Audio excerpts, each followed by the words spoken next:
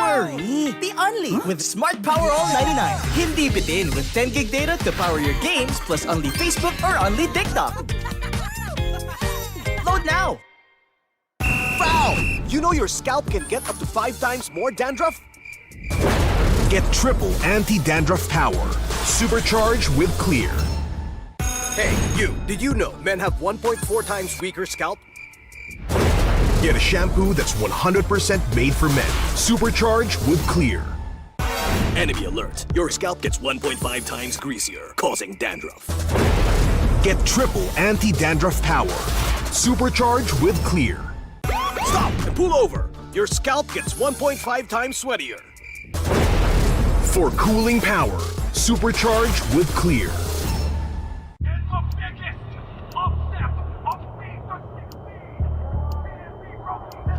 Paano ko kaya sila masusuportahan ngayon ng mas maayos? Kailangan ko ba magpalit ng strategies? Nagagampanan ko kaya ng maayos ang role ko? Will I be able to meet their expectations? We have to prove them all wrong.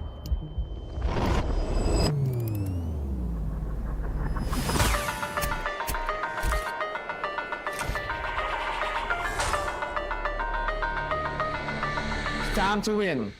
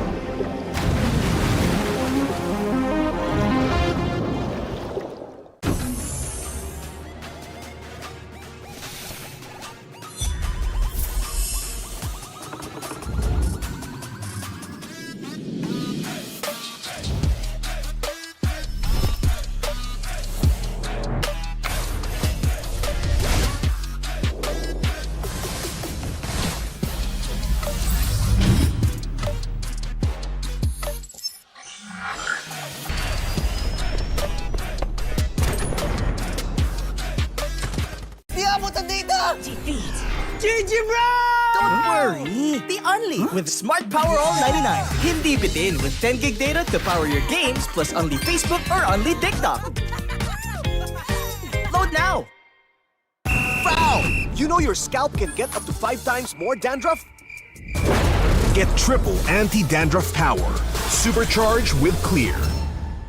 Hey, you! Did you know men have 1.4 times weaker scalp? Get a shampoo that's 100% made for men. Supercharged with Clear.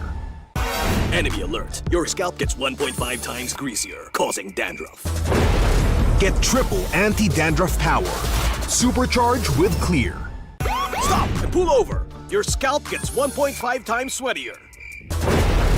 For cooling power. Supercharged with Clear.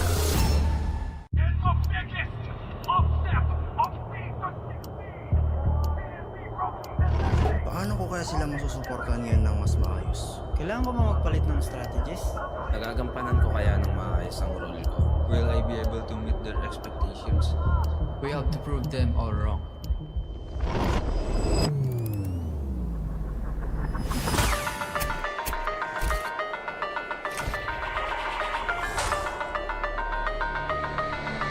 Time to win.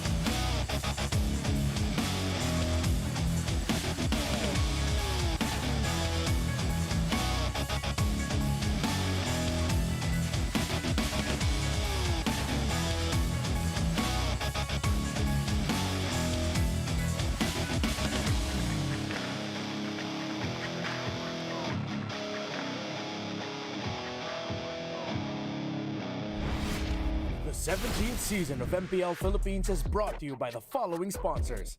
Infinix, the official gaming phone partner, the power behind every madlang gamer. Smart, the simply reliable connectivity partner of the MPL. Our partner in esports, Clear Men. And our strategic partners, TT Racing, Theory, and SIP. Don't miss any MPL action by following our official Facebook and subscribing to our YouTube channel. Follow MPLPH on TikTok for more content. Catch the MPLPH Season 17 playoffs live at the San Juan Arena. Grab your tickets now via the official MPLPH website, Palag Na To. MPL Philippines is monitored and supervised by the Games and Amusement Board.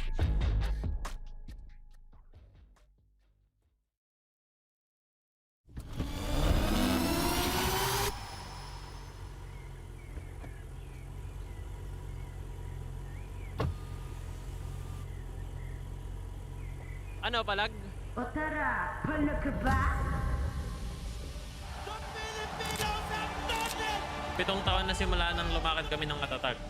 Simula noon, tumibay lang ang tahanan ng pinakamalalakas. Ngayon, nagbabalik kami kung saan nagsimula ang lahat. Pero isa lang ang plano. Palag na to. Sa tahanan ng pinakamalalakas. Ano nga ba ang ibig sabihin para maging pinakamalakas? Ayun nga world champion kami pero top 6. Habang nasa tuktok kami ng mundo, hindi namin namalayan na nakakahabol na sila. Kaya ngayong playoffs, wala nang world champion. Palag na to. I can say I am the gold standard. The beauty about having a super family is how everyone got your back. The gold standard may be irreplaceable, but coming into the playoff, the pressure become the best gold laner. Gusto ko makilala yung Smart Omega ngayong season na lason na mas pinalason pa. Kita ko sa mga kampi ko, pati sa mga boss namin na gusto talaga nila makapasok playoffs and makapag-compete para sa trophy. Hindi na kasi ako bata and kailangan all-in na talaga to. Marami akong sinakripisyo para makarating dito. Mahirap magsisi sa huli. Asahan niyo, napapalag ako. Masabi ko siguro pag Prime Haji na pag nag-champion na ulit kami. Nung last season, kasi sobrang miracle na nun na nakapasok kami. Kumbaga, sa sobrang liit na chance na yun, kaya namin makapasok. Kaya yun din yung nag-drive sa akin kasi kahit anong porsyento talaga tinitake ko and tinitake namin na sa team. Para mapigilan yung team liquid pati si Curl, mawala talaga yung mga kampi niya. Kita naman sa regular season and pinatunayan nila kung bakit sila yung top seed ngayon. Gigil na gigil siya ngayon. Gusto niya mag-Paris. Confident ako na sabihin na kami yung pinakamalakas ngayon. Sa tahanan ng pinakamalalakas. Ako ang pinakamalakas.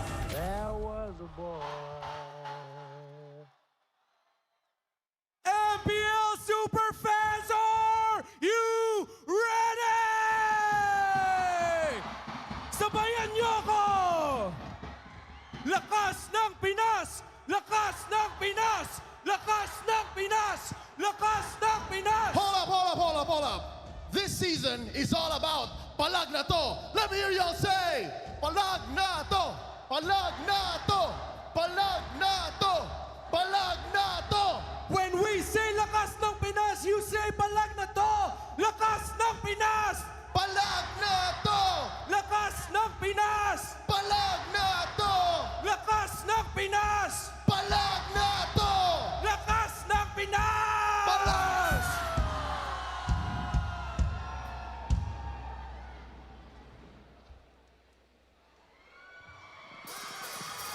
O tara, palag ka ba?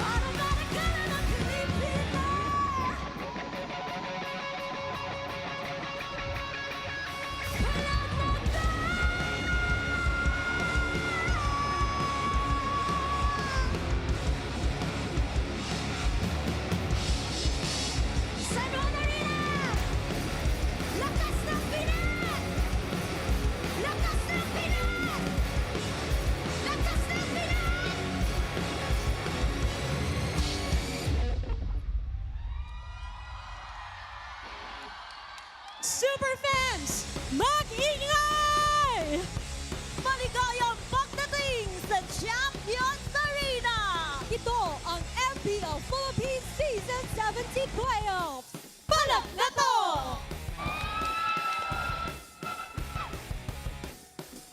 Magandang hapon sa lahat ng sumusubaybay sa MPL Philippines Season 17. Narito na po tayo sa pinakaunang araw ng ating playoffs at kami ang inyong makakasama. Umi pa rin with Burrito and Midnight. At para sa ating English desk, kamusta naman tayo dyan, Naisu? We're doing good. It's going to be us, the Wee Bear Bros over here. Me, Naisu, and then Leo and Renmar will be joining you guys on the English stream in a bit. At dalawang kampyon ang ating mapapanood sa pinakaunang round pa lamang ng ating play-ins. Pero bagong lahat, syempre, this tournament is monitored and supervised by the Games and Amusement Board. 2 champions, isa lang ang magpapatuloy. And this is a very crucial match for both teams involved. Yeah, masakit ang ating mapagdadaanan ngayon kasi isa sa mga world champions natin ay bababa muna sa kanilang trono. Yeah, and ganoon naman talaga ang resulta, men. Kapag yung tournament mo ay punong-puno ng world champion, isa lang talaga ang lulusot. And ang problema lang ngayon, ang dami kasing contender. Yeah, what a season we've had. I think, leading up to this point, 8 weeks flew by through Season 17, and it all highlighted here throughout the season. Who'd have thought that we would end up in a place like this, a beautiful, historic place like San Juan Arena, with the world champions from M7 at number 6, facing off against the M6 champions in ONIC, and then, get this, maagang nakapasok ang Omega at number 4, tailed by Twisted Minds. Yeah, they weren't the only plot twist. Of course, we had the entrance of Tracy for Twisted Minds to revitalize their run late in the season. But of course, you see the Titans up on top. TLPH and Falcons are waiting in the second round. ONIC, Omega, Twisted, and Aurora. 2 of those teams go forward. 2 of those teams get eliminated. At sa hinaba-haba ng history ng ating liga na patuloy pa rin sinusubaybayan ng mga Pilipino, narito ang ating mga manlalaro na ilang beses nang nakuha ang kampyonato. Look at Carl TZ and JP. Humihiling pa rin na makakuha ng pang-anim. Hindi pa talaga tapos to para kay Carlito, no? Kaya nga sinasabi natin na ipagpapatuloy niya na ipagpapatuloy. Siguro kahit mga 50 anyos na mag-ML pa to eh. Oo. Alam mo, ang daan yung cabinet niyan, feeling ko punong-puno na ng trophy. Kanina nakita natin na showcase sa video, nakakalat na yung trophy sa paligid ni Carl TZ. I love what he said too at the end there, for the international viewers too. I know they also had the same reaction. In the strongest region, he claims he is the strongest. And of course, for the first day of the playoffs of the strongest, toughest, most difficult, brutal region in the global MLBB ecosystem, as we mentioned it's 2 world champions facing off against each other in the opening match of the playoffs. You can literally only say that in the Philippines. And I hope you guys are ready because given it's a holiday today, nobody went to the office, you have to strap in for a long day. Yes. Tonight, possibly the best of 5 you'll see ever, wherein the last one goes up against the plot twist. I think that's the one that'll go the distance. When we look at both of these series na mapapanood natin ngayong araw na to, parang nakakalungkot na tanggapin na may dalawang team na kailangan ng umuwi pagkatapos ng araw na ito. This is just the play-ins para sa lahat. And for ONIC and Aurora na mapapanood po natin sa pinakauna nating serye, ay dalawa na nakatikim na ng World Championship. Parehas gustong makarating ng Paris, pero mahaba ang actually kalsada na tatahakin nila patungo sa gusto nilang makuhang goal. Yeah, totoo yan. Lalo na ngayon na ang dami kasing doubters din ng Aurora Gaming. At ang ONIC Philippines naman, napunta siya dun sa footing na parang sakto lang eh. Yeah. Diba? Hindi sila yung pinakamalakas, hindi rin sila yung pinakamahina. Yeah. Nandun pa lang sila sa gitna eh. Tama kayo, nandun yung doubt, nandun din yung pressure. Kasi nga, being world champions at their own rights, mind you, M6 and M7. Tama si Renmar, dito mo lang pwede sabihin yan sa MPL Philippines. Maglalaglag ka ng isang kampiyon. And for Aurora, ang laki ng task na galing ang World Championship, kailangan mong pumalag, kailangan mong kunin yung unang local title mo for your franchise. But that's also very true for ONIC Philippines. Savero is a living pressure. He is. He claimed it himself, week 1 or 2, when he said, I'm the pressure, when everyone was asking him how he felt about being in the gold lane and being the only import here in the MPL Philippines. And he's had a phenomenal run throughout the regular season. I'd love to see him continue on alongside the Superfam if they can get through today. A dozen heroes, a dozen. A play style that you can only see here in the Philippines. Hindi siya ganito sa Indo eh. I saw him when he was new. I saw him in his debut, what was that, early 2025 Snapdragon Pro Series. iba siya. Going up against Kelra, the gold standard, he's learned a lot in his time in FPLPH. Yeah, there are Filipino gold laners admitting just how surprised they are with how good Severo is in the laning phase. He is going out for blood every time you go up against him. In the gold lane, he will hunt for that kill. And looking at the hardships of a champion, parehas kang nakakuha na ng kampyonato, parehas sa kupunan na ito. And when we look at the stats, ay talagang nakikita natin na nagsastruggle talaga ang mga teams matapos sila makuha yung mga malalaking championships na nakamit ng dalawang ito. Yeah, and I would like to quote all the past champions, all the coaches na nag-spearhead na ng international campaign ng mga teams natin. It's easy winning the championship, but it's so damn hard to be a champion. Yeah, because we heard it in a lot of the videos we got to share with the teams, especially Aurora, you know, and what the other players thought about Aurora, how after winning a world championship, like what was the drastic change that they went through during Season 17 where they struggled so much. And I feel like even at the end of the last week of the regular season, you saw the sigh of relief, not just from the players, but also the huge fan base that they have to get to this point. So what does that break, a week and a half, bring now for Aurora? Yeah, it's not even a meta shift, it's a mindset shift. Aurora has admitted it feels like all of the teams watched our M7 campaign and said, all right, good luck coming back home. Thank you for winning another world championship for the Philippines, but you're not going to be able to win one here because we're going to make it tough for you. And I love how we're featuring these two. We talked about Severo, Dom and Kite. I'm excited to see how he's going to deliver against the pressure. I am guilty for being one of those naysayers. Madalas ko nababanggit sa videos ko kasi nga nababanggit naman sa community. Hot takes, they say, Dom and Kite can't carry. But today, maybe he can, maybe he should. Because after this, makalampas ng play-ins, 2 lives in the playoffs. At sobrang importante nun for Aurora and both ONIC. Honestly, dahil ito rin ang pinakaunang season ni Severo dito sa MPL Philippines. The first active import na makikita natin bilang gold laner na malaki din ang role na pinalitan. Again, this was the replacement for Kelra, the gold standard. And now, between these two gold laners, ay makikita natin mamaya kung sino nga ba yung mas makakabuhat dahil isang chance lang ang meron sila. Bisitahin natin itong hot take ni Midnight. Prepare ka na ng depensa mo. Picture ko na naman! Kamusta pare? Sabi mo dito sa dalawang Filipino World Champions na ito, ang best performance ay galing sa isang Indonesian. Yes. Actually, galing to sa isang mabuting kaibigan natin. Itatawag ko siya sa Bossing M. Ayan. Okay? Bossing M. I would like to agree kasi in a world na kung saan yung buong Pilipinas sinasabi na ang laki ng pressure na mag-perform dito sa MPL Philippines, especially replacing the gold standard that is Kelra, sabi ni Severo, paliktarin natin yung script. Ako magpa-perform, kayo humabol sa akin. And we've seen that throughout the regular season. Mind you, ONIC Philippines, there were a couple of times we've seen them struggle, even King Kong, even Super Prince. Severo, all throughout regular season, stable for performance. Dare I say, even outperforming the local gold laners. Halfway through the season, baka hot take pa to. Pero ngayon sa playoffs, feeling ko, ang tanong na lang is, totoo bang experiment yung pagiging import ni Severo? Parang planado. Well, bago pa uminit ang diskusyon natin dito mas lalo, ay palamigin muna natin ating mga sarili. Pumunta tayo sa ating on-ground panel. Maraming salamat sa ating mga casters. This is Hans Galeria together with Wolf at kami ang inyong magiging on-ground panel para sa araw na ito. In fact, our casters already talked about a bunch of different things sa kung paano ba mananalo and what were some of the hot takes that even Midnight has mentioned kanina lamang. Nakaramdam nga tayo ng init ngayon because of those statements. But what we do know is this is going to be a very tight match. Kaya naman, ang dalawang teams natin kailangan talagang mag-focus. They also have to start with the draft. Isa sa mga na-notice ko, Hans, na dalawang teams na ito, kapag nagkamali sila sa mga priority heroes sa kanilang draft pattern, biglang nahihirapan na silang makahanap pa ng mga additional na panalo dun sa mismong game. Parang dun sila nalulugi, hindi dun sa draft mismo, dun sa order of picks na meron sila.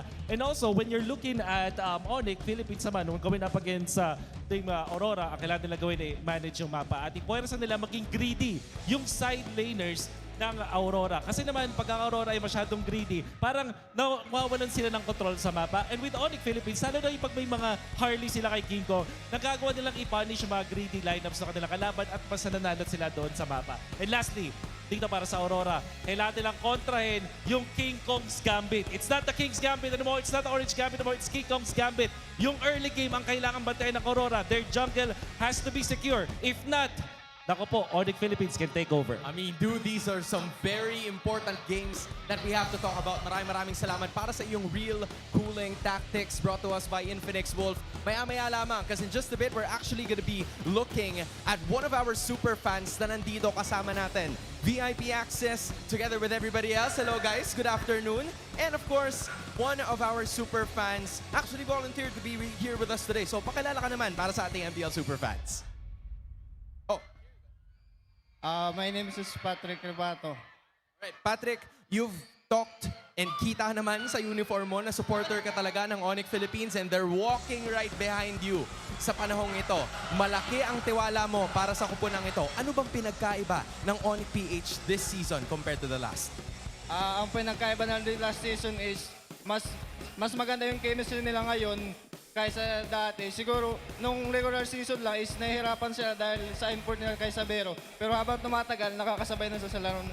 And, hey, you know, I completely understand what you said, Patrick. Kasi nung una, medyo maraming doubters si Sabero, di ba? But later on, he's starting to make doubters into believers and I hope you continue to enjoy. Makakaupo ka na, Patrick. And of course, to our VIP super fans na nandito mismo sa San Juan Arena. Tickets, I think, are still available. So if you guys would want to go for that, you can take it at the official website of MPL Philippines. Pero na-mention mo kanina, Wolf, something that is quite similar para manalo itong dalawang teams na to ay yung draft pattern. What are some of the things na pwede nating pagtuunan ng pansin before the start of the draft? Lane-to-lane matchup, yung gold laner na hindi pwedeng malugi. Pero parang nung dumaan yung mga coaches dito kanina, parang may na-feel ako kay iba. Parang gusto ko itapon yung mga sinabi ko, mga kiss nila kanina. Kasi parang iba eh. But what we do know is magkaroon ng magandang draft battle dito when it starts. And I'm excited to see kung ano yung baon ng dalawang teams na to. Wolf, you've talked about baon. And in fact, it's 2 weeks na halos hindi natin nakita itong dalawang teams na ito. In fact, all 6 of them. First things first, Aurora versus ONIC. How essential are those 2 weeks? Magiging malaki ba talaga yung changes na makikita natin in your perspective as a coach? These two teams ay mga klase ng teams na hindi tatamad-tamad. Alam mo yan, Hans, parang willing sila na maglaro ng only games all throughout those 2 weeks. And I'm sure na yung mga coaches din nila ay sobrang naghanda for this one. Tingin ko nga, baka makakita tayo ng mga kakaibang mga picks na mga pocket strategies in this particular matchup, lalo na best of 5 na yun. Yup, and nabanggit din ng ating mga casters kani-kanina lamang that this is the M6 World Champions facing off against the M7 World Champions. Kaya siguro sa ngayon, isa na lang ang natitirang tanong na nasa aking isipan. San Juan Arena, handa na ba para sa unang laban ng araw na to? I think we're gonna have to split it out. Nasaan ang Super Fam Sonics? I love the spirit. Nasa naman ang mga liwanag ng Aurora? It's Aurora Gaming Philippines against ONIC Philippines. It's been Wolf and Hans. Teams, time to shine. ONIC time, ONIC time, ONIC time, ONIC time, ONIC, ONIC, ONIC, ONIC, A sweep in the first leg, a clinic in the next. They own this international rivalry. All doubts put to rest. Bila ONIC nagandali, jangan semua harap dapat gas. Dari coba if you let me, sekali sentuh kada mercy. Baby jangan lupa nyantai. Leading the Super Fam is the Aura Farmer, the Sigma Jungler, looking to prove that no celebrity can shine brighter. This is King Kong, and this is ONIC Philippines! ONIC time, ONIC time, ONIC time. Aurora, shining for the place we came from. Carry every heartbeat like a war drum. Forward, never bow, never run. Homeland in our veins till the lights go numb. They crawled through the dark, and they found the lights within. The regular season is in the past. Another conquest begins. Lifelong.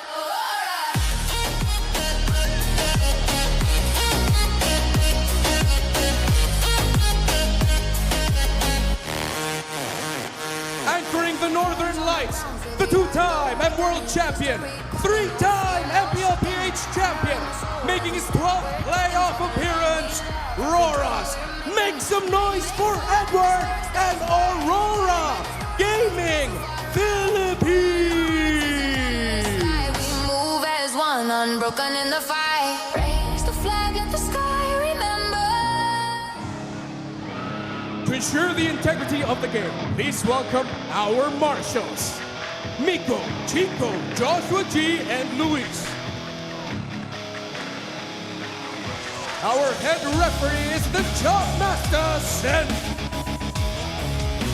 Our head coaches on the stage, Coach Hayes and Coach Master the Basics. Only one will earn the right to face the Falcons. This is the ultimate international rivalry. San Juan Arena, Palag Na To! History was made here in San Juan Arena years ago. Both these teams have made history themselves, but only one can move forward. Let's start with ONIC Philippines. To answer the question, if whether or not bringing Savero in was an experiment, I'd say no. They had so much time and they really prepared for the pressure for Clayton to come in and to take care of business.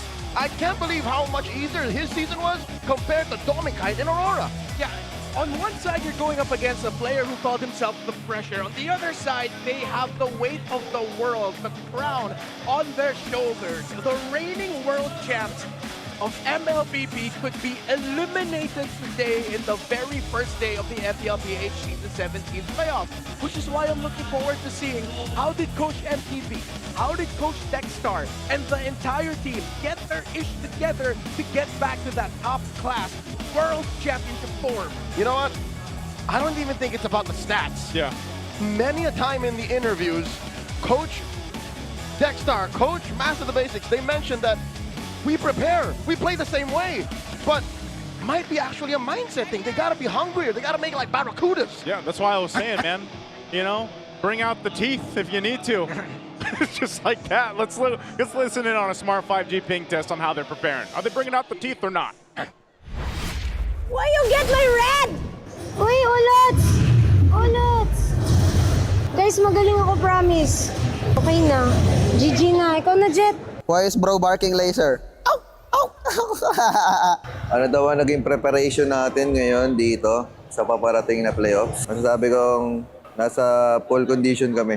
Kailangan na lang galingan, kailangan na lang lupitan. Mas intense, tapos more crowd, more excitement, more hype, tapos mas malamig. Anong palag namin? Galingan nyo kasi gagalingan namin. Ano ba palag natin, boy? Kirk, wala daw, malakas daw si Prince. Prince, ano daw palag mo kayo eh? Alam mo na yan?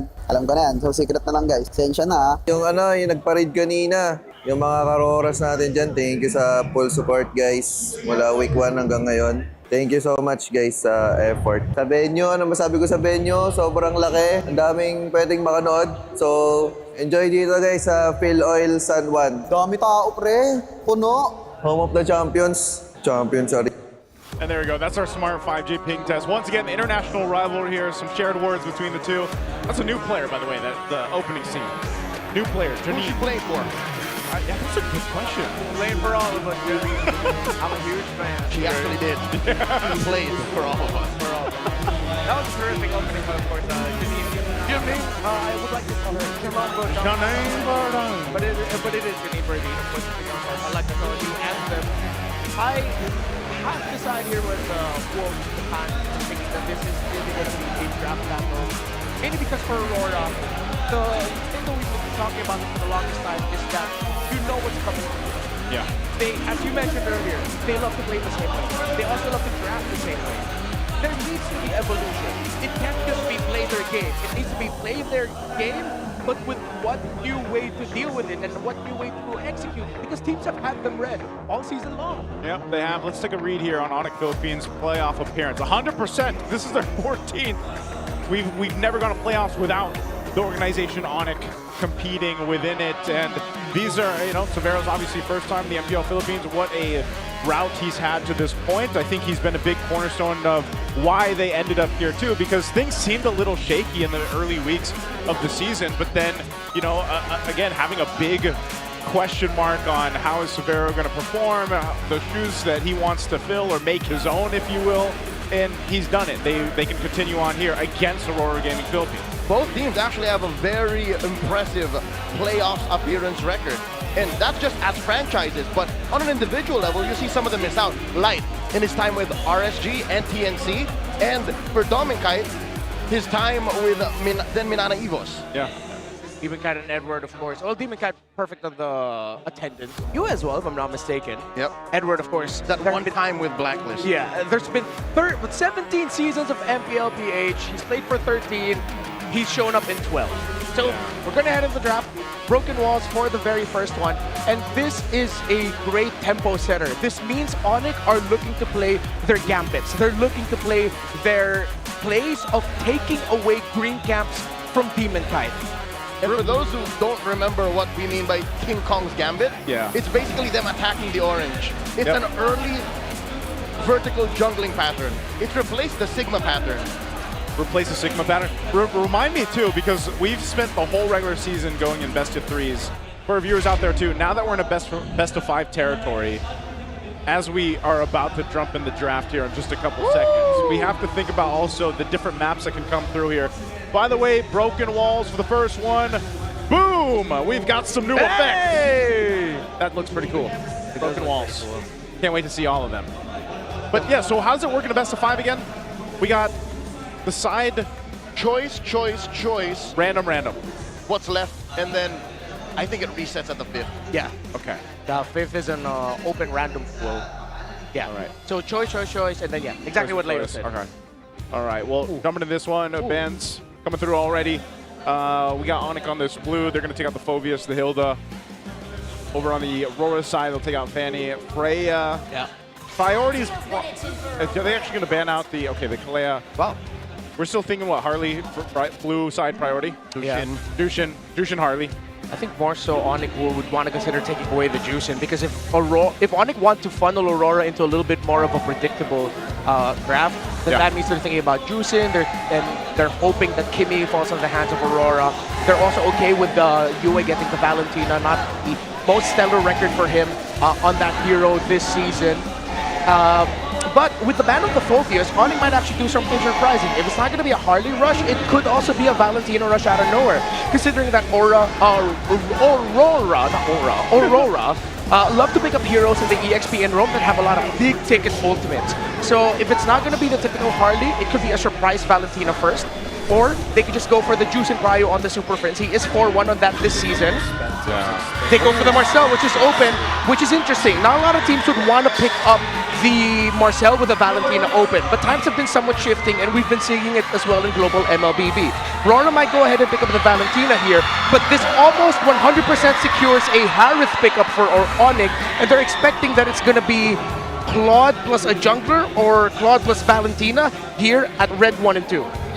The Marcel coming through is interesting, but it's going to be Guinevere Val. This is not what we were expecting.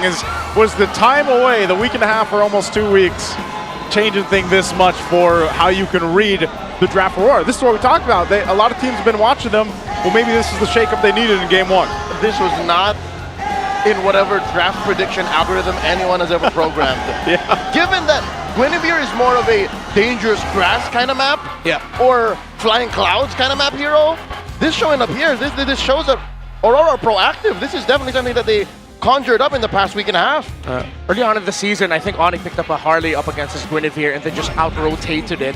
It's going to be dependent on what they also pick up in the EXP lane. They do pick up the Harley, and of course, the pick that came out late in the season, very good for the Super Friends. They get the Gourd. Folks, 100%, it's undeniable. Gourd is meta. 5-1 for ONIC in the season so far. Okay, I like it. I'm glad. Yeah, I've been pretty vocal that I'm just glad that he's been really like meta now. But it's also just paired up really well with the Harley, right? So you've got the Harley, got the Gourd. That's probably the most winningest combo they have. Do you bum rush the Sora? Because that's what ruined the Gourd lineup. Yeah, you might want to take it now before it gets banned out. It's good.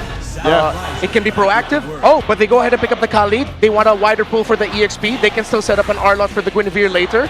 Okay. They have choices. So they got a Khalid. First phase is done. We've got to pick some brains over there of Hans and Wolf. What do you guys think about this? Maraming salamat sa ating mga casters. As of the moment, we're looking at something quite different, Wolf. Kasi yung Suyu, or maybe even the Harley is there, pero hindi siya picked up as much. May nagbago ba over these 2 weeks? I don't think so. Parang nakafeel ko lang dito para sa Aurora. Mas na-feel nila yung strike nila with semi-fighter na jugglers. Parang hindi na full assassins para kay DK.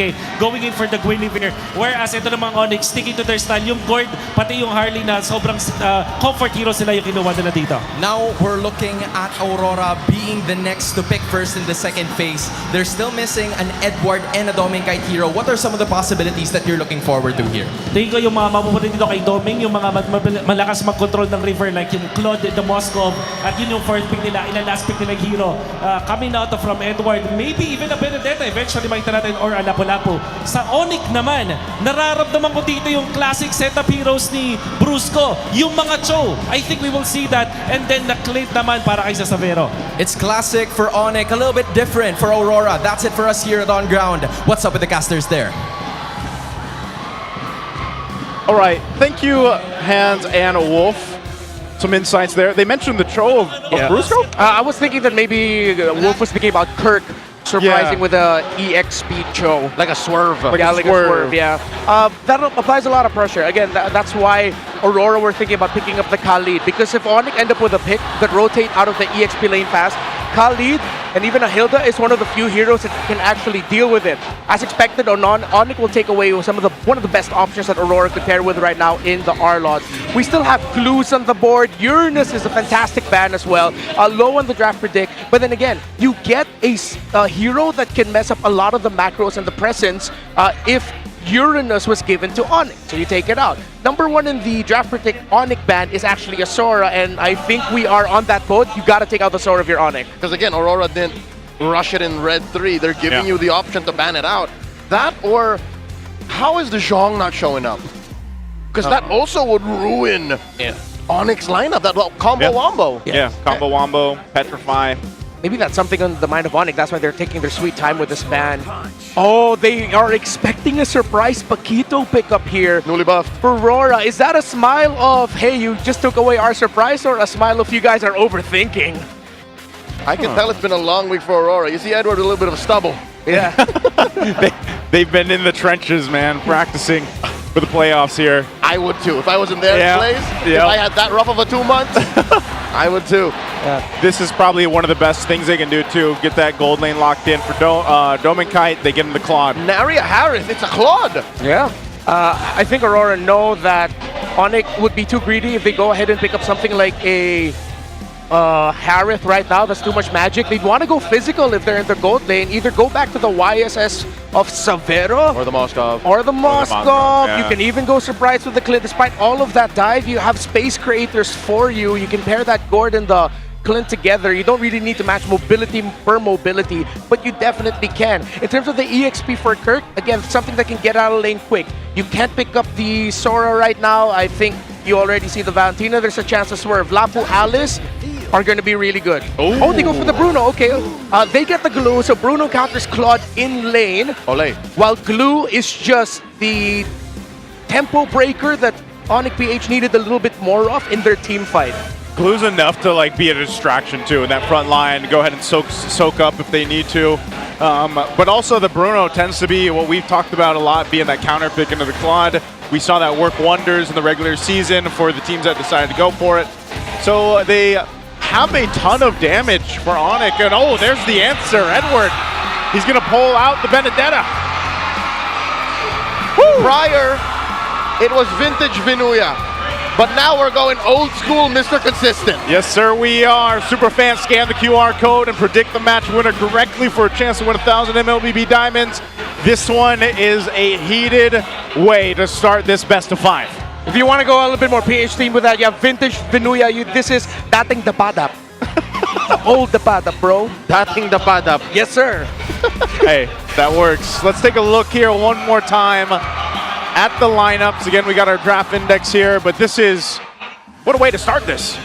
You know what, just to throw out to our global community, I spent the past weekend casting MSL Thailand. Yep. Aurora's draft looks very much like a KOG draft. A KOG draft. MSL newly crowned champions. Yes, sir.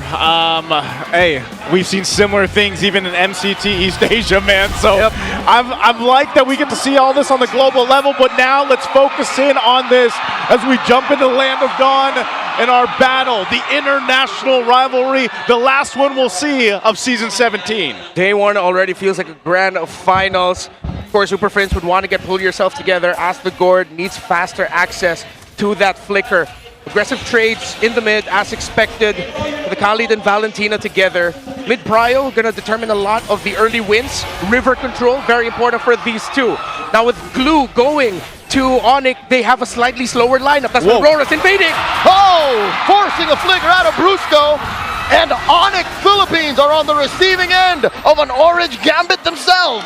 That projectile saved a life right there. That little stun kept them alive, but good thing. But they're showing aggression here in the early game already. Who is this team? What a jump by Light and Demon Kite. They draw first blood. He just paid for it. A lot of growth by Aurora here. They know their Benedetta is faster than this Glue. Again, that's why they invaded Orange. They continue to invade. Brusco running through 3, stopping the invasion, but Demon Kite wants it. He's hungry. Do you want it? Do you want it? And he gets it.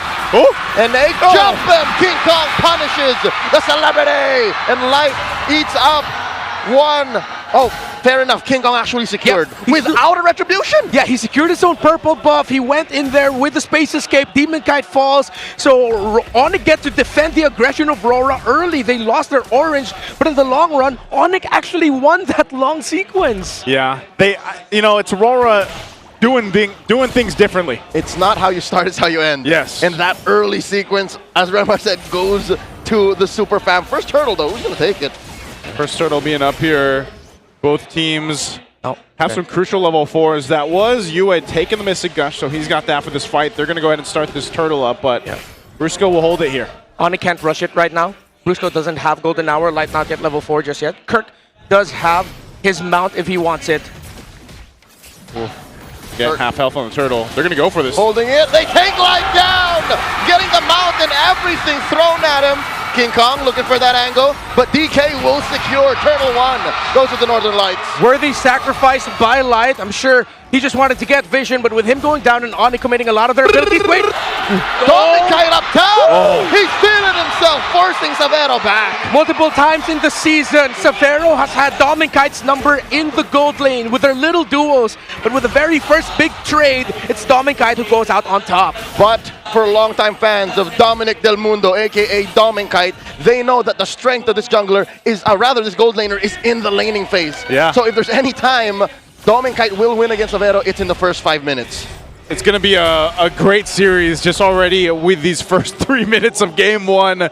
They have some time to go ahead and settle in, and now with a heck of a start for Aurora being on the more aggressive side, that could be enough to go ahead and start to set things in their favor. But one thing they do have to go ahead and take note of is, again, King Kong, despite all the pressure, it's pretty much fine. And that's going to be the case with a Harley like this. So I'm wondering, where do they find these little openings? Where do they find these little windows of opportunity for them? Also, because you have Brusco on the Marcel, so when you think you want to start with tempo, Marcel can be enough to kind of stop that from happening. Yeah, so Aurora have information that Savero is close to a minute away from getting his flicker back. He's at 50 and counting, less than. And so that's why Aurora would commit a rotation from Light to go Gold Crab so that Dominic Kite would be able to take it. Because they know that Savero cannot play risky and try to take it away. There's a cut by Demon Kite behind Savero. Does Savero know the pressure? Ill intent from the Northern Lights. 4 now. Dominic Kite with a big duet. And here comes the save. Golden Hour. Stolen. Gosh, where does it go? And it seems like they flubbed it. The jump, the flicker, the dive. Savero lives. Oh my God, Light! He's going to be the one to get punished. What a counter play from ONIC. They went too deep. They went too deep. Brusco with the save. Aurora trying to take a page from ONIC's book with all this aggression, but it takes just a nice little platinum snap to snap Aurora out of their comfort. Oh man, that's exactly what I was saying. You want to set the tempo. Well, there's a Marcel across from you, and you saw how much value a perfectly timed golden hour can give to your team. And look at this, though. There is going to be a bit of a trade. Edward will grab some extra gold off that bottom side. They want to do it again. Dominicite, BMI through. Brusco again to the rescue, forcing a defensive Rampaging Sandstorm. Oh my lord, the long con by ONIC. When everyone thought they were experimenting with an import, here they were using him as bait. Oh! Gosh, on the line, he might fall once more. Bulls in his face. Severo can't finish the job. Aurora will be able to get away, but ONIC, this is why they like the glue. It loses in the big overall rotations compared to the Benedetta, but when it comes to the fighting, it's kind of awkward for the Gwyn, kind of awkward for the Claude, even for the Benedetta, because of all that tempo breaking. And that's just the Marcel we've seen most of it. We haven't seen Kirk for a lot of these big sequences. When it gets to that, Aurora might have some difficulty. Yeah, they're already having a little bit of difficulty in trying to deal with focusing on Severo, because Brusco's just been so well protecting him and staying on that side of the map if he has to, and that's one of the benefits of being able to travel fast as well. Again, that's just the Marcel. Another one! Demon Kite barely gets away by the skin of his teeth. Okay, he stays alive.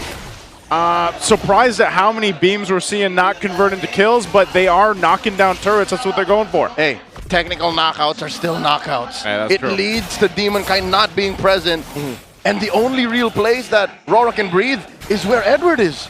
Yeah. He has to open up the map here. That allows a few more avenues for RORA. But until Aurora gets the tower in mid, all the side lane pushes might not be that beneficial to them. ONIC handle the long lanes and far lanes very well. They have had fantastic macro this season, and they're willing to give it up if they know they get a big objective. If they know they get Turtle 3, if they know they get Lord 1. Yeah, this turtle's going to be up. Last one of the game here, pulled through. Edward's going to join this one. It looks like after he clears mid. He's got a Blade of Hepsies too, so depending on where he puts his Petrify, like the final blow, he's going to be pumping out damage. And there they come. Golden Hour stopping the action. And a stolen one by Yue. The fight has broken out all the way back. And Brusco falls. Requiem by Demon Kite finding Kirk. And this has split up the Super Fam. And just like that, RORA gather back, and King Kong running away. Yue, down goes King Kong. They go for the turtle. RORA scores the final one. Terrific counter by Aurora. ONIC tried to salvage that by sending Severo and Super Prince in the mid, but since Edward was there, they couldn't cover. I was a little bit wary of that fight for ONIC heading into that, because Kirk was in the mid trying to clear lane. It seems like they weren't talking with each other. If Brusco and Kirk were a little bit more connected and you had the glue messing up the backline of RORA, it wouldn't have gone that way. Since the glue was slightly out of position and out of time, ONIC just got run over by RORA. Great golden hour as well by Yue. Benefit of the doubt. I myself, I'm an advocate of Kirk. Maybe he was playing man-to-man defense with Edward. Maybe that was the wrong call. Maybe you shouldn't have done that. Yeah, because Edward's going to be hard to man-to-man defense against, just because of how much he can maneuver around the fight. Best case scenario, what do you get? You mount the Benedetta? Yeah. And then what? The Benedetta takes you for a ride away from your team. Yeah, RORA gets to do whatever they want anyways. Yeah. I know ONIC were thinking about the chance of RORA getting a big team fight win and then getting their tower pushed in mid. But at that point, with Super Prince and Severo able to get away from that, they were all right. Oh, look at the damage being burnt down onto Severo. ONIC, just like that, suddenly struggled to play proactively against Aurora. They're up 2,000 gold. Dominicite getting this push up top, and the map suddenly turns red. Oh, he got an easy push on that tier 2 top turret. Dominicite bringing that down, and you're thinking here for ONIC. Oh, Requiem, beautiful catch. This is defensive use of the golden hour. The answer as well, stopping them from pushing forward. Light, barely alive, gets taken down by a rolled projection coming from Prince. The Worldie came out in time as well. Super Prince, his first initial Mystic Gush was actually diminished by Yue, but the Golden Hour by Brusco to follow up after Yue's Golden Hour is what put RORA in a better spot for ONIC to at least get a kill onto Light. River control and mid control still for ONIC heading into Lord 1. Edward will push the side lanes while ONIC will have to manage that one up top. In terms of the gold, big lead for Dominicite compared to Severo. But Severo isn't that poor in terms of the resources. He's getting his items on the way to a Malefic Gun. Yeah, he's got that. Not only that, but he's also got a situation where, you know, he's got his 2 items. They're going to have to fight for this Lord here. It's at half health on this point. It looks like they're blitzing it. Yeah, because Brusco has no golden hour. Super Fam, respond. Aurora jumping in. Yeah, Dominic guy with the blazing duet. And the golden hour stopping it all. And they do find the Lord. Demon Kai was working hard on it. Mr. Consistent finds one. Down goes the pressure. And they get Kirk. Kirk very low. Kirk surviving, but just barely. As Aurora take everything. Requiem knockup just in time by RORA. And ONIC, since they picked up the Marcel and gave away the Valentina, the snapshots, the golden hours have been better for RORA. Yep, they've been really great. Yue as well, deciding on what ultimates to take here. He's been so good and efficient on the ultimate choice, but even just utilizing the Terrify that comes with this, or the Valentina, man. I mean, there's so many ways for RORA to go ahead and play around these team fights. Shields down, and then potentially the health of the turrets. Tier 2 in the mid will fall up to this point. Lord being worked on very quickly by Severo. He clears that out, but the mid shield will fall. Bottom lane, Edward has Severo taking so much damage. Blasting him. Yue from range. Super Prince defensive use of the gush, pushing back the Northern Lights. Aurora are just all over them. Bottom lane taken down. All work from Edward. Well, this is why we were posting the possibility of a surprise Valentina pick first for ONIC, but they were willing to give the golden hour to RORA, and they've made the most out of it. Even better because they have the utility jungler. And now Brusco forcing out a Requiem from Demon Kite. Will not stop the rest of the waves though. Golden hour will at least keep that inhibitor alive. ONIC are just keeping their heads barely above water. Yep, flicker used as well by Dominkite, but so far Aurora in the driver's seat throughout this one for the past few minutes. You got to start to see what ONIC can do here. Can they actually utilize this Bruno pick? You saw how fast he got blasted though, and that's a problem because when you don't have that range and it's that hard to get into a fight, again, you don't have that many escapes to get away. That's why he does get the Malefic gun. He's got a little bit more range to work with. But man, the positioning on Severo, if we talked about his mechanics, his micro skills throughout the season, this game 1 is a true test for them. Yeah, Dominkite, of course, in that last few big team fights ago. Beautiful entry with a blazing duet. Has had a better time farming compared to Severo. So far, the gold per minute for Severo is just floating around 580. Dominkite is at 710 plus. It's been a much better time for this Claude in terms of getting the resources. And it wasn't just because Aurora were also getting big wins as a team. Gotta acknowledge, Dominkite beat Severo in lane for this game number 1. Yeah, even looking at this, White providing so much information throughout this game. That's again why the Khalid is such a big top priority pick in the roam right now. Not only that, but you know, even if you take a couple shots, you can just heal back up. And so they kind of just take some time, wait for this Lord coming up in a couple seconds here, taking a last look at the items. ONIC, if they want to, they can try to contest into this, but will they just get decimated through a team fight? Likely yes. It hurts that they don't have an actual peel. Their lineup doesn't revel in, you know, free hits from Prince, free hits from Severo. They have to get crafty with it. And Aurora, look at Edward. He's built 3 swords plus the wings. And this is why the Benedetta pick was really good. If this was a different EXP laner, Kirk would be much happier here. But the Benedetta changes the big picture of team fights for ONIC. Again, they have a utility jungler, they have a Khalid, they have their own golden hour. Oh, they see that King Kong's down on the bottom side. They're going to blitz this Lord. ONIC might have just decided, you know what, let's just give it up for that Lord secured here for Aurora. They're better off defending in their base, it looks like. And that could just be the case here for ONIC. If they really want to get this game under control, get it back in their favor, they've got to have a miracle defense. And that can happen, honestly, with a Marcel on your side, too. That can actually happen. Marcel, Gord can clear these waves pretty well. So this might not be a game-winning Lord push just yet for Aurora, despite being up this much. Playing the map, the pressure. I think Aurora, they can get the base balled here for ONIC. Take away all the base turrets, throw bodies. Dominkite has to survive, though. Edward as well. Maybe Edward could be one of your sacrifices, but Dominkite needs to survive this push. Yep, Lord's going to push in and take down that mid turret while they focus here on this bottom side. Oh, Edward. Oh, light. Looking for it. The deep cut by Mr. Consistent. Golden hour. stopping the exit, but really not much there. Another one helping delay the gush. Going through a lot of members of Aurora, but Kirk has fallen. Light picks him off. King Kong goes for the trade. And I think Aurora are happy with a 2-lane push, but it looks like top lane and bottom lane will get taken care of too, just mid-falls. Yeah, as I was saying, part of the key to this defense is that Gord and the Marcel. We'll see if they still hold on to the turrets. It looks like RORA pulls the trigger, but I think they know that this is a little too fishy. Yeah.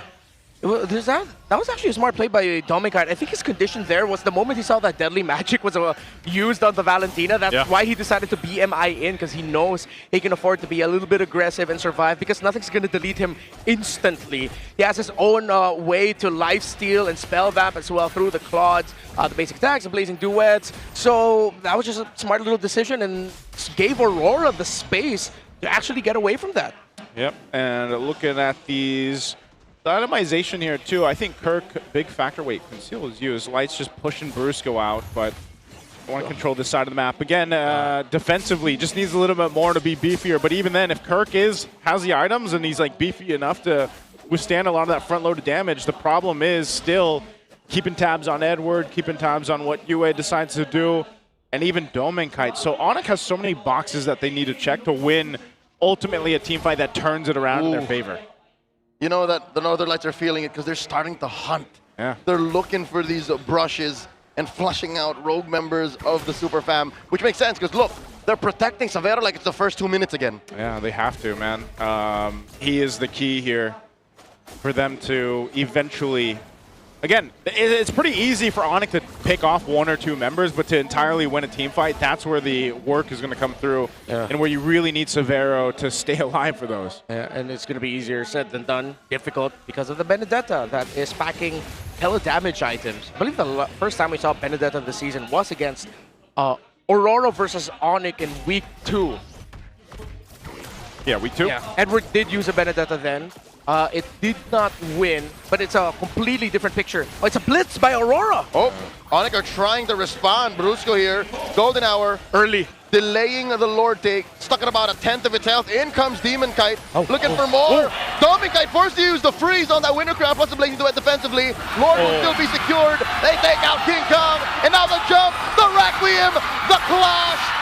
And Kirk falls, and they're not done. They're looking for more. Severo kicking balls, trying to stop him. Another knockup, down goes Brusco. And Severo holding on. Maybe I can, maybe I should, maybe I shouldn't. It's just him and Severo left for defense.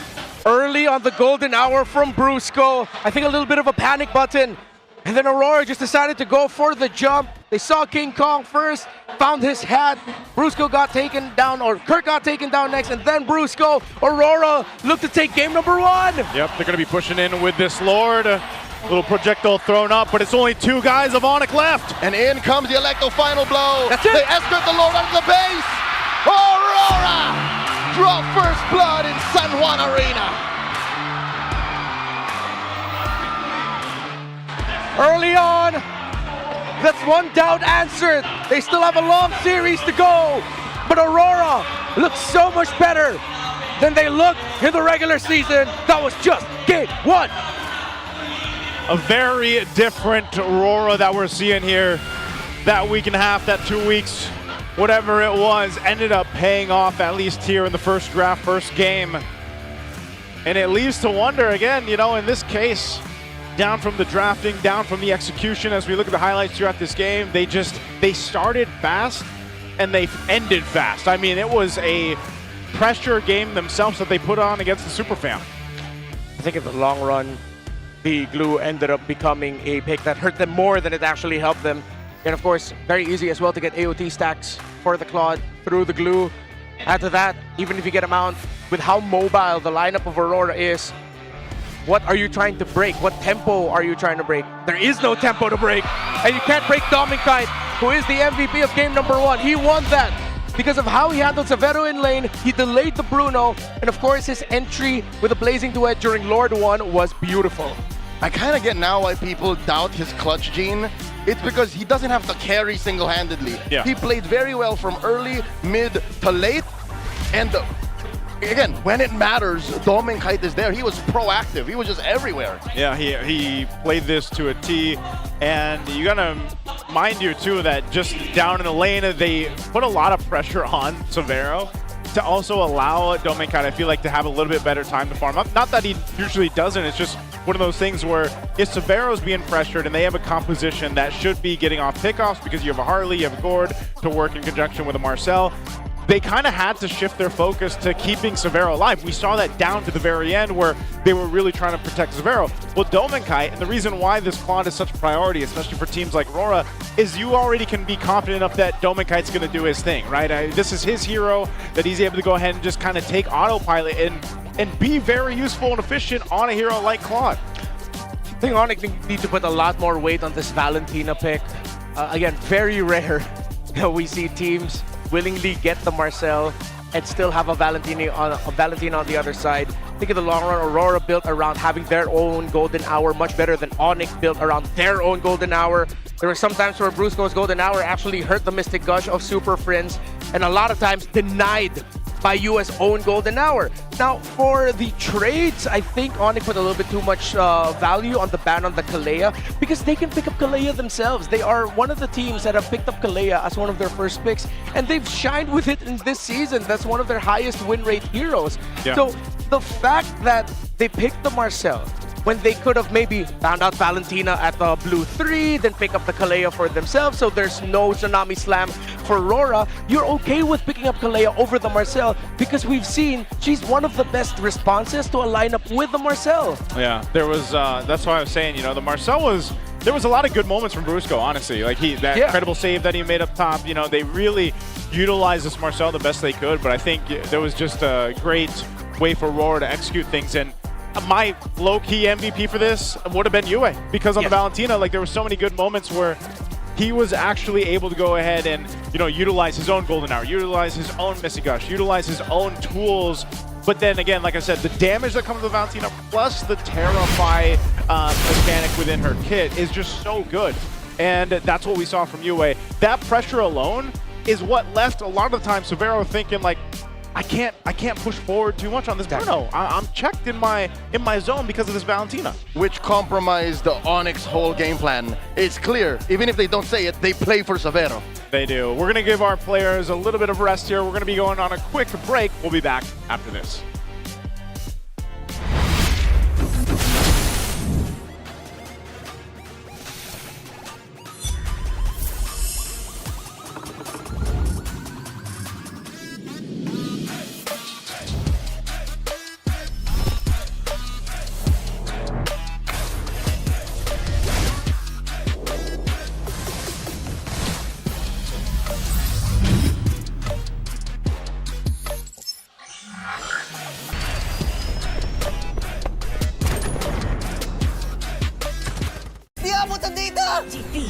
GG bro! Don't worry, be only with Smart Power All 99. Hindi bitin with 10 gig data to power your games plus only Facebook or only TikTok. Load now! Wow! You know your scalp can get up to 5 times more dandruff? Get triple anti-dandruff power. Supercharge with Clear. Hey, you! Did you know men have 1.4 times weaker scalp? Get a shampoo that's 100% made for men. Supercharge with Clear. Enemy alert. Your scalp gets 1.5 times greasier, causing dandruff. Get triple anti-dandruff power. Supercharge with Clear. Stop and pull over. Your scalp gets 1.5 times sweatier. For cooling power, supercharge with Clear.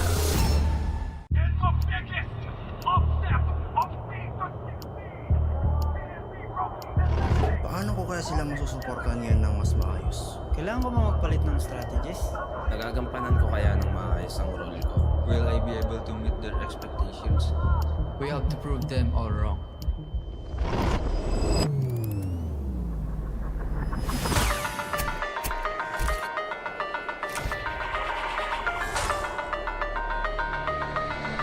It's time to win.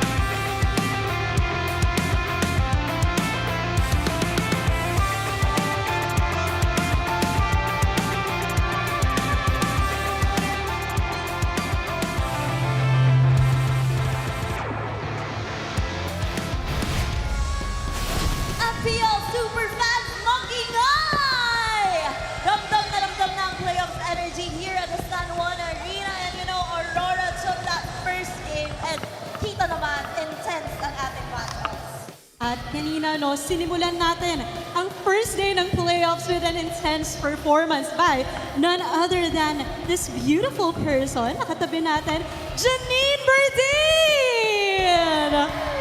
Meron ba dito mga fans si Janine? Can we hear that? I think she's overwhelmed right now. Janine, am I right? How are you feeling? Opo, sobrang excited ko. Thank you, super fans kanina, and have fun po! And we would like to thank you for that great performance, by the way. Anong feeling na you did the opening for the first day of the playoffs and at the same time, sobra yung pagiging energized ng fans natin. Well, alam ko sobrang excited kasi talaga ng super fans natin for the matches today. Everyone's excited. So ramdam ko yung hype kanina. Tapos adun pa sila, actually first time ko makita si Carl Tizzy at Sanford noon. So parang sabi ko, kasi sabi nila choreo daw, iganon ko daw sila. Ala, ginanon ko lang sila. But anyway, it was so cool. Thank you so much, MPL. Thank you po.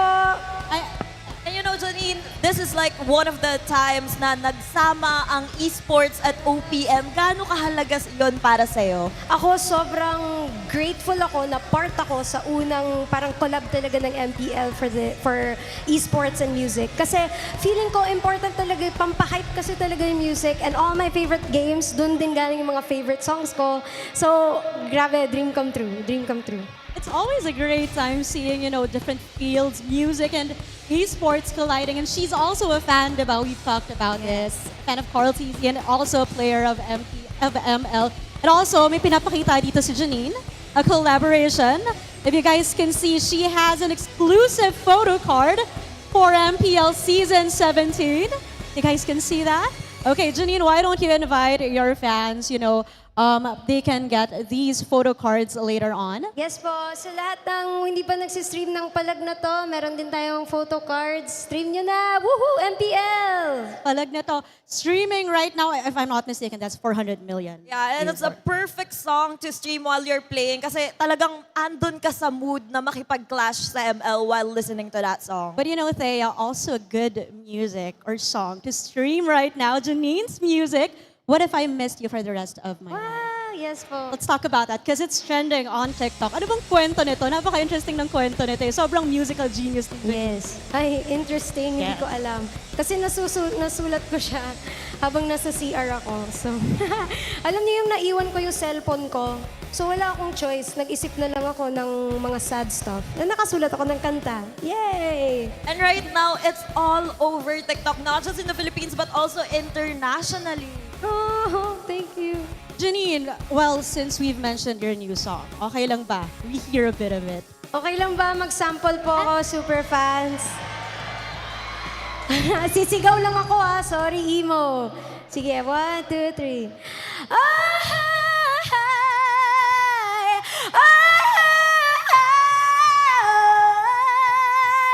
I have built a house where I wait for your return. I only want you to be mine and not a lesson learned. And I will wait and wait and wait until this city burns. I will wait and wait and wait and live on what we were. Grabe! Denise, parang wala lang kay Janine.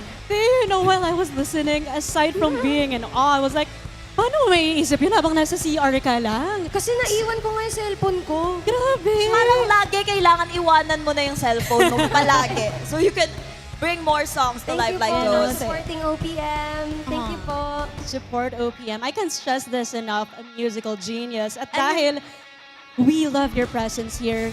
As you know, Janine, meron tayong Wall of Fame dito sa MPL where we want to honor Filipinos who are excelling in their fields, and we want to invite you to sign this as an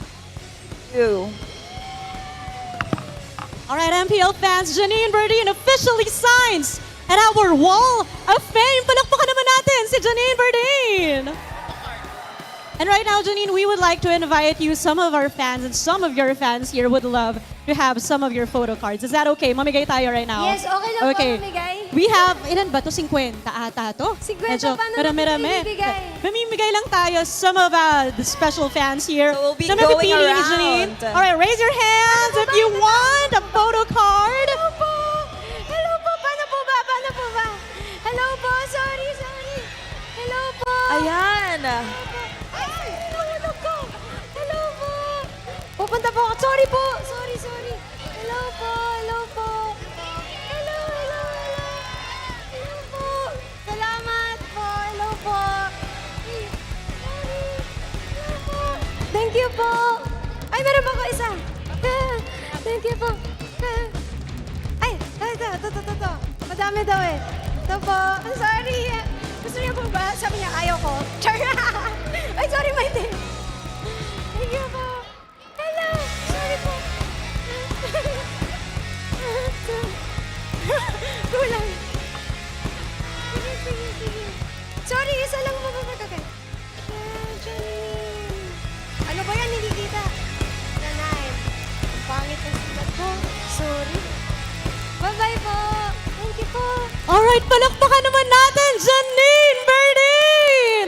Oh my gosh, Janine, ramdam mo ba yun? The MPL super fans love you right here. Super fan din po ako, kaya thank you. Maraming salamat po. We love you so much. At ibabalik na natin sa bakbakan. In 3, 2, 1, we would like you to say our line for the season. Palag na to. Yeah. Alright, are you ready? In Yeah. 3, 2, 1. Palag na to! Thank you so much, Thea, Denise, and Janine Berdin, the singer, the creator of our current song right now, Palag Na To. How you feeling, Redmar? Why did I not receive it? Yeah, he's... Redmar, you all right? Yeah. I'm good. I'm still salty. I didn't get a card. Hey, maybe we can get one of those special edition cards. Well, okay, if you guys missed game one, RORA won in about 18 minutes, if I recall correctly, in game one. And I don't know if people were expecting game one to go that way because Aurora looked different than they did all season long. Let's take a look at Prime Edward here. Finals MVP of MPL Philippines Season 7 and MPL Philippines Season 10. And these are the breakdowns of his stats. Renmar, can you take us through this Prime Edward time? Yeah, of course, this was highlighting his time with Blacklist International. I wouldn't like to, so far, yeah, it's probably his prime now, but of course, if he keeps on going on, then his prime gets even longer and longer. And he played a prime role in the previous game, of course, the call by Aurora for the surprise Benedetta pick to ruin a lot of what the ONIC composition wanted to do. But now we look at Season 17, Edward. At this point, he's a two-time world champion. He won his first one with the Blacklist International M3, of course, with Aurora in M7.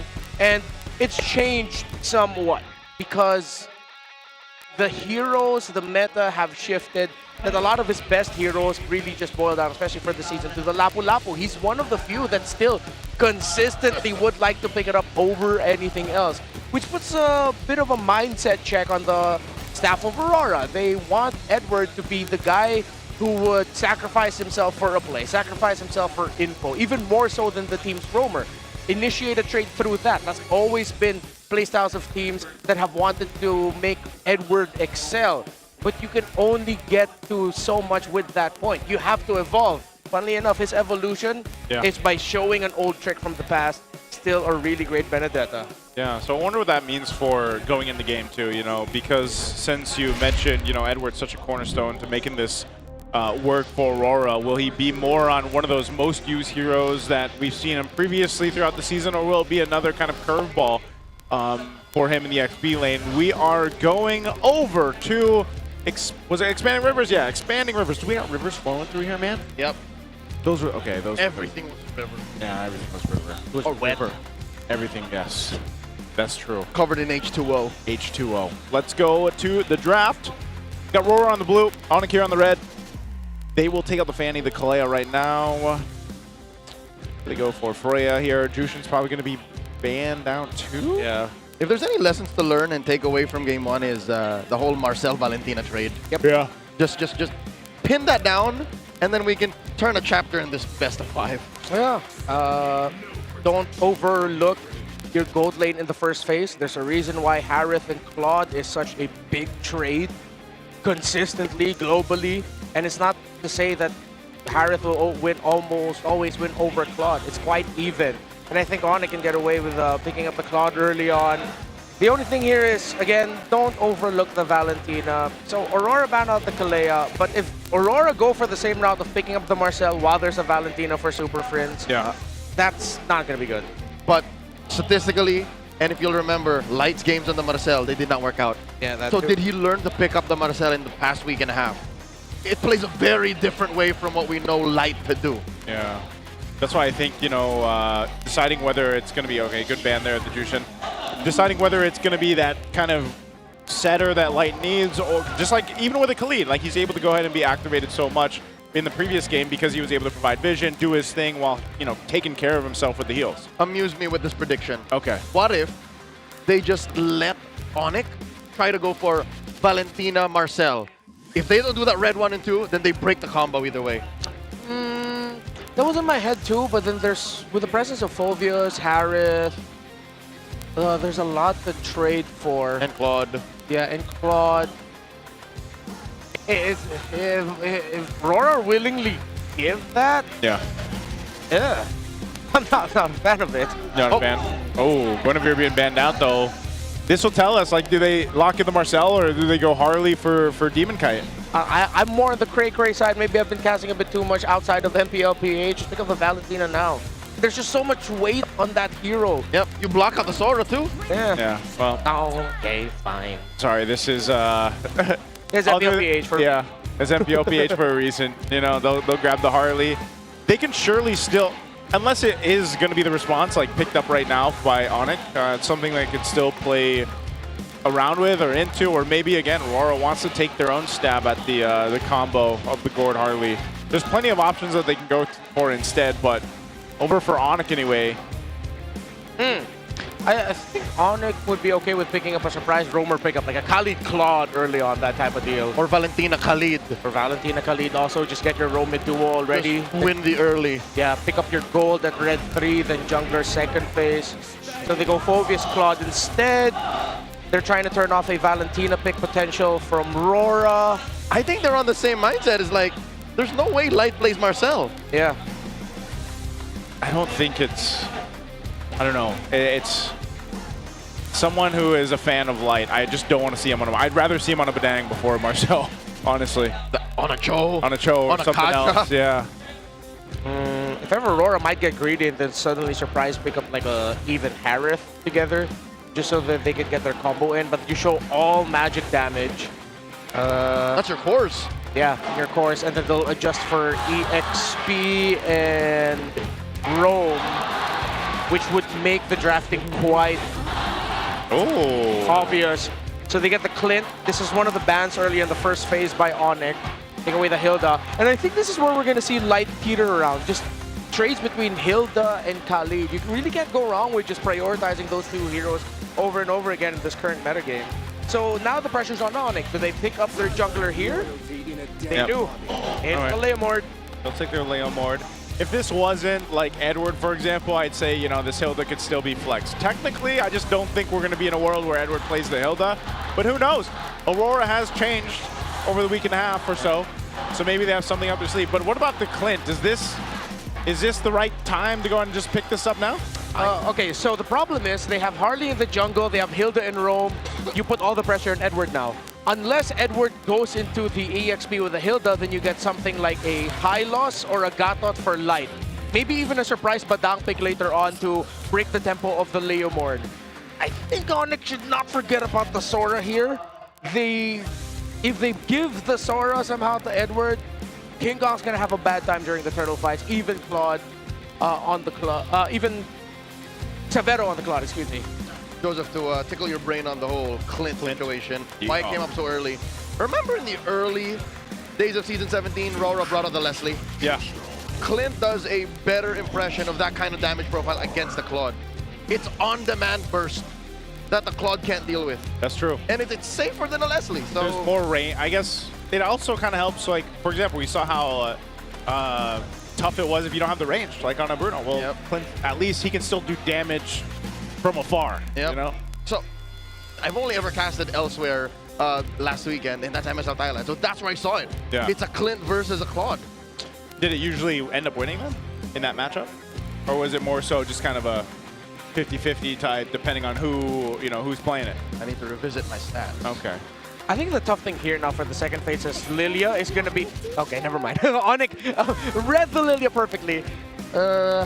Thinking if Roar are crazy enough to pack something like a Valier onto Yue with all of the dive, a well-timed Searing Torrent ruins the teamfight of ONIC, and the pokes as well, which might alleviate pressure from the EXP and the roam to hold down long enough. RORA also needs some really sure stun. I know they have the power of wildness, but I think High Loss or the Badang is just really good for their lineup right now. All that tempo breaking. Yeah. With the Marcel open, tough because you still have a Marcel Valentina trade also still active. It's looking like... Oh, wait. No, they forgot the Sora. They're willing to give the Sora? Oh, okay. I guess they are going to give the potential for a sword to come through. And they're pressuring ONIC like, go ahead, pick up the Marcel. I think ONIC would want to consider something like a Leomore now. They take out the Khalid. You're gonna be slower in terms of the map, but as long as you can get fast clear, they took away the concussive blast roamers, unless they settle for either Gatot or High Loss. Oh, RORA and ONIC's heads right now, man. Yeah, this is sort of one of the things that you look to see in the draft throughout the playoffs and how it differs from the regular season, and some of these patterns definitely are different. Yeah, I think crazy enough to pick up a Cho if you're ONIC later on. They take the Valentina, good, but they lack reach. They are all gonna be dive here, and RORA can change that with a great pickup in the mid. I got it. The Clint did win against the Claude. It was Bacon Time versus ACT. And Guns on Bacon Time just ran roughshod on that Claude. So yeah, it does work. It's a better impression on what RORA did early in the season, which they lost, by the way. Yeah. This is long-term storytelling. Long-term. And it's nice that it comes through, because I think in this case you'll get to have that picture painted too, how well that Clint does, because he's slowly popped up towards the end of the regular season more and more. Lacking. Oh, so high chances Hilda might actually go in the HP, but there still could be a swerve. Got the gotcha as expected, and they get the gourd. That's what I thought, man. Yeah, good closeout, good range, good balance. It's just so balanced right now for RORA, while ONIC are just full in your face that if they don't win Turtle 2 or Turtle 3 with significant kills for the Leomord, maybe even the Phobius, RORA can win this in the long run. The only way ONIC can actually get to the gourd is through the Claude, weirdly enough. Yeah. For now. Yeah. And that's a little too dangerous. It's expected. It's what was left on the board. Yeah, that's why they needed to pick up the Cho. They picked up the Valentina for safety, but you knew the Cho was coming out because of the Clint there, and even with how a Harley and Hilda would like to enter. Wave the Dragon's really good, but this puts a lot of pressure on the Roman trio of ONIC and their early to mid game. That if they don't get a considerable lead early on, RORA win in the long run. Yeah, this is quite the interesting draft to go through for Game 2. Some similar concepts, but just kind of flipping over onto the other side. You guys can let us know what you think, and don't forget to make sure you guys scan that QR code earlier on to get a chance to win 1,000 MLBB Diamonds. We'll have that every match throughout the playoffs here. One last glimpse at our lineups. If I had to go and say this is going to be one team or the other here, I like what ONIC brought to the table. I'm wondering if Aurora will start as quick as they did in Game 1, though. Because of the full dive playstyle of ONIC, RORA are banking on the fact that a well-timed flicker is better real estate than a well-timed Purify. Yeah. Because once those dives are committed by ONIC and they use those abilities and RORA gets the flicker out, gap closing for the rest of ONIC is gonna be a struggle. Okay, looking at this too, emblems pretty standard across the board. A lot of early aggression. This is what we expected from ONIC, at least, especially with that Valentina. They're actually going to go ahead and send back already. Light to reset. Look at this. Classic ONIC, the orange gambit. Yeah. And they know they sent Light back, so King Kong will get his num-nums. That's Grand Theft Green right there. Yep. It's not going to be a double green take. He won't even take his own Lizard. Skips out and helping in the clear in mid. Will go straight to his own Golem. If I'm not mistaken. Nope, it's he's doing the Golem orange pull that Leomords can do. Yeah, going oh, no. No, he's just getting orange, it looks like. Oh, on mid lane. Brusco running through 2. That's just what you can do with a Cho.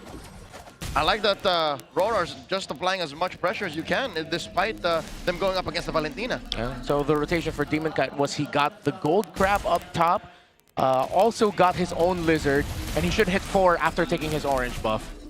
Yeah, this main thing too for RORA to be cautious about is especially when that Brusco hits that level 4, you know, once he's on the Cho and has the kick, that's one thing, but also Super Prince, depending on what ultimate he wants to take, which will most likely be the Mystic Gush throughout the majority of this game, unless somehow you see him take something else, maybe the Avatar of the Guardian, but so far it's one of those things where these kind of compositions, you really can't do too much till you hit some crucial level 4s across the board here. Oh, look at this. Signature Doming winning that lane in the face of Severo's Claude. He took that gold crab like it was nothing. Yeah, much easier for Clint to pull that off. RORA, no, they can't full commit this too hard. Oh, Mystic Gush by Yue, maximum range. In comes King Kong and the jump by Light. King Kong still secures, and they punish Edward.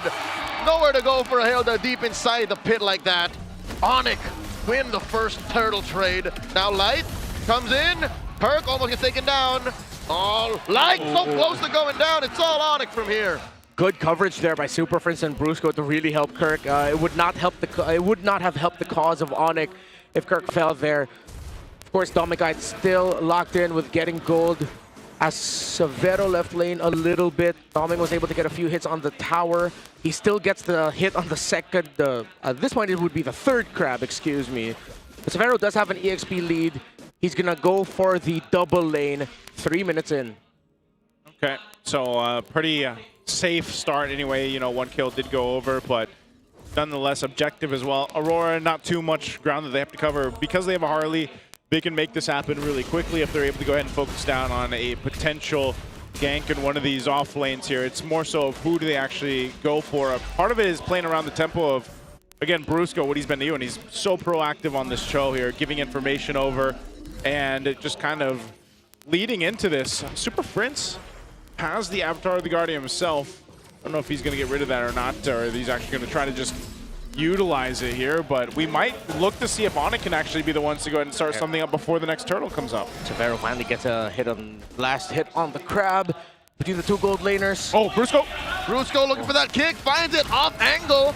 He does catch a deadly magic, plus the combo, the gourd throws out that gosh, and the AOG closes off the exit. Now Super Prince does not save Brusco, and in comes Edward, wailing away, looking for targets. King Kong can't fight. Now there's the AOG stolen away by Prince, gets out of there. Light gets popped out. Massive trade. ONIC still, though, up ahead by 1. Yeah, for a lot of the early to mid-game expectations, ONIC are taking their conditions, exactly what they need to do here. Turtle 3, if it spawns on top side, near the gold laners, and ONIC still win that, that could mean a exit of Severo from the gold lane. They're gonna dive Doming Kite, and then first tower breaks up top. ONIC are looking to see if they can expedite that process. Yeah, the biggest gap here, too, between the lanes anyway, is Kirk leading Edward slightly. Well, no, hold on. Yes, quick math. It's about the same between him and mid. Gold lane is nearly dead even, so this is more so who has the upper hand in terms of timing with the ultimates or the kits that they have here, and that's what we've seen ONIC a lot of times. Aside from that kick that was off by Brusco, that's going to happen sometimes, especially when you're trying to get that angle just right. Yeah. And that's where that tough work comes in for Brusco on this Cho to utilize it. Blade of Hephaestus, first item for Edward locked in. Genius Wand 2, pick up now for RORA, so that's going to help UA's damage burst profile a little bit more. Yeah, so a lot of the problems that ONIC might have in team fights when it comes to reaching the gourd, reaching the Clint, is also answered now by the fact that Super Prince keeps getting the Avatar of Guardian of the Gatot Kacha. And I think that's going to be okay. Keep that pick up. You don't need to rush for or get the Mystic Gush. You'll have enough damage in your dive. Just go all in the idea of getting in the face of RORA to make the gourd and the Clint uncomfortable. Yeah, you put enough pressure there where you can't even get the right lineup there with the ultimate of the gourd for Yue. Uh-oh. Oh, this pressure on Severo. Severo answers with a blazing duet. Down in the jungle, though, they find DK, the celebrity. Gets caught down by a 3-man paparazzi squad. Oh, Yue and Edward. Okay, good projectile there by Yue. It gives space for Domikite and Light to push that tower up top. Severo not falling is good, but Super Prince has an angle to hold. 10 seconds for the next turtle. Uh-oh. I think it's going to be all ONIC for that one, unless Aurora catch ONIC off guard. Dear God, off cam, the beast actually took DK's lunch money. Yeah. That is a purpleless Harley going into the final turtle. We were wondering where they were going to put the pressure. They put it on the jungler of RORA. Demon Kite goes down, now is buffless. Turtles up here, last one of the game, and ONIC has control of this. RORA might want to just let this one go. And there's nowhere for Edward to go. The gush, the full combo, the answer, blazing the wet, the forward push. Brusco gets punished. And there's an AOG by Light, no one home. And they force back Edward. King Kong looking to run him through, run him over, and he'll find you. King Kong takes him down. Dominic kind of damage in there just yet. There will be a momentum swing. Bang! Super Prince takes down Light, and no one else follows. The Super Fam get on out of there. Severo also gets to open up the map in the mid with a push there. And he did a great little job. Instead of actually committing a full Blazing Duet chase onto Yue and RORA, he decided to back off, which pulled the attention from Light away from RORA. He was able to survive. He got space because he knows he doesn't need to be the sweeper all the time. You're playing through a Leomord. All the conditions that we laid down for ONIC to hit are being met perfectly by ONIC. Yeah, you can see that with the way these items are falling into place for them too. Severo's going to go ahead and knock down this tier 1. He should be able to get it just in time. Yep, RORA won't be able to defend that one. So opening up the map even further up to this point. ONIC has control of it, and they'll continue to at least give information and put pressure on the purple buff of Demon Kite as Brusco and Kirk are both around here. But since King Kong doesn't really have to worry about this. Actually, he's going to rotate for this too. I guess they just want to fight it out, knowing that these tier 1s are down in the mid, but it will be secured by Demon Kite. Demon Kite now picks up the Malefic Gun. So the hope here is that he's had enough time to farm up to where he needs to make this Clint now shine, as he's got the range to deal with. I think your main point, though, is the problem you pointed out earlier, Renmar. It's, you know, for the most part, Super Friends taking the Avatar of the Guardian. It's so efficient on making RORA kind of scrambled in a way on what to do. And because I mentioned this earlier in the draft too, Edward being on a Hilda, it's so honest the way that he approaches the fight. So it's not like Edward can swing around to the backside or try to cut some off or replicate that pressure against ONIC. And that's the thing. When he does try to swing for the backside, that's all he does. Yeah. Because just the same, RORA can flicker out of the way from ONIC's dive. ONIC can do the same to Edward, pick him off, and then go again. I think Edward needs to stay with the back line so that he can power of Wildness the entry of the Claude. ONIC are going for the blitz on the Lord. Lord now at a 10th of its health, a 12th, a 16th, and the Super Fam secure with very little resistance. Let's go! Light catches a lot. Look at the back line. He gets a kick on a Demon Kite, and Severo finishes the job. How did the Bruiser do that? And they find the next target, Edward. No bush nearby, forcing you to get that gush through and a flicker. ONIC are just calling all the shots. Brusco made up for the one-off that he missed the angle. Now he finds the mark in Demon Kite. They're going to take down this tier 2 in the mid as well. Brusco is on a hot streak. He's got educated feet, man. Like, sure, he missed one, but whatever else followed just keeps Aurora honest. Yeah, that was a conceal from mid 2. Lord marching down bottom. ONIC looks like they could get more towers. Everything has gone well for the Super Fam, but they still cannot get greedy. You're up against a Gord and a Clint. Wave clear is actually terrific. Yeah, the wave clear biggest thing right now for Aurora to potentially turn the game around. They still have to solve the issue of either avoiding Brusco's setup every time that flicker is going to be available, and even if he does have it, whoa. Deadly Magic thrown out, or it will charge in. That's what you call the business of wall banging. Yeah. Brusco's just backing in, backing out, forcing a response. That's why he caught the Deadly Magics. Allowed for the rest of ONIC to pop that shield. Yeah, that was a perfect space creation by Brusco. And I liked the idea of the Cho even before he came out, because I was reminded of that absolute crazy win. Wait! Oh! They break out a fight. Kirk here catches, what, 2-3 seconds in the combo. Now they punish Edward! Edward Balboa falls! King Kong once more. They push him back. Another Deadly Magic's caught here by the Super Fams. Cavalier. King Kong backs off. I think they can get the tower and a few pokes on the tower in mid. They have the numbers advantage, and there's no Hilda. Yeah, they can focus on the turret. Brusco again, a one-man army pushing back. Aurora, Light comes through. They just want this. They call it the momentum, the charge, the pushback. Light taken down. Wow! That was just great execution by King Kong to get that knockback onto Light, and the follow-up by ONIC. That was gorgeous. Yep, though they work for this turret. Still can't get it though. 1 HP, okay, they're not going to get it down, but hey, I think ONIC is happy with that. They're still in the driver's seat throughout this game. They've controlled everything up to this point. As the great Mr. Chow said, but did the turret die? So it's worth it. It's worth it. For now. For now. It's 1 HP away. I think, then again, it's something that this lineup can do is just buy enough time to go ahead and clear these waves out. I think part of it, though, is Aurora struggling to figure out how to approach these team fights. Yep. Because if they do if Light jumps too forward, then who's going to peel for Domikite? If it's Edward, again, Edward can only really run in one direction, right? That's the biggest problem with this Hilda XP lane.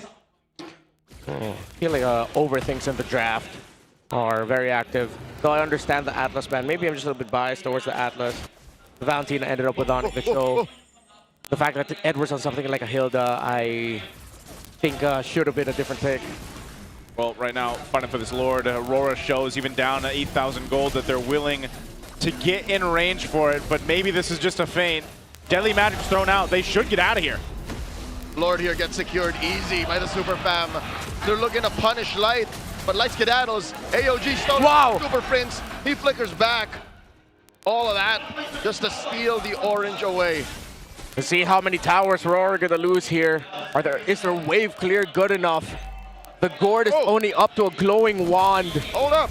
Even on the fadeaway, Demon Kite still got his orange. Yeah. Yeah, he grabbed it. Has his core items, but right now ONIC can take a lot of that. I mean, as long as Severo isn't the guy taking it. Oh, but he has a Winter Crown also. Oh, this could be it. Even Kirk could take like 3 seconds of the full combo. Yeah. We saw that just a little bit ago. And still re-engage. Yeah. Radiant Armor, Athena Shield is pretty much all Kirk really needed to withstand that. Plus the tough boots. But yeah, plus the tough dudes. Yeah, that's part of it too. Turret finally falls in the bottom lane. Lord is there. ONIC, do they try to punch this one in with a win? They don't have a wave pushing in. That's the unfortunate thing off this Lord. They don't really have further waves other than the mid. Can they get this though? It's going to be cleared out pretty quickly. Brusco coming through, kicking Edward in, but Brusco will fall. They trade out for that King Kong! And King Kong finds DK. Down goes that little magical baby boy. And there's just 4 defenders left. Aurora have lost one of their cores. ONIC gonna take this slow as they take 10,000 gold up on Aurora. That's worth it, man. In our own RGs, that's when we'd be saying, nice trade, nice trade. Yeah, nice trade. I think they wanted to potentially take the top one too. Severo held on to the Blazing Duet. Didn't have to use it. ONIC showing discipline. They just get a base turret. Yes, they have to sacrifice Brusco for that, but worth the trade. They'll take what they want from Rora and further in their lead at 10,000 up. So Dominic still got a good time getting farm. He's only 1 full item behind Severo, if I'm not mistaken. Severo's about to complete his last one, which I believe will be the Malefic Gun. Well, Dominic just got the first component for his last item after getting the Sea Halberd. This could be a BOD, let's see. While the difference between the mid laners, again, as we've said a lot this season, this is how you can tell if it's comebackable or not. Once Yue gets his 4th item, unfortunately not his 3rd, then it's ONIC not ending the game quick enough, and Rora can definitely make a comeback. But so far, he's only up to a Blood Wings, and still on the way to the 3rd item. So it's going to be a long time until Aurora can make a comeback. ONIC just, well, they shouldn't throw, to put it bluntly. Yeah, if they end up losing this game, that's kind of what it's chalked up to. Divine Glaive's picked up, though, finally, here for the Gourd. In juxtaposition, they should throw themselves at Aurora. Yeah. Now that they have a 10,000 gold lead, just ride that to victory. Blitz this Lord coming up in 10. Yeah. And then end there. Yeah. If Aurora still survives this Lord, that's alarm blares ringing already. Yes. Yeah, it's not impossible to come back from these types of deficits if you're Aurora, For sure. 9, 10,000 gold. We've seen it before. That can happen. This Lord is up. ONIC's going to go ahead and start it. Aurora has the information here, though. They're still going to try to contest. They try to blitz down Light, forcing out a Revitalize from that Gatot Gacha. Lord at 1/3 of its health. There's a projectile thrown out by Yue. And it gets soft reset. Wow, ONIC are respecting Rora. Yeah, Demon Cat is way too close within retry range. Brusco still has his kick, though. No, Light's probably going to go back to reset this. He already used his regen and the Revitalize, so With light gone, they're going to delay it further. Brusco catches the deadly magics, tries to... Oh! There's the BMI, there's the gush. Down goes Light, Super Prince takes him down. That is a man advantage for the Super Fam. And now the Lord still standing. Frozen! DK with the steal! But they punish Yue. They run through the rest of Aurora. Bang! As Dominkite falls. 3 for the Lord. ONIC needed to clean up house. Demoncat and Edward are the only ones left. Lord spawns in 10 seconds while minion waves are crashing for ONIC. Far from unfavorable. ONIC still go for it. The Lord will spawn in 10, but they will end right here, right now.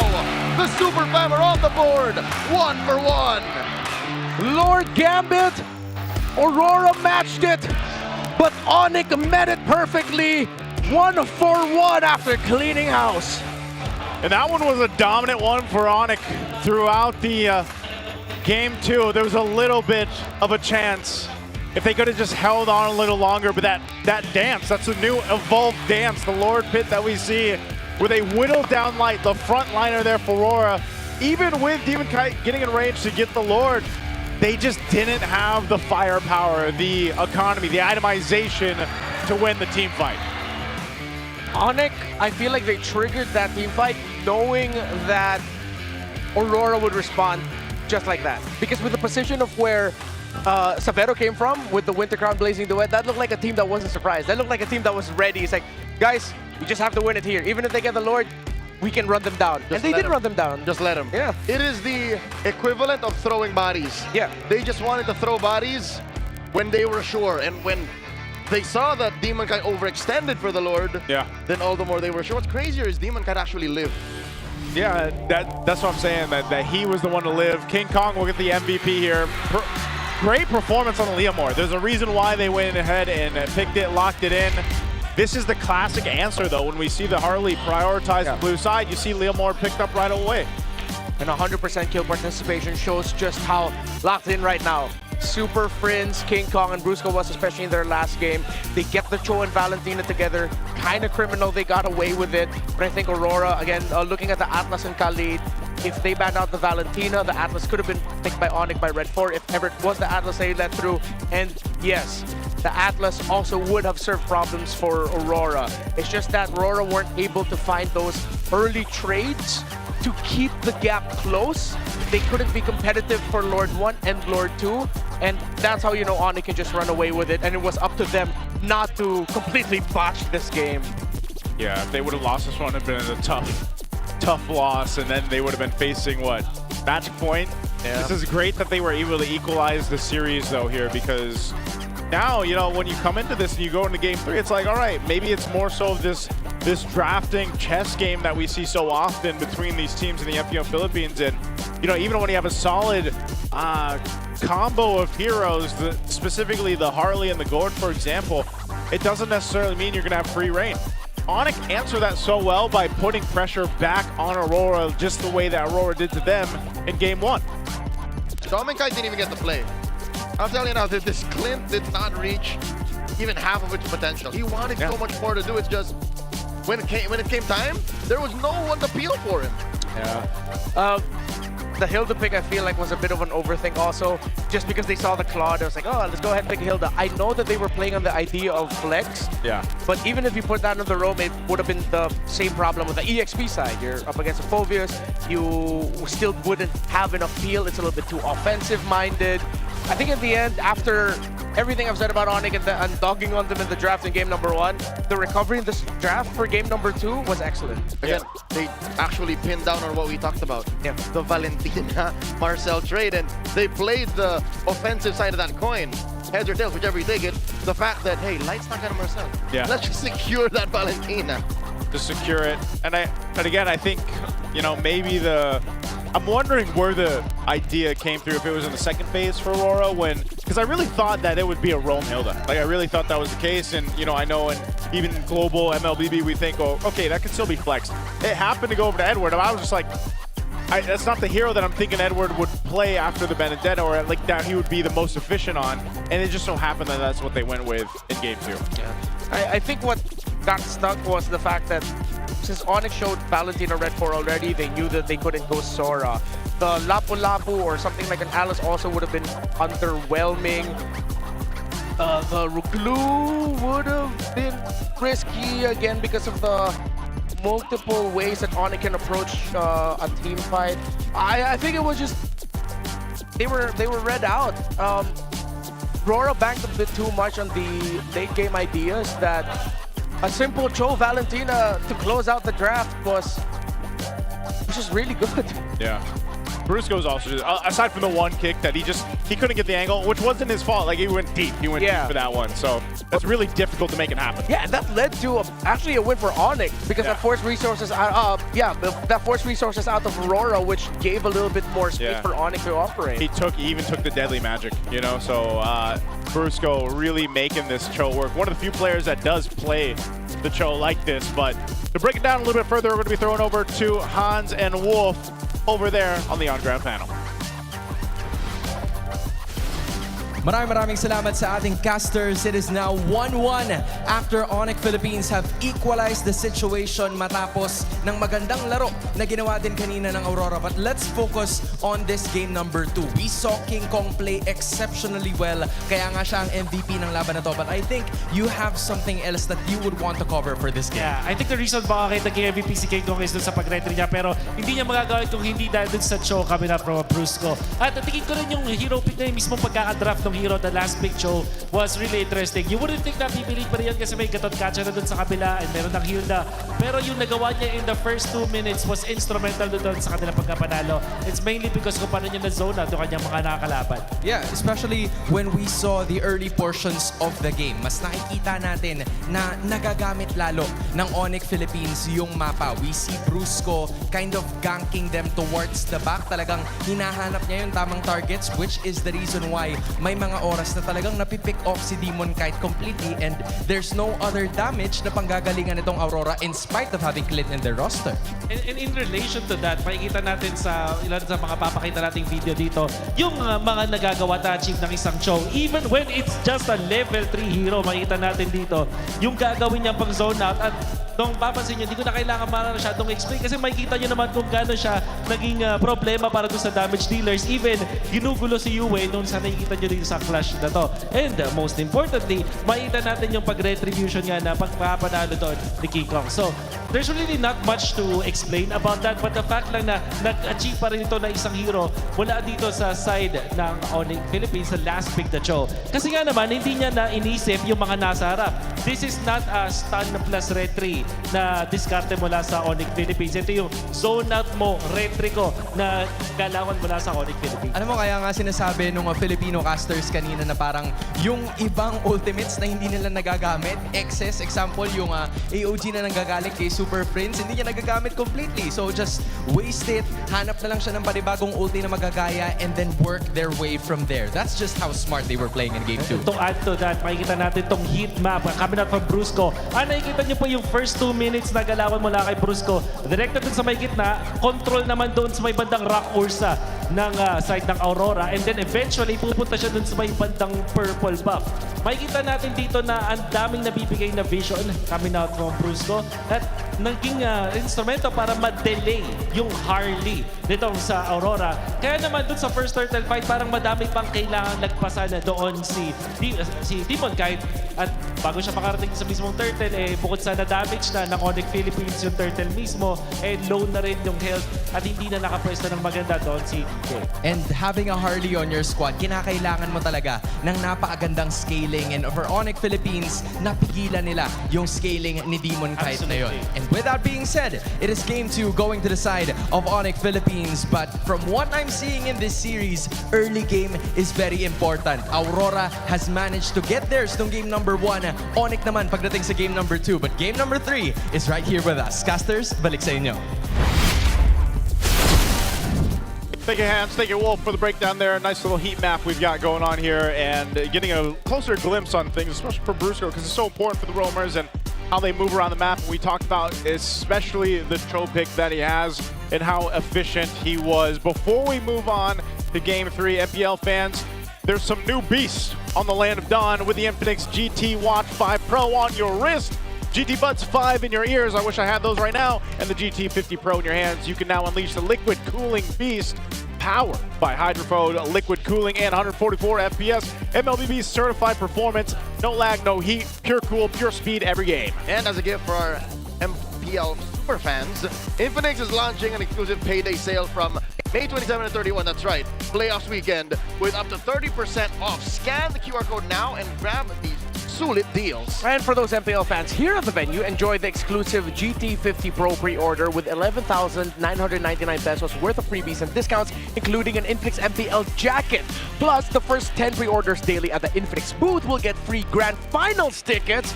That's why don't be falling behind. Get your Infinix today. That's real-time translations right there. Hopefully, you know, you guys get a chance to go ahead and grab one of those because it's amazing. Also, to dominate the land and dawn, you got to grab this. You need a connection that never lets you down, from scouting rotations to tracking the pros, stay online and in the zone. Power up with Smart Power All 99. Get 10 gigs of data for MLBB and share every GG moment with Smart. yes, simply reliable partner of the MPL. Hey, you know what? Just keep it. You're welcome. You know, so sometimes we got to have each other's back here. Again, you know, with our sponsors out, shout out to them. This wouldn't be possible without them. We've got this new venue, the MPL Arena, going on. It is, I'm looking above us, man. I think the seats even all the way up there, are starting to fill up. Those seats, like in our view, I don't think those are for sale, right? Yeah. But those will probably be full towards the end of the playoffs too, just because they'll put people there. Like right behind us, that's just full. Like you probably didn't say, oh my God, no one's watching MPLPH. But right there, full, and then there's lovely people right here. What an opening! There's a lot of super today fans. By tomorrow and by the weekend, this should fill up. Yeah. I remember we completely packed the house for the Grand Finals in Cunetla. Last year. Yeah, we did. But I don't know, Santa Juan Arena, this is my first time here. I love it. But before we go into Game 3, we're going to have to go ahead and throw it over to our hosts to see what they've got going on for us. It's an international rivalry, putting on a great show. It's 1-1 for Aurora Gaming and ONIC Philippines.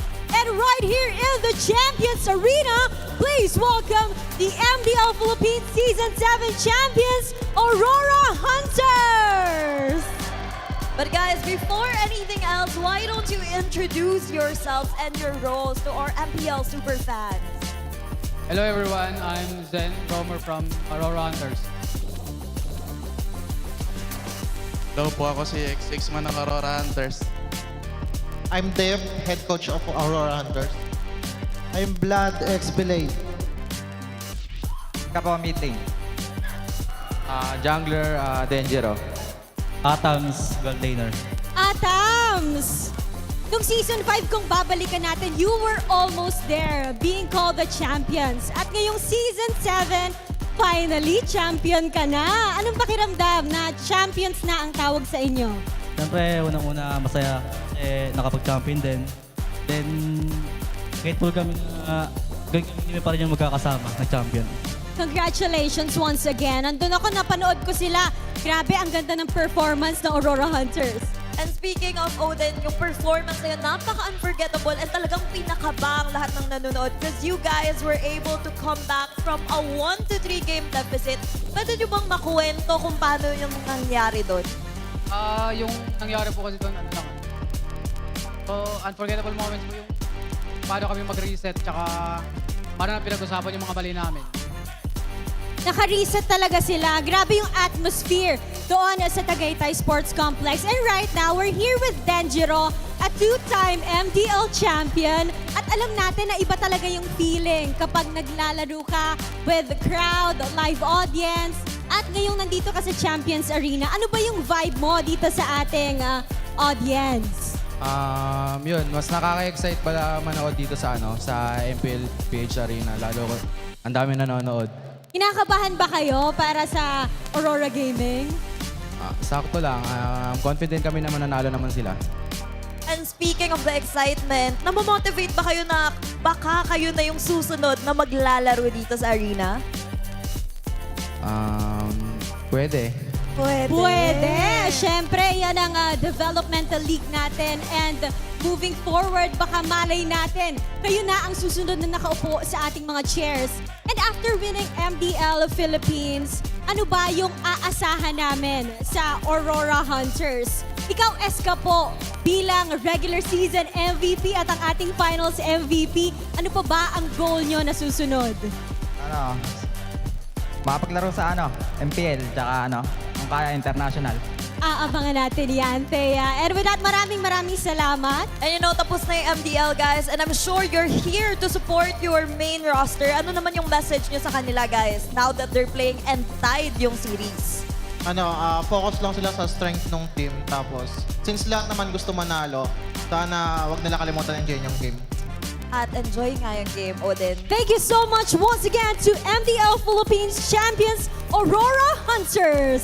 At ngayon, balik muna tayo sa ating international rivalry para ituloy ang bakbakan sa loob ng Land of Dawn. Casters, Palag Na To.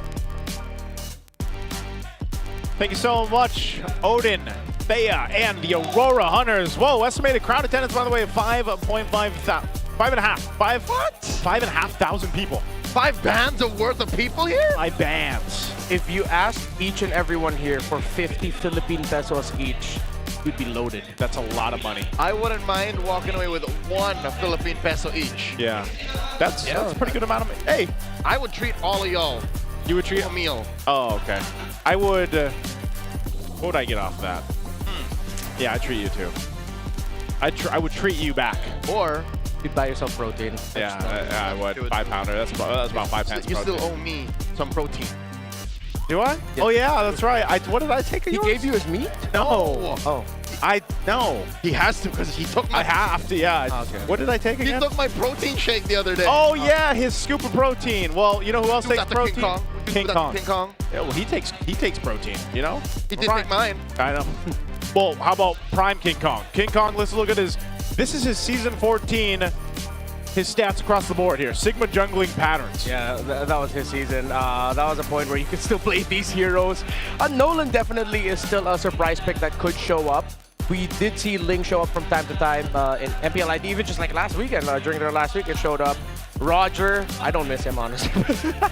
You don't miss Roger? I don't miss Roger. I miss Roger. I miss Ling. But it's just way too demanding to play him now. But compared to where he is now, Suyo's still up there. Yeah. But look at the growth. And it's the Baksha pick for King Kong this season that has been such a revelation. The fact that for the longest time, it's always been, King Kong can't play the tanks. He shows up with 1 really good tank pick, and now that changes the picture of the draft greatly for ONIC. I was gonna say now it's always purple band. Yeah. For the most part, and then when teams don't, it actually comes through. So map 3, we're going to dangerous grass, randomized. It's choice, random. Random. Last available for game 4. And then totally random for 5. There you go. Okay. Okay. All right. Well, at least we get to see more of the maps here, since we're gonna have a guaranteed at least 4 games through this. And we see all 4. Yeah, we see all 4. Yeah. Let's jump into the draft here for game 3. Again, both teams having relatively strong games individually from game 1 for RORA, game 2 for ONIC. And this one, again, the big pattern comes down from even that first phase of the draft. Whoa. That's a lot of grass. How come we didn't have that much water for expanding rivers, man? Yeah, can we just drown out the crowd? It was with, very translucent. Yeah. Water. I think they utilized the water from as like a light effect instead. Yeah, but, definitely fueled by SIP, by the way, from the volcanic rocks. It filtered through it. It is good. All right. Drink that. Phase is almost done here with the bans already. Nothing too different. Interesting though, yeah, that the Hilt is actually going to be banned this time for game 3. So ONIC will go ahead and take that out, especially on the dangerous grass map. Baksha's open. They ban the Kalea here, red 3. Does ONIC just pick up Baksha? I think it's warranted. Yeah, to take it away from DK. Yeah, but then Marcel, Valen, Harley, you're okay with it? Yes, yeah. sir. Marcel, you don't have to worry about. Yeah. Pick up Baksha.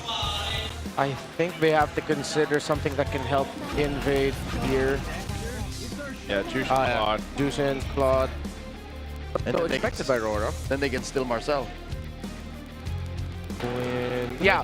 which is so much more possible because there's no Valentina on the other side. Yeah, and there's a stat line here that Harith and Marcel together actually have a really good win rate. I took a screenshot of it, I can't find it. But Harith and Marcel? Yeah, it's like around a 60 or 70% win rate together, and with a pretty good amount of games. I think there you can get away with a Harith Marcel here. You already get your gold lane. It's the typical duel between the Harith and the Claude. You get the Marcel and the tempo breaking. It's fine. If you want to be disruptive, then maybe take away the light Khalid option. Oh, what a surprise! Debut pick Paquito. And in the first phase too. In the first phase, going to Kirk. That's how important it is to get the Paquito now. So this was banned in game 1. Yeah. Ignored in game 2. Now it comes through in game 3. What happened with Paquito? Huge buffs, by the way. Yeah, like specifically just damage throughput. Yep. It hurts, smoother to play. Yep. A little bit less awkward. We don't get that kind of XP laner in anymore. Yeah. There's just no XP laner in the past year that does what Paquito does. Which is why I'm glad, at least towards the regular season and then now, you know, we have some damage coming back into the XP lane that isn't just kind of like these bulwarks. They can be very threatening because just like the Benedetta can, Paquito as well. Like you always have to worry about your back line. Where is this Paquito going to come from? The space is created too because you have a Vaksha in the jungle. Harith, nothing new there. Harith, Claude is what it is and has been for the past, you know, seasons and years. I think Aurora might have to consider either picking out the Alice. Glue most likely will get banned out. Alice and the lesser sexier option in the Uranus. I think their XPs need to revolve around that. Instead of trying to meet the Paquito duel for duel, you need a really solid body. ONIC will take out the Turizla. They leave the option up to Aurora. But in the draft predictions, it seems like Sora is still an option that Aurora could go for. I'm thinking about the Sora. Should actually be okay. There's the Paquito. I don't think the Paquito's going to the jungle. That's for sure going to the EXP. But they have to consider a Valentina might get picked up by Prince and ONIC if ever they do end up picking up the Sora later. So if they do... Sora is interesting just because, again, it's been one of those picks that either comes through or not. And it's so dependent on also is there a Valentina or not. We're going to have to see if the... Behind us, what do they have going through here? We got the OG supporters out here for the Super Fan, by the way. Been making it through here throughout all the regular season. All right. No more picks are coming through, right? Yeah, okay, wait, no, the bans are. Sorry, the bans are, though. There's a Contra ban. And there's one last ban still for ONIC. Is that a combo that happens in scrims? There's only there are very few reasons why you would ban the Kaja here in this very slot for Aurora. Is there a Paquito Kaja combo that we don't know about? Oh, there might be. Oh! Yeah, there was I think I saw that in MCTEA where they wanted to pair that together. They didn't have the right prick-off burst for it, so the burst came from the Paquito. It didn't work out, though. But it's like that kind of idea. You play a pick-off and then your burst comes out of the Paquito, which is doable. Our capacity crowd approaching 6,000 is just so hype. I wonder if that is going to break by the time we get to the finals, man. Because the noise intensity here live is insane. Like, what a showing for the first day of the playoffs here for Season 17. This is what you expected, though, when two teams, you know, champions, world champions in their own right. And now one of them, after this series, only one goes forward. We got a couple people playing some ML, looks like, too, while they wait. Bothered. That is such a super fan thing. Yeah. And we've always talked about how like ONIC are just really clearly obsessed with the game, and even their fans are. They're playing while watching. While waiting. Oh, it's also good to see Brusco's fiance here, Ayu. And Daddy King Kong. And Daddy King Kong, Mommy King Kong too. They never miss a game. Yeah. Perfect attendance. Big shout out to the VIP ticket. I believe that's VIP tickets too, the people up in front. The couches. This is Yeah, the mythic. couches. This is mythic, but then you see the little couches when we get a glimpse of it. That's the VIP tickets. Oh, 6-7. Oh my god, a little bit scuba. Follow the brain rot. Is it counted as brain rot? Ooh. Oh man. That's knock-nick. What happened to mewing? Is mewing still a thing? Oh, with all the looks maxers? Well, kind of. Is that how you get a jawline or something? Yeah. I don't keep up with the trends, man. Mewing. Everybody's showing their jawline. They're mogging. Oh, it's a mog off. The mog off. Mog off. Oh. I think this guy wins, man. Oh, it is actually a mog off. It's size versus definition. Oh. Majority of people. Hey, this guy's got extra camo work. Yeah, that's true. He's got the extra camo work. He going needed on. the help. Yeah. Oh. Oh no! That's the winner right there. That's the winner. That's the winner right there. Is that our baby, the baby cub? Yeah, that's the baby cub. That's the baby cub. Fourth bear, bro, by the way. Bear number 4. Sorry, Ray Ash. Yeah. Oh. Oh, wow. Oh. Yeah, there we go. Oh. I was this cute when I was a baby. I could see that. Right? There's very little effort. He's just like, he knows. Yeah. I think they, so yeah, it looks like they're getting things situated. Is that Coach Justin? Did he come home early? Coach who? Coach Justin of KOG, is he home early? Was it? He was in Jersey and everything. Oh, wow. That makes sense, though. I mean, Guangzhou Gaming's done. It has been a few days. Yeah, I was gonna say, it's been some amount of days. Oh, and Bingwin is playing later, so he might have come here with CY. What are they showing us here? Our little baby friends. Yeah. Oh, yeah. So for people wondering what's going on the ONIC side, seems like there was a bit of mishap during the draft. We're not sure of the issue, but the Marshals, including our Chop Master Cent, are talking to Coach Bluffsy and Coach Hayes. So they're making sure that everything's settled. On the Aurora side, looks good. Hey, is that former Liquid member Gian? Where? Was on camera earlier. Leo, you're really good with faces, man. Yeah, no, I mean, it's lore. And Those Leos don't know. There was a time where KOLs and influencers were actually part of the lineup. Yeah. So that's when Gian was part of Liquid. Ah. Echo at the time, if I'm not mistaken. Right. Wait, was that I was thinking Gian? Liquid, but when you said Echo, it's like, okay. Yeah, that's not Gian Sanity, is it? Wait, who am I thinking? That's a different sport, sir. Oh, that's a different Very sport. different sport. Gian with a J. Ah, okay. It's crazy how this our arena looks just on match number 1. I hope we got the mines and the Brung guys show up later too. You know what's crazy? Last season we opened up with M4 and M5 with Falcons and Liquid. Yeah. Now we open for M6 and M7. Yeah. We know AP Brand are the champions of M5, but on top of the rosters here, yada yada yada. It's them. Taking a look at the head-to-head here for Severo and Nobenkite. This is what we were talking about coming into the series. You know, both of them locked in. It's also kind of crazy to see just how much focus goes into attacking the gold laners in the series, you know? Yeah, that's how RORA won game 1. Yeah. They denied the whole Severo-centric playstyle. I think also as long as ONIC doesn't get too greedy with very specific concepts where in game number 1, clearly they really wanted Marcel Harley Gord. Yeah. And then RORA just adjusted.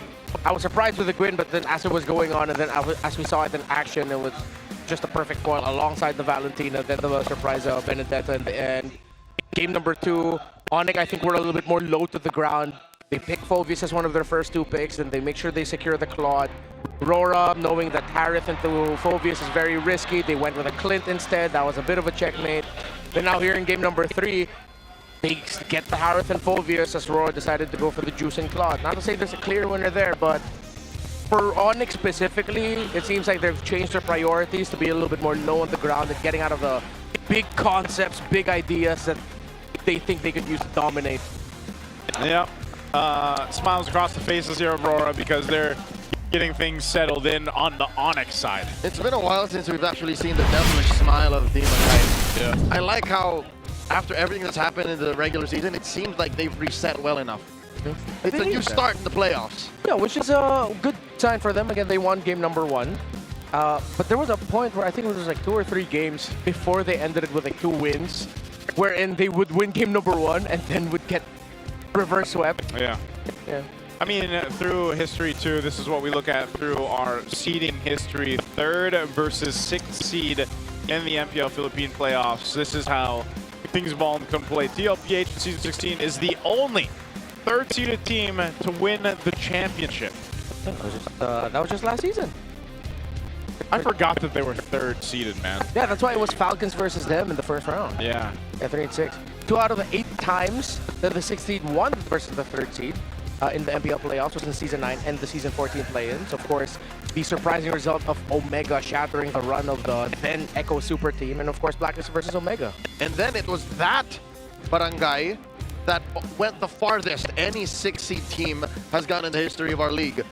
They went to the finals. They actually tried to defend their MSC title in Malaysia later that year after going to the grand finals. Against then RSG Philippines. That was the win when we still had like Naps, Eman. Light was there. Light was there. Demon Kite was there. Oh yeah. The boys. Them boys. The boys. The Raiders. You know? Gosh, that was Season 9. That was Joseph's first grand finals. That was my first grand final. Yeah. Oh yeah, and that was a season where they would like swap out Aqua Exort in mid. Yeah. With that little trade.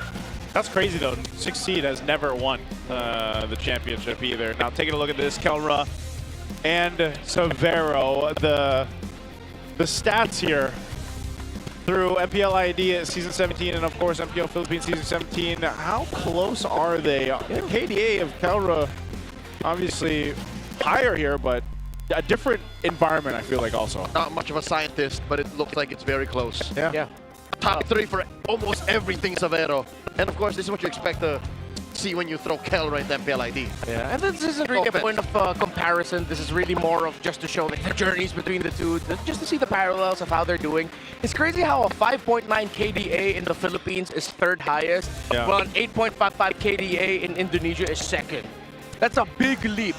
The fact that it's almost like complete, like 3 whole numbers means just how much more kills and assists Kelra's getting in ID right now. GPM quite close, pretty much average in terms of these numbers. That or just how many kills are expected out of players in MPL ID. Yeah. Just in general, not just Kelra. Yeah. That's what I'm saying, the environment there. Violent environment. I also think it's, you know, even if you're just looking at KDA here, it's like Severo brought some of that flavor to the MPL Philippines, and that's why I remember those first weeks we saw him play. What was it, the Moscow, when he was just showing off the mechanics, you know, in the 1v1s, the 1v2s. Was the YSS that put him Oh yeah, the back YSS here, as well, yeah, the Which, YSS. by the way, I have to correct myself. I did mention during Wolf and Midnight's little podcasting was that it had 1 loss. No, it's still undefeated. Oh, the YSS? The YSS still undefeated. His YSS. Yeah, his YSS. Okay. Severo's. And so it's 6-0? Yeah, 6-0. 6-0, yeah. YSS in other people's hands. Not so stellar. Yeah. So I have a question about it. Did Severo adjust to the Filipino playstyle? Or did ONIC adjust to allow for him to flourish in the Filipino meta? I think I'm more in the boat of the second statement where ONIC did adjust at first, because despite them knowing that Severo at times could also just be left alone in lane like Kelra, you see a few more rotations. You see more movements on at least his side of the jungle to pull away attention. Severo, compared to like his past with ONIC ID, plays the map a little bit more, doubles much more, opens up the side lanes and far lanes more. It's cool. Yeah, I think there was a time too, like in the first couple weeks, where you see Severo, you know, showing off his mechanics and everything else, but there was a time where it took him some time to cook, you know, and then I feel like the playstyle of ONIC themselves as a team kind of changed a bit. But you could also hear that if you had listened in on the Infinix mic checks. You saw that kind of develop on how much he was able to communicate with his team and how he really adjusted to the Super Fam as well. Wait, so is this going to be a different draft? Or is it, okay, no. Maybe they're just going to go through some of the same picks. We will elapse up to the point where Okay. it conked out. Yeah. Which I think was ban 2. Yeah, Ban, so yeah. just wrapping up the second banning phase. Yeah. Okay. They're Okay. just- yep. Yeah, just re-picking first phase, and then we go to the second phase of ban. Wait, so the difference is... Oh, wait, no, yeah. Yeah, it's still all the same. Still all the same across the board here. So, Kaja Marcel, red 4 and 5 ban. There it is, yep. Maybe the ban of ONIC was what was going to be different. Like maybe they meant to ban something out in something else different than on Blue 5. Yeah, there's the Kaja. Yeah, because this was already the Trizla now. What was the last ban? That's what we didn't see, so... Yeah. That's what was held up. Kaja Paquito. It did not work when you guys tried when it was tried out in MCT. Yeah, right? MCT East Asia. Yeah. Well, Glue, so Glue will be banned. And there's a show. This is a light hero. I'll tell you now. That's a light hero. Just as much as it's a Brusco, you know? So it's like, I like how they're trading things out, and they're just being like, yep, now this time I'm going to get the control here. Yeah. They hand that over to RORA. They play more of this for control. This banks a lot of pressure onto Demon Kite to get Piercer and string kills together. Because you don't have an instant burst. You have strong displays. Oh, it's their turn to pick up the Belleric. Oh man, I feel like I'm watching MCT East Asia with this, man. The Zetian, the last pick for ONIC. This is such an interesting graph from ONIC, especially the last two, Belleric and the Zetian. Okay, so the Belleric ult helps supplement pretty much the entire lineup of ONIC. The Zetian and Belleric ults are difficult to actually make work for the layer of stuns, which an Alice into a Belleric now should temper a little bit of what ONIC can do, that they have to be careful to fight under Alice's passive. But even so, there's still no sure burst. There's going to be a lot of long team fights and displacement because there's a Cho on the other side. And possibly a whole lot of nothing. Yeah. Yeah. And the question is now, are ONIC prepared for this? Because rotation-wise, the Belleric will fall significantly behind compared to the Cho. The faster rotator on ONIC is actually their Baksha. Yeah, maybe they're going to play into that. Maybe part of this too is you can't somehow, some way utilize the Belleric on this dangerous grass map in certain situations when they're fighting around objectives. That could be part of the play. It could be setting up the Paquito here for Kirk. I think there's more question marks on ONIC's draft for Game 3 to see if the execution is going to be there. You guys can let us know what you think. We're going to be jumping into Game 3 in this best of 5 once again. ONIC, after a decisive Game 2, when Aurora took Game 1, what will be the equalizer here moving forward? I like this. You were pulling a page off of Moreno's book in MPL ID by packing a sprint on this Juicin. Okay. Why that? Why the sprint? You are so much more annoying to grab, and you can grab the others much better because you're just so mobile once you pack it. It's Crimson Beacon, then you pack the sprint. You're going to be difficult to catch, and you're going to be annoying to deal with. Ooh, look at all this pressure on Dom and Kite down bottom. This is how you can tell that ONIC are making up for their lack of rotational speed. Yeah. By making their movement more meaningful. Light picks up Savero just like that. It backfired. Well, rotate as much as you want. You can't just counter sheer mechanical brilliance by Light. Even forces the red tree away from King Kong just so he can secure his own Beetle. Great disruptions here by Light. And with how Yue and Light, and then now Yue and Demon Kite are handling in the mid. Oh, the jump by King Kong, trying to find Yue in the back. Demon Kite mirrors him on the angle. They pop Super Fizz's passive. Yeah, passive, he flickered also, so... Huge. Yeah, big result there. That's why there's so much of this focus. And again, a Belleric can only do so much. Brusco doesn't have his own flicker, so ONIC playing on the back foot right now, at least leading into that first turtle here in about 15. RORA has control of things so far. The last time we actually saw Belleric be a big player was when Aurora flunked out of the group stage of M6, the Swiss stage, and when ONIC eventually won. That's when it would stop Chosen Joys. Yeah, that literally just Wrath of the Dryad being that thing, you know, to go ahead and slow them down, stop them. It's one of the great things, again, you can play with around objectives. They're going to be the ones to start the turtle up, but quickly goes back in control of Aurora. Let's see if ONIC really can convert this or not. They're going to be dragged for it. Oh, here in Phoenix, allowing them to find a re-engage. Light pushed back out. Edward looking for it. Does glimmer through, takes down Kirk, serves up the turtle, the Demon Kite. DK finds King Kong, stringing kills. Down tree. 3 for none, plus the turtle. The light is blinding. Girls need blinders. ONIC is left to where the sidelines is. Really awkward team fighting there by ONIC. Why are they full committing this early on? That's my question. The Alice is using alone, you know, are going to be a problem for you. There's a 2.5k gold lead. It's 4-0. Massive swing. Yeah, it's a Paquito into an Alice. You don't need to full fight that. Your initial rotation was already messed up. Brusco already suffered 1 death. You don't have Wrath of Drive. Why? Yeah, that's why I asked. Like, is this the first turtle you want to fight for? But then RORA takes everything from them and builds themselves this kind of lead. I mean, we haven't seen this strong of a lead in a while throughout these games, even at the end of the regular season for this. So this is a great start to go ahead and play into when you have this kind of composition. Oh man. Another pop on the passive. Demon Kite with the charge sever there. Close call. Yeah, Brusco can't hold the bushes because there's a huge risk of him just getting lifted. The combos of Kirk, Edward doesn't give a damn about it. He's an Alice. It is miserable for Prince now, dude. 3.5 minutes in, and he's popped both flickers and passives. Yeah. For nothing. Dominkite is beating Severo in lane. Oh, entry though. King Kong jumps on the Dominkite. Dominkite does survive. Light is back up too. Man-to-man blocking Brusco. Okay, Brusco, he's at level 4 now. Maybe this will change things for the next turtle, but I'd almost like to see them maybe even let that one go, man. They're losing everywhere across the map. Unless this ends up being a different case where, you know, Kirk can potentially help out with this Paquito here. Looking at the gold, look at the difference even in the gold lane, man. 800 gold between the gold laners right now. Severo, that early death really slowed him down here. Nice combo, laying that through, and they find Yue. The kick here, displacing Brusco, and now Edward comes in with a massive Throne of Ruin. Demon Kite looking to take down Fringe falls, double for DK, making a triple as he pops the rocks on King Kong, and Kirk barely survives. Another 3 for Aurora. You saw the desperation there by ONIC, especially Kirk. They knew they had to get that Suyo, but that will be the Sky Piercer holder for the team, and they are just allowing Aurora to take their early conditions.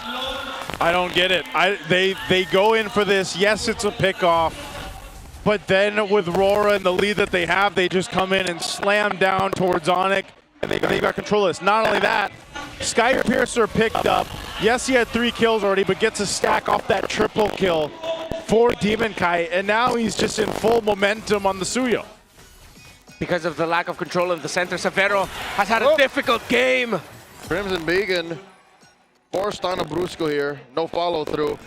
It was all in an effort to actually get this push in by Dominkite. ONIC overcooked in this draft. Yeah, a little bit too much, man. Yeah, a little bit too much. Maybe just the Paquito, a different roam, or vice versa. But more than that, I appreciate how Aurora are punishing that, how do you say, exotic approach to the draft. Which is, say what you will, they have no burst, yes? Yeah. And they win the macro, yes, but they're so willing to fight.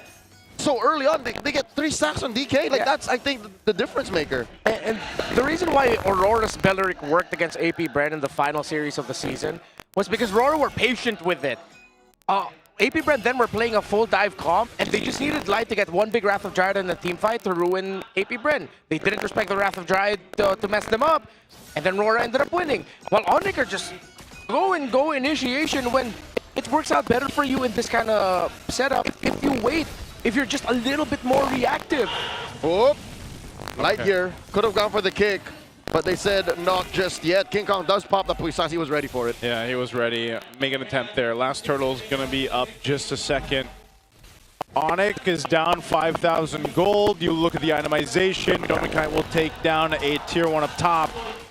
And this is, I mean, there's 1 item on XP, 1 on gold. Starlium Scythe there for Severo. You're just not in fighting form, so they gotta give this turtle up.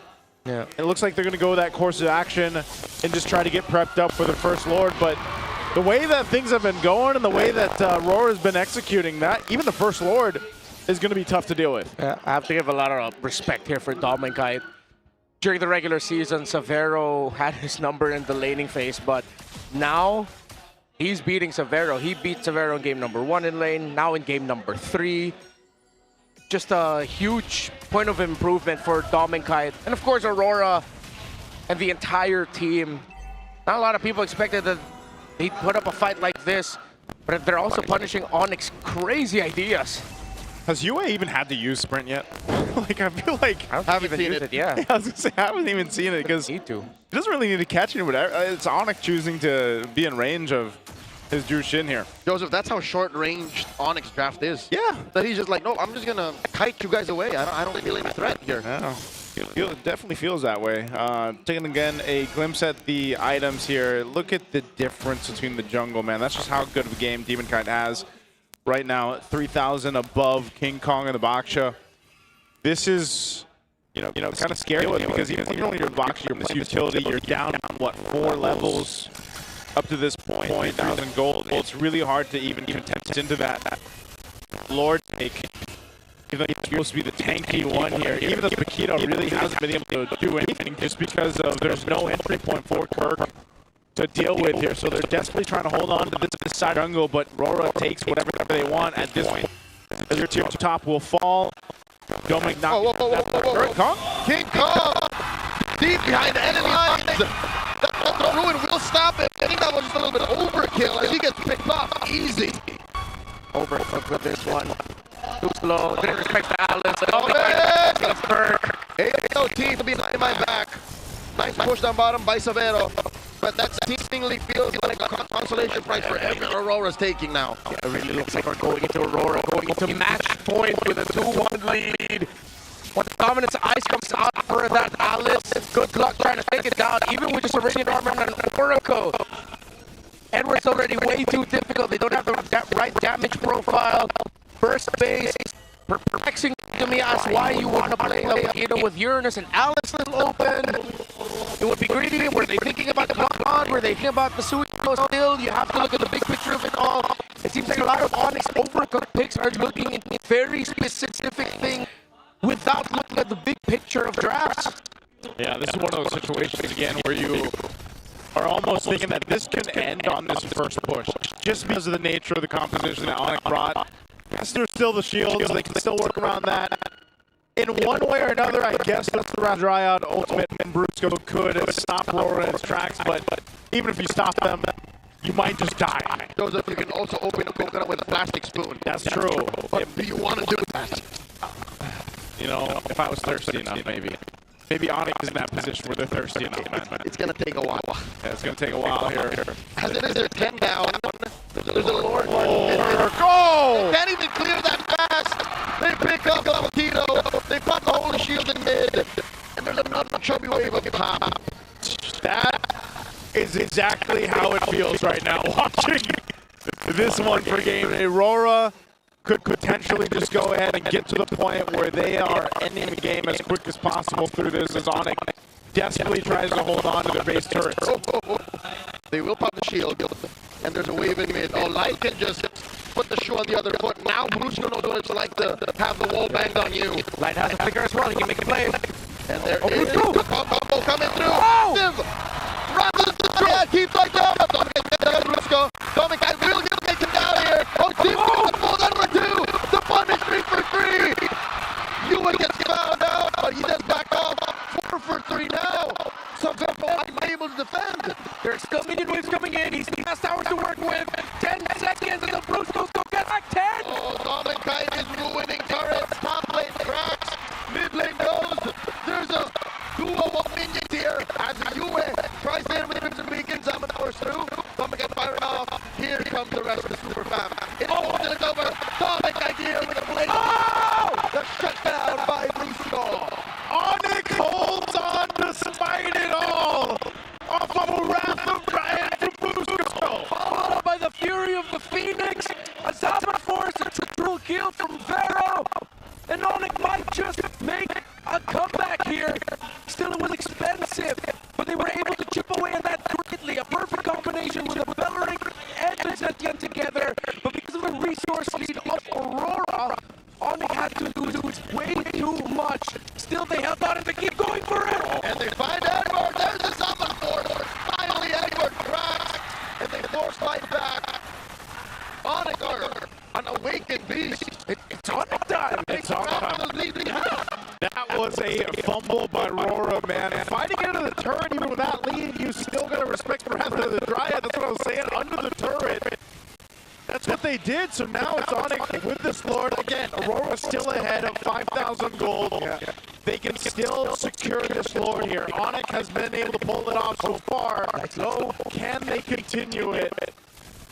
Now you see the respect here on both sides for the positioning favor around the Lord. They have Barrow. They have to go faster. Minion wing scratch here. S17, there's a 7-4. Come to Vegan by US. Going back. Oh, Demon Kite. Savernas get shut down here. Demon Kite does get a kill on Brusco. And ONIC are backing out the super famine tree. Turning tail. Happy with the Lord take. But here's 5 members of Aurora.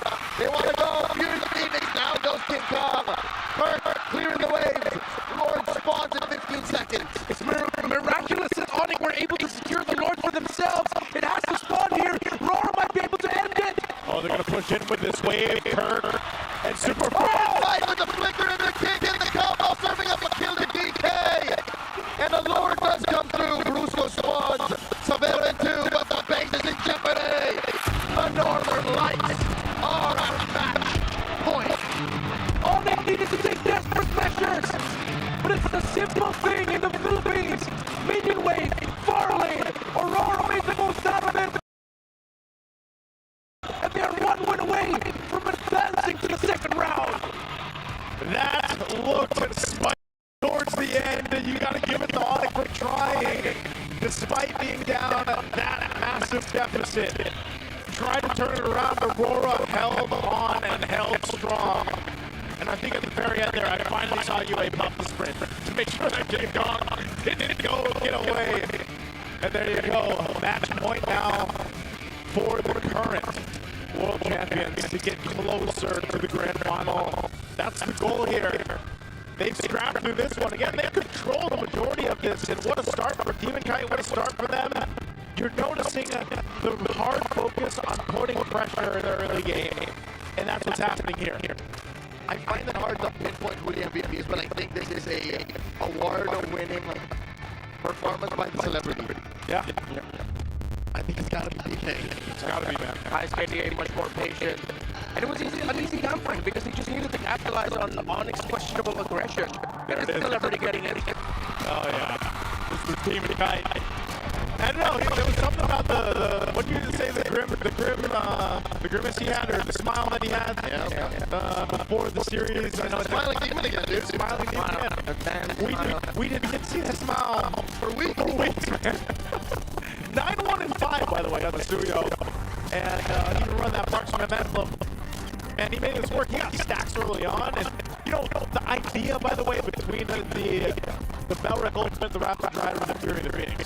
In theory, it's quite deadly, but if you fall behind and you just don't have the economy there, that's where it falls apart. Which is why ONIC comes a combo. What are you doing full fighting turtle number 1 when you don't have that combo yet? Yeah. And the Belric already died early. Even Savero got taken out early. So what the heck are you doing full fighting that? A lot of the moves here in the grab and even in game from ONIC felt like there was just a lot of ego. Yeah. A lot of maybe overshooting and overestimating their own capabilities with what they have. But for Aurora, they really just stuck close to their guns. Their discipline of like, okay, we can just hold down here, keep going aggro. We have an Alice. We're happy with that. Your Belric doesn't have level 40. I think, thank you. Why fight? But you see it here that despite this massive lead, ONIC were able to chip at it. And this is one of the few times in this game where Aurora got a little bit undisciplined. This is where I was thinking ONIC should have gone faster. The moment they saw light get brought low, with the minion wave up top, and with there being a clear push angle there, they should have just rushed forward. Even if they didn't get it, they'd be able to get away. What did they hesitated, which allowed the minion wave to crash even closer to the lane, and RORA just to use their battle spells to chase down the members of ONIC. Yeah, it was just one of those things where I feel like that's the way you could sum it up, like you mentioned. You know, I think they just hooked a little bit too hard with this idea, this concept behind the draft for ONIC. And, you know, yes, you could see it in theory work throughout the game, but that's the thing. You fall behind the way they did. And again, maybe it would have been different if it didn't start off by, such early pressure and an early first blood for RORA, because they were already at, 2.5k lead at just around, the 3-minute mark. Like, that's massive to go ahead and deal with, and then you're scaling really, really well in this kind of lineup that RORA brought to the table. So, I don't know, I just feel like, in a sense, too, maybe if it would have been different curve, the Paquito's still kind of a big question mark. Vero was honed in on, so it's like, where do you start to focus for ONIC going into the next game facing this match point elimination from the playoffs? Now that we're talking about it, it feels like it's a double whammy for ONIC here. They overcooked, they overshot, and they lost track of who they were for the regular season. Again, the play style that they've been known for to finish strong in the regular season, to be third seeded, to play on Vero. They let their ONIC go. They let little Clayton fend for himself. Yeah. Him getting first blood is a damn shame. Like, that should never happen. Yeah, which is why you also have to credit whether it was a call from the line or the coaching staff right before they brought out their headsets to give the order of early on, send Title to the gold lane and try to lay that carry out right away. That was the right call. ONIC, it's a damn shame really to see how, not even a de-evolution, it's just weird what's happening with ONIC now. It feels like it's shades of what we saw from them from last season's playoffs. Or even then, if we remember correctly, we were going like, what's going on with ONIC? Kind of weird, kind of awkward. Yeah. Why? I don't know. Maybe the answer is with our on-ground panel. Let's throw it over to Hans and Wolf. Muli, maraming salamat sa ating mga casters. It is now Aurora Gaming Philippines at match point para sa pinakaunang laban ng Season 17. The Roras are very happy with this performance, but let's take a little bit of a look na medyo mas malalim towards what has happened in game number 3. There's a bit of a draft situation that worked out so well for the Roras, but at the same time, yung execution then has worked out for them. Pag sabi ko nito ni Obi, minention niya na-mention niya yung mga keys to victory na na-mention din natin kanina.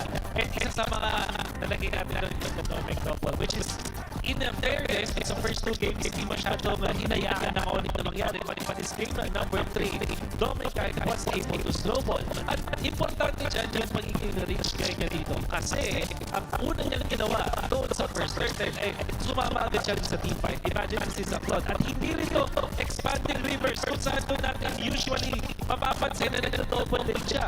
In this scenario, dahil sa maagang pagpasok ni Dominic sa laban, nanalo ng first turtle ang side ng Aurora at mula doon nag-double na hindi nila. And to think na yung ONIC Philippines ay meron silang backshot to at least assist them in terms of having a really good first turtle siege. Hindi nagawa yun ng ONIC Philippines dahil full 5 man na kaagad ang kumaharap against them. Now, moving forward with the Aurora Gaming's drafting composition, nakita natin ONIC picked up a Paquito, something that we don't see very often. Kahit yung Beneric din, pero isang sagot ng Alice was already enough for them to neutralize the entire thing. Dahil na doon sa position ni Camera Trap Effort, kung sino sa mga impactful na team fights na nakita natin mula sa Aurora, nakakapag-flap ng si Edward. And this also kind of nullifies yung wisdom of Whittaker kasi parang wala nakapag-follow up sa kanya.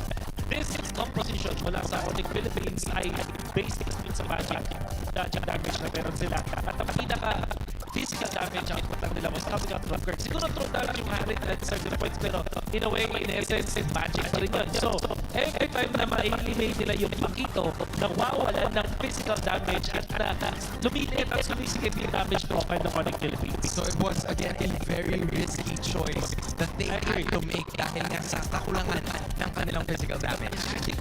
Pressure ata sila kasi kung papansinin natin yung game 1 at game 2 draft, napapan yung Paquito dun sa may second phase at parang lang hindi siya nagiging shoot. So, medyo na pressure ata yung ONIC Philippines na agad mag-pick dun sa Paquito at sila yung nagkasama dahil doon. Now you mentioned pressure. Ang tanong ay kung nape-pressure ba ang Super Fam with this situation?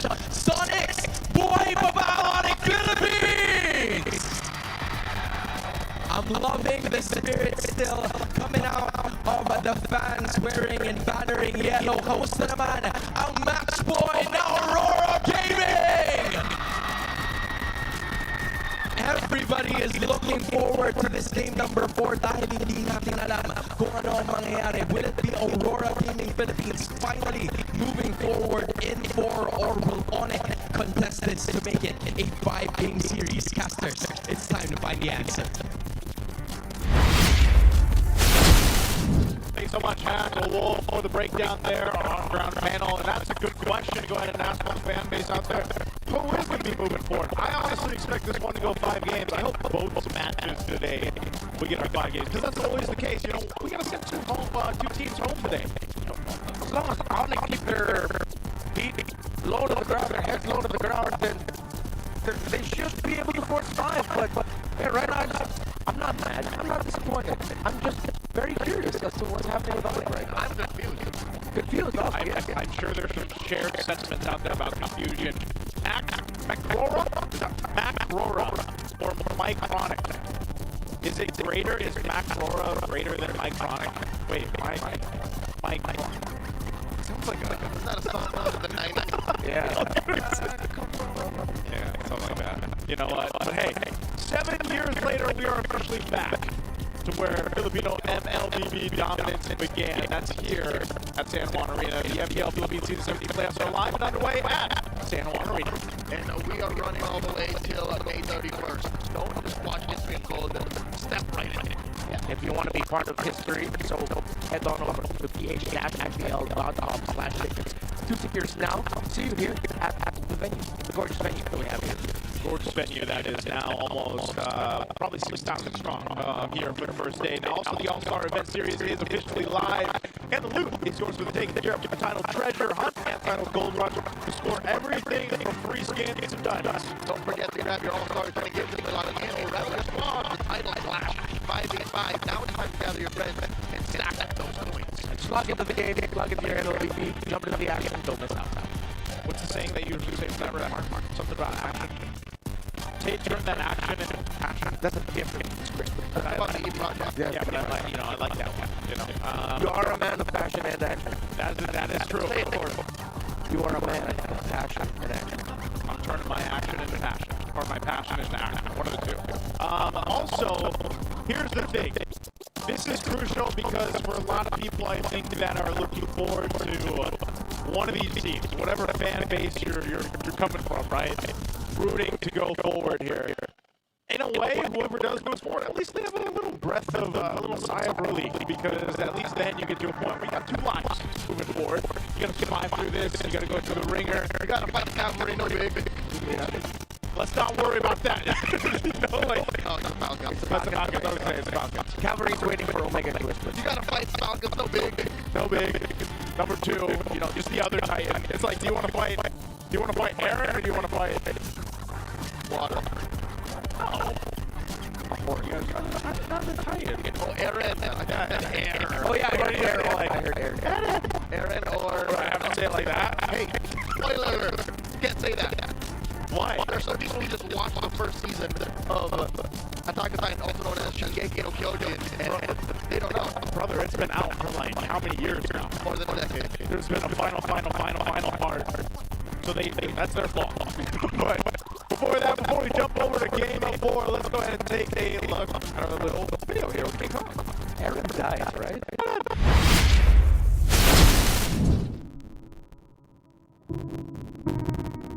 Paano si King Kong maging teammate? Ano pinagkaiba niya sa teammate versus parang kaibigan?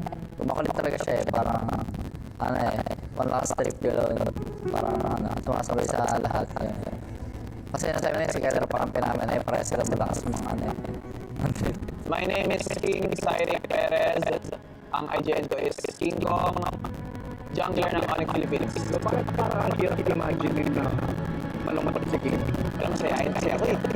Tsaka, thankful ako na wala namang malalim na reason para malungkot ka na. Masayahin kasi talaga ako. Super babaw ng kaligayahan.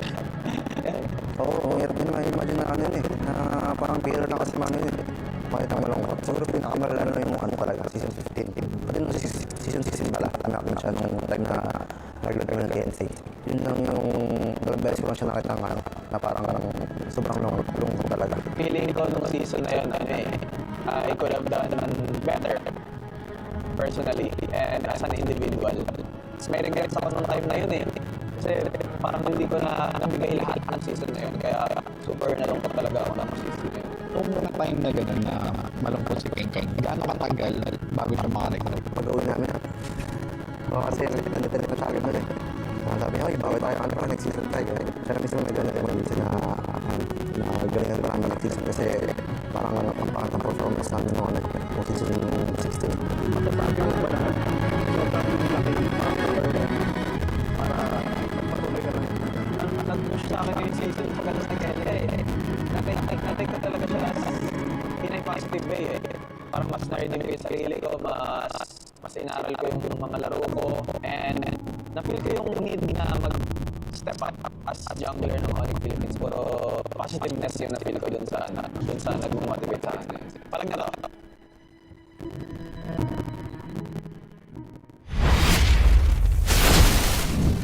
Really great video there with King Kong. Of course, Brusco there too, talking about just how happy of a guy King Kong is. And that's true. And yeah, I mean, even I remember that, seeing them. That was like one of the first times I saw King Kong just kind of devastated and sad and down when they didn't have the season they wanted to in season 16. And I like how you mentioned that one of the things that motivated him was Kelly. Yeah. Because that's a sentiment he shares alongside Kirk. Their ex-billionaire, Kirk Dennis. He mentioned in an early first break episode, we want to prove this season that we can win without Kelra. That is vital for ONIC PH. I think King Kong definitely backed that up. Terrific season. Of all the players in ONIC PH, I think he's the one, alongside of course, Barry, you could really say that they showed up day in, day out, they got to do their jobs here. But clearly, in this series, not about the individuals anymore. It's about a lot of layering of problems, from overcooking in the draft to not respecting your own potential things that you need to execute. Yeah, I think even looking at this, you know, a team that really had problems was RORA, and this is from Master the Basics.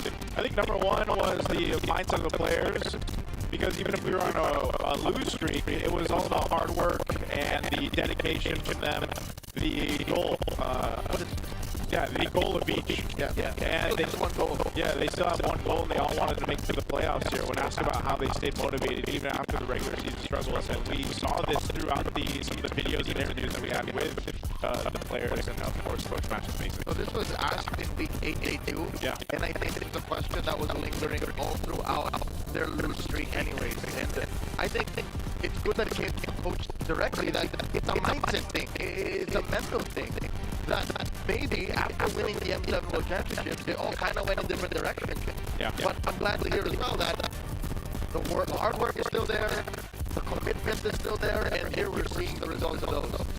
And, you know, not only that, too, when we see what map 4 we're going to be going through here, which is randomized as well. So the last remaining match, it's just the last remaining match of Flying Clouds.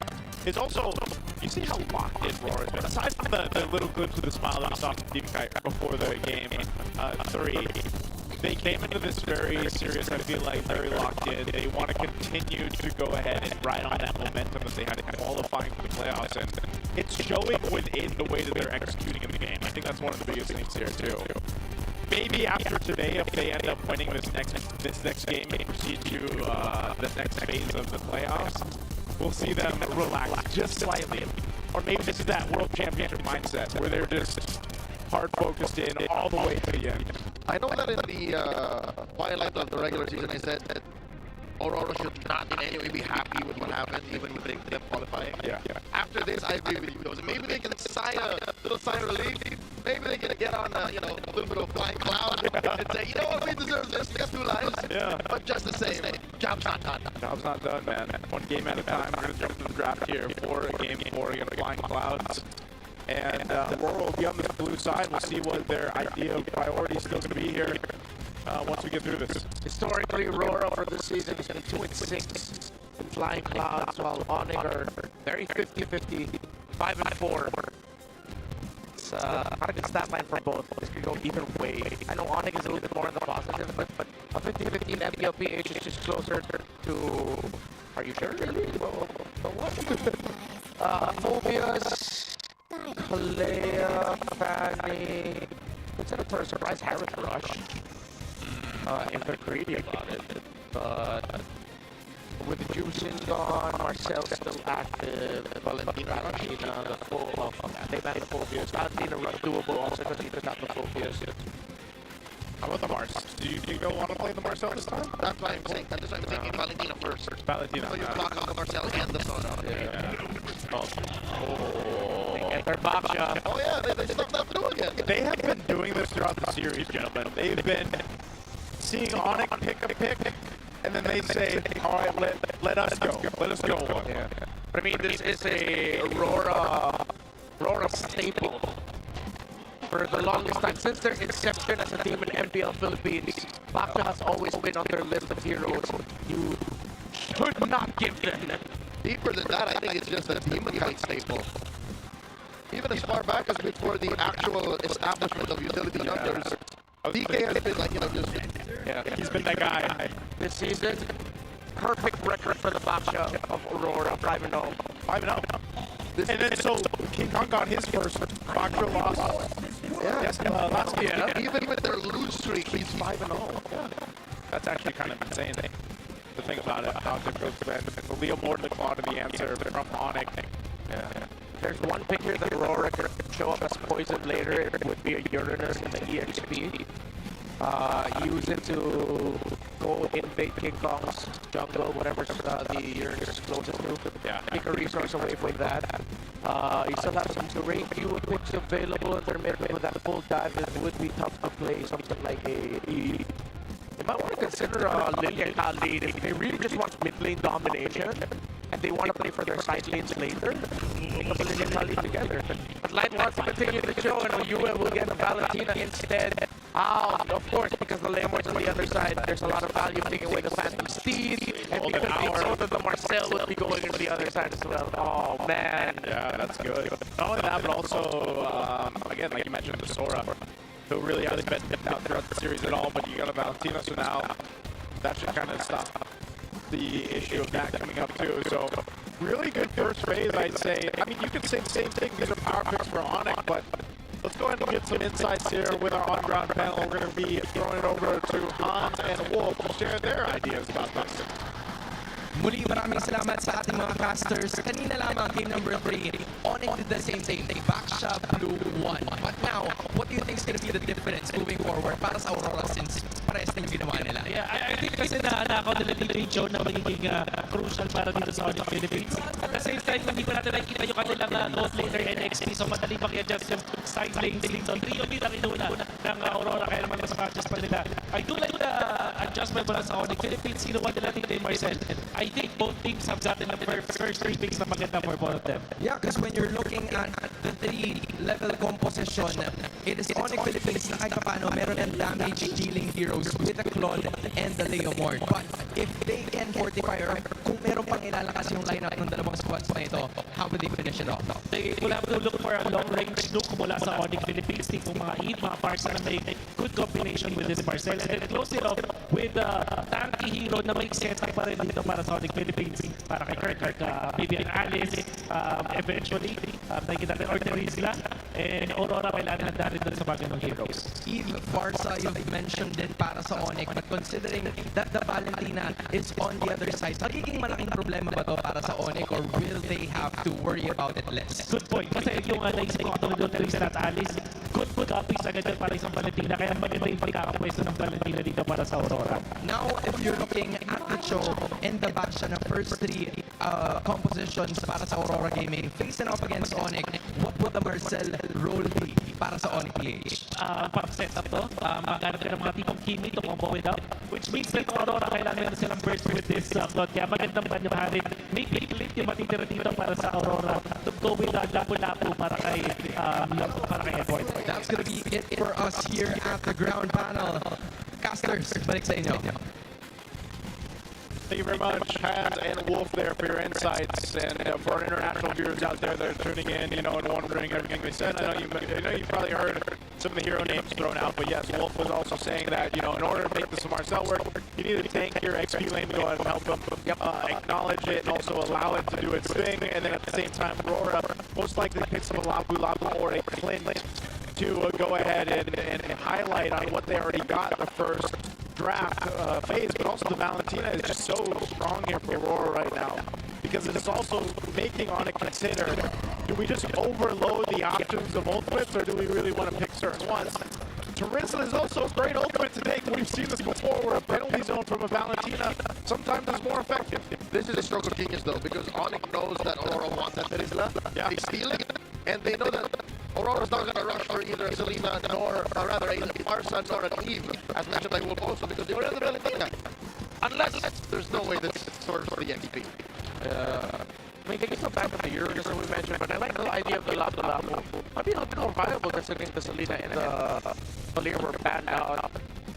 There's the mid-pick for ONIC. Yeah, they need that burst or they need a little bit more range, but I'd want to see a lot of things on the ground. I want to see them considered a little bit. Edward brings back Benedetta, and they get up a Moskov despite there being a Marcel on the other side. This is just a confidence pick right now by RORA. Not always the easiest time to make a Moskov work when you're up against a Marcel, but yeah, they're feeling it. Oh, and Louis. So this is a Super Prince pick. He's made it work before. Now he's going to bring it to this in a game that is so crucial right now for them to extend the series. Maybe only the second most prolific Loyi user in MPL Philippines. Second to the low stallion Sanji. This is going to be interesting. I like how ONIC are capable of, just folding the map in half and again using the world's longest BMI. Yeah. I also like that. I sort of got my wish of seeing a lot of things on the ground. Of course, with the interaction with the Loyi abilities, you need something with a capability of zoning, crowd control, and damage, which is what is delivered by the kit of the Loyi anyway, what you want to damage. While at the same time, as you mentioned, they realized that they can't go all in with team fights. They needed to find a way to play the map, and they got it with the Loyi. Honestly, the Loyi thing just answered a lot of things about ONIC needed. Instead of them leaning towards one way a little too strong, they were able to balance it out. Oh, here we go. Match point for this battle, the international rivalry, the last one of Season 17. Only one of these teams can move on forward, and right now it's ONIC, the super fan that wants to extend the series to a Game 5. We're on flying clouds and we're jumping on in. Put yourself together for you, still Festival of Blood. For Edward, it's 5 for Prince. We got Tenacity, alright. Pretty standard on the emblem sense. So far, a lot of folks coming in from UN. George Brusco just wants to protect the orange side of ONIC, but get invaded by Edward and Demon Guy or members of RORA. Oh, it's their turn to pull their own version of the orange gambit. Now Brusco running through, freezing them all. Perfect. Does oblige first to flicker through that wall the long way around. Yeah. I think RORA wins that engagement. Yeah, King Kong needs to compensate by getting Litho and one of the green camps here because he got his own lizard. So the math usually is lizard plus one green camp, plus your 2 buffs should bring you very close to orange. For Demon Guys, still they weren't able to go. ONIC were still actually able to hold on to the golem. They compensated instead by getting the beetle up top. Oh, that was really close. They went and see if they could get an attempt on Brusco. They don't.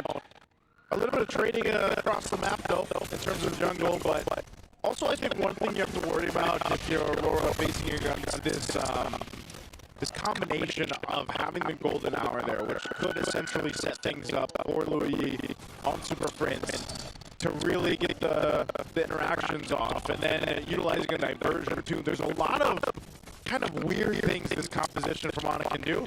Taken and granted too that you're on a flying cloud map and you can get back to the fight time and time again if you need to. They just don't want to fall too far behind like they did previously. And they have plenty of tools to play around with. I think that's one of the highlights here for ONIC's lineup, as now the first turtle is up. Some of these level 4s still coming into play. Edward has his select the final blow, and even the Phantom Seed for UA could play a part. Diversion used up on the top side for Super Prince. ONIC are fully relocated. That is a 4-man coalition light force to respond on Super Prince. There's a real Leo Moore calling in his own penalty zone. The battle coming in! Blazing the weapon, Brusco survives. Not so fast as UA take him down. King Kong finds a trade.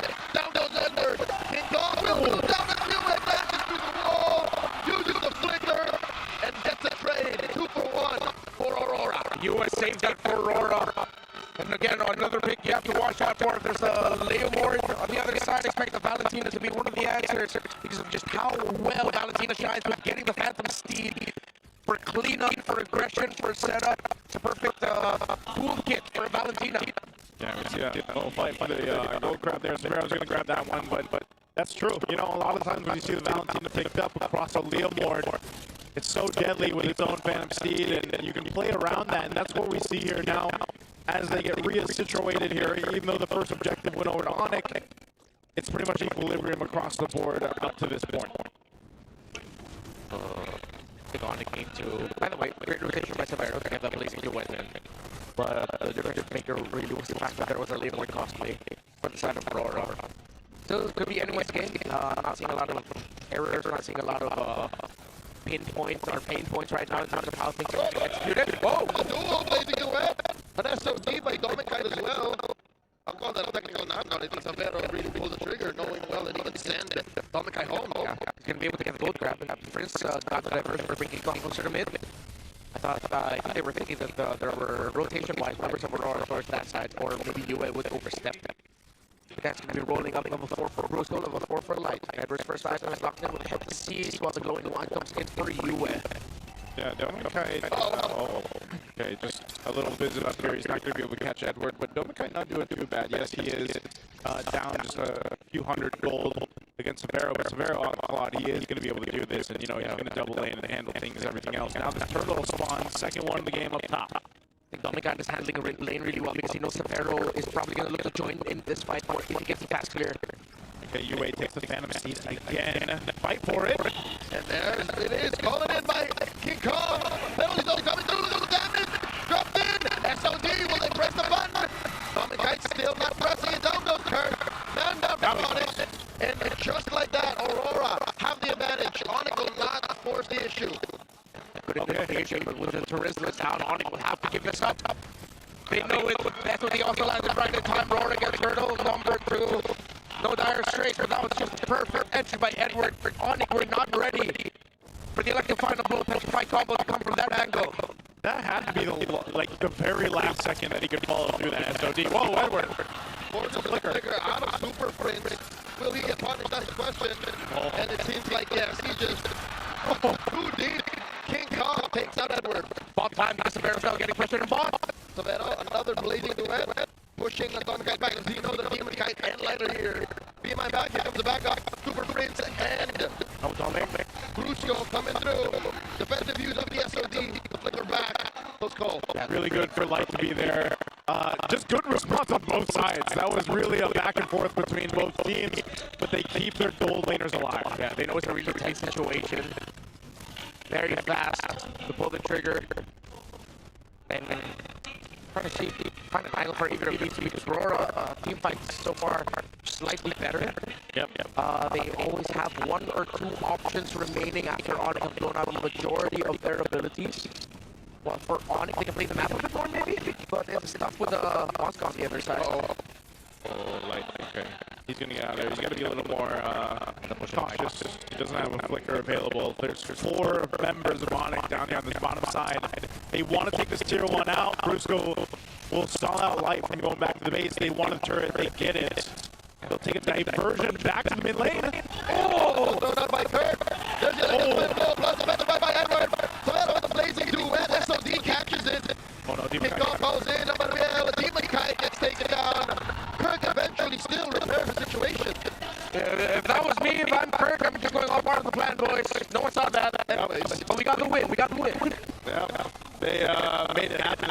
Again, both teams are doing a really good job at mirroring each other across the map to be there when they need to. But now it's 1-for-1 for the Turtles on both sides. This third Turtle in control of ONIC right now. Not sure if RORA is going to be contested. They just give it up because Demon just spawned, so he'll go ahead and grab his purple instead as they get ready to prep for this Lord here. So the majority of these fights too, it's been the 4 guys across from each other. Now we'll start to see the gold laners come into play a little bit more here. I'm wondering where things are falling into place. Item-wise, golden staff now for Severo. He's got to be close to the... that was the second item, right? Yeah. Still kind of far. Oh, Demon Kite. And the golden hour stops Demon Kite. Where are you going? Who's going to put the stack on that freeze on him? And comes King Kong running through. Charges through. Blazing to wet it back. So, Severo, still hold on. Wow. Oh, they're happy with the pushback. Yeah, same place, Mad Brother. Diversion just to quickly reposition instead of walking. Good little kill there coming out from the team again. That's been the nature of this game already, the game 4. RORA trying to peel for Demon Kite if he has to. And, you know, again, playing for Demon Kite on this Moscow. We've seen a couple close team fights, and a big play of that with this kind of composition is, again, these gold laners. DHS just picked up, so both have the 2 items locked in as they build into the third here. Severo has been pretty good at just being where he needs to be and blazing duet and relying on, if he's got to rely on the Louis for super sprints to get out and out, he can. They can use it later on, like we've seen before when the Lord is up, and you can get that longest BMI positioning in favor of you utilizing the Louis. So this is all a great macro possibility for ONIC. Oh, mid lane. Oh, they try to collapse on the light, but he's just too elusive. Close call. I'm going to come right back. Oh, Curse in trouble. And Demon Kite finds a Bakshi Knight on him. Here comes Brusco. Golden Hour. The kick just right outside. Here comes the rest of ONIC. The super fat thinking should be. Shall we? He can turn. We will. In they go. Blazing to it. Last penalty. No, Valero. Right in Demon Kite's face as Kurt just survives with barely. King Kong once more. King Kong running through Brusco. Very low. UA will not force the issue. That's a 1-for-9 on a take, plus a turret. ONIC are just pushing forward the tempo. Perfect tempo, and this is why the slow Yi kick is so good for ONIC. They needed to be able to cover the map and cover the ground so much faster, but also have some great tools mid-team fight. Oh, this Lord is up. ONIC's going to go ahead and try to blitz it as fast as they can. It's already less than half health here. Is Aurora going to do anything or just give it up? I think they just should. ONIC are just playing hard to get, baiting them in. That's a Lord secured for the super fab. There you go. Well done, ONIC. Well done, Kirk, also with that turn, with the penalty zone and the flicker. Yeah, and I'm pretty sure RORA expected that, and they saw that coming, but they still found themselves in an awkward spot where the 3 of them were close enough to get penalty zones anyway, so I think a bit of a missed position there by RORA, also trying to handle that whole situation. Yeah, it was so good, too, timing with the blazing duet from Severo. If only, you know, they were able to capitalize it on a little bit more, but I think they were happy with what they got. They're slowly chipping down these turrets. It's the first turret. Yeah, opening up the map. He's now got his Trinity locked in for Severo. Play player stuff for Aurora. They have to commit a lot of big ticket abilities just to clear the menu as well. Not to mention the range issue, which can be punished again by a mad combo between the TBC and the blazing duet. Quick rotation down bottom.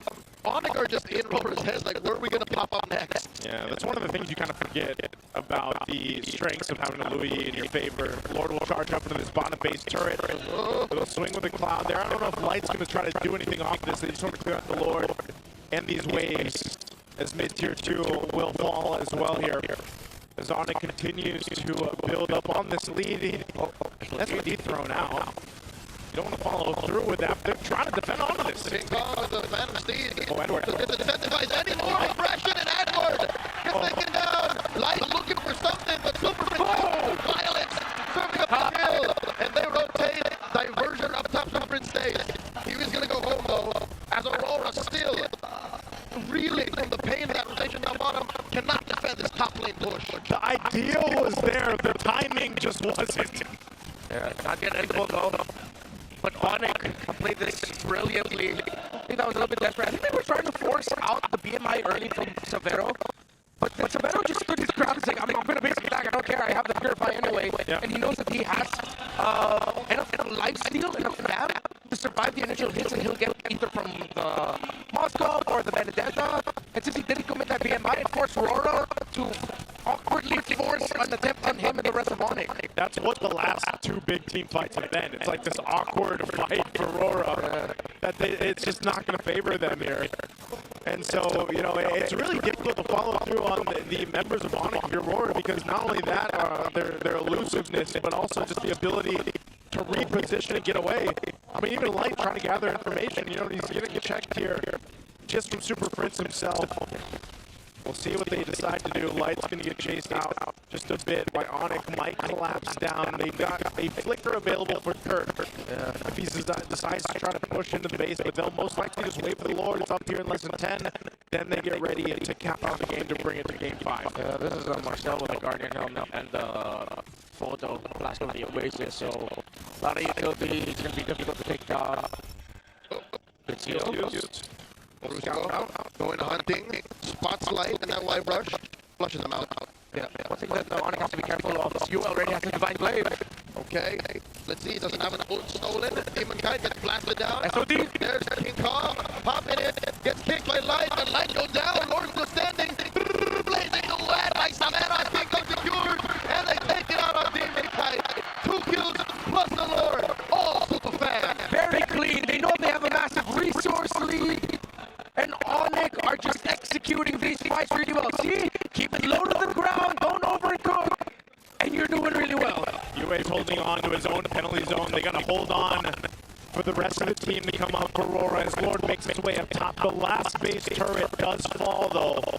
And now ONIC is just waiting for the potential to end this game. But at least for RORA, they'll have a full team up for this defense. But a full team going up against ONIC with 10 bans up, almost 10 bans up. They will try to take down Kirk. Kirk's still holding on to that penalty zone. Oh, here comes the big fat Lord wave. And it flicker! And the blazing to attack! There's a battle! Does take down Light! Double kill for him and removes!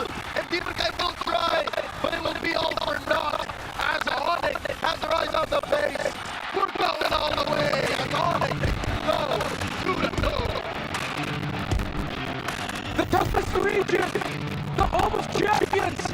Day 1, match 1, season 17 playoff will max out.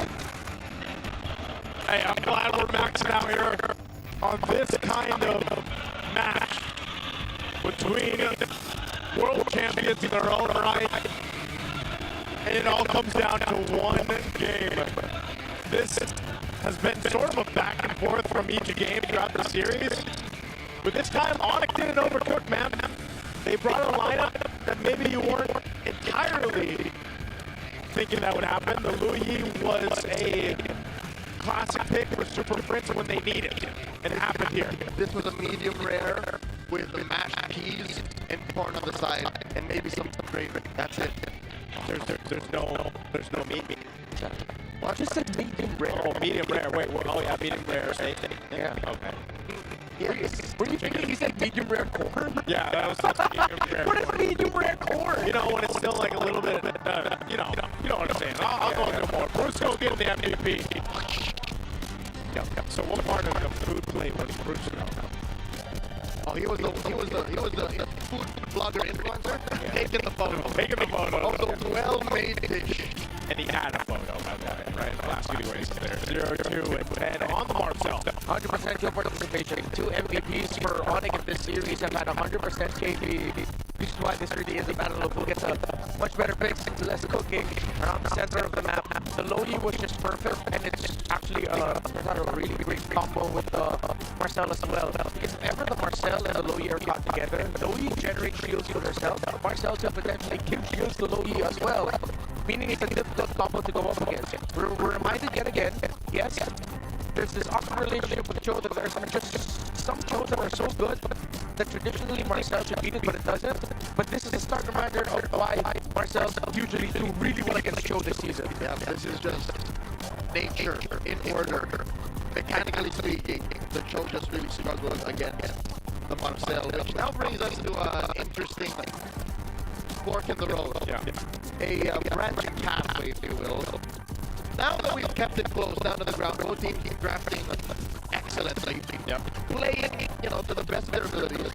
It was, pretty close up until the 6-minute mark. Yeah. Where does this leave the whole Marcel question? Does Aurora ban the Marcel? Because I think it's clear. I don't think I'm blowing smoke up anyone's behind. Yeah. Light doesn't like the Marcel. Aurora just doesn't play Marcel. Yeah. So do they ban it? That opens up a whole slew of picks for ONIC. It might be worth I don't know. It might be worth it. Yeah.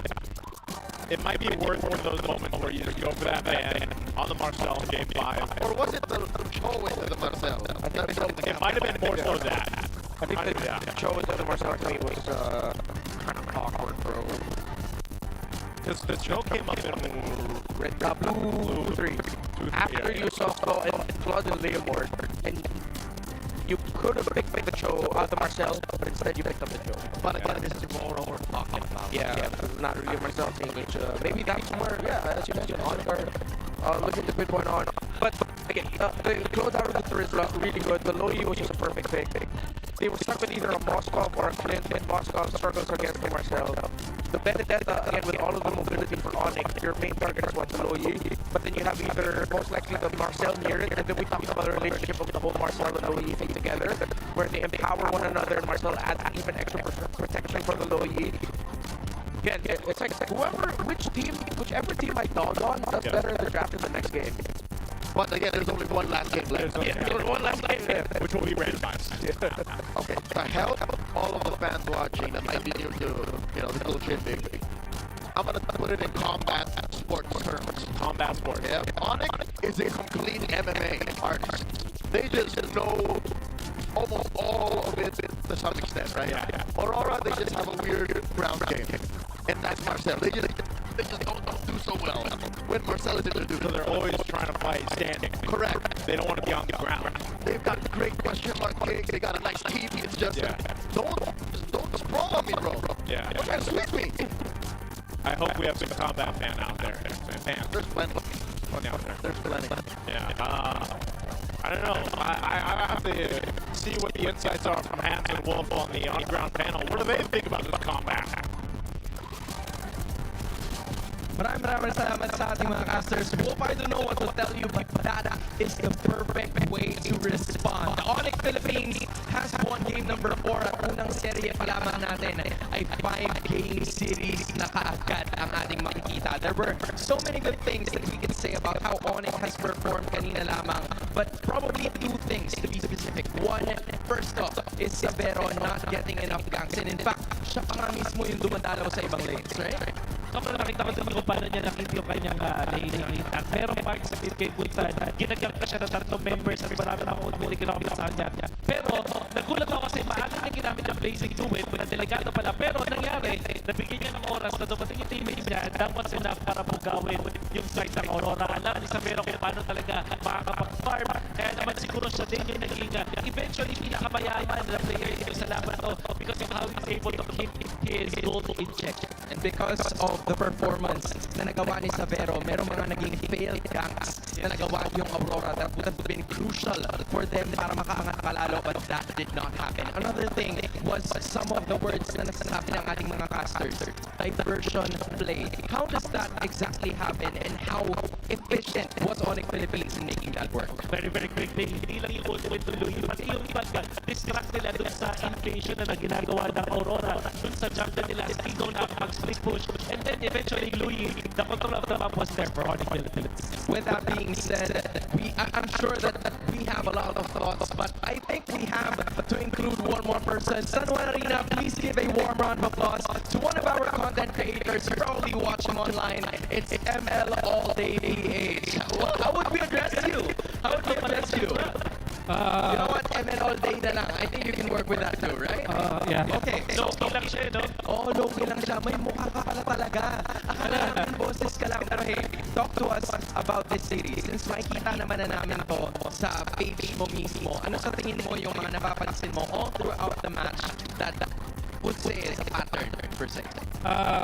Parang ina-expect ko talaga na aabot ng Game 5 kasi M6 saka M7 champions. Pero yung Game 5 talagang hindi masasabi kung sino mananalo. Siguro kung sino yung hindi magpipick ng back shot. Oo nga, no? Mananalo. Nag-back siya yung ONIC ng Game 3. Back siya yung RORA ng Game number 4. Teka nga, manong ko lang, ano bang meron dun sa back shot? Bakit hindi siya nag-work over the last season? Parang sa akin, talaga mga mas papor doon sa mas aggressive ng mga heroes in the scaling role. Aggressive kasi niya pa siya nila rin, pero kasi masyadong magic-based eh. Yun ang problema ko doon, tsaka kulang na damage. Now, we're looking at some ex-laners naman, ML All Day PH. What do you think about Benedetta and Paquito being picked in this current meta? What are your thoughts on it? Yung Paquito, nakikita ko siya sa ibang region ng work. Pero so far natin, hindi pa napagana ni Kirk. Pero hopefully wag siya gamitin sa next match. Grabe, so yung Paquito yun. Paano naman sa Benedetta? Yung Benedetta, okay siya eh, kaso nasalo ng game 4. Okay, so heavy hitters. I think that's what ML PH is telling us, Wolf. Yung mga major na playmakers but also the ones dealing damage. Ganun na ba kalaki or hot commodity siya in this current meta? 100%. Kasi nasa playoffs, once nasa playoffs na tayo, higil yung mga players natin. Nakikita mo naman on point yung mga players natin. So when they're giving heroes that can deal the damage, kaya talaga nilang i-execute. With that being said, we are moving forward to game number 5. San Juan Arena, they need all of your support. This might be the last game para sa isa sa kanila and only one is going to be moving forward. Casters, balik sa inyo. Thank you so much. Great to have our on-ground panel there with ML Update. I've seen them before. ML All Day PH. ML All Day PH. Is it weird to say that it looked the way I imagined he would look? I mean, he had a face mask on though. Well, because he's kind of anonymous, right? Like, you just, I'm gonna lie, I thought he was AI. You thought he was AI? Yeah, I did not realize it was an actual person. It's not impossible that AI employed this random gentleman to attend on their behalf. I don't know. He had an idea, by the way. Yeah. The team that doesn't pick Baksha. But this is the team who picks Claude will win the series. How true is that? I'm a little bit more towards that idea. This one's Claude? Because there was one pick earlier in the very first game that ONIC would have changed the picture differently in the second place for RORA. That's the Claude. And the Claude was the MVP there for RORA. And ONIC really didn't have the right damage profile for it. They got the matchup, the Bruno in the Claude in favor, but in the big picture, the Claude just works well better with the rest of the pieces of RORA. So if any of these two, if it's available, if you can go for it, pick the Claude up right away. It's not an overthink. It's not you overvaluing a pick also. There's a reason why Claude is one of the top picked heroes all over the world. Everywhere. For this one, though, I almost would have wondered if it would have been also Marcel. Like, we were just talking about that before we went to the on-ground. Marcel is a great supporting actor, but he's no Arnold. Claude is Arnold right now. Yeah. Claude is, yes, he's Rambo. Yeah. So, Claude is good in the 90s. Something like that. You know what? Well, let's go ahead and take a listen in and a watch with this. I think it's with RORA Edward.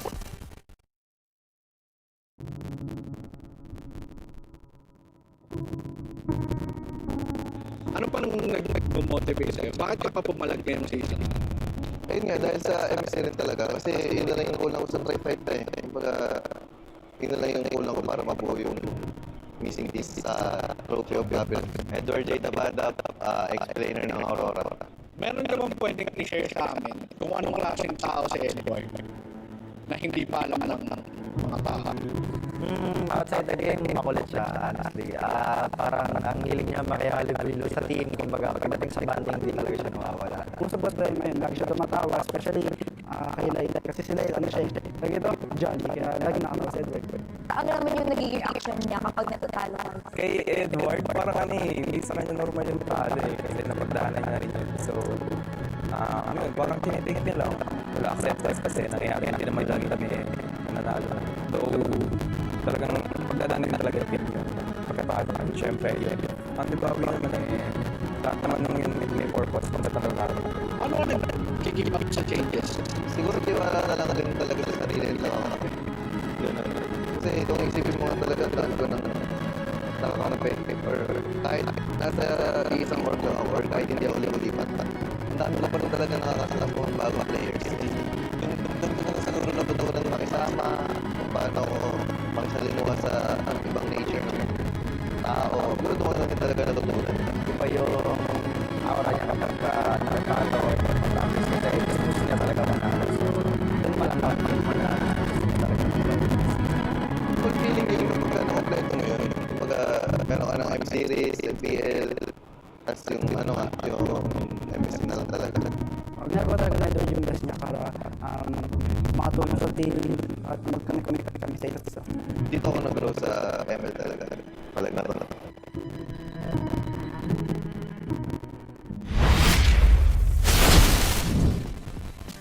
You know what? I hope that one day, in Perfect Player, someone says Aura Edward, because he has such a silent confidence. He does. He's got aura. He does. From Aurora.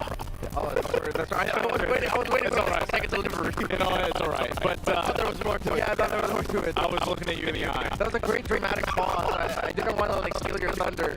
Hey, you know what? You'll never steal my thunder, Marlon, because I have plenty for all of us. Now, also, what I will say is Edward has a lot for the whole team, and I don't know, I get a little, I'm always pulled into these videos, man. They're so sentimental, like with the music and everything. I'm really glad that they get to shoot some content like that because, you know, we had the ONIC one previously for King Kong, and then now we have this one with Edward. And yeah, that's crazy to think that, you know, that's all of it. Think about all the teammates Edward's worked with, played with, everywhere he's been. And then the one thing missing from his trophy cabinet is literally the MSC tournament. Like that's his driving force. And so, you know, hopefully this next game is so. For me, I almost have to flip the coin for this one. Because I don't know who's going to win Game 5. Yeah, it goes back to the very top of the key to victory that was mentioned earlier by Wolf and Hans, which was just draft patterns. What you get, what you're willing to trade out. Clearly, for 4 games now, there's always been a pick or two in every draft that has made us go, huh? Or whoa. Yeah. Either because of sheer disbelief of that was picked and something else was given up, or just grand acceptance of a really good pick. That's why you feel like this is a coin toss, because the draft has always been so unpredictable in both good and bad ways. I like it. There's at least one vegan point. Yeah. What if we come to a draft for, you know, for both teams where nothing is wrong and it all comes down to execution? Very well could be. You know, one of the players here that executed throughout the season was Super Prince, you know, and this is an executive interview that he had with Push ABS CBN.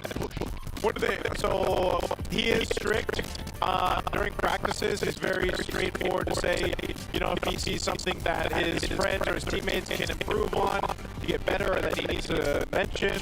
Even the coaches? Even the coaches, because he is known as just being that guy.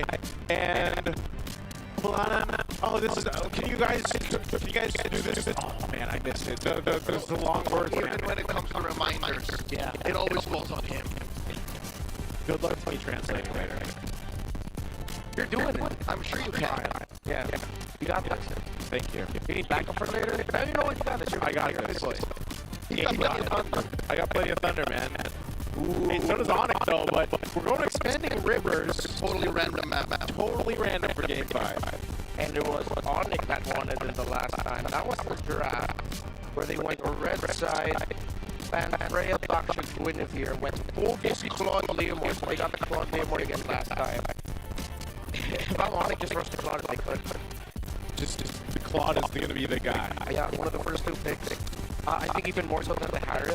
But it's tough to say, with Harris Session being a powerful for Aurora, if Aurora ended up winning game number 5 because ONIC gave up the Harris, then it would look bad for ONIC. It's one of those things where no matter what happens, someone's going to get mad. As long as you cover your bases and you don't end up with weird interactions or totally weird picks, like again, of course, Belrich from out of nowhere, that might just be it. Like the coin flip is the gold thing. Man, I'm kind of sad that the gold lane has resulted into what it has. Like, it's still just very much Claude Aaron, with the occasional switch up of Clint or Bruno or, you know, Moscow. Carry is just totally kicked out. At least for this series, yeah. I think even overall, like worldwide. Oh yeah. We haven't really seen the shadow of Carry in weeks. Yeah. She really dipped out. It just ended up falling to Harris at once. There have even been like some weird random Granger picks that ended up making a lot more sense. And not Carry. Yeah, and not Carry. Because it's covered with a range. I think that's what hurts her the most. The fact that she's not as mobile. And sometimes her damage can be underwhelming for what she needs to do in a team fight. Right now, not a good Sky Piercer carrier. Yeah, there's just, I don't know. Hopefully we're in a meta where there's more than Claude and Harris being picked up for the most part, you know. Which is, again, a thing to say about the gold laners who have, 12 unique heroes being picked up throughout the regular season, so. Let's see, we're seconds away from jumping into our final draft between these 2 teams here. Again, it's Expanding Rivers for the final randomized choice for this Game 5. Oh, there's the Rivers. Now I see it. Yeah. translucent and it's with the help of the light. Yeah, so they flow past the VIPs. Oh, okay. Different sides now, which puts the weight of the whole Claude, Valen, Phobius, Marcel, Harith, Harley Sue, your weight on ONIC's shoulders. I think they have to not remove one of those power picks and just overload RORA with choices that they still end up with something really good. Oh, they banned it out. Very good. Very good. So this takes the headline out of the question now. Who cares? We'll ban them. Now it becomes even more important to us. It falls on the ML all day. PH's call now. The box, yeah, still left open. Yeah. And then our low-key one, the Marcel. Who's that supporting actor? Yeah. He's not even a supporting actor, dude. He's a cameraman. If ONIC gets Baksha, I think I'd like to see them pull out a page in KOD's book and go Baksha, Marcel, Jushin as their first 3 picks. But Jushin's banned out. Oh, sorry. Zetyen. Okay. They could make it happen. Galea ban, the last one from RORA. Priority. They go Baksha. Phobius still open. Did he go Phobius Harith for the swing? Or is that too greedy? I think they need something with more time, because Severo could either end up with a Moscow or even a YSS later, maybe even the Clint. So they need something that can dive. I think you save the EHK pick later. Even with Phobius out of the wild, this is a rare occurrence. Even with that way you can end up sending for something like a Yuzong or a Lapu-Lapu later. But they might just bite the bullet and just go for, you know what, fine, we'll go Phobius, we'll go Harith, just don't worry about it. Oh, it's a utility matchup in the jungle. They go Fred Val. There's an Eve open. If Aurora, they take the Phobius too. If Aurora makes it through to the next stage, it's going to be off of Demon Kind's back on this Red Ring. There's the Phobius. Do they have any necessary rush to parry here? No, they can even go Kimmy. Kimmy with Phobius and Baksha do really well against the Fredrin and the Valen, or even just a Lilia. Mid lane pick can completely mess up Aurora here right now if they're not going to rush a Severo pick, if they're not going to rush a Brusco pick. So if they go mid, Eve, Farsa, Gord. Maybe not Farsa. I'm more Eve, Lilia, Gord here. Oh yeah, it's going to be Gord. Okay. This is one of the things too that he has, this is more space for the Gord to work with. Yeah. And then for the roam, yeah, this is why they even need more time for EXP. They're gonna go for their back line. But you can't easily just Sora, not because the Valen is on your side. You're still gonna get punished. Yeah. Either go Sora, no, sorry, I'm leaning more towards either Lapu. Blue might be a bit slow, but I could see it somewhat. They can pick up their gold now, or gold at red 4, because they're going to be the first pick of the swing back. But against Severo, I think that might be like one of the biggest stories for him. Is he has the widest hero pool this season. They do end up going to Lapu-Lapu, so at least they recovered somewhat in the EXP. Yeah, the Lapu's great. Both sides, it's interesting, right? You got your mid, your XP locked in, your jungle, of course, which is going back to the utility jungle matchup here. So this is a solid first phase for both sides. We're going to throw it over to our on-ground panel for some more insights. Hans and Wolf, take it.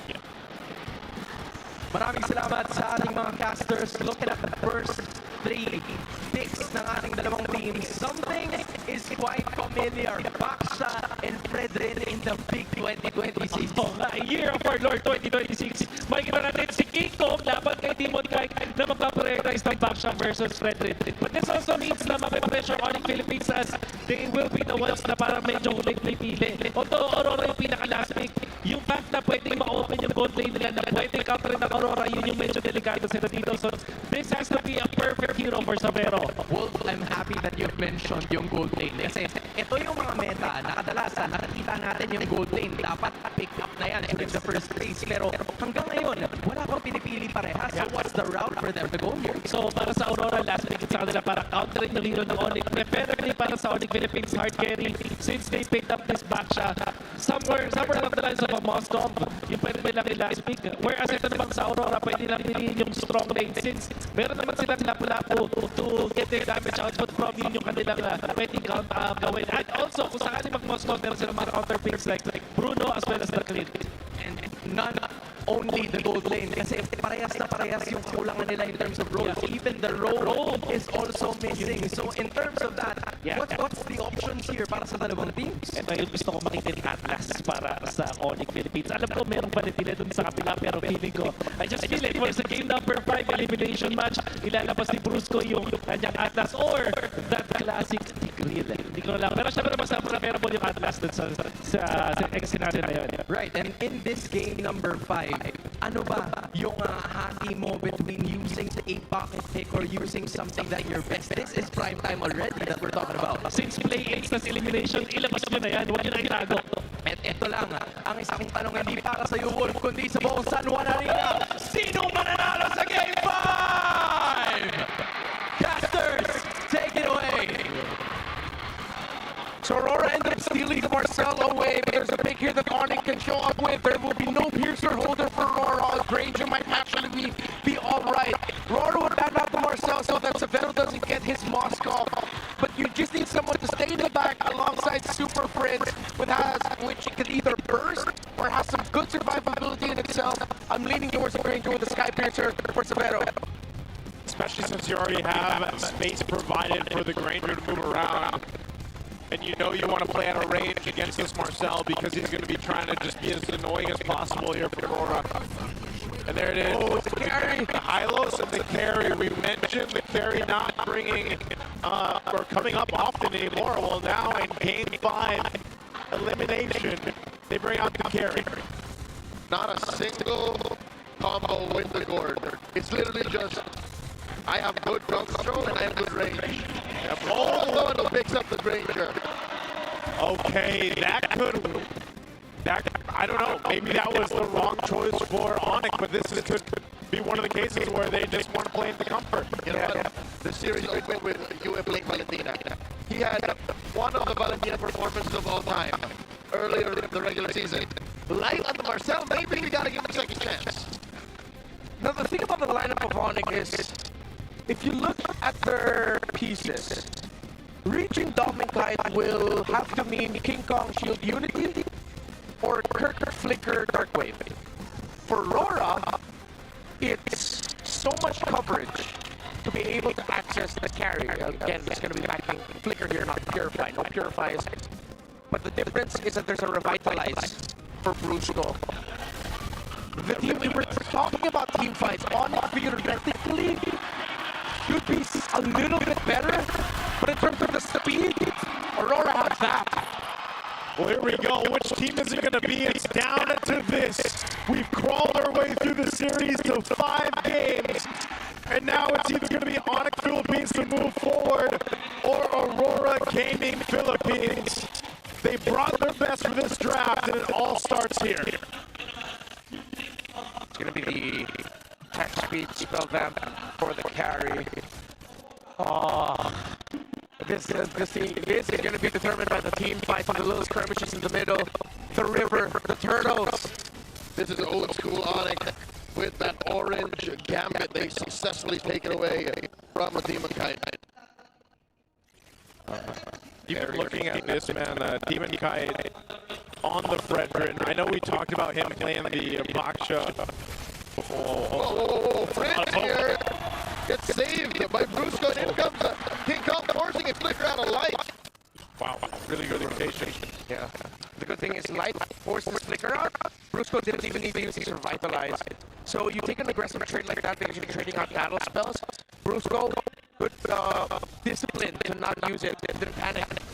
Yeah, I'm wondering how this matchup is going to go in the gold lane, just because both gold laners, you know, sometimes I wish we could have just a dedicated camera for them, and We know how spicy it can get in the gold lane between Dominkite and Severo, but him being on the carry here for Severo, this is what we were left wondering.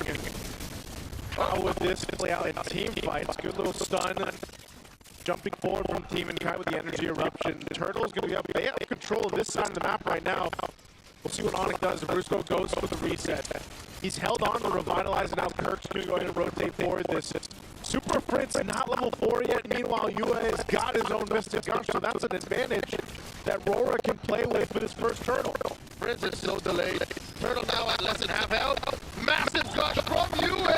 And there is a Appraiser's Wrath putting down the numbers on it, but they still hold their ground. King Kong with a possession. But Yeet's got Turtle from underneath them. King Kong didn't even use his retribution, and he was in range.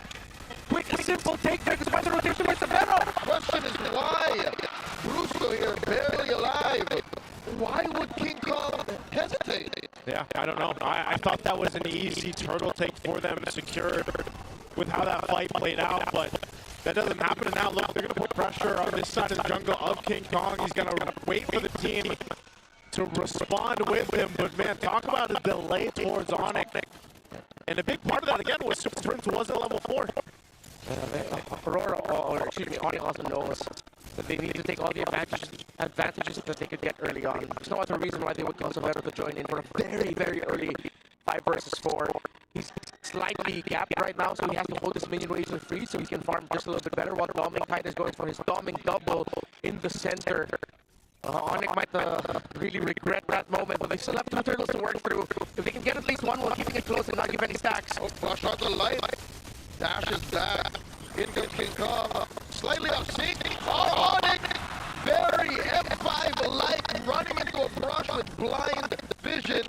King Kong knows better. Yeah, good response there. Good recovery. Could have gotten way worse for either side. Good amount of pressure coming through, though, too. Meanwhile, in this XP lane, it's pretty much a stalemate between Edward and Kirk. Whoa! Yue is not surviving this. Super Prince gets first blood. Perfect layering there. ONIC need to take those moments, while Yue and Light have to do as much as they can to reduce that happening. Clear miscommunication and lack of connection there from Aurora. Despite the great start that they've had to this game with the first Turtle win, they were able to secure a slight lead here for the Predator over the Baksha in terms of gold. ESP-wise, though, also a slight lead for Team and Kind. Yeah, Severo doing a good job there, freezing a lane. He's got control over it. This Turtle's coming up here now, though, too. So ONIC off of that, grabbing the first blood just under the 4-minute mark. This Turtle is up. He grabs the glowing wand. So first item locked in for Super Prince. He runs aside for Severo. There's a projectile stun on Edward. But he's going to be fine for the spider, but they're just going to go for it. Flores Rampage dropped in by Brusco. Quick stance by King Kong, holding that front line. Light looking for someone in the back. Severo wheels away with those light wheels. And here is their own stolen Flores Rampage. Turtle still up, and Demon Kite takes it again. No red ticket from King Kong. Yeah, well, how? Why is he not using his range? Was he just slightly out of the range of the Turtle, it seems like? But that was just a nice little pull by RORA. Yeah, he might, maybe he's, I don't know if he's out of range or not, but that's twice now in a row. So RORA, they look to take down this tier 1 turret. There's a response from ONIC. They're just trying to hold it on. They will, but they're going to fight. And there's a bait. King Kong still alive. Brusco with that blood grab by Demon Kite in jeopardy. And falls. The pressure finds him now. Yue is going to be up next. Light wheel short as Yue flickers back. Bait play, they needed to get a win. These are the 2 objective wins that Aurora has gotten. There is so much pressure right now on the pressure on Severo, and of course on Dominkite, excuse me, as well. He rushed the Piercer. They know there's so much value in the Sky Piercer, which I was considering ONIC would want to take it for themselves. So it's a ticking time bomb. Will Aurora activate alongside Dominkite in his stack, or will ONIC be able to stop that? He even rushed the Malefic Roar. He excluded the Hunter Strike altogether. Yeah, a bit of a rush there. Oh, again, a big pickoff for Super Prince against Yue. He's landing the combos. I think ONIC are baiting RORA into a false sense of security. Yeah, and they know they need to pressure this Valentina because it brings so much value in team fights, damage, and everything that she can pack with whatever ultimate that she decides to steal. Sadly, mini main seems to be handled by ONIC, so they send Severo down the bot. They still don't have any push on the tower. This is what's going to hurt ONIC for their next takes for Turtle 3 and Lord 1. Their lack of map control, and RORA hell-bent on protecting all of their first-tier towers. Yeah, they want to hold this one down to bot. Severo continuing to farm up here. He's just slightly behind right now, Dominic.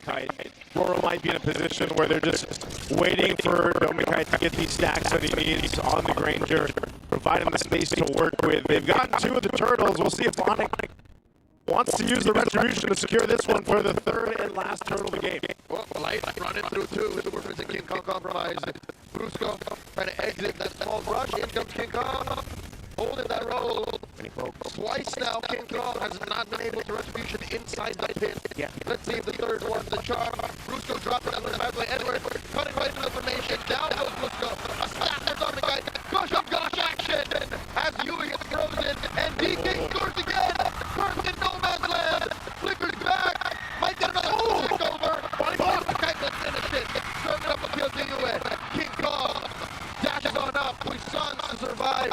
Severo going to get the push in the bottom lane. The golden hour was perfect from Light. Defensively, the Gush ended up getting blocked and it protected the US. Severo and ONIC decided to leave the turtle in mid, and they tried to go for the tower and bot, but it was covered really well because of the river flow, and Aurora have the lead in the mid-game. ONIC are running out of time. It's a ticking time bomb. The Skyfiercer stacks on this Granger. They'll start to build up here off of that swing. It was a good attempt for ONIC to try to make something happen around that turtle, but if that was a depiction or a preview of what can happen for the Lord, that's not the type of fight or the positioning that they want to replicate. Now Dominic picks up a Hunter Strike. He's going to pick up a turret here. Tier 1's going to fall as well as RORA continues to open up the map further. And now for ONIC, they're scrambling. Severo will take a Tier 1 on top of himself to get something, but look at this pressure on Tier 2. RORA's just going to full send it, taking down another turret on the bottom side of the map. ONIC are just finding ways to balance. They won't be able to take the second tower up top. Concealed by Light, forcing a flicker out of Super Prince. Brusco defensive using the Glorious Pathway. This is not good. Aurora smells blood in the water. They know that ONIC are scrambling. Turtles going to Aurora. The 2 retributions King Kong weren't able to use. The save by Light on that golden hour. Looks really bad for ONIC, but Aurora, imagine how it feels. You're so close. You have the lead. Yeah. You've had the toughest season a world champion has ever gotten after winning the world championship. You barely made it into the playoffs. And now here you are, 1 win away. Maybe just 4 to 5 minutes away from defeating 3rd place ONIC, a rarity in the history of MPLPH.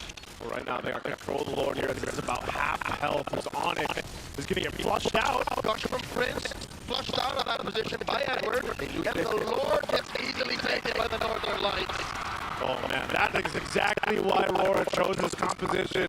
And Demon Kite, talk about a hero for comfort. He's played this Fredrin so much that he's just full confident around the objectives, and the team can help him secure it that way. So now ONIC defaults to let's just defend and let's use this composition we have to clear out this first Lord and to hold on to what we have. Defending not going to be the easiest for ONIC because they have to eat an entire salvo of Rhapsodies coming out of that Granger. They have their door. Oh, they hit the Gush on the Light and the stun, the golden hour. They do stop and play. Super Prince still waiting. Kirk still getting pursued, and King Kong falls. And the back line, Mr. Consistent. Bravo, serving up a kill. To Dominic Kite, but they trade 2 for 2. He falls alongside Light. That tempers it a little bit. It could have been a massive loss for ONIC. They will still lose towers. Their tower at bot was able to be charged by the Lord, but Severo stays alive. RORA still have a lead, but you see how difficult and awkward it is for ONIC to take these engagements. The golden hour stops a lot of the Mystic Gush. I think so far a lot of the better Mystic Gushes have been coming out of UN. Yeah. Aside from the picks that Super Prince has been able to get, those kills that he set up in the earlier portion and mid portion of the game, right now the team fight gushes that are coming through from UA, especially playing around the golden hour, is proving to be a obstacle that ONIC has to overcome here. Taking a look at the items, you can see also Severo has been able to relatively come online on this carry. He is a big source of the damage after Super Prince gets the gush out. The problem is King Kong needs a little more defensiveness to withstand that front line. Him and Kurt both so crucial here in providing the space that's needed for ONIC's line to work. With how awkward it is for ONIC, seems like majority of the wins that they're going to be getting or potential comebacks are going to be in those base sieges after RORA gets the Lord. Still, they've opened up the map somewhat, but still, it is 6 towers broken by Aurora to ONIC 2. They even haven't been able to get the tower in mid, which is why it's tough to see a scenario where ONIC are going to win a team fight outside of the base siege. Yeah, this is one of those situations again where, you know, Lord's coming up here in about 30 seconds. ONIC was completely flushed out of that side of the jungle. Can they do things differently? Have they gotten themselves to a position where they can't easily get pushed out to contend for that Lord? It's crucial they're able to make that happen. A malignant gun for Severo now, a little more extra range for this carry. Could be a difference maker on this last line of pickup, but also the threat that is Super Prince. He's got a little extra movement speed now. Still has glowing wand. He's working on his third item. But the Lord is up now. ONIC wants to get in position. King Kong's got to come through. Maybe a drive-by with a retribution, or they spot something out. Light already giving the information over. Brusco, half health already, just off of a couple shots. King Kong waiting in position, but RORA, they'll take the time with this one. So they see Super Prince down bottom. They know that he threw out a projectile. Light is just hiding. This is devious. That's signature light play. It's the light push. Yep, light's push. The light angle. The light angle. He's waiting for this. He's providing the potential to just swoop on in. A quarter of the health of the Lord. And 10. Oh, find Edward. They blasted, but it's not double King Kong. He came insecure. Lord, post take. Nothing from ONIC as Aurora just dealt the splits. The momentary stuns coming out of the Platinum Staff, which is perfect from Light, despite ever being brought low. If ONIC full committed that, it would have been worse. But Aurora will now be able to push the siege. Again, this is where we will see if ONIC can make a comeback or not. Through this defense, the only way that they can. They're zoned out in every objective fight. Dominkai on this Granger. If he remains unchecked, ONIC are going home. Good defensive item here picked up for King Kong. It's the Guardian Helm. He's going to need it alongside Kirk, who's only got the 2 items locked in, the War Axe and the Anti-Grass. They're going to have to deal with this push coming through in the best way possible without going down. If they can get a pick, utilizing Super Prince, that's even better. But the best case scenario for them is just to stay in the base and defend as they want to go ahead. Stay alive in the playoffs here. This crucial base defense is so important as the Lord pushes in to the bottom turret, knocking it down. They still maintain mid and top. Can ONIC withstand the push here as they clear out the Lord? Permanent damage to ONIC structures. Constantly bleeding in that long lane. And in comes Aurora. They're looking to collapse. Golden Hour stopping the damage on the turret. The gush from US. They take down Edward. So that was damage is real. And here they come. The guy with the big grab. He gets taken down too. Severo double kill. The pressure is online. Severo is playing out of his mind. He's doing everything he can to not get eliminated in the first round of his first ever MPL PH playoffs. But Dominkai is still proving to be elusive. The trades that ONIC keep finding are just frontliners. Well, there's always going to be at least one more frontliner left to supplement Yue and Dominkai. Oh man, that was a base defense that ONIC needed. Mind you, being down almost 8,000 gold. This is more so, again, playing to their strengths, and right now with this composition, the strength is on the defense. It allows Severo to go ahead and continue to do what he's been doing. Yes, he's most likely got to wait to have this flicker back up, but they've got some time to go and control this. A Divine Blade with Super Prince.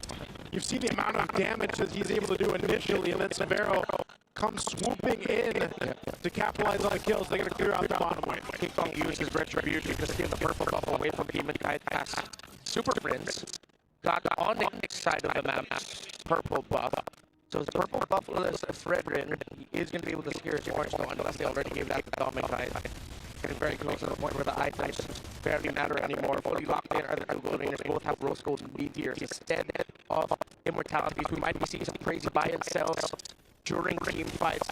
And I think it might be warranted for one of the frontliners for either team to commit a Winter Crown just to force resources out, survive through that, and then go ahead and fight. But the thing is, the economy is so tight right now, especially for ONIC. Well, let's see this one. Lord up once again, and third one in the game. RORA has had a total control of objective space throughout the past ones. What does ONIC want to do here? ONIC has no map. They have to pull a gambit of a lifetime. Lord here, held on by Aurora. This is a dance for the ages. Light flushes out Brusco. Brusco holding on to that brush, as well as the Lord pathway. Lord here, the 16th of his health. Kick off for the first time. Might actually get in range. And here comes their own glorious pathway. Edward failed it. How did that happen? The man of that turn around. He's wailing away on Edward. And now he finds Edward. Perfect gets the kill. Kirk's alive. Oh, Fraser Cross with the flicker to re-engage. It's where ONIC lives as they take 3 for free. Oh my God! ONIC still get bodies, but Edward miraculously got the last hit on the Lord after both junglers used their retributions. The map still looks terrible for ONIC, but they will march through mid. How are they going to handle this? Oh, Dominicite is looking to escort the Lord. ONIC will run through mid. Yui with a stolen voice battle is slow down the waves. Lights can be up. They can't afford to pressure the mid. Dominicite, massive rage. Gush the answer. Dominicite, RGM triggered. Oh, just like that. ONIC have to go back on the defense. Well, man, talk about close. Talk about a clenched fist on both sides, breaking out into a fight. Edward, yes, somehow securing that Lord. We have to take a look at the replay on this one. Again, so close here. Edward's right by that Lord. Both junglers using the retribution. It's the second swing of Slash. Yeah. The retribution both fell, but it was the second swing from the ultimate of the Lapu Lapu that actually secured it. But the commitment of ONIC to chase for this, crazy, and the right call. RORA also couldn't have handled that any better. We thought the ticking time bomb was the Skypiercer stacks, but Dominicite, with how long this game got on and how ONIC were able to minimize their kills, they can barely get stacks on it. So it's a kid named Clayton who flew many kilometers from home to replace a man that we call the gold standard in ONIC Philippines, who is stepping up to the plate in his first season as the first import for the Philippines. This is a legacy-defining game for Severo. Again, if you ever wondered the effect of an import in the MPL Philippines, you're seeing it right here. Now, can they end it by turning this game completely over as they've done throughout the minutes up to this point? Getting rid of about 8,000 gold that was built up by RORA and has essentially led them to an even Lord take. This is the smallest gold lead RORA has had this entire game, save for maybe the first 5 minutes. Yeah. So ONIC now, I guess this is the best time in Game 5 to say it's ONIC time. This Lord coming up next, as long as they take care of that long lane, is contestable. And no longer is it just a coin flip. Yeah. I think ONIC have a solid response to it, a solid engage, since all of their battle spells are off cooldown too. That Gourd is up to a Divine Glaive, has the magic. The Lightning Truncheon and the Blood Wings is the difference maker. Kirk and how he's going to handle these fights. There's been a lot of damage coming toward Light, Edward, and Demon Kite's way every time they show themselves in the front. But RORA still have the map, despite everything we've said. RORA still has minion priority, map priority. It might be too tough of a task for ONIC. It's come down to this. Micronix versus MacRORA. Can Aurora use the map to their advantage? There's a wave inside, it'll constantly bleed. Force out ONIC to respond. They're sending Prince to it. In Aurora are doing what the Philippines has been doing for the better past of the half decade, the dance. This is a throwback to the dance between these two heroes, the Fredrin and the Baksha. ONIC has clawed themselves back up to actually be able to contest against this Lord, and it's the evolved one that they're going to have to fight against. Lord, Light again. Did they see him? They saw him. Light Bush. Prince looking for his teammates. Light running through, and the gush! The golden hour is still standing. Lord gets reset, and they get a lot of damage on him. Super Prince takes him out. The puissance and the glorious pathway. Severo. Yue gets jumped on by Kark. Yu is down. Demon Kite 2. And Edward is going to be up next on the docket. Oh! Kark takes him down. ONIC are gonna wipe out RORA. King Kong finds Doming. Doming Kite gets his immortality pop. And it's just a matter of time. The Super Fam have proven that imports can play in MPL PH as they eliminate Aurora Gaming. The reigning champions of the world, tested third seed, proved doubters, but in the end, it's ONIC, it's the Super Fam, it's Clayton, the first import, it's them who move forward in 5. We had a hot take before the match between these two World Championship teams. So far, the best performance has been an Indonesian, and he made it happen here in Game 5 against the defending World Champions. GG, well played to Aurora Gaming Philippines. It's been a tough season, but there's a saying that goes, tough times don't last, tough men do, and we expect to see more from Aurora in Season 18. But in Season 17, it's the Super Fam who continues their run. They will face the Falcons. What a series for these two. What a moment for Severo. What a moment for King Kong, who had to step up that he did. The pressure on the 4 members of ONIC who stayed to help and lead this young man. The first import to succeed, and they did it. This is ONIC's time. But in just a moment, we will hear from RORA, who will take their final bow of the season. Oh man, this was a series to open up the playoffs here of Season 17. What a way for it to go. 5 games back and forth. Just phenomenal here. But first, we got to share a moment over on stage with Aurora Gaming Philippines. MPL super fans, right here with us is a team who showed so much dedication throughout Season 17. This is a team that poured their heart up to the last game of the season. Champions Arena, for the last time this season, please dedicate a warm round of applause to Aurora Gaming Philippines. You know, Odin, hindi lang Aurora ang pumapalakpak. You know, Aurora, nila, pati yung ONIC, it wasn't just Aurora fans that are clapping for them. It's even the ONIC fans, the super fans, the dedication that they've had. Master the basics hanggang dulo. All the way to the end. Coach Master the basics. For your team. How proud of you of your team from what you've seen up here to this point, to this end. Sobrang proud ako kasi He's really proud regular season namin, because even what they went through the regular season, and they gave everything that they had, they gave their all here for the playoffs. Appreciate all your efforts as well as your whole team. And with me is Edward. Edward, nakasama ka namin sa napakaraming seasons. Edward, you've been with us for so many seasons with the MPL Philippines. You're still here. Through all your championships, through all your games that you've always been through. You're staying with the whole community, hindi lang sa Aurora, kundi You're staying with the whole community, not just Aurora. What do you want to say to all your supporters? What do you want to say with all your supporters, Edward? Ayun. Sobrang thank you sa sumuporta sa amin. I'm so thankful for all the support for us, all the way to the end, Nabigo namin kayo. all the way to this point. Demon Kite, do you want to say something? Maraming salamat sa mga sumusuporta sa Aurora. Thank you to everyone who really supported all of us in Aurora. Thank you so much, Aurora Gaming. We see you, we feel you, we've seen all your efforts throughout Season 17. And with that, you may now take your final bow. Thank you so much, Aurora Gaming Philippines. Again, if anything, Odin, they just showed na puso tayo hanggang dulo. Unfortunately, their journey ends for Season 17, but it's not the end for Aurora Gaming Philippines. And now, it's time for the match winner of International Rivalry.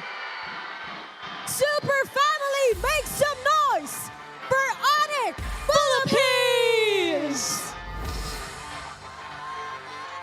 Congratulations, Super Family! Oh my God. What a match, Denise! Ang laki ng ngiti ng buong ONIC Philippines, lalo na dito si King ONIC Philippines. What a smile across your face. Uunahin na kita. I give out the mic King to you. Kong, I'm gonna start with you. King Kong, nako, nakita ko kanina na parang medyo hirap kang ngumiti, pero ngayon, I saw earlier that it was a bit hard to smile, but now yung nawala sa'yo. Ganong kalaking tinik ba yung nawala sa'yo after this match? Nakahinga na ulit kami kasi may, We can- may second life. we're happy again because we have a second life in the playoffs. Second life, and now I wanna ask, nakakahabol pa kayo? Marami pa kayong ipapakita. What You exactly guys showed so much. nakasabangan sa inyo? Pwede, secret lang po muna. Marinig po kasi ng Falcons kalaban ng... There's a secret. We have to hold on to our secret because we have to play against Falcons. King Kong. I wanna ask Kirk naman. Also, Kirk, I'd like to ask Kirk. I'm pretty sure umabot tayo ng 5 games dito and it has really tested the whole team and props talaga no sa pinakita rin ng Aurora. Pero nung Props to what Aurora showed us, but Kirk, para sa ONIC Philippines. If anything no, sobrang battle to ng identity. Anong identity yung pinakita nyo today? what identity did you guys show of ONIC? Gusto, M6 daw. We showed our M6 form. Ngayon naman, gusto kong tanungin si Super Friends. Super Friends! Now I'd like to talk to Super Friends. Super Friends. Sa huling 2 games nyo against Aurora Gaming, na-pick mo yung 2 mong signature heroes. That's Louie. You picked your and, signature that's heroes, Gord. Louie and Gord. Napakaganda na pinakita mo doon. And alam natin na kahit pa 6th seed yung Aurora coming into the playoffs. And we know even though Aurora is 16 in the playoffs, Dahil sila ay currently world champions. they are a threat because they're the current world champions. What was your mindset coming into the matchup against Aurora? Complacent against them. To not be complacent against them.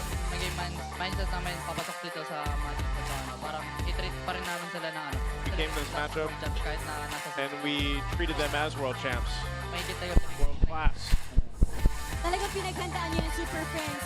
And ano naman yung nararamdaman nyo na kanina tigi-tigisa kayo ng points. At pagdating ng Game 5, it's the last Well, I got to shot the Game that 5. you can take against them. What This is the was last one you could going take. through your mind, or ano ba yung What was going through your mind at that point?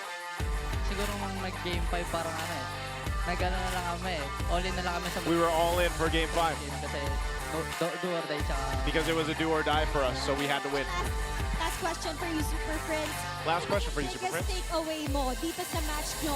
What's your biggest takeaway against your match against Aurora Gaming? coach tulong.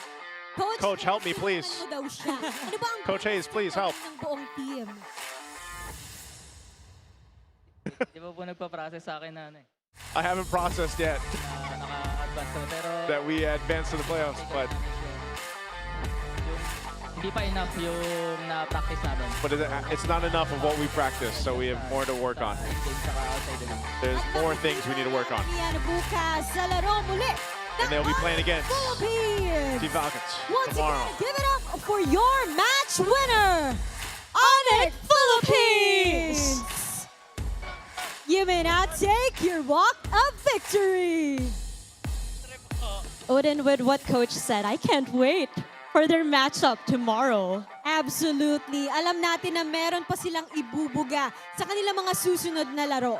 For the meantime, alamin natin, what are the thought of our casters? Casters, Palag Na To.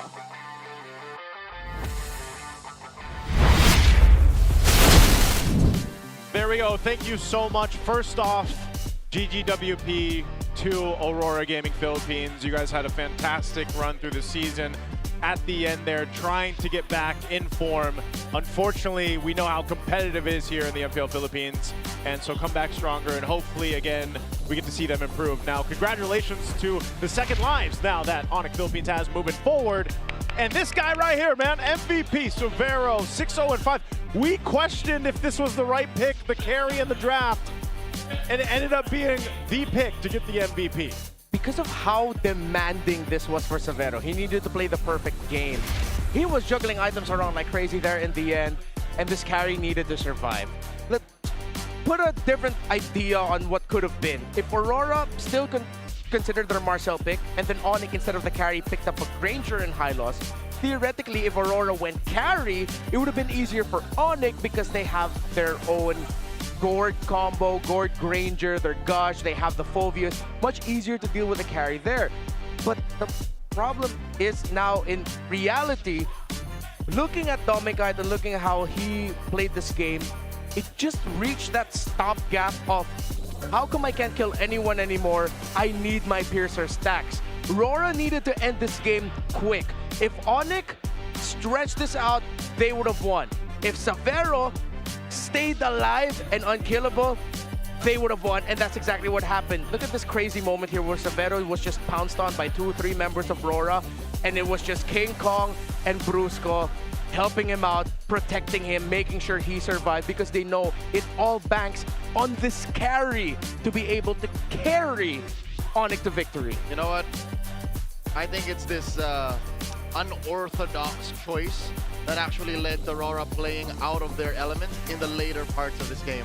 And it might just be the fact that, yeah, Savero grew up in a different environment, played different kinds of heroes, fought different kinds of teams that make him such a lethal gold laner in FLPH. Yeah, definitely so. Not just down to his unique hero pool that he brought out, but even to make something like the carry work in this type of composition. Mind you, too, part of that was just the way that they adjusted. I mean, think about how much they had to gain back in this game because it was RORA knocking on their doors early on. You know, 10 Gs, Joseph. Almost 10 Gs they had to crawl through. Almost 10 Gs, man. And it's interesting, too, to see the fact that Super Prince being 5-0-9 on the Gord, how much insight we got back in the regular season where Coach was saying that, yes, Super Prince played a whole lot of Gord in their scrims, in their matches leading up to this. And you could see it, and it ends up working really well. Because this is not the typical synergy we see with the Harley. He ended up making it work so well to the point where he was getting early kills for ONIC to keep things somewhat controlled, or getting out of control for RORA. Yeah, and Super Prince is the second element of the whole picture. It just wasn't all Savero. Super Prince landed a bunch of Mystic Projectiles and Gushes that actually helped ONIC in the long run. He too was deathless and played a perfect game. And ONIC being able to minimize the wins RORA were able to get, despite there at one point being, if I'm not mistaken, 20 stacks on the Piercer of Domikite, they stopped giving him any more after that. And a lot of those turnaround moments, the damage that was coming out towards Edward, Demonkite, and Light were first initially from Prince, and then Savero would swoop in with his own damage. Yeah, there was just a lot of good points here throughout this game. We're going to be thrown over for some insights from Hans and Wolf on what they think. What a match that was para umpisahan ang ating Season 17 playoffs. Your winners are ONIC Philippines. At ang kasama natin ay walang iba kundi sina Brusco and Savero. Guys, congratulations with that recent win. I think we've talked to you about that interview kasama nung ating mga hosts. Pero may ipapakita kami sa inyo this time. Or maybe just, you know, mental check. Kasi kinukwentuhan mo ko kanina, Brusco, about that last clash na parang may mga nararamdaman ka, everything was so loud. What was going through your head during those last times? Nung last clash, parang expect talaga namin na, na susugurin nila si Savero, mag-all-in sila. Kaya ang call namin, kung sino yung papasok, yun na lang yung patay namin.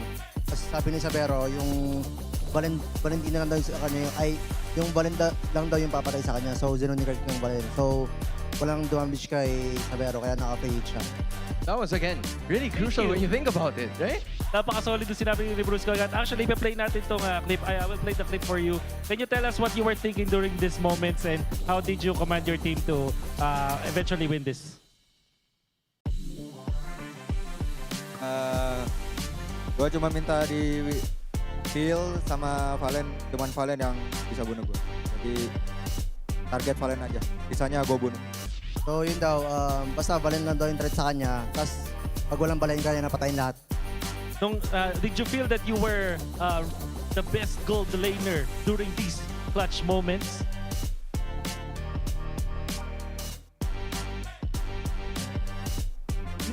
That's a very good question. Maybe. Maybe. Because the damage dealer is unlimited. Okay, at that point, I think or he thinks that he's the only damage dealer. So he really has to perform out of this world. I think. What was your heart rate during that moment? What do you think was your heart rate during that moment? Were you nervous? 160 ay. 160 or 150. That's a lot. That's a lot when you think about it. Pero Brusco, heading forward into your next match, nabanggit na ni King Kong to, this is just very little preparation na kailangan yung gawin being at the play-ins. How are you gonna be looking forward to your next match? Siguro, kasi ito, pahinga saglit, tapos review ng game ng Falcons, tapos mag-ano kami, kung ano yung draft namin bukas laban sa Falcons. And Savero, I don't know about you, but the Sonics right here were supporting you all throughout. Sobrang tindi. They were cheering for you upon that last clash. What is your message to all of them? Makasih buat yang dukung semua. Walaupun gamenya gak gampang, tapi kalian tetap dukung kita dan percaya sama gua. Makasih buat semuanya. Jangan lupa dukung buat next match juga. Maraming salamat daw po sa mga pumunta at sumuporta sa amin. At pasensya na rin daw kung di naging madali yung laban namin kasi sobrang lakas rin talaga ng Aurora. Sana patuloy niyo daw kaming suportahan sa parating na laban namin bukas. Again, I'm sure they're all gonna be here, right? For tomorrow, and we are all looking forward to it para sa inyong mga susunod na laban. Muli, maraming salamat to Brusco and Savero. And that right there is Wolf. My name is Hans Galeria, but I think it is now time for us to take note of the Infinix Liquid Cooling Beast Mode mic check. Here it goes. Hero tayo. Ito harap. Kalma. Hero pre. Lapo. Paski flick lapo. Harapan lang. Fred. Isang ka, pre. Ay, ingat sa Ranger, guys. Ingat lang, ha. Get bastard. Harap lang, pre. Nasaan ka, Marcel? Nasaan ka, Marcel, pre? Maangat sila. Pili ka, Marcel. Hero. Sa akin. Sikat, pre. Kaya. Fred. Guys, guard. Kaya. Inabasan Lord, ha? Tara lang ako. Mapupok lang yan. Maubos balan yan sa Lord. Isa lang angat sa atin, Mitch, para isa lang mapok. Isa pa yung bot kaya. Isa pa. Hindi nila mag-Lord, pre. Ito, commit na natin. Oo, commit na natin. Hawakan mo. Okay, boy. Okay lang yan, tap. Kita, nasa harap. Dance na lang, Mitch. Dance, pre. Box. Para, pre. Hero. Yung bot, okay na. Tapos na. Oh, nice game. Nice. Bye-bye. And there you go. That is exactly the sound of victory right there for ONIC Philippines as they move forward to tomorrow. What a way to open our playoffs here. 5 games, boys. I think this is the only way you get past a Clash of World Champions. That was great. That was a great start. They've set the bar for the rest of our playoffs, and color me even more excited to see what Omega and Twisted have in store for us. Yes, we still have one more match today. Maybe we go the distance in that one too. With it being elimination, I'd like to see it because that's going to be a whole nother different story for our teams here leading into to find out who ends up fighting against Team Liquid tomorrow. So, you know, I think this is already a great start to the playoffs. We're going to be taking a bit of a break. Not sure how long, but a bit of a break. And we'll be back for you for a second match. We'll see you guys then.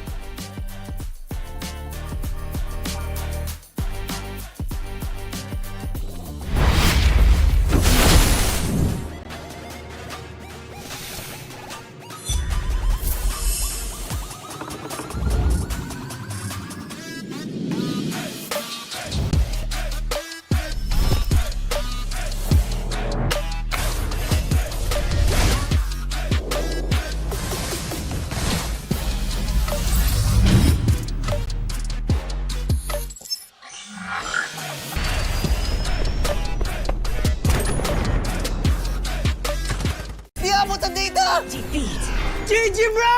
Don't worry, the Only with Smart Power All 99. Hindi bitin with 10 gig data to power your games plus Only Facebook or Only TikTok.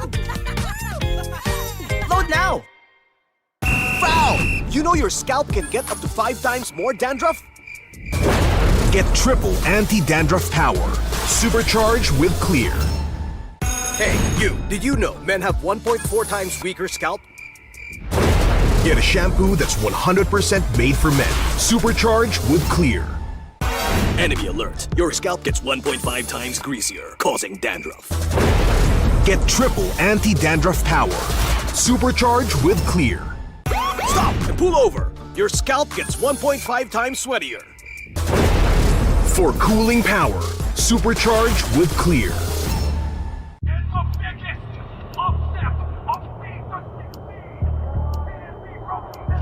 Paano ko kaya sila masusuportahan ngayon ng mas maayos? Kailangan ko ba magpalit ng strategies? Nagagampanan ko kaya ng maayos ang role ko? Will I be able to meet their expectations? We have to prove them all wrong.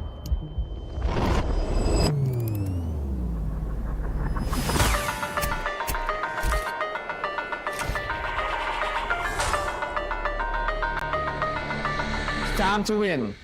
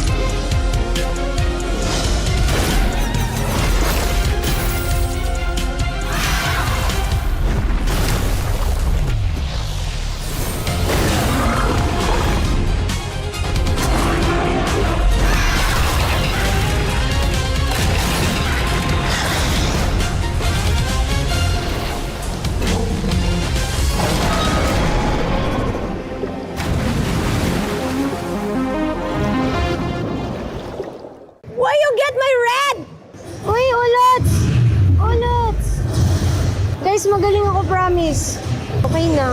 GG na. Ikaw na, Jet. TWIS bro, barking laser.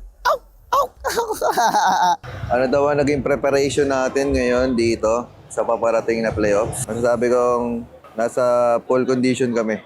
Kailangan na lang galingan Kailangan na lang lupitan.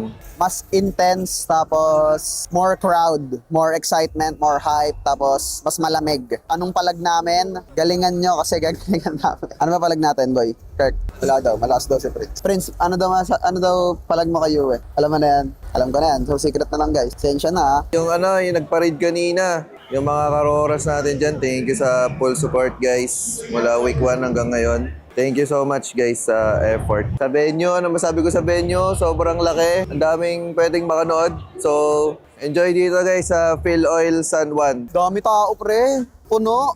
Home of the Champions. Champions Arena ya.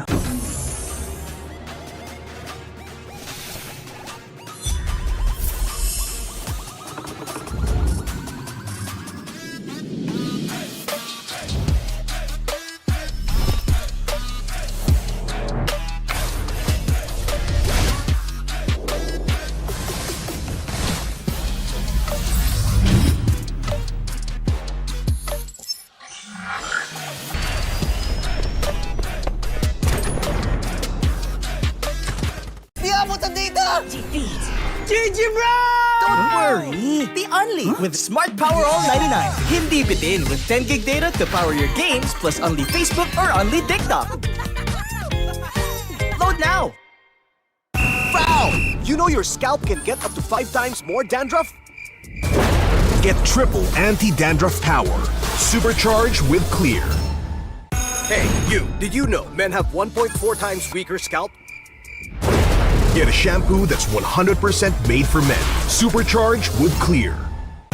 Enemy alert. Your scalp gets 1.5 times greasier, causing dandruff. Get triple anti-dandruff power. Supercharged with Clear. Stop and pull over. Your scalp gets 1.5 times sweatier. For cooling power, supercharged with Clear.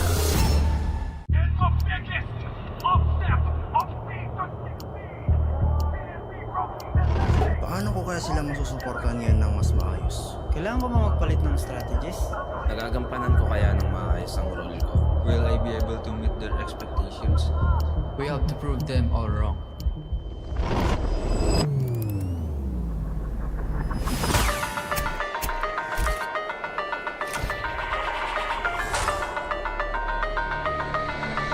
Time to win.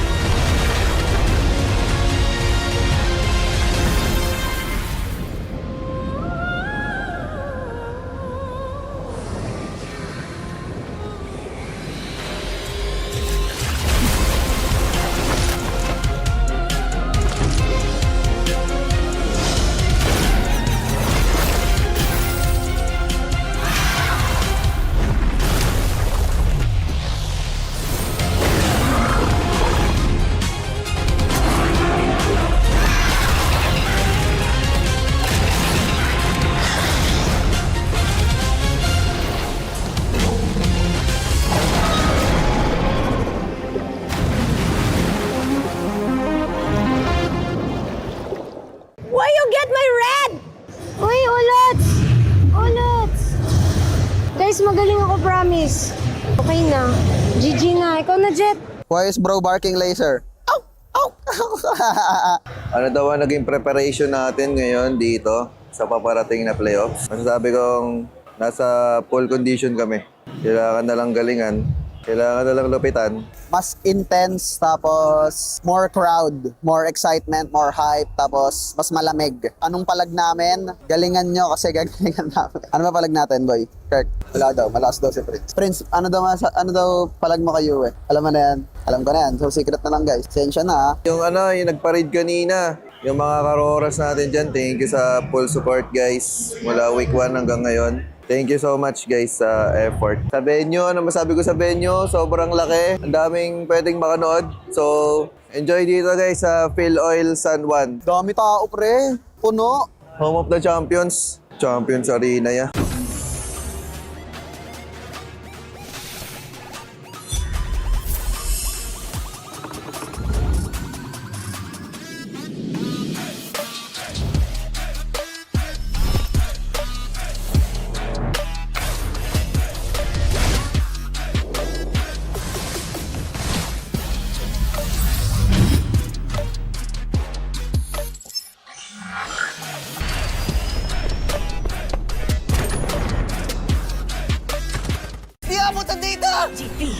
GG bro!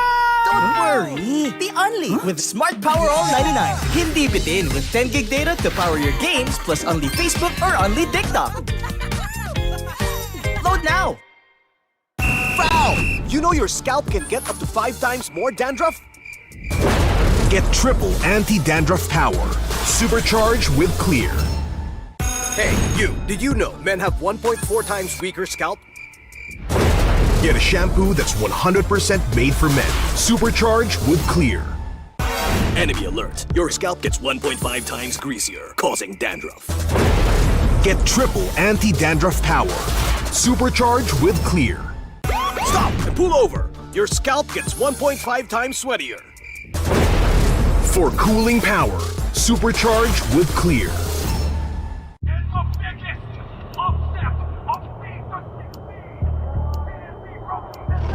Paano ko kaya sila masusuportahan ngayon ng mas maayos? Kailangan ko ba magpalit ng strategies?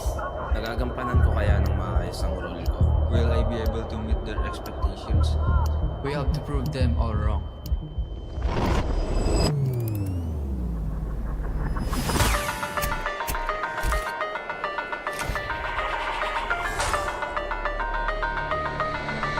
Time to win.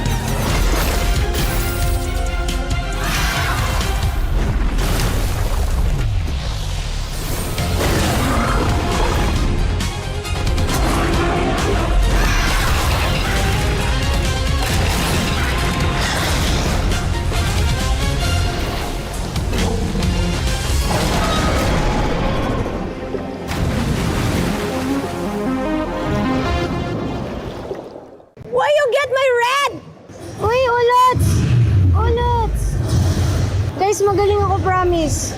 Okay na. GG na. Ikaw na, Jet. Why is bro barking laser? Ano daw ang naging preparation natin ngayon dito sa paparating na playoffs? Masasabi kong nasa full condition kami. Kailangan na lang galingan. Kailangan na lang lupitan.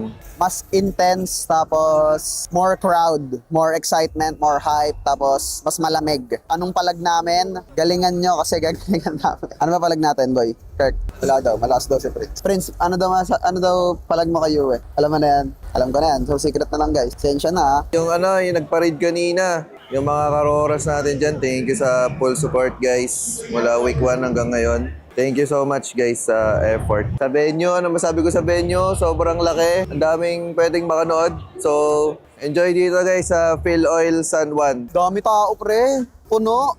Home of the Champions. Champions Arena ya.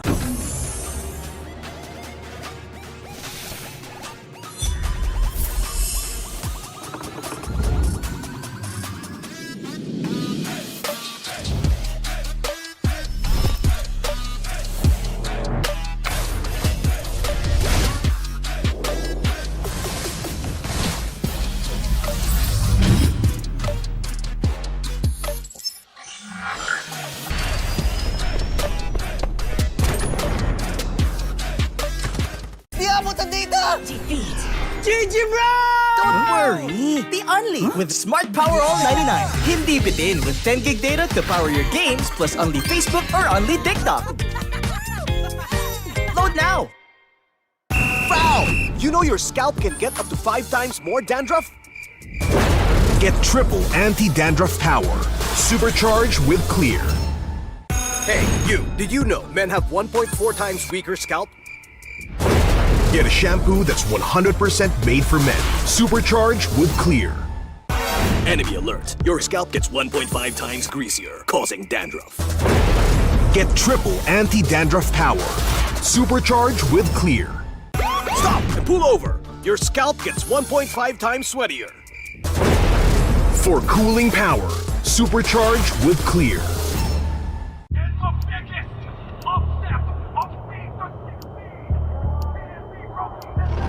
Paano ko kaya sila masusuportahan ngayon ng mas maayos? Kailangan ko ba magpalit ng strategies? Nagagampanan ko kaya ng maayos ang role ko. Will I be able to meet their expectations? We have to prove them all wrong.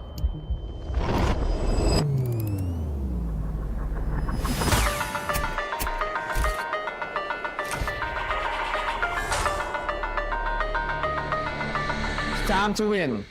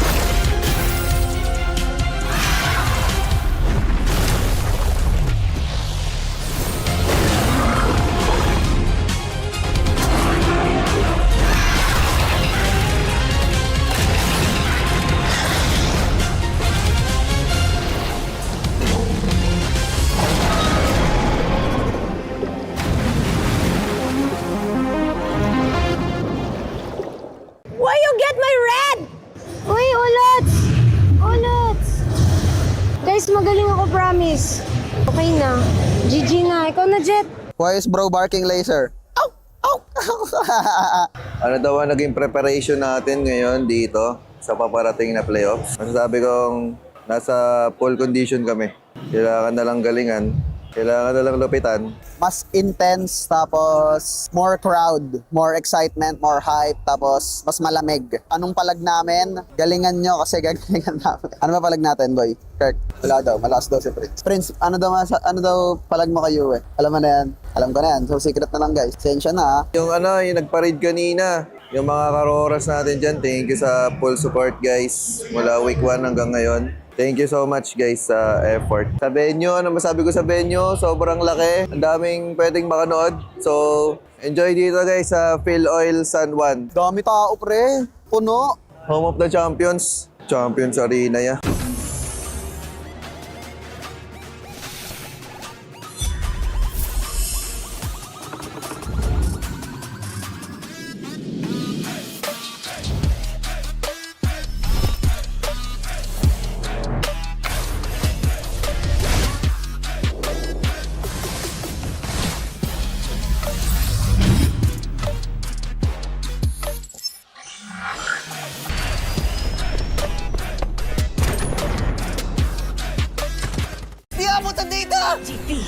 GG bro! Don't worry! The Only with Smart Power All 99. Hindi bitin with 10 gig data to power your games plus only Facebook or only TikTok. Load now! Foul! You know your scalp can get up to 5 times more dandruff? Get triple anti-dandruff power. Supercharged with Clear. Hey, you! Did you know men have 1.4 times weaker scalp? Get a shampoo that's 100% made for men. Supercharged with Clear. Enemy alert. Your scalp gets 1.5 times greasier, causing dandruff. Get triple anti-dandruff power. Supercharged with Clear. Stop and pull over. Your scalp gets 1.5 times sweatier. For cooling power, supercharged with Clear.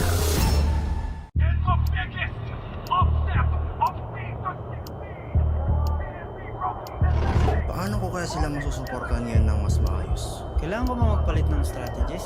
Nagagampanan ko kaya ng maayos ang role ko. Will I be able to meet their expectations? We have to prove them all wrong.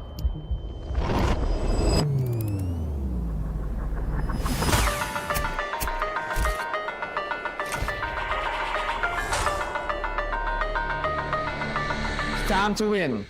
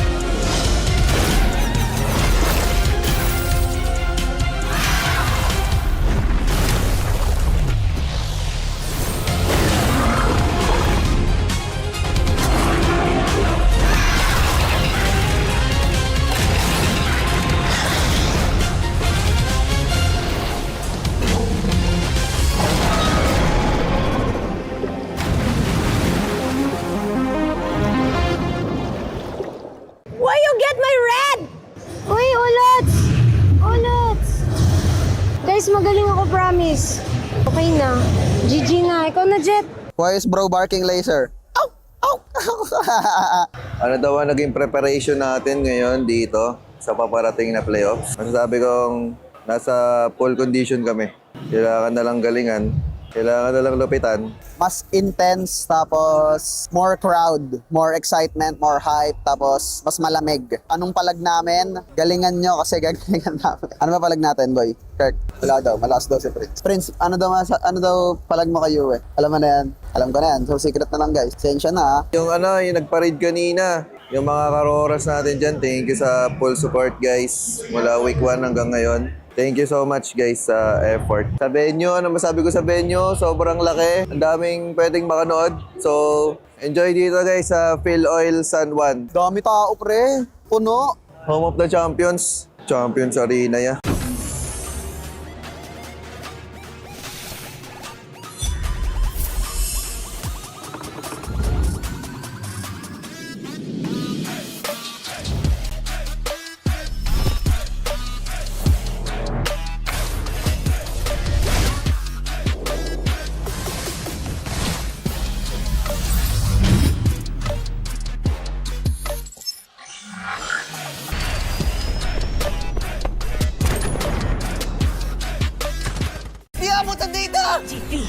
GG bro! Don't worry! The Only with Smart Power All 99. Hindi bitin with 10 gig data to power your games plus only Facebook or only TikTok. Load now! Foul! You know your scalp can get up to 5 times more dandruff? Get triple anti-dandruff power. Supercharged with Clear. Hey, you! Did you know men have 1.4 times weaker scalp? Get a shampoo that's 100% made for men. Supercharged with Clear. Enemy alert. Your scalp gets 1.5 times greasier, causing dandruff. Get triple anti-dandruff power. Supercharged with Clear. Stop and pull over. Your scalp gets 1.5 times sweatier. For cooling power, supercharged with Clear.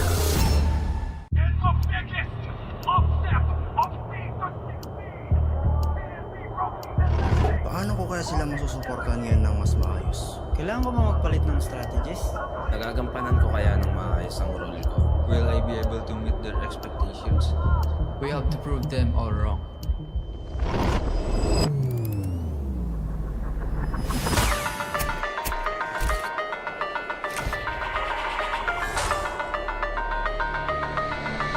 Time to win.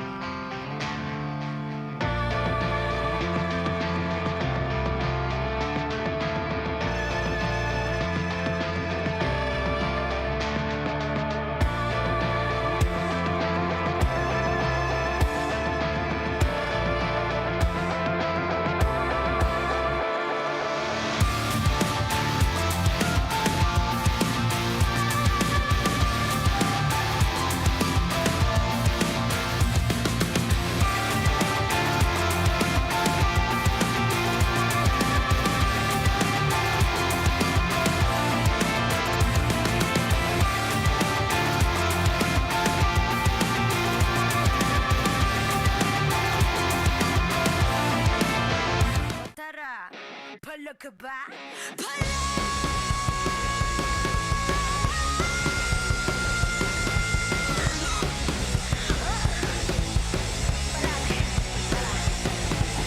Handa sa laban, sanda ka sa aking kamay.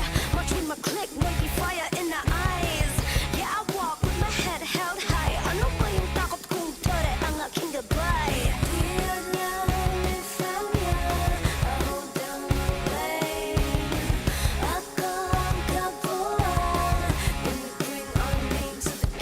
Eyes on the prize, be nice, 'cause it's our time. Palag na to, me again, you already know. Automatic ka lang na Pilipino. Work is when we steal the show. Automatic ka lang na Pilipino. Lakas ng Pinas. Palag na to, kami na ang batas. Pilipino. Lakas ng Pinas. Palag na to, automatic ka lang na Pilipino. Teka, wait. Remind you kung anong na-obtain. Palaging first place, lakayo sa PH. I ain't no Superman. I'm here 'cause I got God. My team is super fan. Eyes on the prize, Pinas, 'cause it's our time. Palag na to, me again, you already know. Automatic ka lang na Pilipino. Work is when we steal the show. Automatic ka lang na Pilipino. Lakas ng Pinas. Palag na to, kami na ang batas. Pilipino. Lakas ng Pinas. Palag na to, automatic ka lang na Pilipino.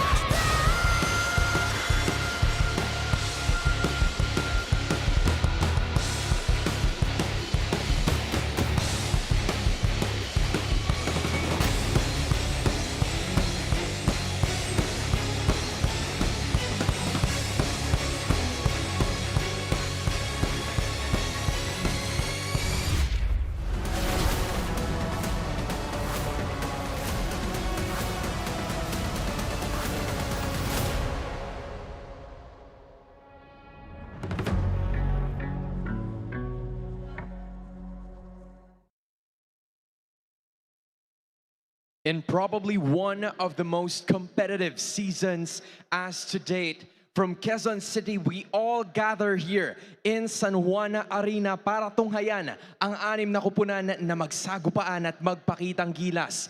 After the match that happened a while ago, we are down to the last 5 teams, and with the last match that is up for grabs para sa ating lahat ngayong gabi, we will be down to the final 4. This is the moment to figure out who is going to be completing that between Twisted Minds and Smart Omega. Maligayang pagbabalik dito lamang sa MPL Philippines Season 17. My name is Hans Galeria, joined of course by none other than Wolf. And in fact, it's only been 4-5 hours ng ating playoffs, pero sobrang dami nang nangyayari, right? Sabi, hindi ko akalain na pupunta tayo sa 5 games. Although we did expect it will be very close, but not like that. Aurora put on a show, but unfortunately, it was the end of their run. In fact, we're gonna be looking at it again. Nabanggit na kanina ni Wolf yung pagtatapos ng paglalakbay nitong Aurora in Season 17. But for ONIC Philippines, things are really looking good for them.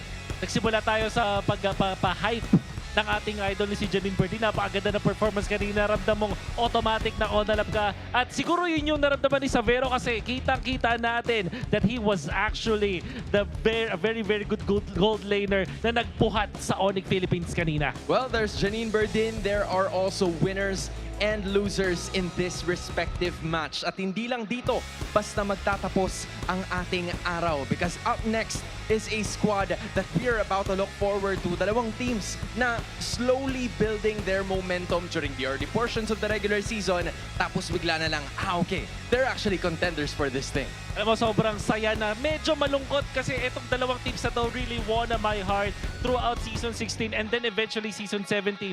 Twisted Minds yung kanilang run last season made me a fan. And now Omega, nakita natin yung mga milagro na nagawa nila. But now, one of them will have to go home. Yep, and when you think about it, some of the players specifically na talagang nagdadala para sa kupunang ito in terms of the charisma na meron sila has been Nets and Tracy being one of the pillars of these two teams para makatungo sa ating playoffs in hopes of that Final Four spot. But to know more and to talk more about this specific matchup, I think it's time to toss it over to the casters. Please take it away.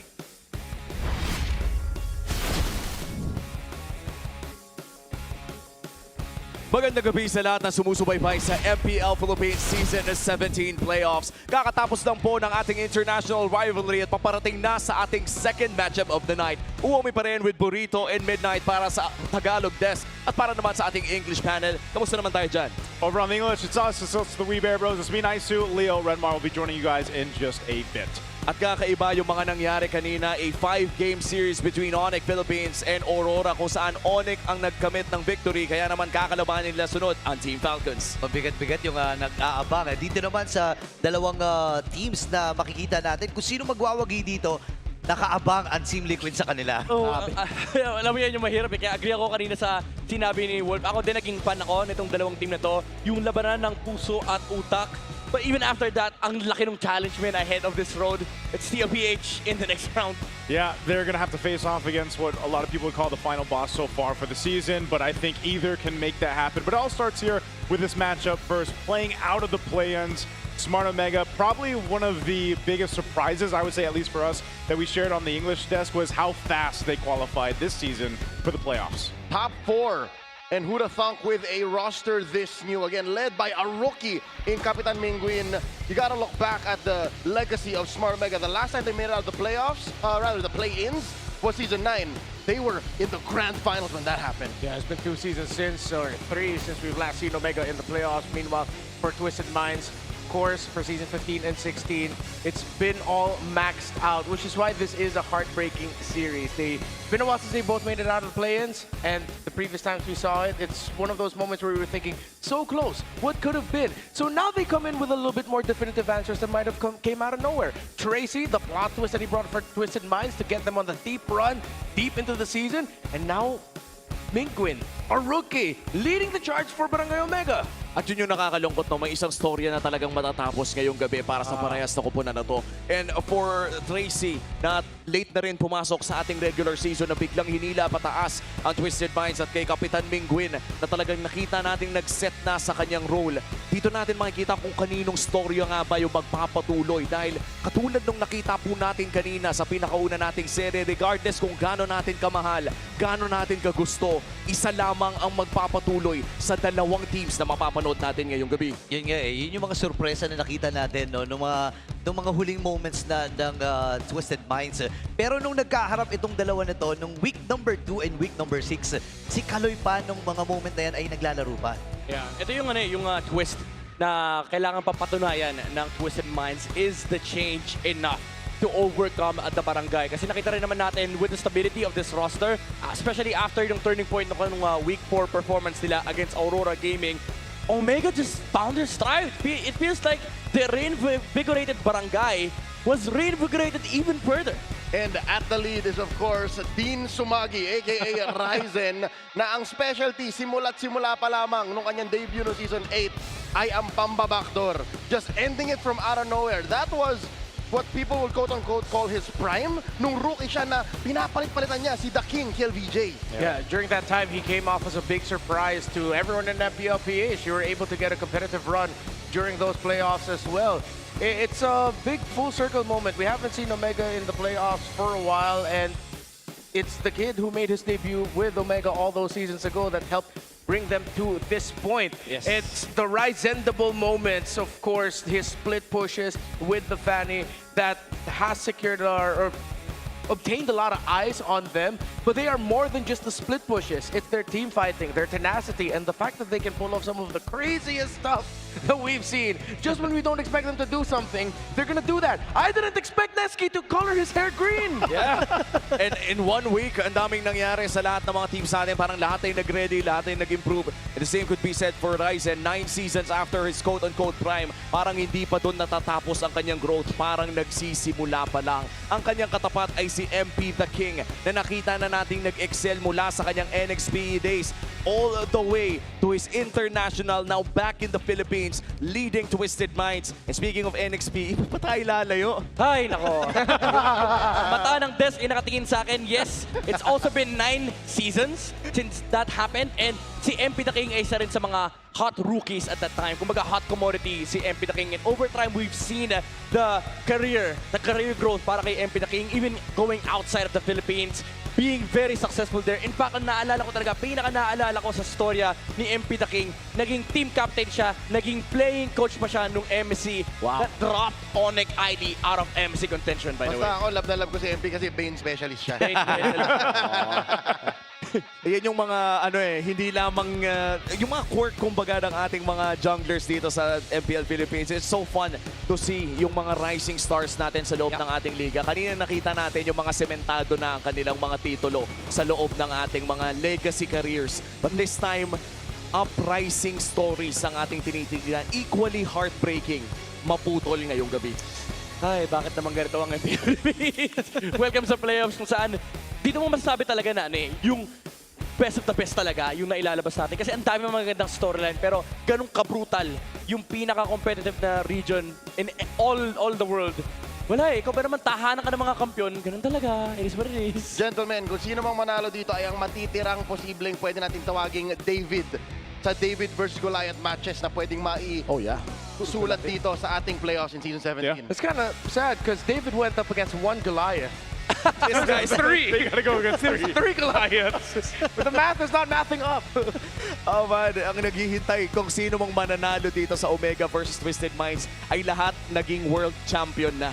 And that's the 3 Goliaths na nag-aabang kung sino mang mananalo sa Twisted Minds and Omega. At ang pinakauna, of course, is yung final boss na nag-aabang. Siyempre, bago tayo dumako sa napakainit nating play-ins number 2, pumunta muna tayo sa ating on-ground panel. Maraming salamat sa ating mga casters. They've talked about the storylines, what we're hoping to see mula sa ating dalawang kupunan. Pero sa ngayon, we have to give an in-depth explanation as to how these two teams will be able to win. And with that, here is the real-time cooling tactics brought to you by Infinix. And with that being said, Wolf, it's your time to shine. Importante dito yung mga last on picks natin. The dalawang teams natin ay mahilig sa mga ganitong klaseng mga pickups. But I think for both teams, the headlines na kailangan nilang abangan sa mga cooling tactics na kailangan nila ngayon is kontrahin yung gustong gawin ng kanilang kalaban. For example, it's all about gonna be the positive trades that eventually will favor Twisted Minds at kailangan nilang pigilan at hindi magawa ngayon ng Omega. You also have to look at yung Tracy angles na nakikita natin yung the Tracy sandwich at yung kanilang mga pwestuhan. And overall, hindi sila pwedeng maging eng-eng pagkalapat nila itong Sinetsky. I appreciate that. The eng-eng and then of course yung Tracy sandwich. There seems to be 2 trademarks na meron itong dalawang teams na ito. But I guess we can talk about yung mga lason na picks. How often do we see these two teams actually picking up something that is out of the ordinary? You know, the reason why I included that, Hans, it's a very good question.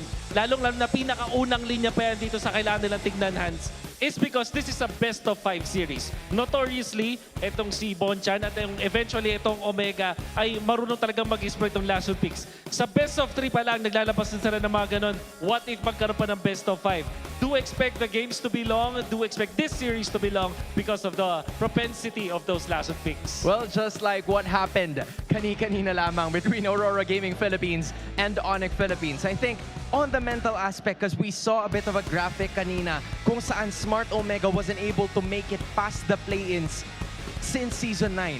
Twisted Minds since Season 15. It's been a while between these two organizations to be able to push it that far. What's going on through their heads na ngayon, isa sa kanila may chance na to get there?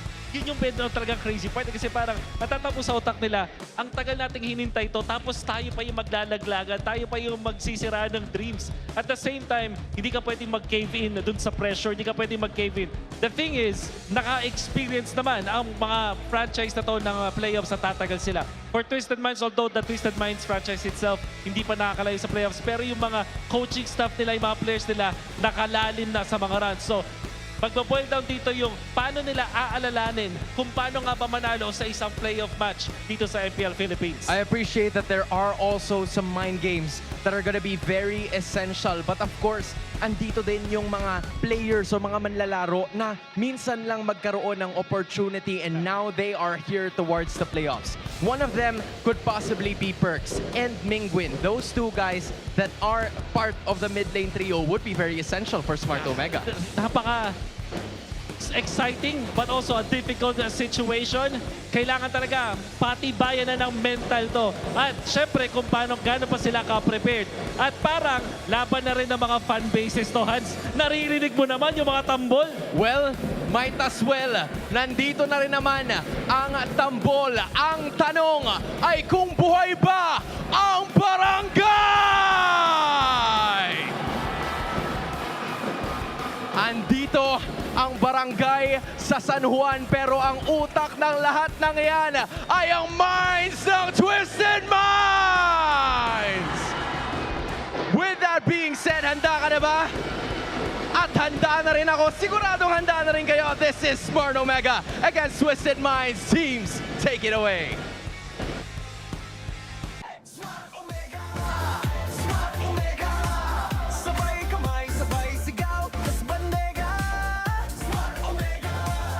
Sulong sa playoffs, tapat silang haharap.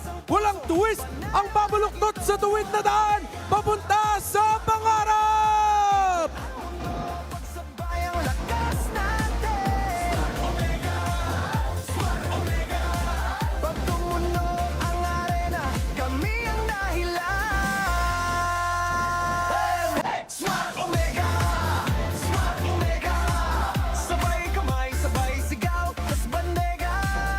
Locked and engaged, manifesting like no other, magingay for the self-proclaimed best gold laner, two-time gold laner of the week, Nets!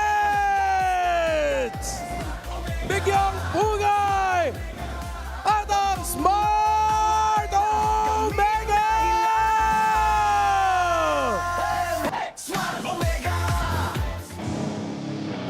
No pressure, no doubts, just a twisted plan in mind. They're here to tear the bracket down and leave the rest behind.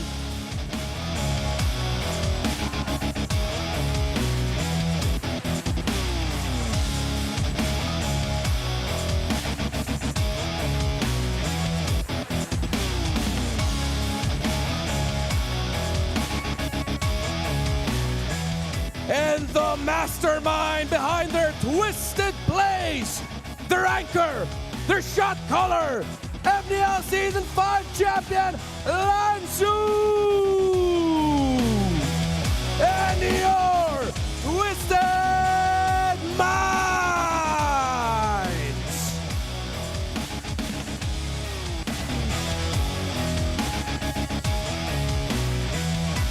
To ensure the integrity of the game, please welcome our marshals, Luis, Miko, Joshua G, and Dojin. And our head referee, the Chop Master, Sen. And our head coaches, Coach Wura and Coach Bonchan. Two dark horses collide to settle the score, and only one will survive. Smart Omega, Twisted Minds, Palag Na To! The battle of the heart and the mind is going to break out here in the final matchup for today. Midway through Season 17, we were wondering who is the star in Smart Omega? Who do they play around? Who do they build around? Objectively speaking, we didn't find the answer, but Netsky is the closest thing to it. And I love how he leads the charge as they enter the San Juan Arena. I love how the Barangay Tanos look like knights with their swords up in the air with their Arnis sticks. That's what they're called, right? Yeah. But there was also a question for Twisted Minds. Late in the season, or the week 6, who the hell is Tracy? Yeah. And this is Tracy, the plot twist for Twisted Minds. His roaming style took a lot of teams by surprise and allowed Twisted Minds to secure their playoff slot. Though granted, it was the loss of another team that secured it, Definitely Tracy had a big part of that. But Lansu really needs to be the main guy here for Twisted Minds. His shot calling needs to be on point. You know, one of the interesting things that we saw during the graphics leading into this matchup was, I didn't realize, like, for Ryzen specifically, his stats that we saw put him in 8th in the jungle. Abysmal. But it doesn't matter. On paper, he is the worst jungler in Season 17. But it doesn't matter. It doesn't! He's capable of making it what? Ryzenable? Ryzendable. Ryzendable? I've been a fan of Dean Sumagi since his debut, and in Season 9, I mentioned this on broadcast. It's a dirty job, but someone's got to do it. That's what Ryzen does for his team. And that's why he's got his names out there. Let's go ahead and throw it over to our smart 5G ping test for this matchup.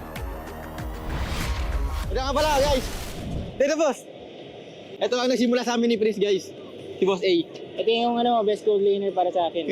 Ang nararamdaman ko ngayon, excited ako ngayon and gusto ko malaro ko yung laro ko. Nahanda ako itong araw na ito eh. Ito yung pinakamahalaga sa buong ML players, guys. Kailangan niyo mag-perform sa playoffs para makuha niyo yung mga gusto niyo. Sa mga nagpa-rate sa labas, grabe ang laki ng binigay niyo sa aming boosting, guys. Talagang lulipitan namin. Hindi namin nahayaan, hindi kayo makakasigaw.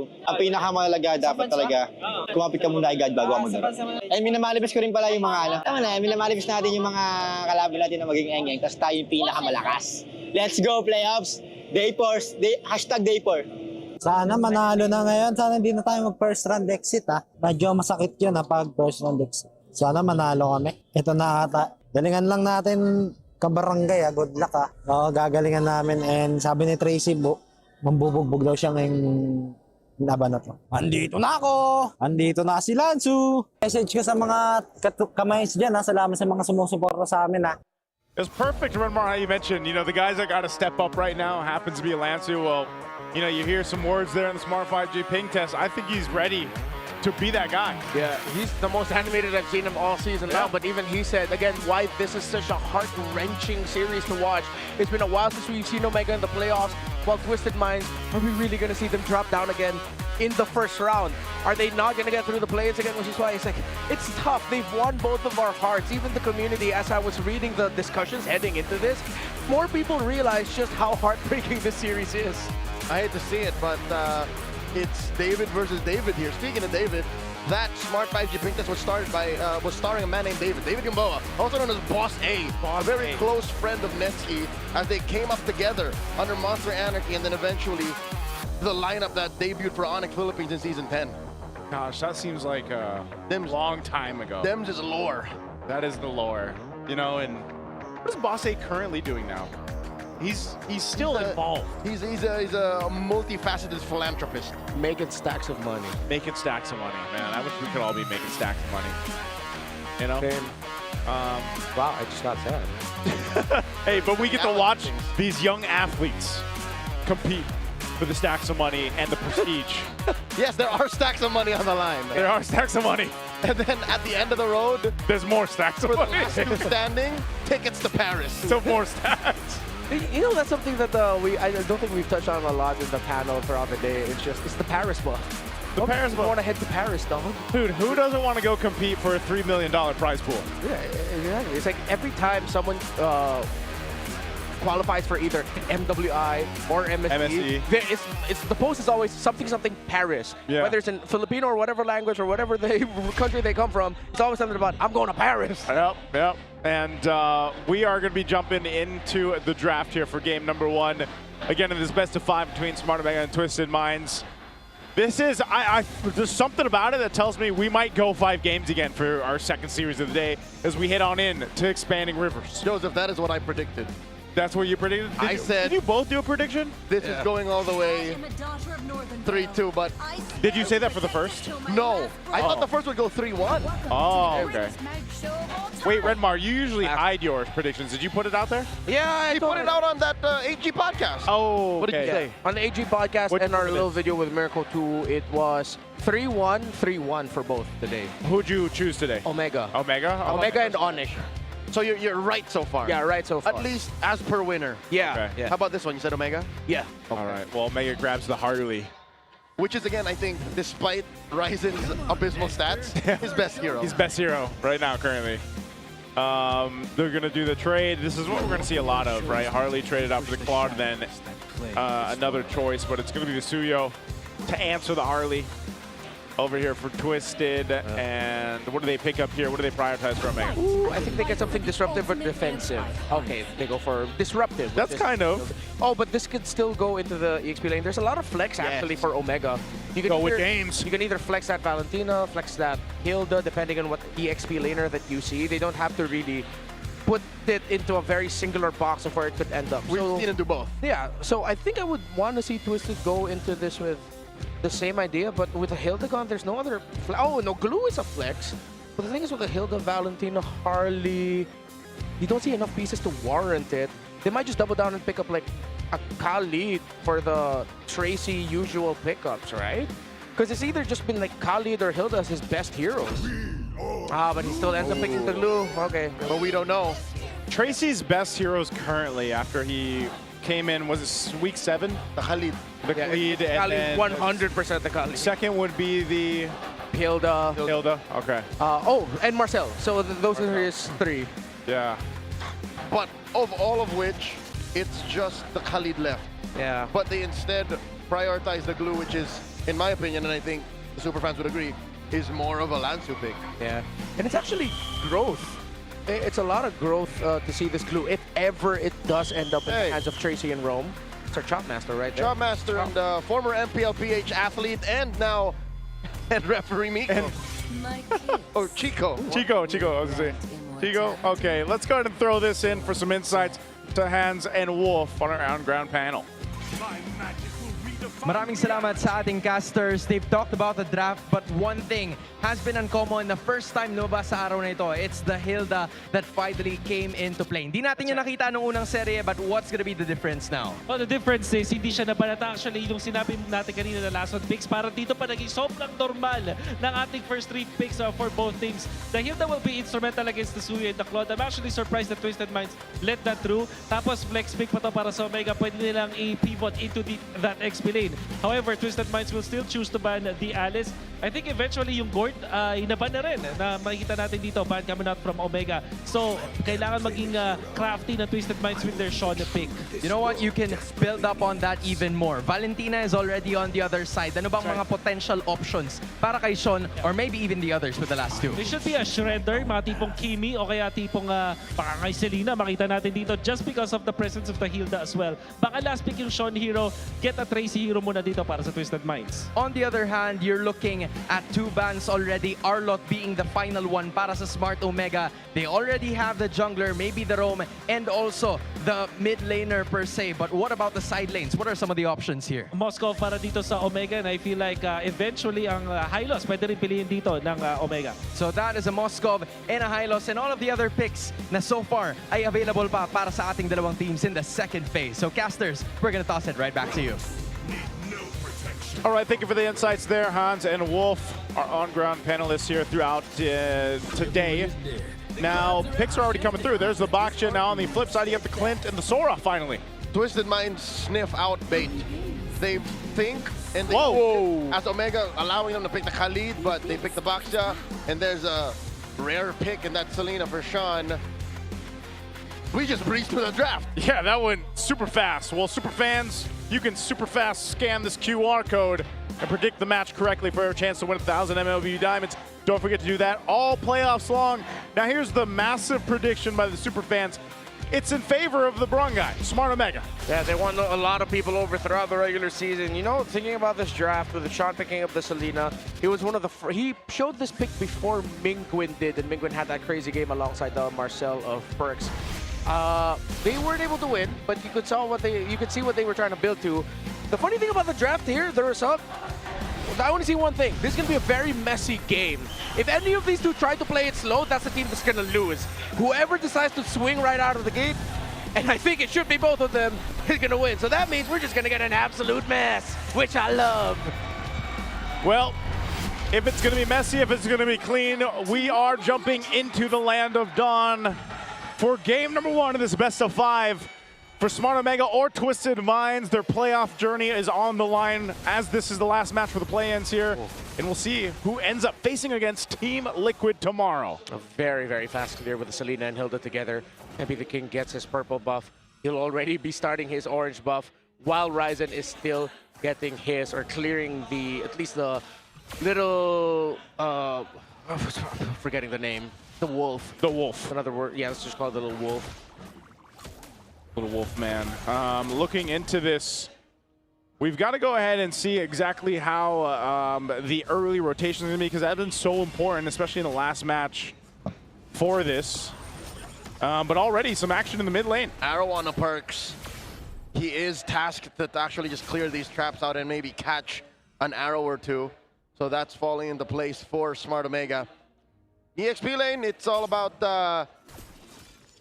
both of them actually just wanting to get out of there. I give a slight advantage to James. Yeah. Much more mobile, a little more honest for Lansu. And in the gold, that one's actually a coin flip. Both gold laners actually need time. Yeah.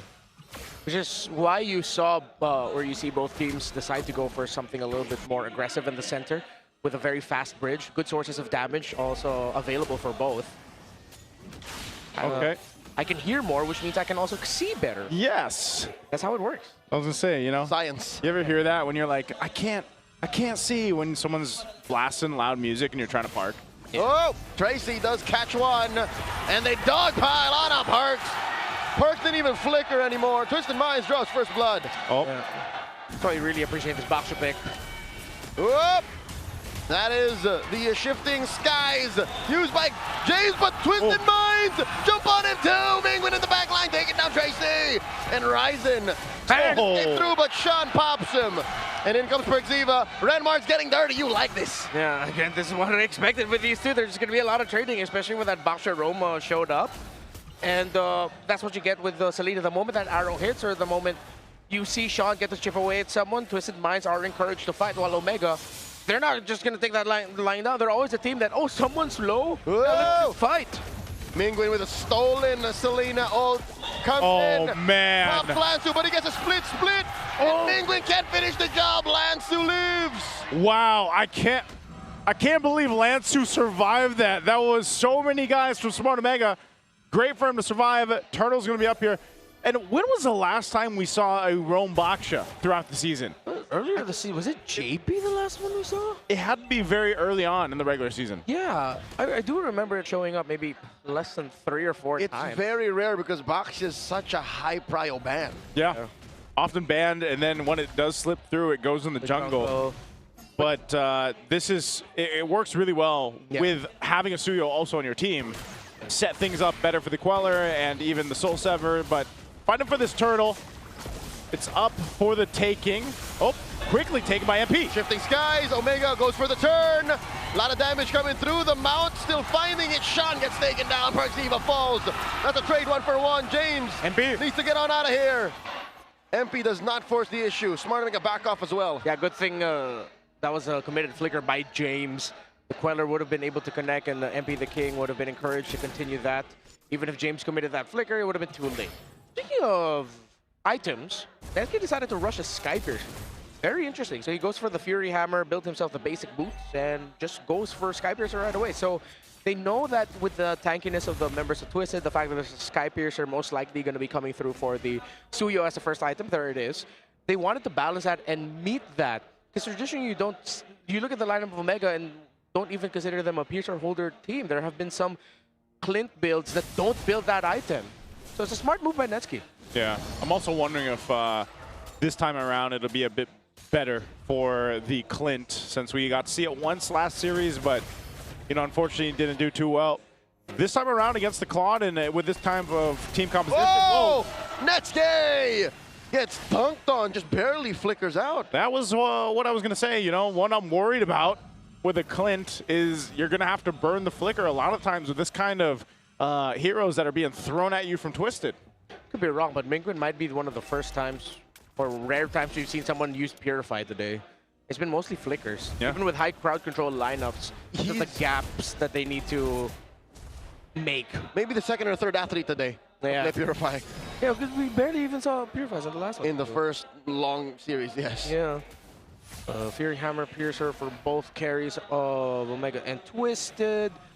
Yeah, it's really going to come down to how they play the team fight. It's cool that Omega's still being able to be aggressive and actually meet Twisted Minds in the damage department, despite being up against a Baksha, a Glue, and a Suyo and Selena that we know can shred very early on. Barangay oddities. Despite losing out on the first turtle and having less kills, they're up on farm.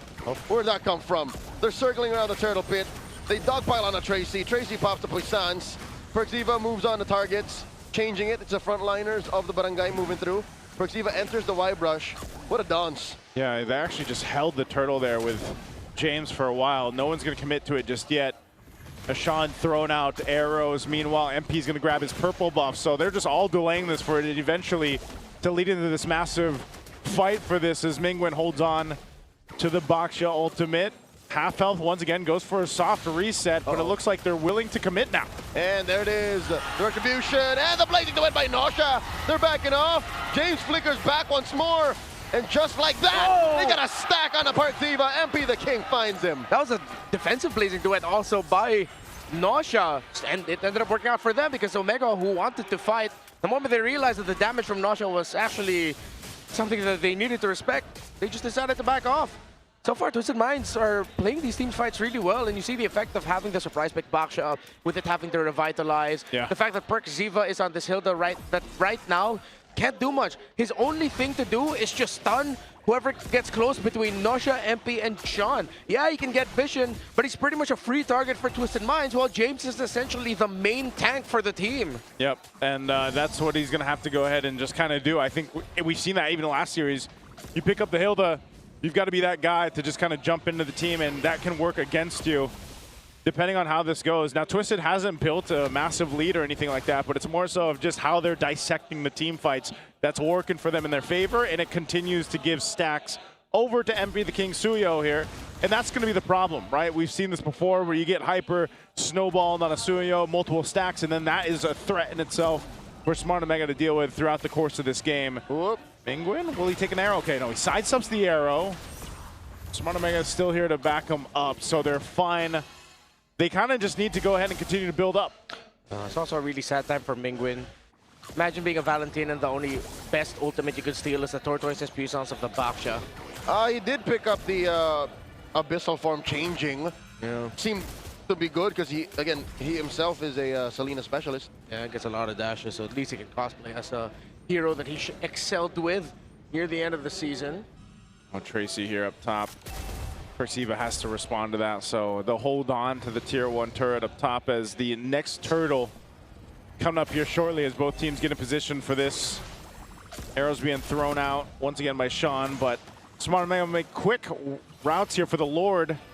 All right, they let go of that turret up top. I don't know if that's their decision or they just it totally slipped their minds. Yeah. But Nosha farming up will lead to less space for Netsky to farm through. I feel like this is kind of what we saw the last time with the clinch coming into play. You know, you just kind of, you wait for him to come online and you hope by this point with the first Lord that he's there. He's going to be rotating for this. But who do you catch? I think that's the biggest question for Smart Omega. They do find a deadly magic on Tracy, but Tracy's tanky enough. He doesn't even need to use a Revitalize off of that. So it's a little bit difficult for Smart Omega to decide who to go for and pick off. Look at the front line that they have with this kind of composition. I'll tell you who it is, and Joseph, it's not that box. Yeah, what a chin on Tracy. Where's the damage going to come from? How are they going to take him down? Just off of Netsky? I think so. I think it's just got to be Netsky, man. It's going to be a late game thing. Maybe Omega can get like 1 or 2 members of Twisted, but in the long run, Twisted win the battle of attrition. Whoop. They go straight for the Lord. Forcing Omega to respond, putting it that half health. Soft reset. Now they bear down on it. Lansu very low. Look at the back line as James hits that shifting skies, but MP the King secures it. Nosha takes him out, and they're not done. Perxiva is going to be up next on the docket. Netsky takes down Lansu. 2 for 1, the trade. Yeah, Nosha finds Mingwen. Gets traded up for Netsky. Gets 2 stacks, and he wants more. It's Ryzen controlling this lane. Just the 2 of them left. Yeah, the long run, pretty good recovery by Omega. Twisted Minds gets the win definitively. But the fact that Netsky was able to get a stack on a Sky Piercer, double kill, took down Nosha. Yeah, add more to that, Netsky, damn! Well, we did ask the question, is it just going to be Netsky? to be the hope here for Smart Omega, at least for now, and I think that's been answered, man. 3 kills, 3 stacks on the Skypiercer. So some lack of respect there by Twisted. I don't know what Tracy wanted to achieve with that jump onto Netsky. Feel like he wanted to go, but there was no one else close enough to back him up. Nary a Dreadnought armor, nor a Jerkin built up. Like, he has 0 physical damage. He's got magic defense. resist. Yeah, that's all. And a bunch of health. More for Netsky to run through. Yeah. At least when he gets the Guardian Helm, like, it'll help him a bit, but that was a huge moment there for Netsky to get built up on this Clint who, you know, so to speak, is going to be the guy to help them in game 1. Smart Omega needs to be studied. They seem to be getting their economy from what seems to be, Magical Satchel. Yeah. Because they're down turrets, they're down on a Lord, they're down the turtles, but they are still, very close to Twisted's gold. My fellow Filipinos and barangays know they're probably taking loans. A lot of ayudas. Yeah. From different barangays. Yeah. Like, I swear I'm a resident. Yeah, they're not going to ask for it back anyway, you know, so you might as well take the loan. I'll say yes. Never know. You never know.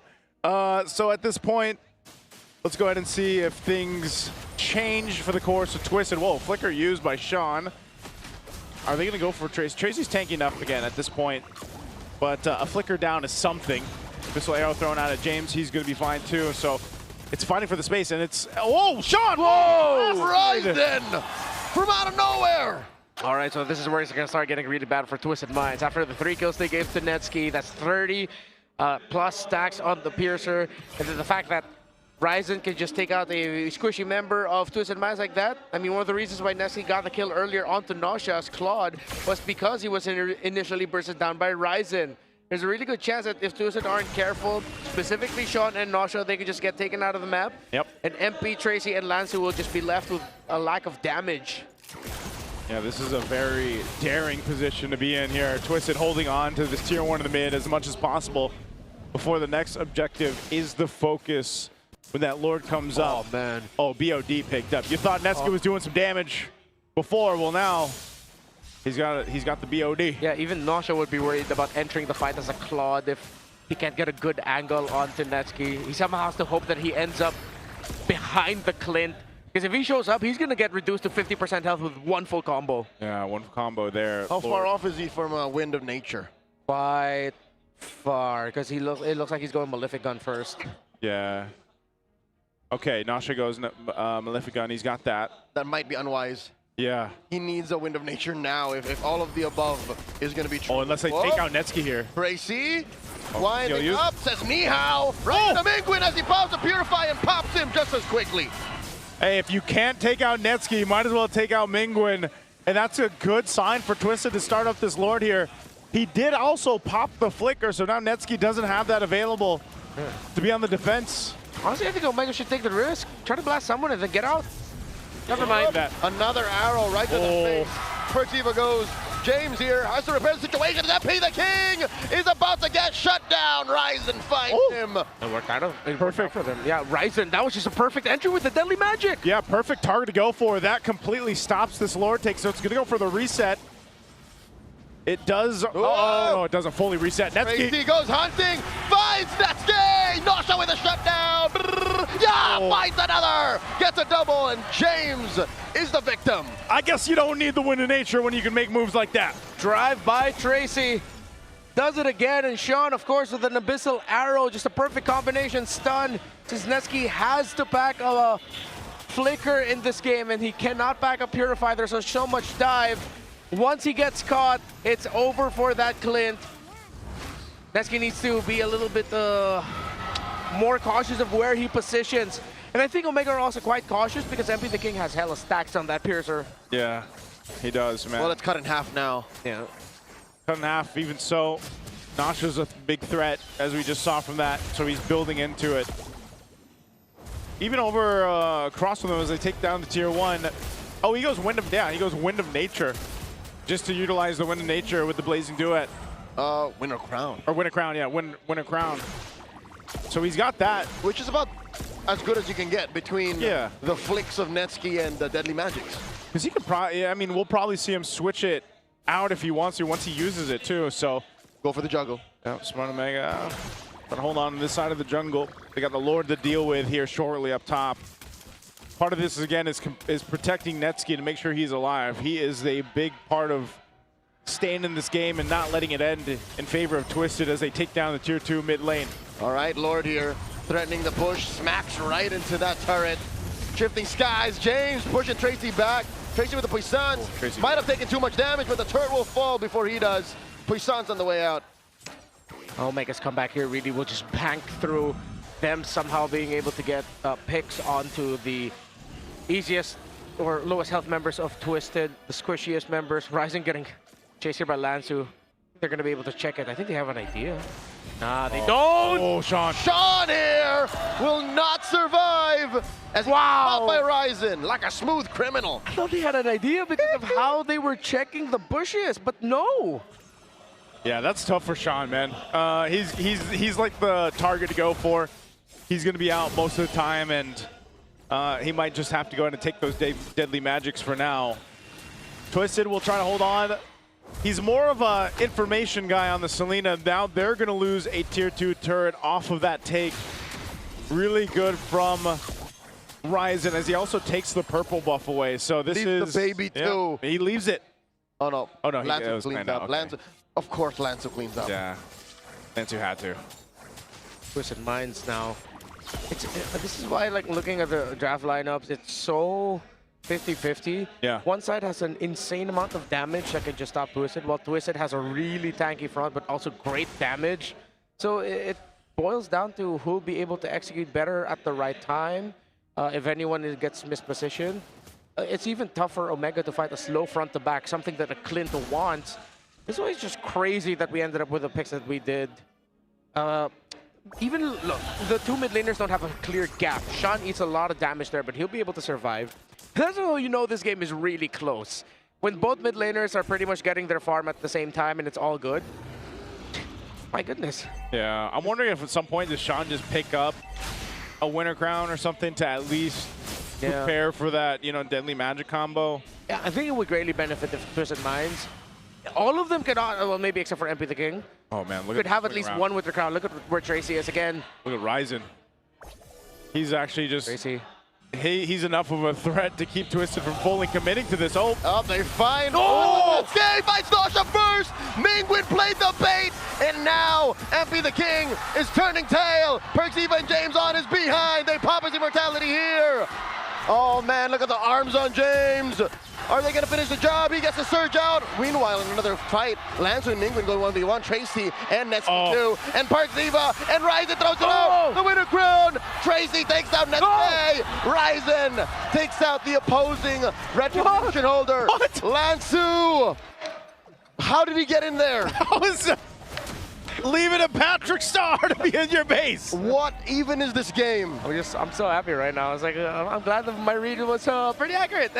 These two are just like testing each other's limits and understanding of how to properly team fight.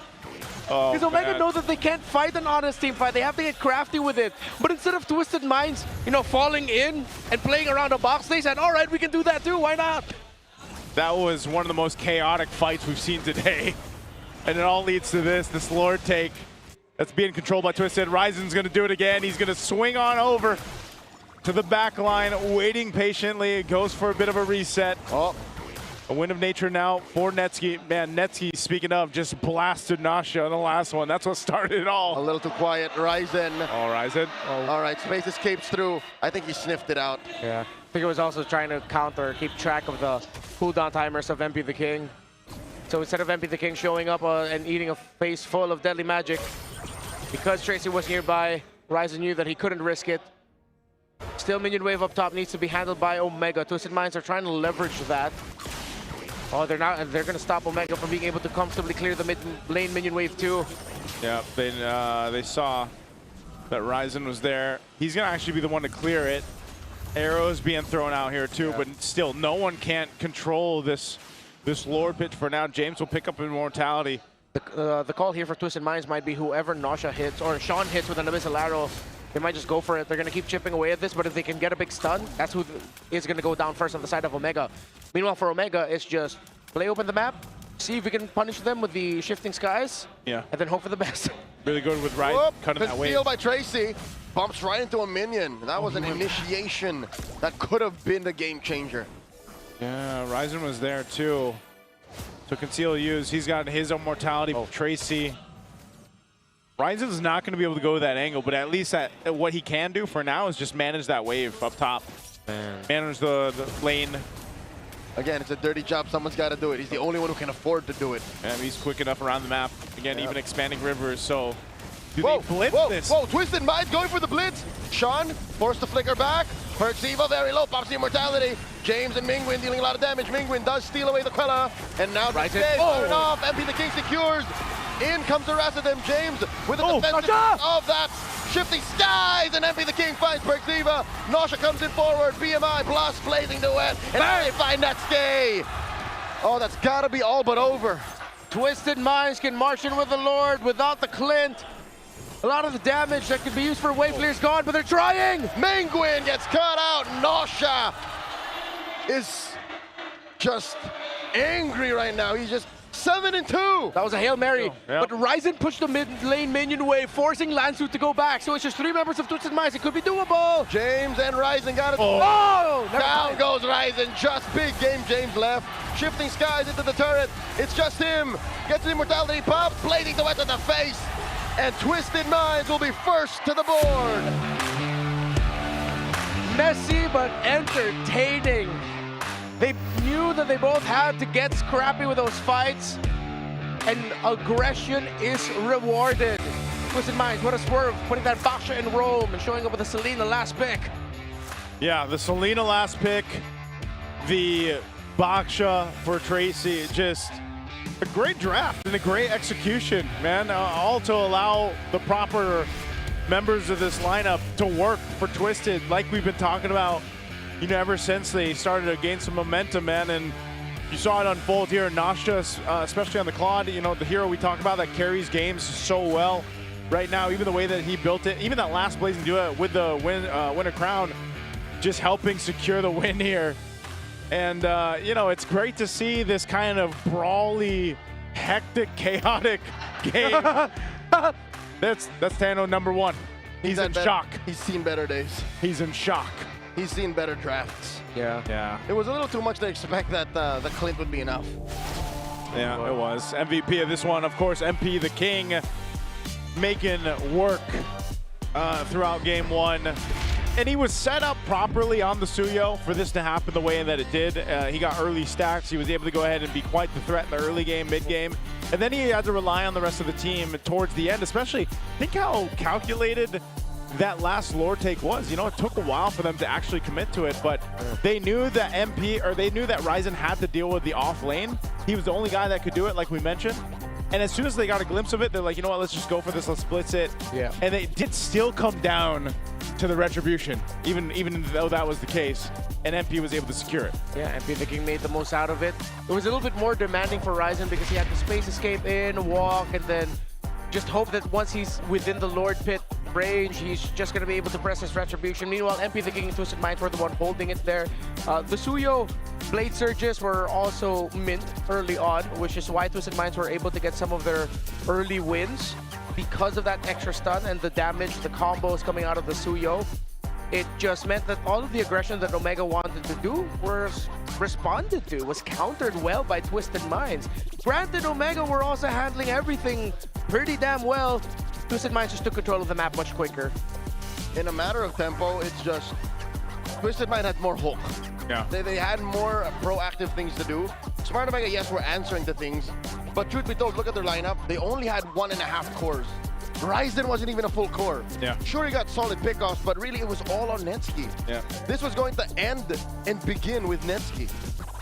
That's kind of what we were talking about even before he got those 3 kills, he got those stacks going. We saw the damage that he could push out when he locked in the BOD. You know, there was just a lot of weight, I feel like, that would have been there for Netsuke on his shoulders for them to go ahead and win this game. But you know, there were signs that it could work, and I don't know, maybe it would have been different if it was maybe something different for Perxiva, but nonetheless, they were able to fight and hold on for as long as they could, but eventually just the nature of that composition ends up falling apart against what Twisted was able to do and execute. And again, I think Tracy was able to do so much with this Vaksha. And half the time, like you guys mentioned, maybe more than half the time, Mingwen was holding on to the Tortoise Poissons. And that's what makes us a prime example of a difficult Valentina game. Yeah. I'm no Valentina specialist, but I know that with not many good ult choices, you're kind of left there being a utility mid laner. So Mingwen was able to deal a good amount of burst damage, but with the damage there, a lot of your value really comes from whatever ultimate you can steal, which is why I think Omega might walk away from the Hilda priority early in the draft. I think that also allowed Twisted Minds to end up with packing the glue at red 3 as a flex option and then showing up with a Vaksha roam. Since they know that it's a Hilda they're dealing with, they also adjusted their draft accordingly around the Valentina as well, so that there wouldn't be a lot of ultimates. It just fell in perfectly for Twisted. But it goes to show why also Omega have been so great this season and why they've been able to get that 4-series win streak at one point. Their fights are insane, man. They really catch their opponents off ground, and they're just so good at it that even though Twisted Minds had control for most of this game, there were moments where it looked like they were about to lose it. Yeah. Not just in the micro size, even macro-wise, they were able to keep that gold lead manageable. Yeah.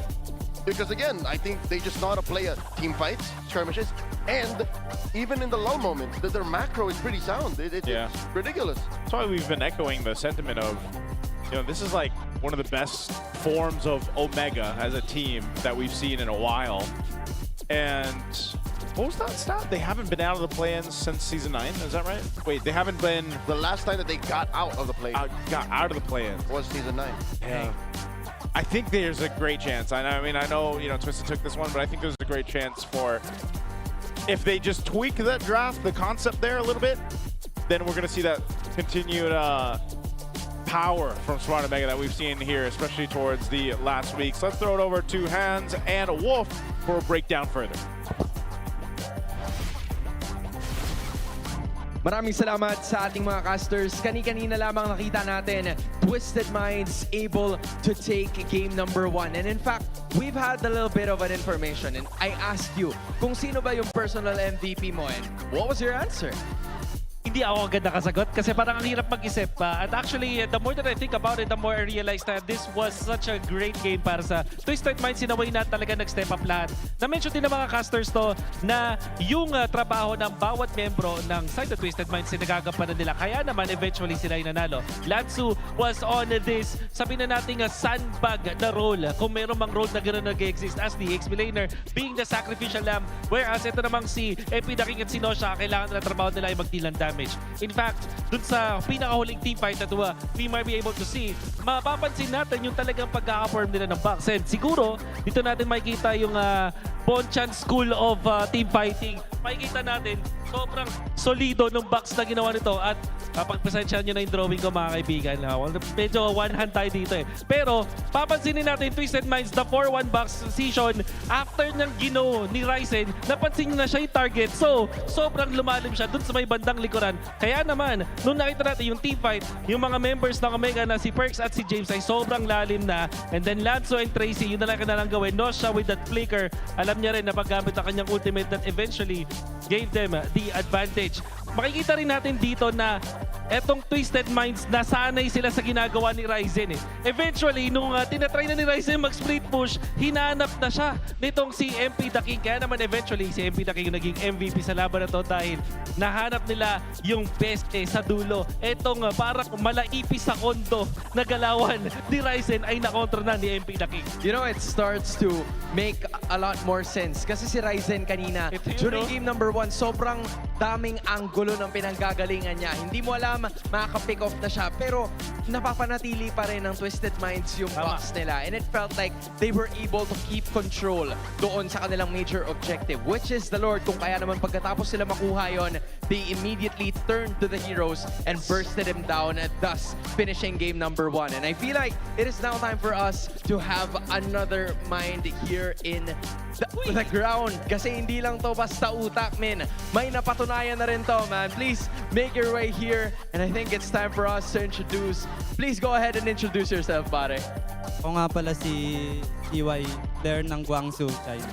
And ang hindi niya nasabi ay magiging parte na rin siya ng MSC 2026. Palakpakan naman natin si CY, everybody. Again, congratulations, pare. This was, again, a huge task for you. Anong pakiramdam that you're going to Paris to represent Guangzhou?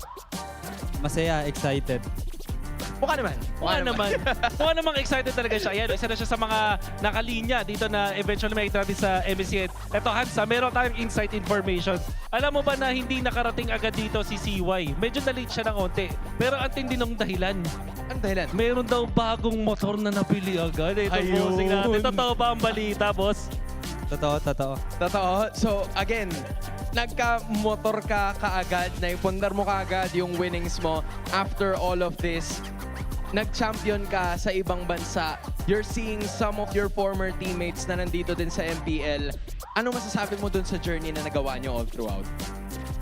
Anong masasabi mo na ngayon halos marami na kayong mga na-achieve, yung mga former teammates mo dati na nasa MDL pa kayo? Masaya. Kasi natutupad na namin yung mga pangarap namin. And you know what? Magkakaiwalay na kami. And in fact, you know, kita dito sa MSCU yung stats mo nung nandun ka sa China Masters and even yung international tournament. Right, Wolf?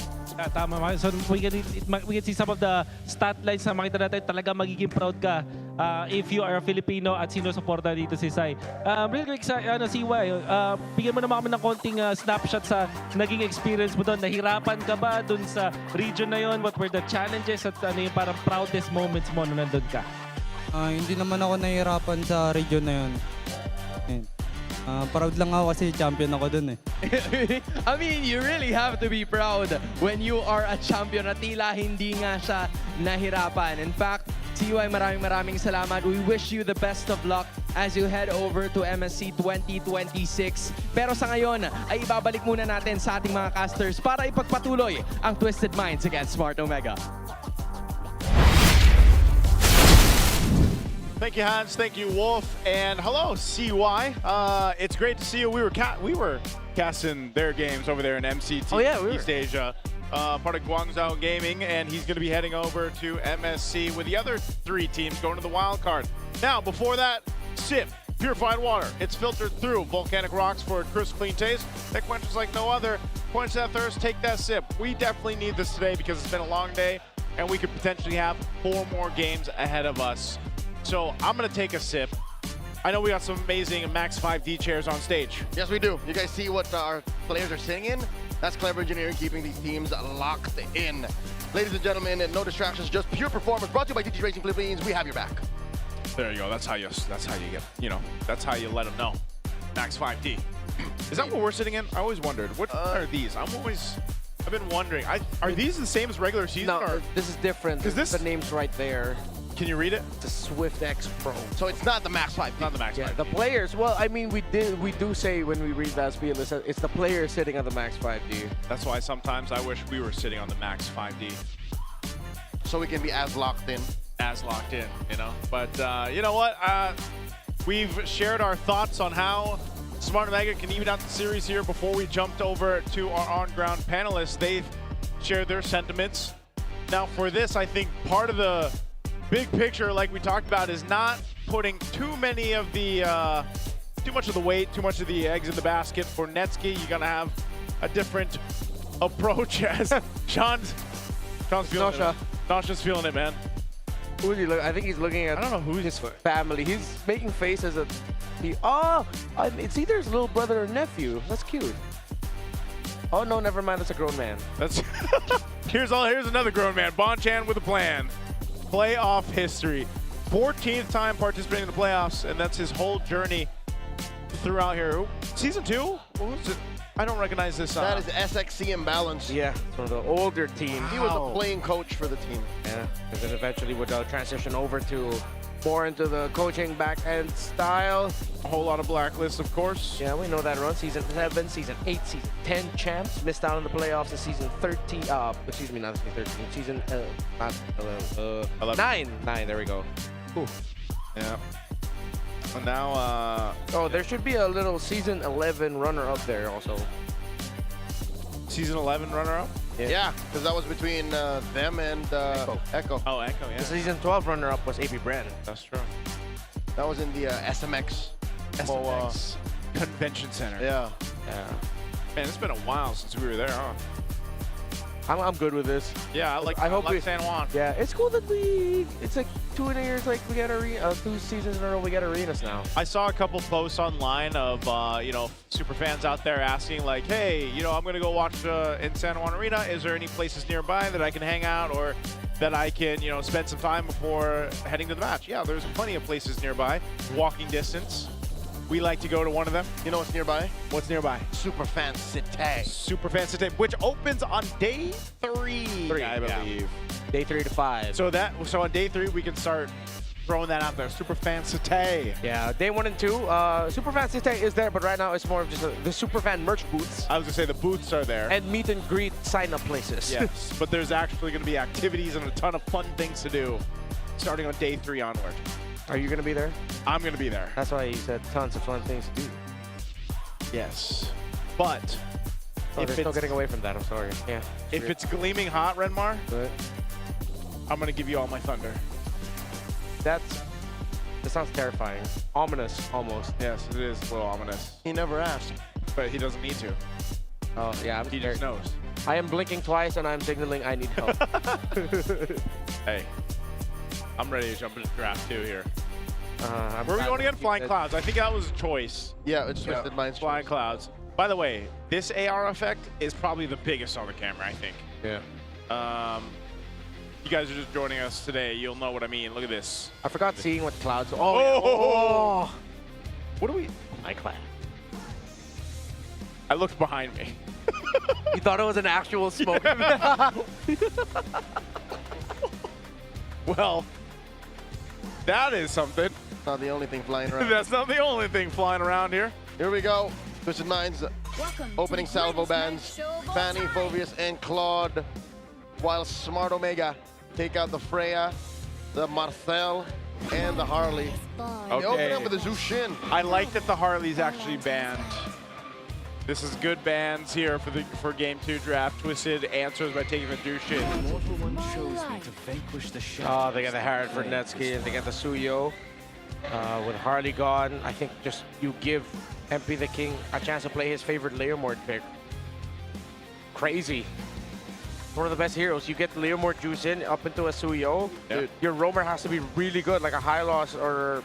Yeah, no, you have to get a revitalized healing style roamer to really hold the front and keep your team alive. His Leomord is almost as good as his Bane. Yeah. I think this is a Leomord and a gold lane pick. They can go Leomord. They themselves banned out the Claude. With Freya gone, you don't have to worry about that. Ooh, that might have been a really good ban there by Twisted. By the way, Claude is undefeated this season. Not this season. Right, whoa. This day. He's 5-0 today. Oh, they get the Arlod.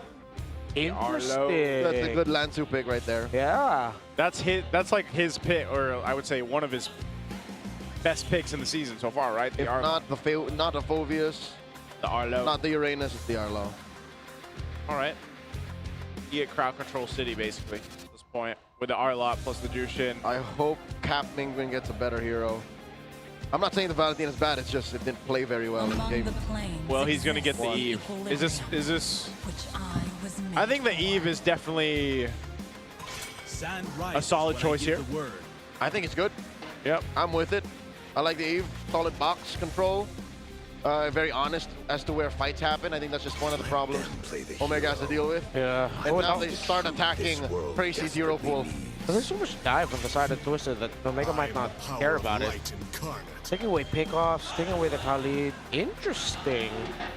There's no clear burst pairing with it, but they're just creating space for the Harith. But the glue is still open. Are they trying to force Tracy into one of his more, not as, I'll just say it, one of his weaker picks? No, they want to pick it up for themselves. Okay. Glue. The weaker pick for Tracy. Hilda. Hilda or Baxia. The Marzov is good. Static. Or Marcel. Marcel's banned out though, so. Yeah. I think you still pick up.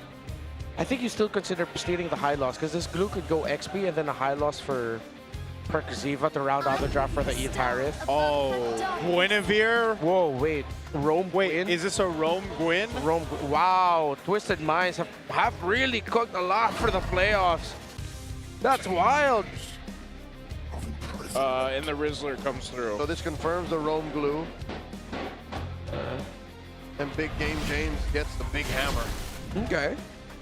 Trying to find the angle here. This Guinevere can be very here and there because there's a problem with it in the Rome. You miss your jump, and it's so punishing for your team, considering there's no other form of entry other than Lanzu throwing himself in front of Twisted, but you're up against a glue. Still, it did work out really well. I'm not hating on the Guinevere pick. It's just my current, like, coin toss in the air pick. I don't know how it's actually going to perform. So does this still answer the question, like one of the weaker points for Tracy, just because we haven't seen too much of him on the Rome Guinevere? Or just Rome Guinevere in general. Yeah.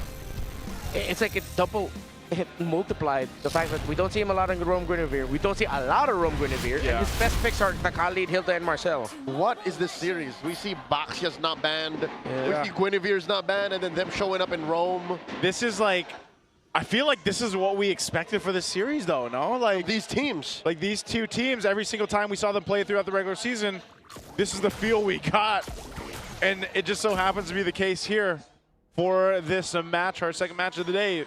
Looking at the emblems even, you know, I'm wondering how this plays apart with a Guinevere Jushin combo. Sean's running the flicker on this one. We're not going to see the sprint for his Jushin. But I don't even know if they need it, really. They have a ton of crowd control they can mess around with. Double boots here for this glue. Oh, still going to go to the side of Omega for that litho. Of course, Brave Smite glue Rome. Take note of it. It helps you extend out little skirmishes and trades. Until you get the mount. Yeah, because without it, you're pretty much dead in the mid. It's an important trading tool. Gonna get that EXP. That. Whoa! Stun there. Ryza in charge, Surge. There, yeah. Forces Tracy back. Yeah, held on to the flicker. Difficult thing about Rome Gwyn early on, if you're forced to use your second skill to get away instead of initiating, there's really no initiator.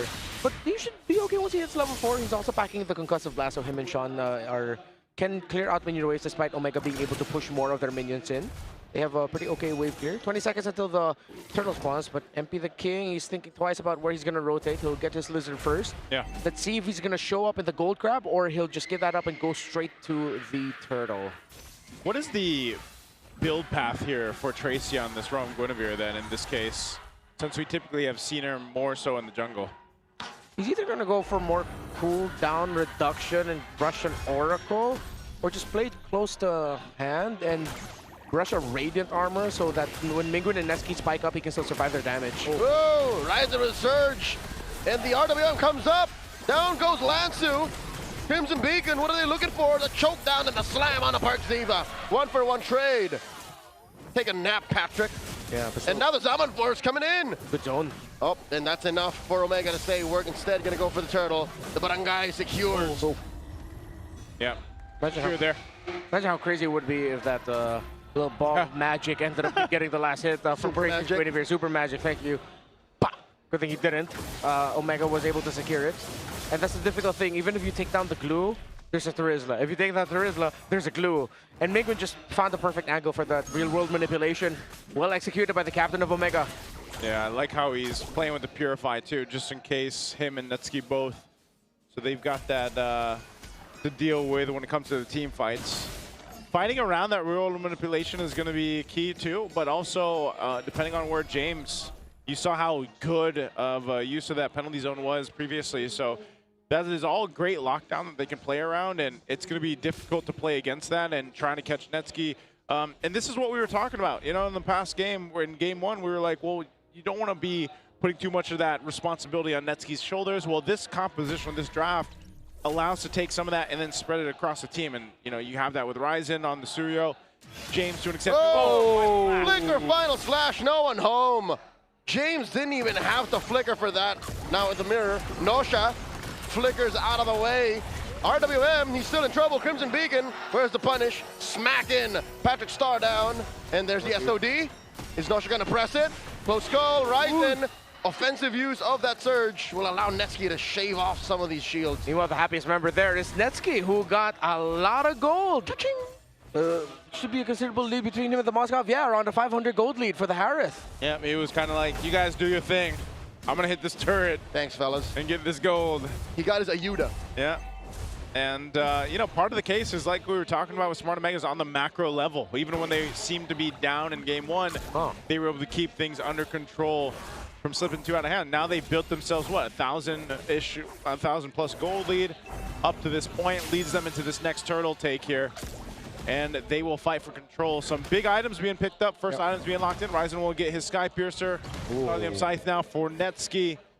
We'll see. Lansu is, if he's going to take those picks, he's going to land those final slashes. He doesn't have a flicker this time. Yeah. Maybe it's going to be Tracy to be the one to get things going. Omega knows that Gwyn doesn't have a jump.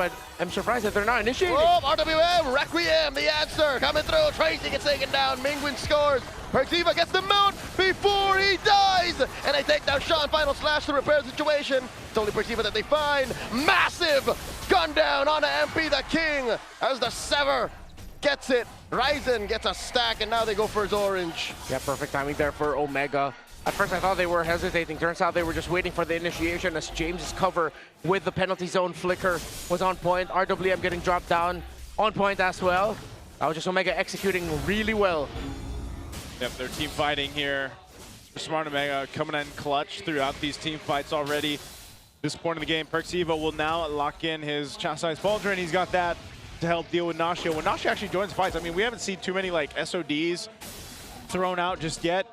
He's been focused on farming up, and I feel like at the same time, he's trying to close that gap between him and Netsky. He's still about 600 gold behind though, and he's really trying to get to that second item. He just finished before switching into that bottom side, that corrosive scythe.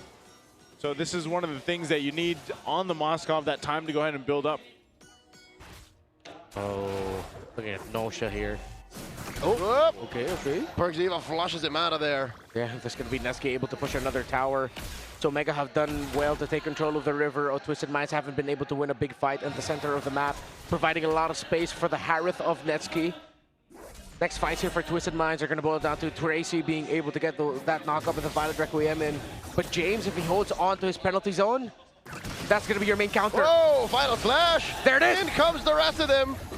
Perxiva does get the mount, pushes him out of the way, and Lansu bites it. Salmon Force by Netsky. RWM, there's the Crimson Beacon. Omega are happy with the outcome. Yeah, even with that answer of a final slash, a penalty zone is going to work. Nasha will go and take down some of the health on that turret. He's not going to finish it through just because of that rotate from Netsky. So Twisted isn't able to convert anything just yet. That's the problem. They're sitting on 0 across the board in terms of objectives. Whoa. Tracy rush first building the anti-Cuirass is not gonna help that much. He needs to think about the magic damage more. There's 3 on the side of Omega. That's what's melting you, not the Suyo damage. Yeah. If he just went for Dreadnought into Radiant, that would have been better. He lacks the cooldown reduction. Yeah, this is why the Roam Gwyn is such an awkward spot right now. Either you hit or you don't. So far, it hasn't been a hit. Oracle is picked up here, though. Poor Lancer to work with. Oh, James, okay. He tried. Yeah, he tried. Turret's going to be worked on. Still, no turrets down for Twisted, and that's why they feel so trapped on this side of the map. That's the problem, is when you're not able to go ahead and set things up in the early game, utilizing this kind of composition, and you've seen it. They've thrown out some final slashes, trying to get things set up. You're trying to fight with the beacon, but just nothing's converting. It's awkward, too, because even if we get to the point where Lansu and Tracy would get their combo together, if James is fine, penalty zone ends that.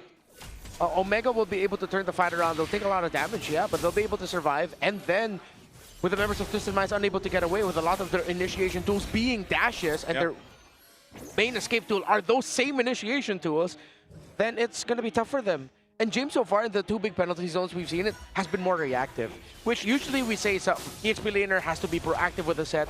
But no, it's the counter penalty zone that's been working out very well for James and Omega. That's how far ahead Omega is right now.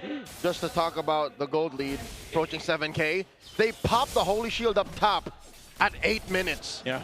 That's 4 minutes of protection the Twisted Minds could have had. Looks like we're gonna be on the way to Omega winning this. Still, Nausea, gonna be a while. Doesn't even have his third component of the DHS yet. Meanwhile, Netsky already has 2 items. That is an online Harith at this point. It was a first helmet and a Chastised Pauldron for perks, which could be what's also giving MB the King some difficulty here in the fights. Yeah, there's a world here where, you know, in some way you're looking now, it seems like it's going to be in the hands of Nausea. You know, we flipped the tables from game 1 to game 2, where instead of Netsky, now it's Nausea to come online further on this Moscow to help turn the tide of these team fights that have been breaking out.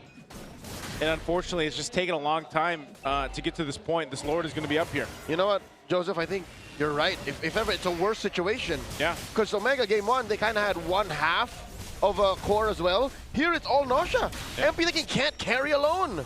Yeah, he can't. This is an easy Lord take now for Smart Omega. They have had complete control for the past 3-4 minutes up to this point.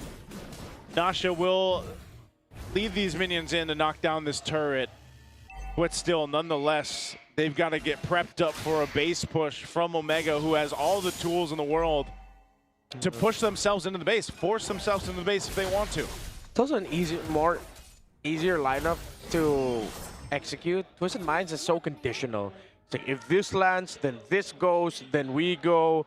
Well, for Omega, it's like, cool, we'll just go. Yeah. Or we'll just go and you guys go, and we're going to make it look easier than you. Damage, go pew pew. Yeah, core items already locked in for this Harith of Netsky too. Well, it's up to Omega not to drop the ball. Oh.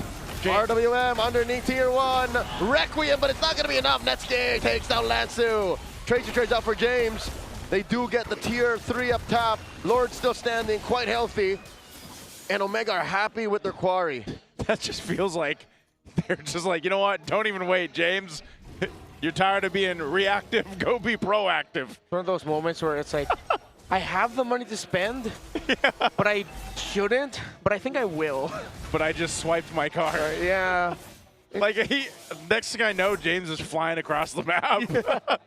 Trust. He's got the trade. It works out. They got the tower. That would have been not worth it if they completely missed out on the tower. Yeah. But they got the tower, so it was all good. It's like one of those things, though, like, I don't know if you needed to do that. But, hey, you want to Leroy Jenkins into the base?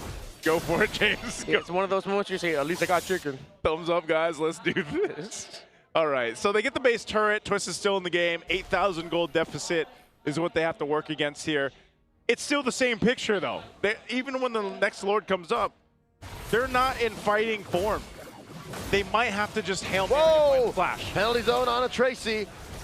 He dashes on out of there. Spatial migration. A minute until the Lord. Man, you know what? Well, okay, cool.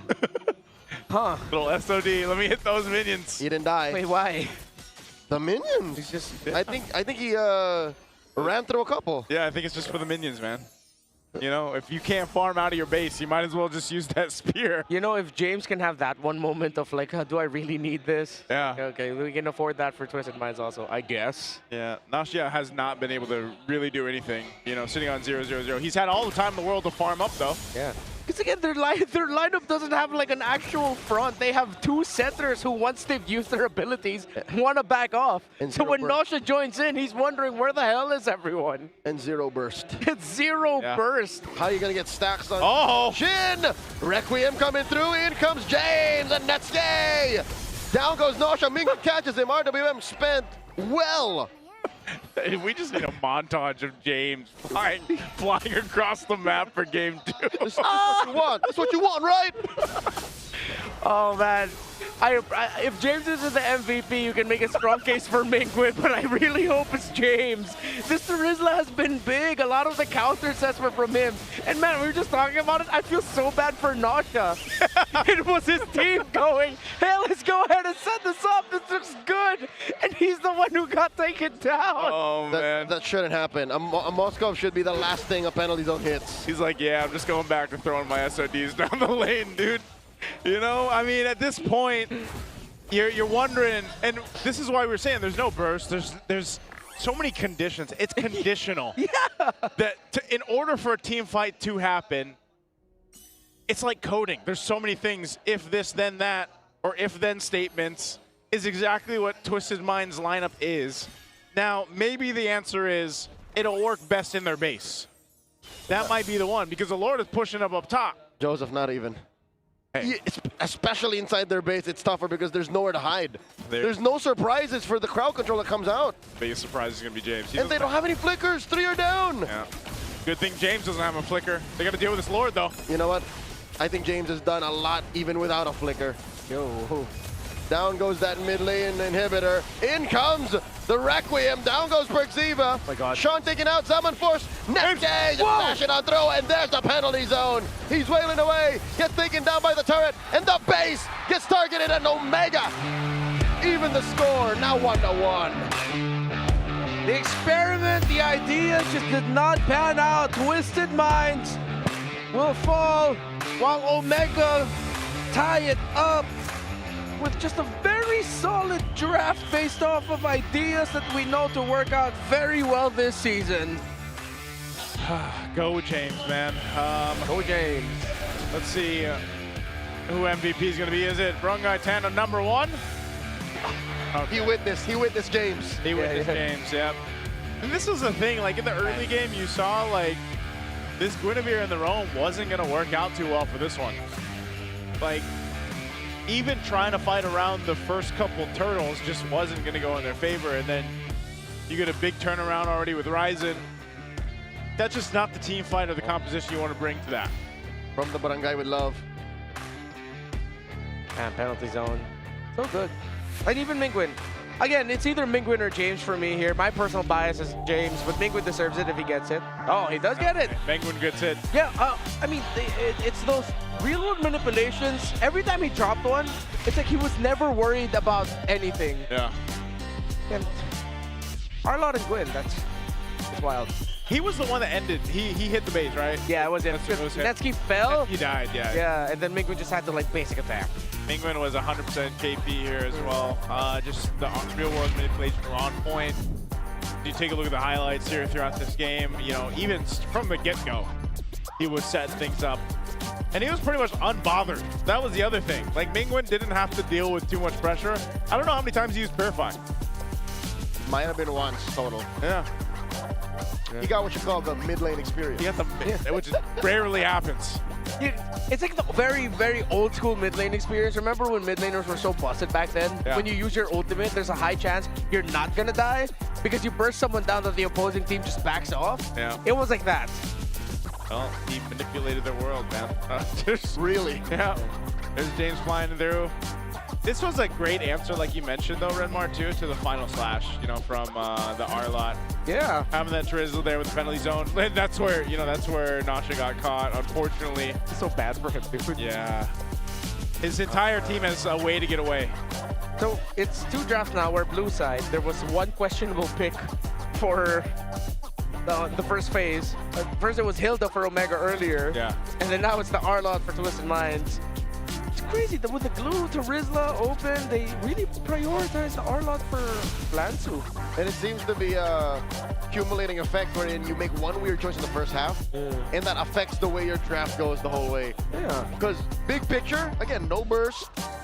It's a 10-pole lineup. You need Nasha to pop off. And if he falls, the rest of the lineup crumbles. Very conditional engagements. Yeah. I could say the same for Omega in game 1. Yeah, actually, yeah, true also. A lot of the conditions was, did we burst anyone? Yeah. All right, Let's get alive. Let's get live. All right, we go. That's why we see teams doing that now with the way the current meta is they're either choosing to play for the gold laners or not, at least alleviate some of the pressure on the gold laner. Yeah. To focus on somewhere else. And that's where also it's so important for the junglers, because you're looking at that too, where it's like, in this case, Ryzen had a better time in the jungle on the Suyo in comparison to MP, who you didn't really feel the Leo Mord at all through this game. You know, but that was also just partly due to the fact that you don't have the roam potential to set things up as well and make it easier for MP, not even the R-Lot to an extent. You're not landing the final slashes you want to, you're not being able to follow through with them. So essentially, it all falls apart early on, and then later on when you're supposed to be able to play into your gold lane, you can't do anything. That's why Nasha was like 0-0-0 for 3/4 of the game. Yeah. He was looking for action across the map, man, at one point. Jumped by James. He gets jumped by James. Yeah, the most that he got damaged onto was towers. Towers, yeah. He was just like, all right, I'm doing something, guys.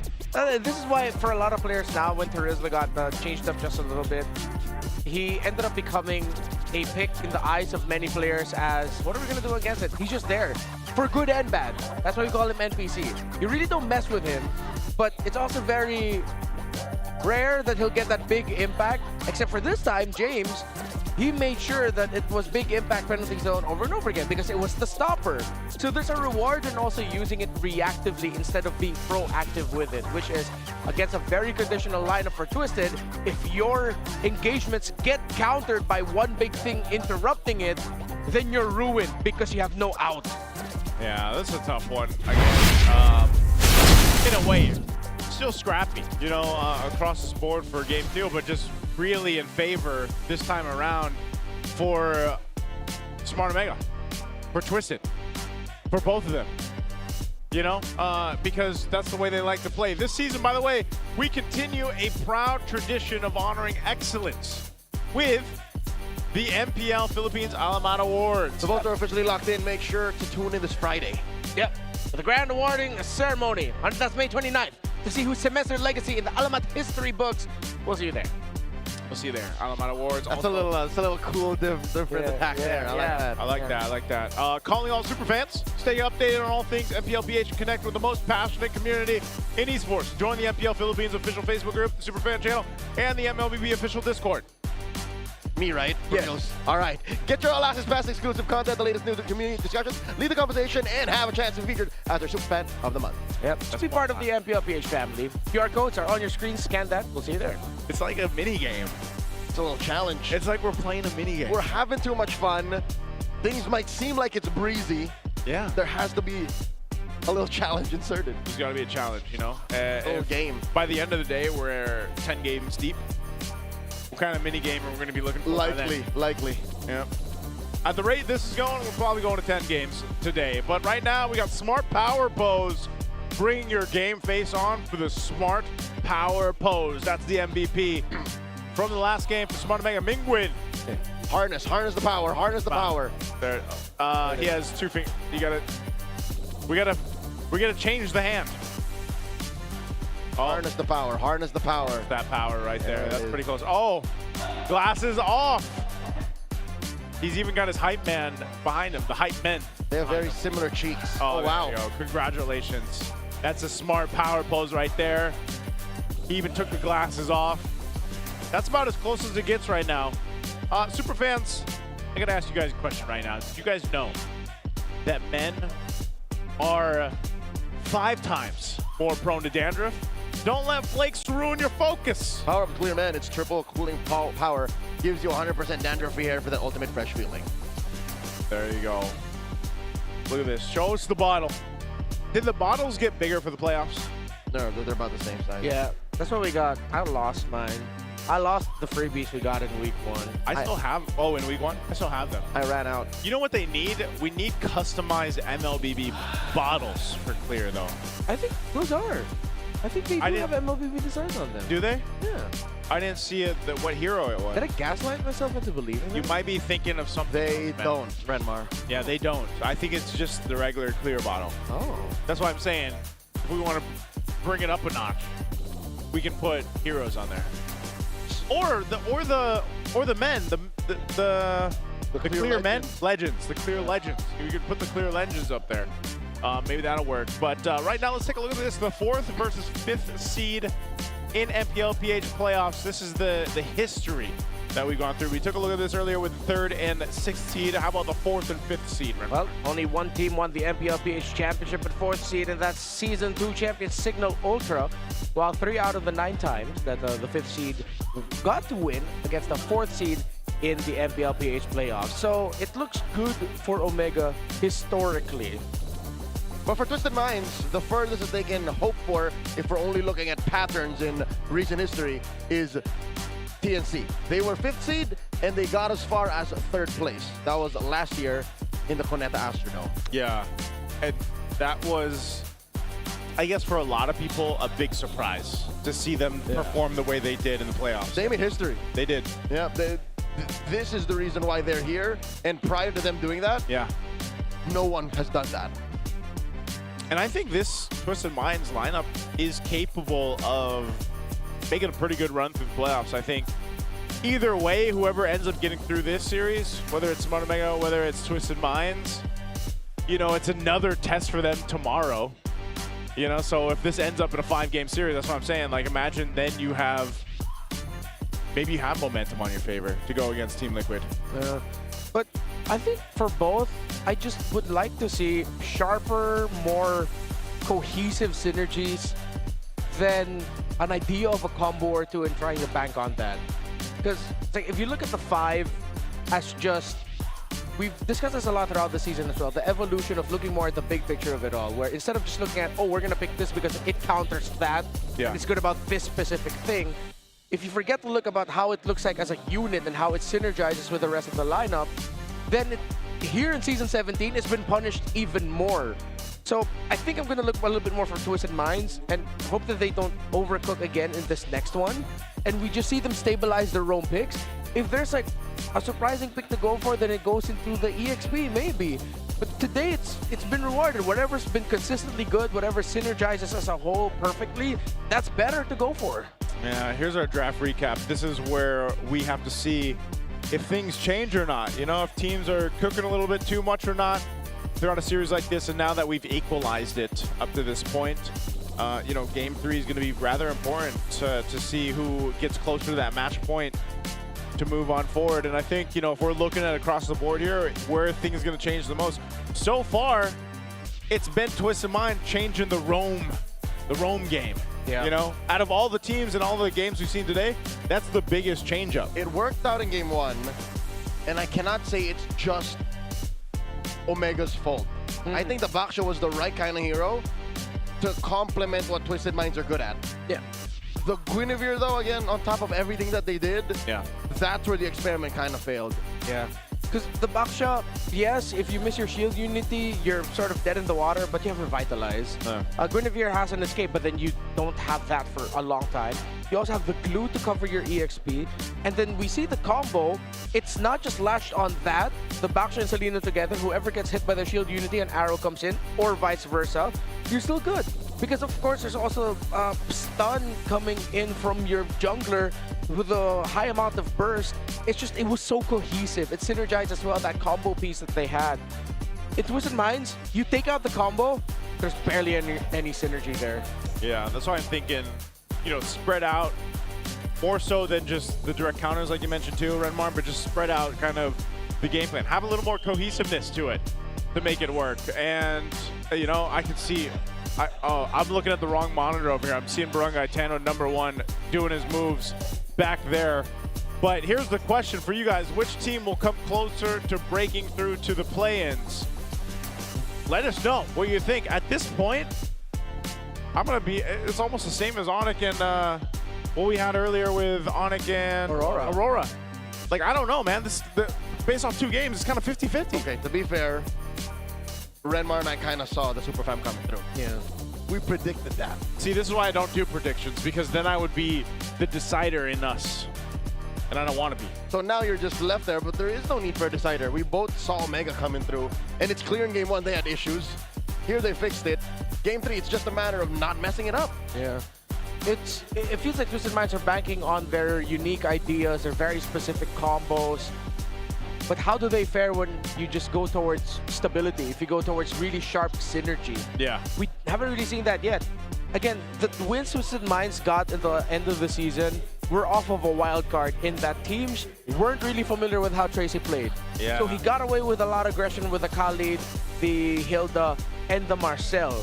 We haven't seen him play any of his 3 go-to heroes, which puts us into the understanding of, oh, that's their mindset. Yeah. They want to show that they're more than just those 3 heroes for Tracy, which now it hurt them in game number 2.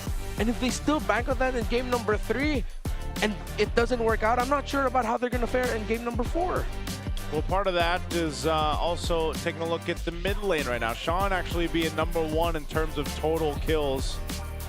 Sean was very impressive, especially last season. I think he was one of the first ones to get a Savage back in Season 16. If I remember right, that was the Kimmy. And then, of course, you know, he's one of the few players that brings out the Selena, like we saw Mingwin as well. Last game MVP.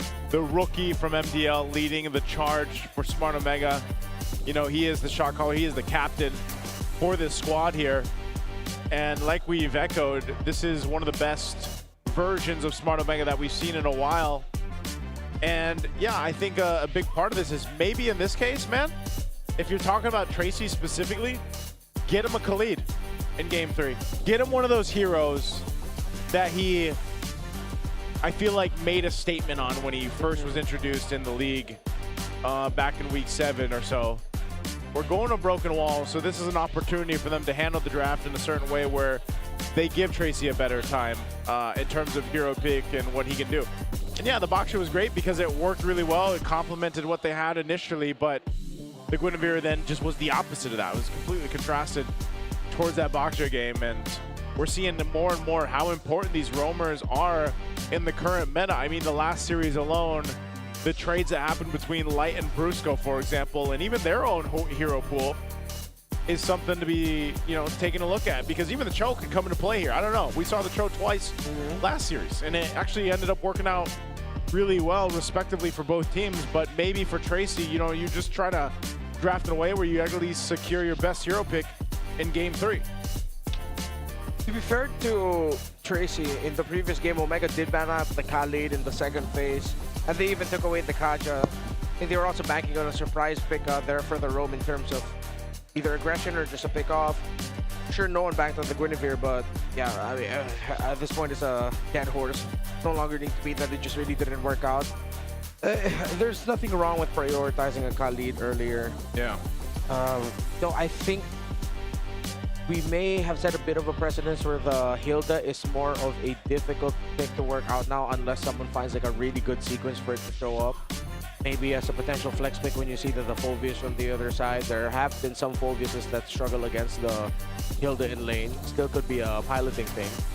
But yeah, just get the Tracy pick at the first phase.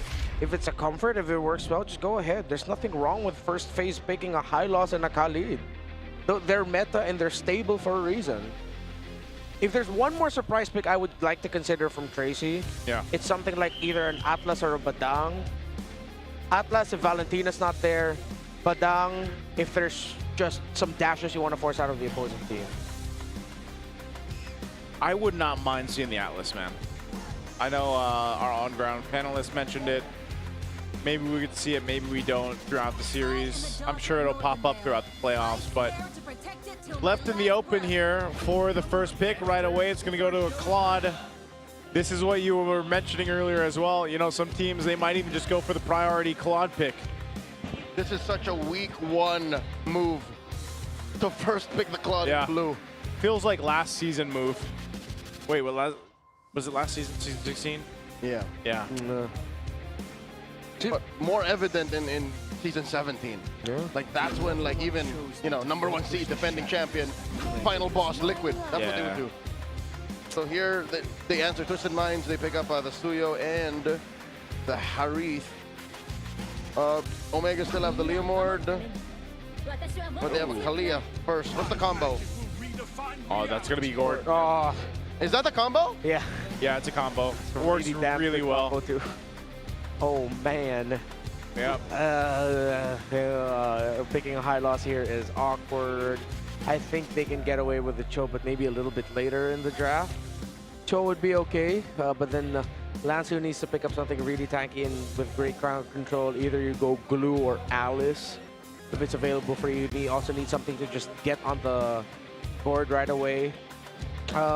Without a Valentina, Sora could be open and in consideration. Let's see.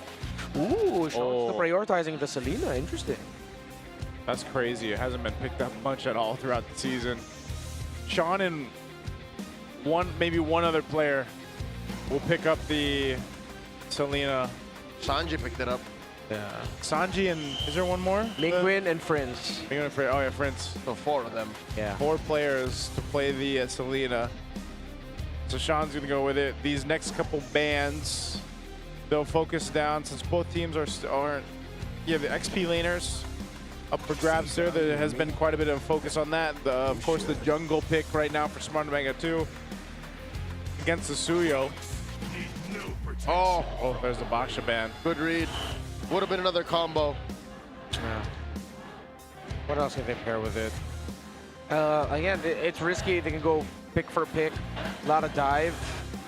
Because it's a pick-off combo for Omega as well, and then their EXP laner is going to be the front.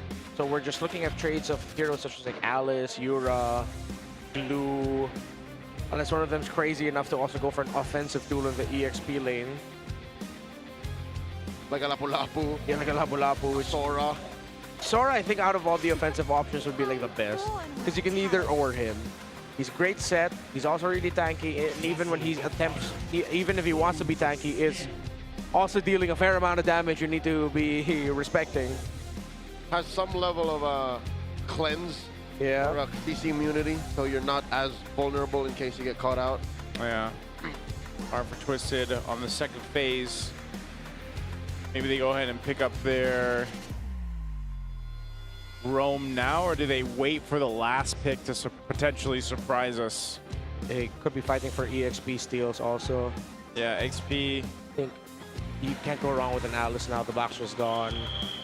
Would it be too much magic damage though? I mean, I know Alice is primarily for the setup, but oh, that's true. They also need to think of they also need to think of their physical profile. Oh, that's such a tough spot for them. Yeah, maybe a. I know, but they can be okay with the Suyu's already there. Okay, so they hold on. They pick up a Hylos instead to see what these next two picks from Smart Omega are going to be. Still kind of a combo here. Yeah. Law and Order into the arrow. Oh, they take the Alice though, and then the Leo Mord. They're stuck with their Uranus. They have to pick a Uranus here. Any other EXP laner might be underwhelming. Sora, if you're looking at the Leomord and Glue, but again, in terms of the big picture, it'll be awkward. Not Rizzler though, right? Terizla, kind of lacking for me.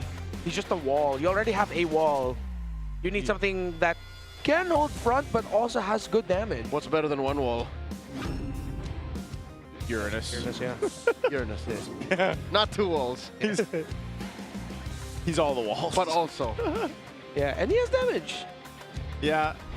And he can kind of do his own thing if he needs to, at least through the, you know, the laning phase, cut the waves pretty confidently. So I like this. I like both sides. I'm gonna lean towards the Gord Kalea combo because that just, it's so deadly. It's so deadly in the early game. Whoa. And it allows the Claude to do what you need to do for Netsky. Farm up. Okay. Am I just old-fashioned, or is Netsky not on a Purify a dangerous thing? He was on a flicker. He was on a flicker. I would say maybe it's one of those things where you're just playing for reaction time. He'll just be better. Oh. Yeah, just play better. Be more athletic. Because, I mean, even if he had the Purify, the main thing is that he's got to watch out for is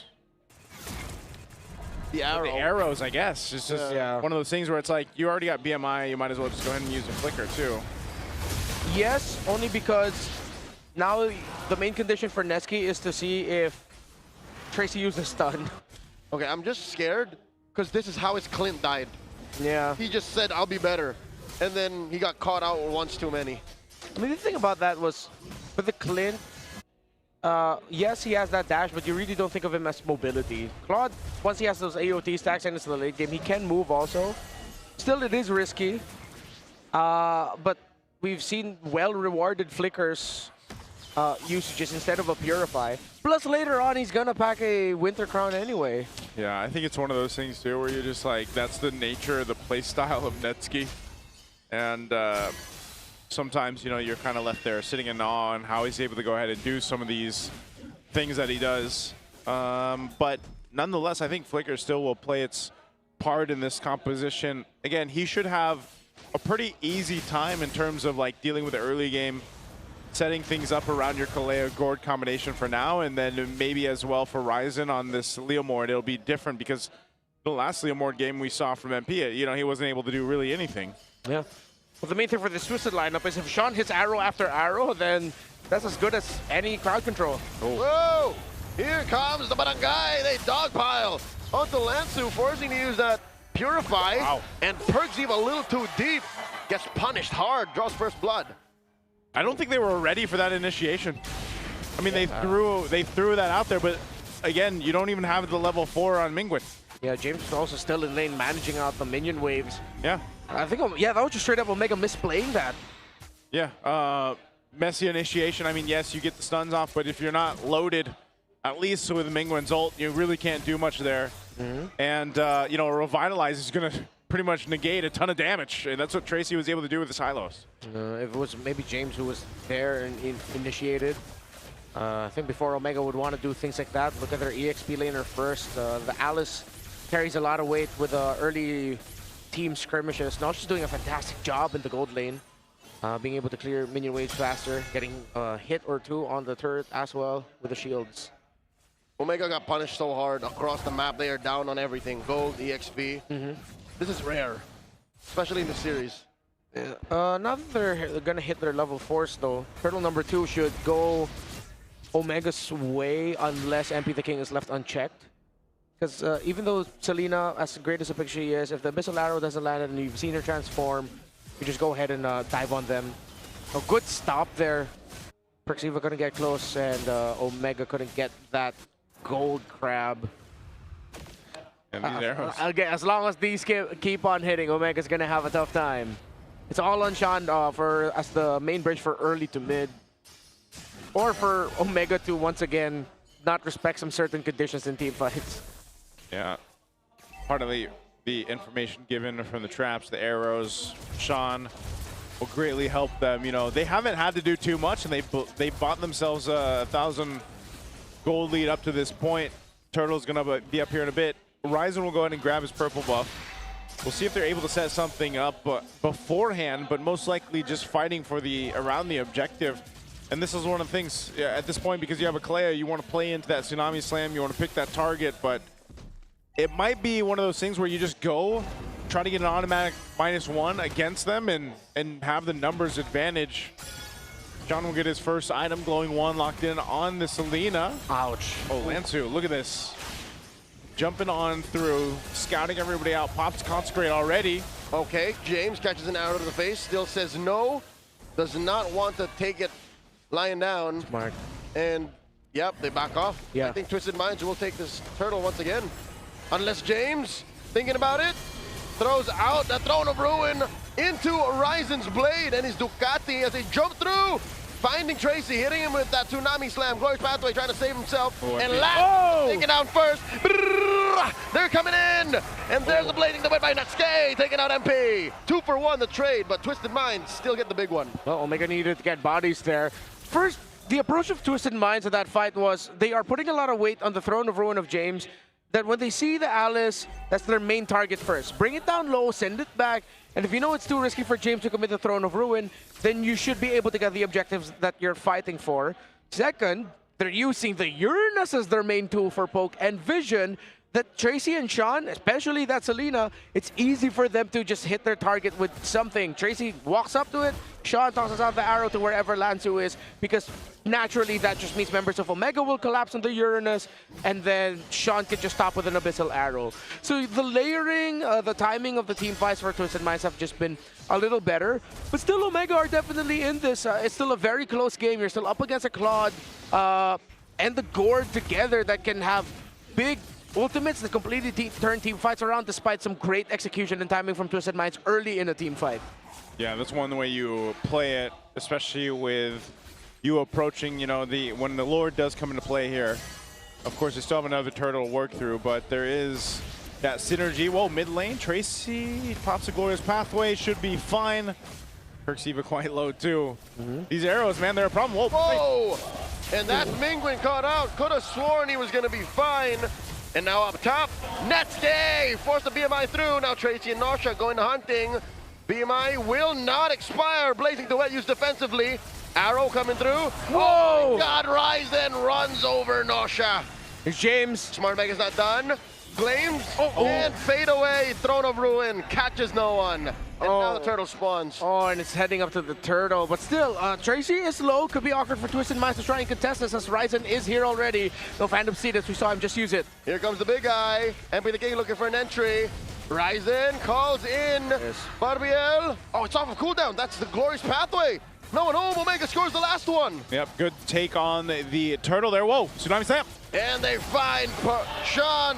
Perkziva serves it up. Great play on this Kalea by Perkziva. Though they haven't always been able to convert. They've converted majority of it. Perkziva has 3 assists. All right. Damage control here. Twisted does lose some of that lead that they were building up. Great responses from Omega to deal with this. And again, playing around Tsunami Slam is going to be key for Omega to keep pace leading into the Lord take. But, you know, that's all part of the plan with this kind of composition with the Kalea as Mingwen continues to build up too here. They are tanky enough for Twisted to deal with a lot of these shots, and eventually, you know, you either try to get a glorious pathway out, trying to get the revitalize down. Netsky is farming up like crazy, though. We've seen this with the Claude time and time again, and he's working nearly there to his golden staff. Big lead against Nasha. They're down overall, but he's up on Nasha. Netsky's saving up money like he's buying RAM. Hey man, Rams expensive. Oh, Tsunami Slam answered here by a glorious pathway. A little too late because Tracy goes down.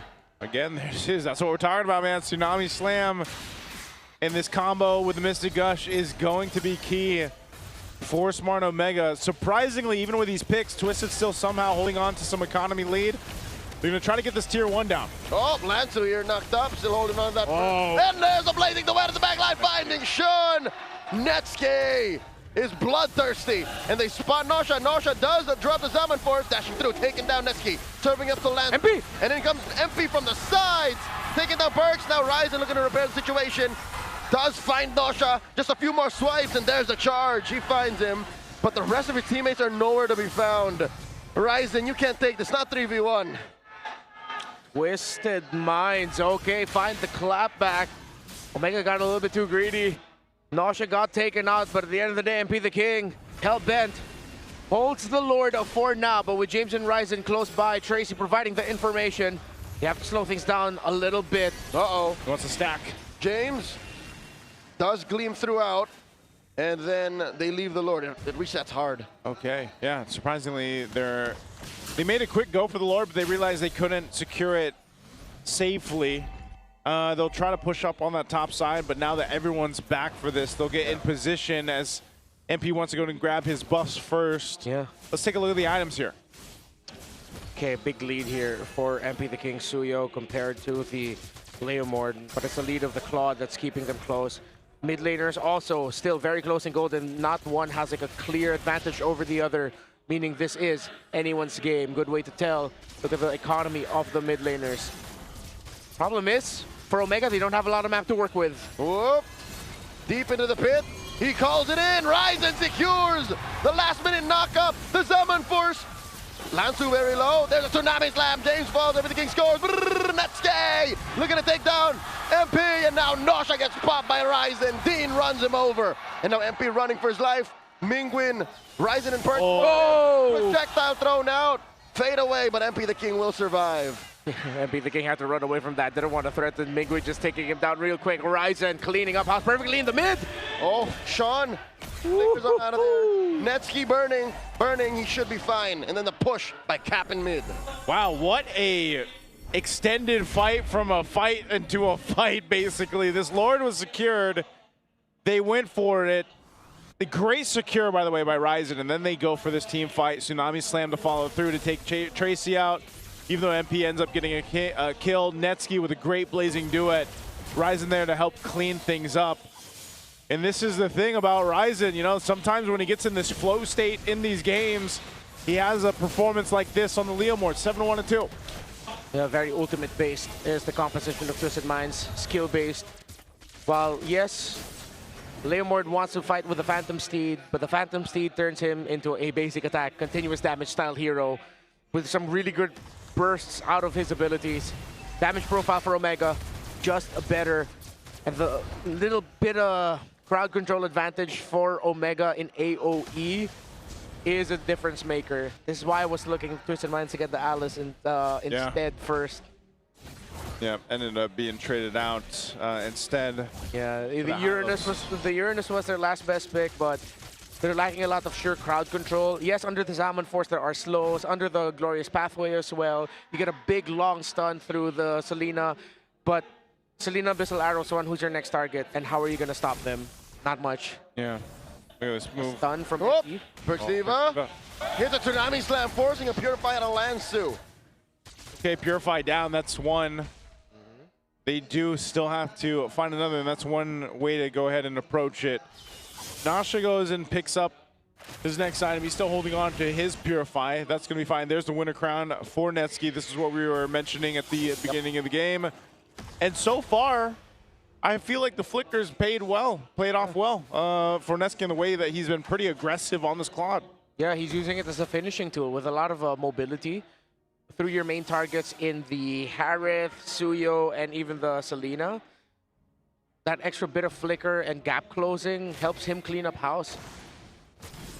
Okay, now this bit of a calm before the storm breaks out. They look to go ahead and just take some resources from Twisted as the purple buff is secured. Lord is now coming up here at this point. Tracy picks up Chastised Pauldrons. You had one also for Lansu as his last item pickup. Are they tanky and strong enough to deal with this? James will get his own as well. Locks in his core items on this Alice. Yeah. He is leaving that front side. Oh, wow. Omega are blitzing it. Sean is way too far off. Tsunami Slam on one. Calling in Barbiel as well. Gosh! Massive retribution securing the back line. Lansu gets taken down. Empathy King running for his life. Netsuke and Ryzen. They shut down MP. And James bullying Tracy out of the fight. 2 free kills plus the Lord go over to Smart Omega. Very clean, the superior lineup. Twisted Minds were getting some early wins. MP the King was getting some early kills, but as the longer this game goes on, we're getting closer and closer to a 6-0 Claude Day 1 playoffs. Lord crashes through. Tracy slowing it down. Ryzen calls his Ducati. Nasha calls it in early. The Zaman Force top lane inhibitor falls. And another blazing duet. Coming into the back line. Nasha is gonna go down. And now the base up next. Nasha's already taken out. Smart Omega are at match point. Better draft wins. Omega are getting closer to breaking their play-ins curse that's lasted longer than Twisted Minds. Match point, and they do so in convincing fashion. Oh man, that was such a dominant game from Smart Omega, the Brung guy here, showcasing this Leomord that was just doing wonders. And I mean, as a team, this we called this deadly combo when it came through, the Gord Kalea combo. Perxiva so aggressive on the Tsunami Slam. He knew that the idea was, even if he just got a battle spell down, even if he just got rid of one of the Purifies, that was a win for them, a small win. And even this, you know, setting things up, Ryzen on par, on key with the retributions throughout this game. And as you mentioned, yes, MP got some good kills in the early game, but you can't do it alone on the Suyo. And it was unfortunate because Nasha just couldn't convert on the Harith, even though he had some great Zaman Force placements to fight against Smart Omega. They just fell apart in the team fight. And the MVP, of course, is going to be Ryzen here with the hair check. Why isn't he a clear legend? That's a good question. Look at those locks. Maybe they saw his old picture that we showed earlier before the matchup. Yeah. Shorter hair. Shorter hair. Short hair guy. 8-1-4 on the Leomord. And again, this guy, statistic-wise, is in last place for all the junglers. Yeah. But look what he does. He's more of a carry than he is a jungler. Yeah. I've been telling y'all for 5 years now. Dean is it. Is he Sneaky Dean or is he something else right now? He's everything. He's all that. He's all that and a bowl of cereals. And a bowl of cereal, man. Yeah, if you squint really hard, he kind of looks like Leomord. He kind of looks like Leomord. Look at that profile on Leomord. Yeah. Look at the Ryzen, Yeah, right? I'm squinting. He's just like an inch short. Yeah. Almost there. Is it just me, or did Twisted Minds ended up going for another conditional lineup? And the condition being, Sean keeps hitting abyssal arrows and disrupts the big picture of what Omega wanted to do. But it was crazy because, again, as we saw here through this game, even if Sean is landing the arrows, getting the information, once that was done and they didn't have any follow-up, he's left to just run away, and Netsky was hunting him down like crazy, man. Netsky was everywhere, utilizing the flicker just to go ahead and secure those kills. It's just so much better. I wonder why they decided to give the Alice instead of just picking it up for themselves. I guess that's what's frustrating, is the way Twisted Minds drafted allowed for Omega to not even rely on any Lasson. No cheese, no nothing. It's just potency. It's just a clean combo in mid. And then again, mobility in the side lanes. It makes for just a great picture. Like, were they just thinking that, oh, all right, I think for James here, there's still a lot of things that he could go for. Let's pick up the high loss so we can react.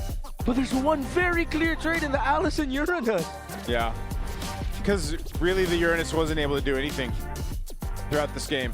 Yeah, well, there was that one little bit of clip where he was just standing in front of Omega, does a lot of damage. That's pretty much it, what you expect from the Uranus being able to deliver early game, but still conditional. Yeah. Well, for Omega, James, the threat of James forced a lot from Twisted. Oh, James still has his Throne of Ruin. He can still gleam. Let's force it out of him first. Yeah, the Gleam, the Tsunami Slam, like we mentioned, with the Mystic Gush. That's what we were talking about. There's so many different ways you can handle those team fights. So many different ways they can initiate or peel if they needed to.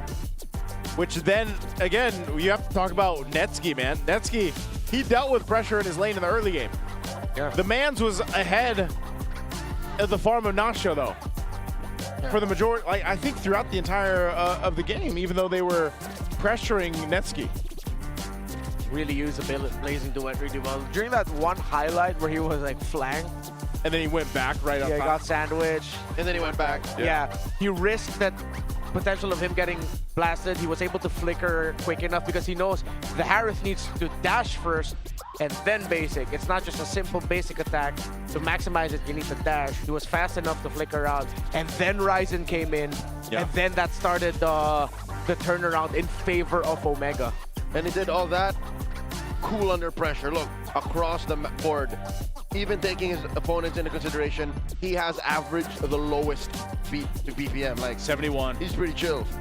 Yeah, man. 75, 71, 113 at peak. At peak. That's just probably when he was blazing duetting. Lansu was maybe the truly lowest, but you play a Uranus, man. Come on. Yeah, you're playing a Uranus. Does it really count if your heart rate's low? No. Uranus players?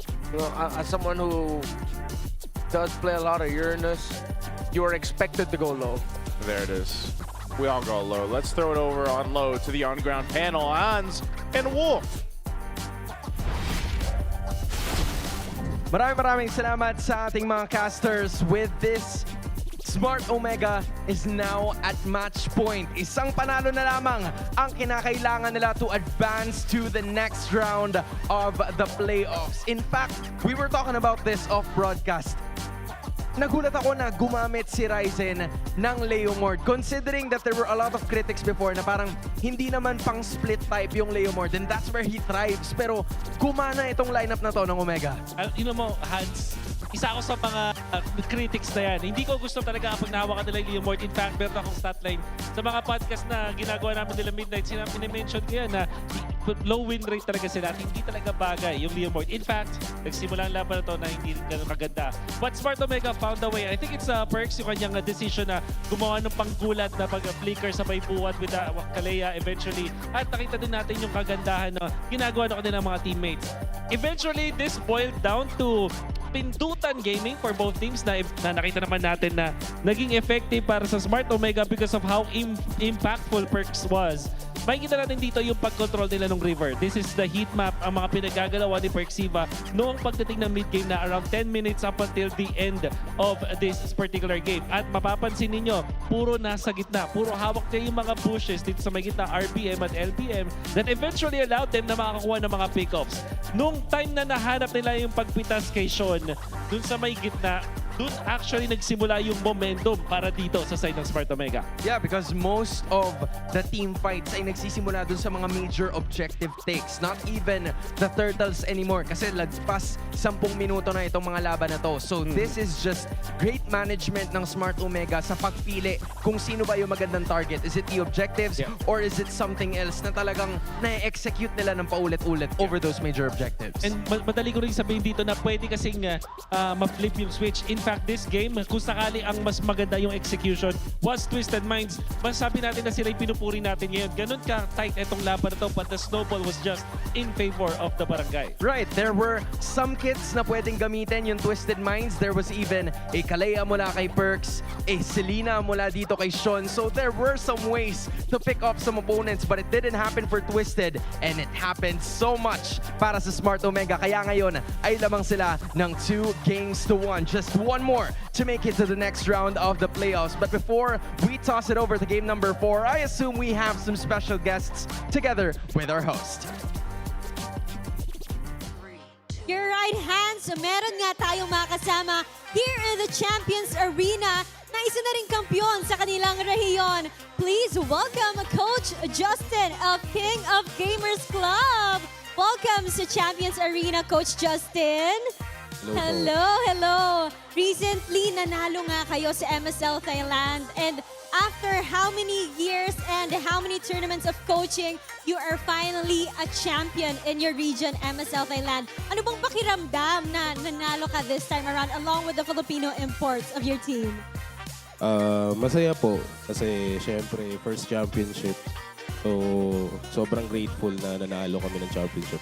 At masaya rin kami para sa inyo, Coach Justin. Alam mo, nakaka-proud talaga. Nagka-thrive kayo kahit sa ibang bansa, di ba? Iba talaga ang talentong Pilipino. And you know what, Coach Justin? Gusto pa namin malaman more about you. Paano ka ba napunta sa King of Gamers Club? Nakita ko lang na naghahanap sila ng coach. So nag-try out lang ako sa team nila. Tapos ako yung napili nila sa lahat ng nag-tryout. Kaya ako napunta doon. You stood out. Talaga namang with the experience that you have and the talent that you have, napunta ka doon. And gaano ba kalaking adjustment ang ginawa mo coming into MSL Thailand? Siguro hindi sobrang laking adjustment kasi yung mga local na player ko, nag-i-English sila. So, hindi masyadong naging malaki yung adjustment sa communication kasi nag-i-English siya. Language barrier was not a problem for you and maganda talaga yung kinalabasan ng inyong chemistry. That's why you won that championship. And nandito ka rin na naman sa Champions Arena. Ano bang kansya mo sa level of competition that we have here? Siyempre, Pinas pa rin malakas. Kahit na yung Thailand, siyempre medyo kailangan pa nilang mag-keep up sa macro. Pero tingin ko, confident naman ako sa team namin kasi based sa mga scrim, nakakatalo din kami ng MPL. Pero siyempre, Pinas pa rin. Alam mo, aabangan din namin yan, Coach Justin, dahil you have secured a wildcard spot para sa ating EWC. How do you feel about that? Sobrang saya kasi yung dating Paris, Paris na ngayon. Sana all yan ang tugon namin sa'yo. Maraming salamat, Coach Justin, for being with us here in the Champions Arena. And now, match point na nga naman ang Smart Omega. Pero hindi pa dyan natatapos ang laban ng Twisted Minds along with Lansu. Kaya naman, panoorin muna natin to.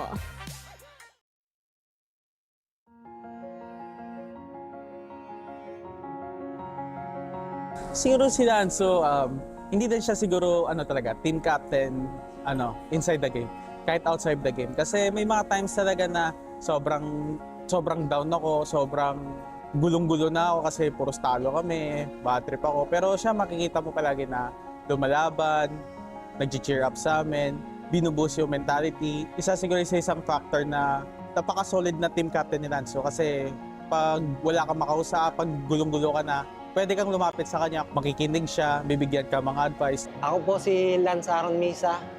Ang GN ko po Lanzo. And ang team ko Twisted Minds. Ano ba yung naging driving factor? Bakit ka pumalag ngayong season? All in lang talaga. Yun lang talaga yung nasa mindset ko ngayon na manalo ng manalo. Hanggang sa makarating kami ng MSC. Yun talaga goal namin ngayon eh. Hindi talaga ako nagpapa-down ngayon. Basta gusto ko lang talaga manalo ngayon. Yun lang yung nasa utak ko. Ito kasi talaga laging manalo eh. Ayaw nang natatalo. Sakit sa pakiramdam eh. Parang inisip niya siya yung reason kung ba't natalo kami. Ayun, mostly i-blame niya yung sarili niya. Lagi ko lang chin up ko lang lagi kasi lagi siya nakagano'n pag natatalo eh. Kaya yun, parang binibigyan ko lang siya ng motivation kung bakit, kung para sa atin naman to, para sa pangarap natin to. Kaya yun, nagbabounce back yun. Pero pag naman, most of the time, pag alam niya naman as a team yung pagkatalo namin, siya talaga yung nag-motivate sa amin para mag-reset and mag-bounce back sa next game. Nangyari kasi ang pinaka-goal niya talaga is, siyempre lahat naman mag-champion, di ba? Pero siya kasi isa siyang breadwinner, so parang ang dream niya talaga is manalo, so binibigay niya lahat. Which is nagiging shared dream na siya sa amin, parang gustong-gusto manalo nila. So gugustuhin na din talaga namin lahat kasi gusto niya talaga makatulong sa pamilya niya. Dami kasing may pangarap sa posisyon ka eh. And ayaw ko naman palitan nila ako kasi gusto ko pa lumaban. Talaga all in lang. Talagang iniisip ko talaga pamilya ko. Gusto kong magandahin yung buhay nila. Yun lang talaga nasa mind. Okay na, yun yung pangarap ko. Na hindi na magtrabaho si mama. Ganun. Yun. Talagang todo kayo talaga ako ngayon eh. Palag na to.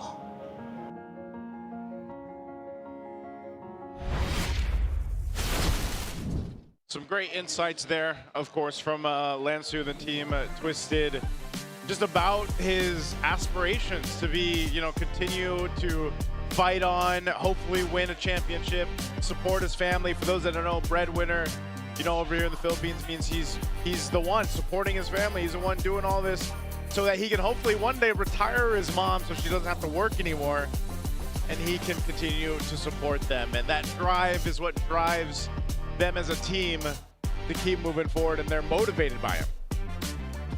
If they want Mama Lansu and Lansu to be happy, Twisted Minds, I only have one request of you. What's that? 3 heroes as your options for Lansu. Very simple. The Phobius, the Alice, the Clue. Try to revolve your drafts around Lansu being an initiator, setter, and an annoying presence for Omega to deal with. And that's a good start. I'm not going to say that's going to ultimately lead to win, but that's a good start. Okay, I like the start. I think there's been some conditions here across the board, like it was, for example, for Tracy on what he needed to do, for Netski, Nasha in that gold lane, for teams not to just entirely put their responsibility on their shoulders. But there's a lot of things up to this point, but it's match point now. Now that we're talking about Tracy and the Barangay, if you'll recall when Tracy started to play for Twisted Minds and we got a little bit of a sneak peek of how impactful he was, remember how he would say, oh, I know where they are. I know what they're going to do. Yeah. Trust me. Makes you wonder. You think he can say the same thing about Omega? Because for the history of the franchise, even more now, you can ask analysts, critics, pundits all around the internet, when you think you figured out Omega, they do the complete opposite. Yep, that's kind of how it feels, man. Yeah. We've been saying about them this season. They're just frustratingly unpredictable. Sometimes which I feel their like biggest strength. Yeah, which I feel like sometimes even Omega doesn't know what they want to do. I feel like that's where their mindset is like, oh, yo, we can do this. You want to do this? Let's do this. And then they do it, and then it works out. Yeah. And that's why it looks like Omega's putting Twisted Minds in their place. That place being kind of lost in the first half of the season. Kind of lost. You know what it reminds me of? I don't know if you guys have seen the recent movie out there, but Ryzen and his stats as a jungler and, like, for example, what Smart Omega has been doing through that season reminds me of Johnny Cage. Johnny Cage. Johnny Cage, yep. I don't know if you've seen the recent movie. Carl Urban, yes. Mortal Kombat 2. Mortal Kombat 2. But that's kind of how it feels, How so? Because, like, Johnny Cage doesn't know, like, because he's an actor, right? So he's only good in the movies. But like, he stumbles his way and he's like winning fights and stuff. Apparently. He's good. Oh, right. No, yeah, there's a term for that, but I don't want people to think I'm bashing Omega. Let me just say what the term is. It's idiot savant.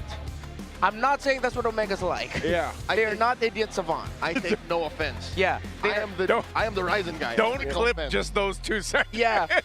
Don't clip just me saying the idiot part, and then you guys are claiming I'm calling Omega idiots. No, that's not the case. That's not the case. All right, Erase the comments, guys. It's good. He's saying good things about Ryzen. Good things. I go to sleep at night wearing that Tano jacket. Oh man, you know what? It's the best. Let's go ahead and throw it over to Hans and Wolf to tell us what they think about this draft. Maraming salamat sa ating mga casters. In fact, we are looking at the first 3 picks of both of the teams. You're also hearing Coach Justin na nagmula sa King of Gamers Club, one of the representatives ng Thailand. Coach, you're already looking at the lineup right here. First 3 picks ng Smart Omega. Why did you think dinagdag nila yung Khalid to fortify their lineup? I think maganda kasing partner yung Khalid sa Sushi. Meron na agad silang strong. Tapos, yeah. Ayun.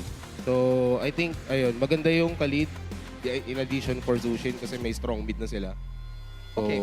yung tingin kong So reason. that's it. Like strong mid trio. Wolf, do you think it's the same thing para naman sa Twisted Minds? Do you think they have a strong mid lane trio in the lineup? Sa ngayon, hindi pa natin nakikita with just the Gord. They have to find a way to solve this kasi sabi nga ni Coach, malakas yung kanilang mid. I think baka mag-defensive na lang sila like Gatot Kacha, mga ganun. Well, I mean, Gatot catch out. Do you share the same idea or are you thinking of different options here, Coach Justin? I think pwede rin po yung Gatot sa composition ng TWIS. But I think for, ayun, Universe sila tsaka Glue, which is good dun sa kanila. So again, elaborate on that, Wolf. Bakit maganda or hindi maganda to, basing it on your Actually, assumption? maganda siya kasi offense, violence ang pinili na Twisted Minds doon sa kanilang 2 picks. Okay, so that is offense that we're talking about. Is Gatot Kacha still an option para sa other side? But I don't think it is anymore. Glue will be the wrap-up. Talk to us about this final pick and the full composition ng Twisted Minds ngayon. Yung full composition ng Twisted Minds, what do you think about it? All 5 are finally there. Yung kung ano yung magiging last pick nila. I think maganda dito for Blue, di sila pwede mag Therese sila pwede or Alice para sa Blue. Okay. Ay, nakaban. Or yun, Sora. Okay, so Sora, Wolf, just some final thoughts about it. Ano sa tingin mo yung benefit of having that Sora in the lineup? Having the Sora means na meron kang pang turtle dito para sa side ng ng Omega. Now, final thoughts about the lineup of both of the teams, Coach Justin. Kita mo na yung para sa Omega and TWIS. What do they have to do exactly para makuha ito? I think yung winning condition ng Omega is meron silang strong mid. Pero tingin ko balance din yung lineup ng sa Twisted Mind. So Okay. tingin ko kung sino manalo sa first turtle, yun yung magdidikta ng laban eh. First turtle is off the note. I think it's time to toss it to our casters to find out who's going to be winning this matchup. Thank you so much, Hans, Wolf, and Coach Justin, again for the insights here, leading on in, and congratulations for the championship over there in MSL Thailand, by the way. Kapkun Grab for sharing your insights. Let's get into game number 4. Match point for the Barangay. We saw it from a mile away. That Sora was left open. No threat of a Valentina from the other side. Renmar, it's like we're back in mid-season where a Gord combo gets ruined by a Sora. Yeah, they revisited Guinevere again. I got my wish in last two getting the glue, but Sora, guys, why? It was Twisted Minds who was the first victim too. Oh, and speaking of, man, an early flicker already used, and Sora's not even in there. Yeah, it's the Khalid and the Juice in together. That's what Coach Justin meant. He was talking a lot about strong mid. Yeah. Twisted Minds, they opted to go for balance. And Turtle 1 is going to be very important for them. If they don't get to diminish the farm and speed of Omega's scale, it's not going to be good. And so far, it's Omega dictating the tempo. With their Khalid, with their Juicin, and their Suyo, they've taken away Green Camp, and they forced out flickers from Tracy and Sean very early on. Yeah, that's what I was surprised by. Tracy even burning his own flicker too. You know, if he's caught in this first exchange, and that's why Coach Justin mentioned the first turtle's so crucial. It's going to be a little devastating for Twisted to deal with. You're right, Owami, or rather, it's okay. Nice too. This being Dangerous Grass, is one good thing for the Guinevere. But the bad thing is, Perxiva stole the Khalid. That's Tracy's signature hero. Plus, oh my god, look at this, the response. They forced back Omega, but they spent a good amount of resources doing that. What I was trying to say is... Yes, Burrito. What I'm trying to say is, Tracy's not proven on the Guinevere. It's just not as good. If anything, the one good thing I can say about Twisted my lineup is the side lanes. You still have the 100%. Is it still 100%? The what? Claude. The Claude? Today, yes. There you go. That's one thing that I'm going. At least. Yeah. At least they got that to bank on. And they can, okay, the thing with Twisted Minds is, with a lot of the strength of the Omega lineup, Twisted Minds has a lot of forcers, like this. They can force things out very easily. Oh, but the response is lethal. Look at this, James. In lightning form, looks to take out Tracy! And he draws first blood. Now it's Lancer's turn, gets knocked up. Mingwin, Crimson Beacon just to be safe. And James gets on out of there, skedaddles. Man, James gets a kill and gets his life secured. Can they secure the turtle? That's the question. Oh, Lancer. Another slam on Patrick Star. Oh, that is Retribution range and Ryzen with a clean take. That's clean Dean. Yeah, and no retry press there for MP the King. I think he missed out on it. Crazy how we've seen that more today. Yeah. A lot of non-retry presses. Whoa. Whoa, whoa, Perks. Okay. He was just in a little bit too deep. Had to use a Raging Sandstorm to get out. He just wanted to be sure. Yeah. Yeah. Safe.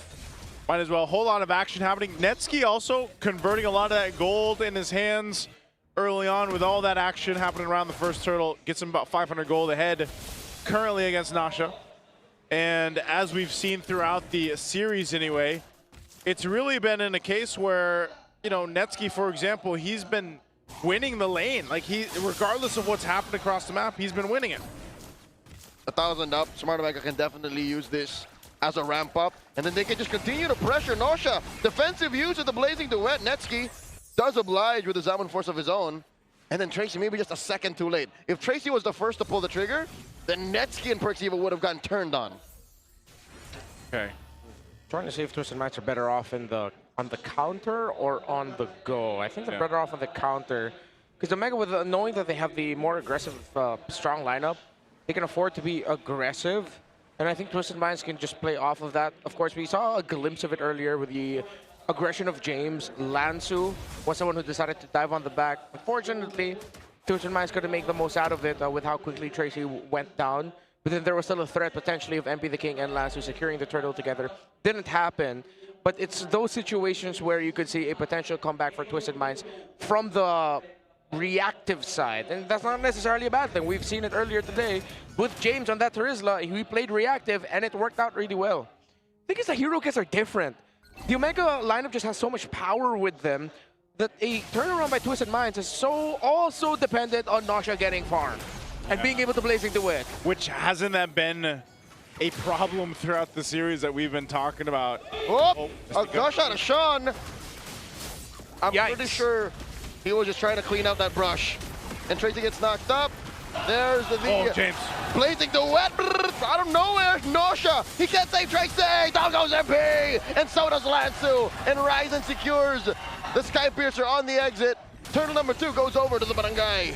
And that's turtle number 2. As echoing what Coach Justin in the panel said, look at what happened after turtle 1, and it's ballooned further now after the second one. And Omega are going to be able to break the tower down bottom, getting Netsky out of lane. We are on the way to Omega advancing forward. The comeback here for Twisted is too difficult. James on this Sora that got through. How many times did we say this season? When there's a Leomord with you, when there's a Gord with you, you don't want the Sora around. Okay, a reason why I think Omega just went and dogpiled on the front line of Twisted Minds was because they knew that there was no gush. Yeah. Joseph, as a former top global Gord, number 1, how often does that happen? As soon as they know that it's gone, what are you left to do? Just stun. That's all you can do. Mystic Projectile, slow them down. That's it. Why would he gush out of nowhere? I mean, to be fair, premature gushing affects 4 out of 10 men. So 4 out of 10 Gord mains. Yeah. Yeah, 4 out of 10 Gord mains. I wasn't one of them. Well, at number 1, of course you weren't. This puts Omega up 4,000 gold now in 6 minutes. That's a grand and change a minute that they're beating down on Twisted Minds. There's nothing the Minds to put on the map yet. Heartbreaking for Twisted Minds that they are very slowly yet equally quickly seeing their season end right before their eyes. while it is vindication for the Barangay. How long has it been? Since Season 9. That was the last time we saw them get past the play-ins. Every playoff attempt by Omega after that has ended in heartbreak, first round exits, and in the Filipino way of saying it, they would apologize to their fans. Sorry for letting you down. Hands down, though, this is definitely one of Omega's better performances. Clean as it gets. A quick look into what their dugout looks like. Coach Wura has his feet up, has his hands up. He's like, yep, according to plan. According to plan, as the draft was predicted here, Smart Omega, this is a massive lead at this point. You know, there wasn't too many times this in today's matches that we see a 5,000 up in the 7-minute mark. James jumping forward once again. It looks like they just want to continue to put pressure on Twisted.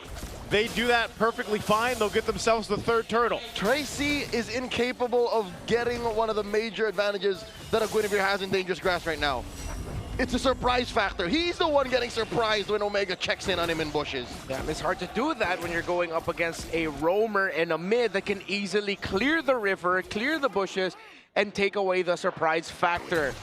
This is why Coach Justin, as we mentioned earlier, again, he put a lot of focus into Turtle 1 because he also acknowledges, I would like to believe, that the Twisted Minds lineup after Turtle 1 will slowly and then very quickly start losing to the Omega lineup. It's so much easier. Again, the Sora, the fact that they still decided to go Guinevere against the Jushin and Khalid, perplexing. Wow. The one-man solution. Yeah, and also Tier 2 down bottom, already falling. Massive. All right, here we go. Twisted Mind starting it up, but they get punished instead. Tracy picked off. Shifty Skies by Big Game James. They're hunting down Lansu. And the choke down, Patrick Star forced to take a dirt nap. Double kill for Clean Dean.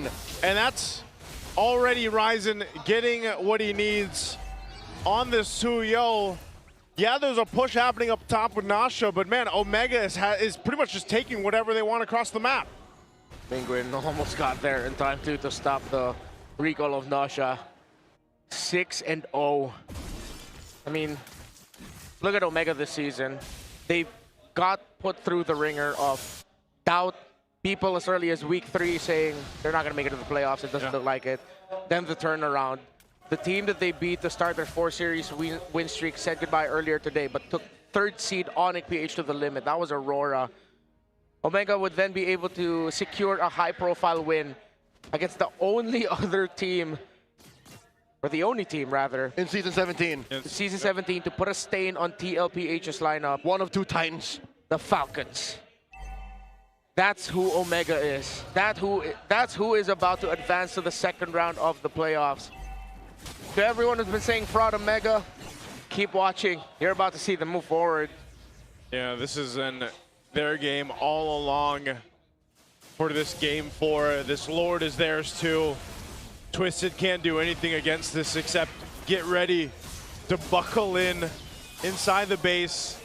Now, one thing is, yes, they should be able to clear things out, maintain themselves into this game, but at a 7,500 gold lead, 10 minutes in, a massive deficit that they have to work against. And Holy Crystal, Starlium Scythe, and Feather Heaven, the Trinity locked in for Netsky. They can choose to force a fight if they want to, and most likely come out still alive against Twisted. But with the way that Smart Omega has been playing, they'll take most likely the discipline route. Just go through the check boxes here to potentially get themselves that win that is so far highly in their favor to end this series 3-1. It's gonna take Omega making a mistake for them to lose. Look at that, Netsky almost single-handedly forcing Tracy to overextend. Takes the flicker out of the young roamer, the new recruit for Twisted Minds. Omega are just cleaning house, man. They are pushing barangay perimeters all the way until Twisted Minds base. Yep, good wave management happening here too. You got Lansu waiting in on that brush. James will spot him out, pushing him back. They already got the shields to deal with. Waves are pushing in. Smart Omega looking to take down some base turrets with Lord pushing and charging into this bottom turret. Twisted doesn't want anything to do with this, man. They're hesitant themselves to go forward. Yeah. Because they can't. Tracy's not a traditional roamer. James displaces Lansu. They squish Patrick Star in the second half. And in comes Tracy. Blazing the whack coming in. Tracy gets taken down by Ryzen. 2 men down, 3 defenders left. Mid lane next. Gush coming through for Sean. Pulls it back. Nothing you can do there. The missing Gush is gone. Are they looking to end? Perxiva coming through. MP the King calls in Barbiel, mingling with the Crimson Beacon. Omega, most of them at half health. It looks like they will force the issue. Neski drops his Diamond Force. No minions. Twisted Minds clear it out. They live to keep fighting, but how long can they keep living? Omega have yet to lose a member, even with Twisted Minds initiations, their potential counters. They still don't have the firepower. Omega are just bursting through every member of Twisted Minds way too quickly, delaying the inevitable. A very faint glimmer of hope. Again, still very conditional, while Omega can just press buttons and get away with it. Man. If Omega drop a member, if Omega start getting dropped, start counting, because Twisted might just make a comeback, but that's gonna be a big what if. Fikri kept his brain on. He's still there. No, hope is not gone. Oh, conceal. Gonna be used. Whoop, they're hunting down Nosha. Forcing him to be my back. No one dying from Twisted in the next sequence is good, but they have to be ready for another defense. There's no way they're touching this Lord. They're gonna get in range, man. I think they're willing to take a Hail Mary here. They use the conceal to get in range, but this is not where you want to be. They just went to go check things out. Smart Omega will start this Lord up, and they give the signal to just get ready for a defense. You know, at some point, you got to think, clearing these waves out, clearing this Lord push in, you're capable of doing it. You essentially need another 5 to 6 minutes at this point if you're Twisted to turn things around, because even if you catch someone over here, the rest of the team is just so stacked up from Smart Omega. If Ranmar was midnight, he better be ready to say that's it. Because this Lord coming in about 10 seconds from now might actually be it. Yeah. It's just a second Lord. We're at 13.5 minutes, but it feels like it's evolved. Because look at that lead, man. Again, tonight we've been through, this is our 9th game of this evening, and we haven't seen a lead just like this.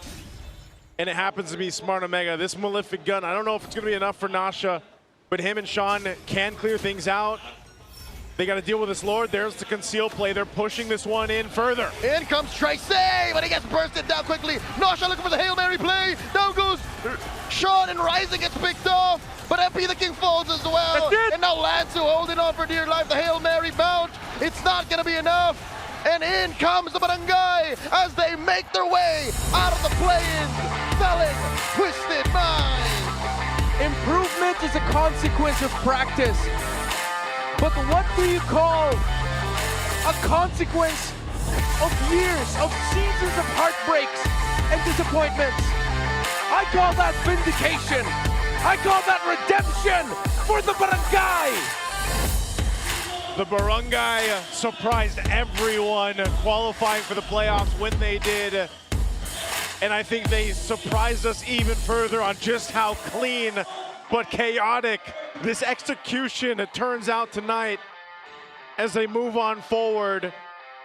And I don't know, man, after this performance, I'm really excited to see them play against Team Liquid tomorrow. I am too. You know what the internet's saying, man. What are they saying? If anyone can beat Liquid besides Falcons, it's Smart Omega. It's Smart Omega. The only team that beat Liquid this season already lost to Omega. The math is mathing. Hey, the enemy of my enemy is my friend. Oh. It's gonna be a while till Omega meets Falcons again, so. That's true. The friend of my enemy is also my enemy. Potential X. Oh, that I lost it somewhere. It's okay. Too real. Too real. Too real. Look at the dugout here. Pewter. All of the hard work paying off. Boss Roy, Boss Pat, Lambot. Sounds like I'm personal friends with him. That's how I was just saying. It sounds like those are your friends, man. 8 seasons. 8 seasons. Since we've last seen them get past the play-ins round. 4 years.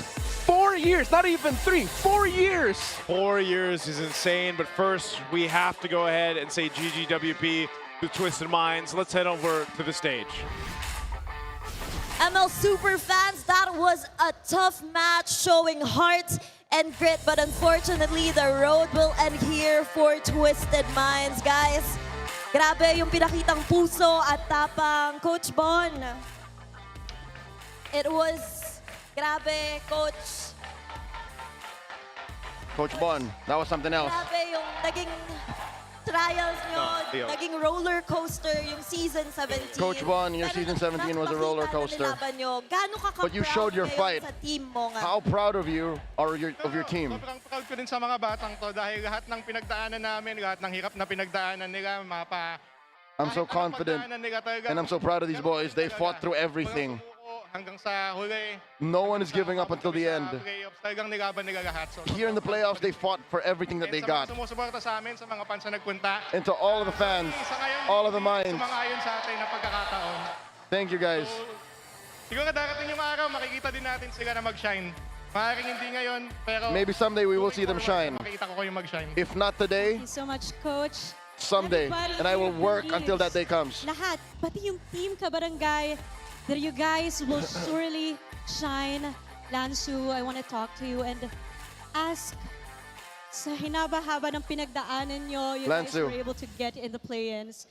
What do you Given the want long to say season to you've had, those who you have still ended up in the supported play-ins. you from day one up until here? Nakita talaga nila yung galing at pusong pinakita nyo. What's your message? They really saw your heart. Salamat po sa mga sumusuporta. Thank you to all our supporters. Hindi po kami magsawang maglaro ng ML. We wouldn't be here without the minds. Next season, mas gagalingan po namin. We will come back stronger in the next season. No matter what happens, we'll be here. So much. Super fans, you heard it straight from them. Babawi at lalaban muli. Palakpakan natin. They will come back and they will be better. You may now take your final bow and take your walk. I can't stress this enough. MPL super fans, a round of applause as they take their final walk. Thea, of course, another one bows, another one has to shine. Ladies and gentlemen, let's give it up to Smart Omega! Thea, may ilog at may tulay. Nalampasan nila ang tulay. I want to talk to a very instrumental guy for this match. Ladies and gentlemen, palakpakan natin Ryzen. Ladies and gentlemen, let's give a hand to Ryzen. Yes, you, Ryzen. Ryzen, hello. Unang-una, they would always say na you guys were able First to of all, break a curse.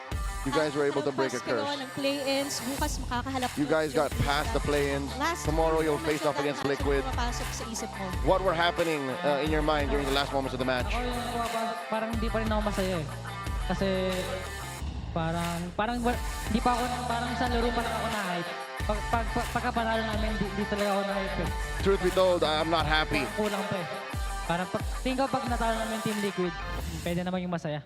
Oh my gosh. In that last moments of the game, the job's not done. Until we beat Liquid, that's when I can smile. Lang natin a bit of a rewind from the regular season. Tabla kayo ng Twisted Minds, if you remember. You and Twisted Minds had an equal score going through the regular season. Para kayo yung manaig. What was the key here for you to beat Twisted Minds finally? Talaga namin ngayon, parang kakaiba talaga. Kaya parang Our preparation in the playoffs is totally different. on fire din talaga kami lahat ngayon. And we're all really on fire. Sobrang lakas ng loob namin ngayon, so parang tapang. We're all really confident. We're all really brave. Maganda yung laban. We're fearless, and that's why our gameplay is so You guys good. agree? Iba, ang confidence at chemistry ngayon. And our chemistry, ng Smart too. Omega. Thea, I think it's time to interview someone na iba yung confidence. I think, Thea, it's time for you to talk to someone who has one hell of a vibe. Really good confidence. Parang may bagong ritual ba? Netsky, why do you have green hair?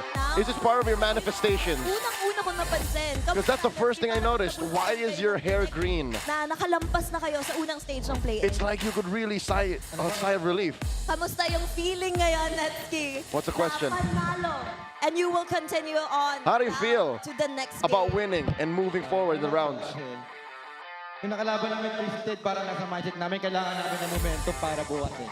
Kasi iba yung mga kalaban namin bukas, yung mga Dragon yun. Sabay kami mga sisiw lang, parang mahirap pa yun. And Siyempre, bibigay namin yung best namin para buwan, para makasabay sa kanila. Kasi pag tinalo kami doon, edi sobrang laki ng confidence namin. And balik tayo. Honestly intelligible. Gaano ba kahirap or kadali mag-prepare knowing that if you are against Twisted Minds na pwede nating masabing may unpredictable or maraming baon nasa drafting? What made you say that your preparation this time makes you more unpredictable? And lastly, We really prepared from player to player. yung top seed ng ating Tomorrow you'll be facing off against top seed in MPL PH. What is your message for Liquid PH? That is one great message. Everybody, palakpakan natin, Smart Omega! You may now take your walk of victory. Kaya, I heard it right? Sana raw maging eng-eng si Carl TZ. That is a tall order, a tall ask. And they did that match wonderfully. At kabang-abang ang magiging match bukas. Pero balikan muna natin kung ano ang nangyari sa previous match. Casters, palag na to. Thank you, Thea. Thank you, Denise. Again, GG, well played over there to Twisted. Unfortunately, your season ends here for Season 17, and congratulations to Smart Omega for the first time since Season 9. They're moving out of the play-ins and going to the next stage of the playoffs. I would like to apologize. I personally could not translate what Netsuke was trying to say. Yes. I heard very little of the whole, I hope Carl TZ was eng-eng. Yeah. Even then, on the fly, it would be difficult for me to translate, so apologies. Hey, you know who didn't need to apologize? This performance, MVP of Perksiva. 0-0 in 12, 100% KP on the Khalid. I almost expected for this last game for the Khalid to go over to Tracy.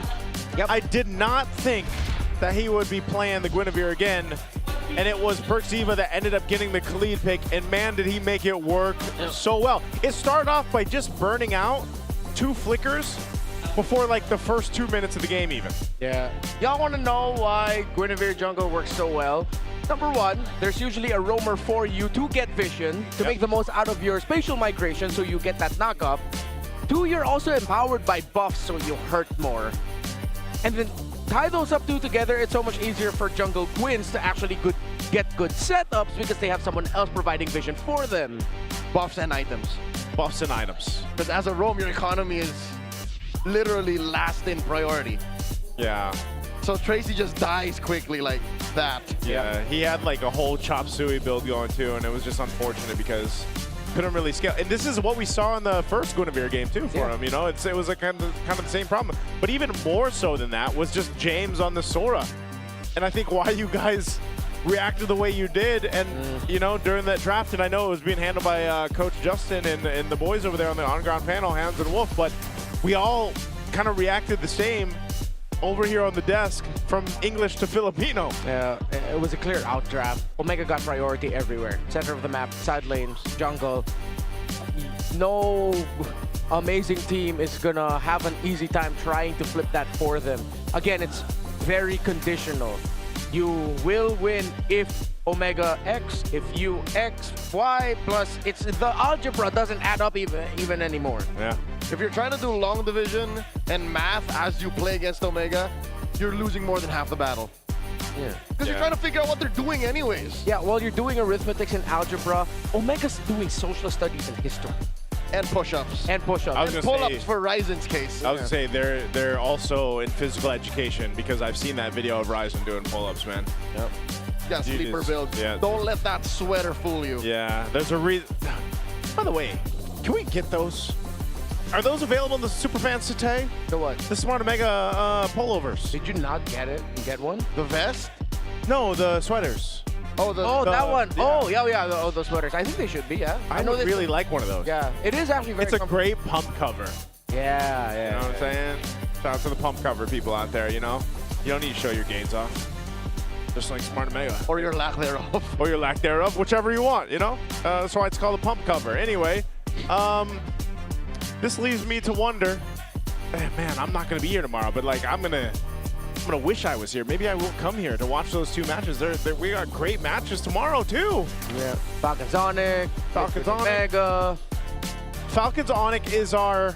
There's so many rivals. That's our epic rivalry. Am I right? No, Falcons Wait. ONIC is the breakthrough. Oh, it's a breakthrough. Okay. Got a new title. Got a new title for it? Yep. All right, man. We need more titles out there, you know? Let's go ahead and throw it over to Hans and Wolf to talk us through this series. Maraming salamat sa ating casters. It is now official. Smart Omega, matapos ang 7 season, is finally gonna be moving to the next stage of the playoffs. Kasama natin, walang iba kundi ang rookie captain Mingwin.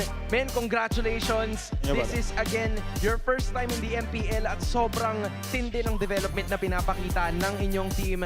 What was the approach that you guys were looking for na makakaharap nyo yung Twisted Minds that is full of at least veterans na nakapaglaro na dito? So paano nyo in-approach yung seryeng ito? Actually, yung approach lang na ginawa namin is talagang hindi kami masyado nag-focus dun sa strength. Focus kami dun sa strength namin.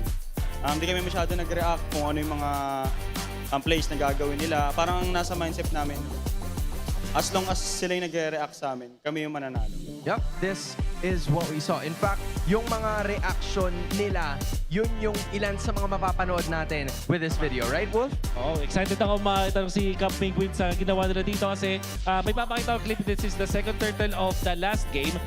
Hindi na kasama dito sa clip na to, pero na-check nyo kasi. So kung papansinin si Sean, wala na siyang ulti ng mga moments na to. Ano nga ba yung naging mindset ninyo approaching sa second turtle? Yung mindset talaga namin dyan is hanapin muna namin si Tracy. Kasi alam namin na sa kanya manggagaling yung play. Tapos nung na-check namin sila sa LBM, tinry nilang gumawa ng play sa amin nun, which is nag-commit sila ng ulti nila tsaka dalawang ulti. Nag-fail yun. Kaya nung after na nakita namin yung kinapitalize namin, na force na talaga namin yung teamfight kasi alam namin na dalawang ultimate yung nawala. Ganong mga window of opportunity. Sino typically yung nagsistep up? Sino yung nagsha-shotgun yan? Ikaw ba yun? Or is it team communication? Team communication siya. Siguro that time kasi kami ni Perks yun nandun eh. So kami nakakita kung ano yung kinumate. Nung nakita namin ang kinumate yun, ayun talagang sinabi namin sa kakampi namin. Tapos si Dean, may initiative na talaga siya na start na to. Parang ganun sa akin. You know, Mingwin, this is the first time that we got to talk to you like this. Hindi namin natanong during the entirety of the regular season kasi ang dami mo kasama ng mga magagaslaw, makukulit, malilikot, at tigil talagang manalo. And in fact, ikaw, rookie ka, but you are also the captain. So, paano mo sila nalalagay in control and how do you manage to at least control the situation whenever it matters? Actually, yung ginagawa ko lang since ganun nga yung mga kampi ko, medyo mabilis talaga ma-hype. Talaga pinapakita ko sa kanila na ako yung pinakakalmado sa amin. Na pinapakita ko na laro lang to. Hindi natin kailangan ma-hype, ma-excite. Kailangan natin gawin yung kailangan natin laruin yung laro. Kumbaga, yun lang, parang ako yung pinaka-gitna talaga sa team namin. Yup, being the mediator is what Mingwin is best at. Kaya naman nakuha nila ng 3-1 ang pagkapanalo kontra sa Twisted Minds. In fact, we're gonna be seeing some of your clips at kung paano ba na-hype ang iyong mga teammates with this Infinix Liquid Cooling Beast Mode mic check. Here goes.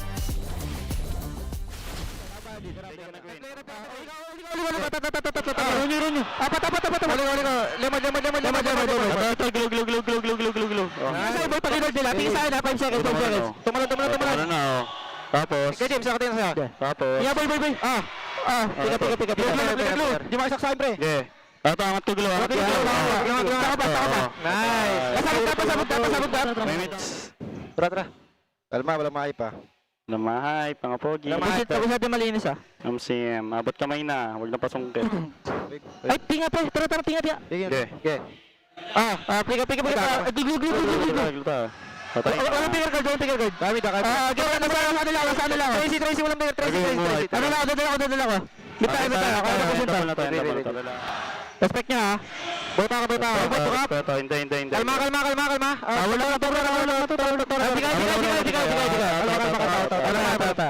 Tapos may mga puri kayo, no? Tapos to pre, promise. Kalma kayo. Pipigay lang ako. Okay. Ito. Fury. Limad. Ay, naku, ito, angat ko to. There you go. That's our Infinix Liquid Cooling Beast Mode mic check. I think I got all that. Hey, 100%. There you go. That's great to hear how the comms went on a very strong finish for Smart Omega. You know, very clean, and you could even hear it. They were ahead massively, and they still say respect, calma. Calma is, you know, don't get too excited and keep things disciplined. But yes. You guys think you have what it takes, by the way, to be like that and run the show with E-Project Esports for Everyone? We're giving you the power to bring the MPL energy to your own local community. That's right. Participants get exclusive access to tournament modes, in-game items, diamonds, all of that. Just head on over to ph-mpl.com/e-project to start your application. Time to turn that passion into action. Please visit our website for more information. So that's where it is. I've been hunting for that today. So favorite. Yeah, that's his favorite line. You know, but hey, we've got a little glimpse of where things are going for the playoffs. If you guys happen to miss all the action that we had earlier on in our first match, well, here you go. It was a full series to open up the playoffs for Season 17 here for the MPL Philippines. We went 3-2. ONIC got the dub there. They move forward. They're going to be facing off against Team Falcons tomorrow. And then you just saw witness this series, Smart Omega moves forward to go against Team Liquid Philippines. And who knows? Again, double, it's 2 lives here for these brackets. Yep, of course, still have a lower bracket now.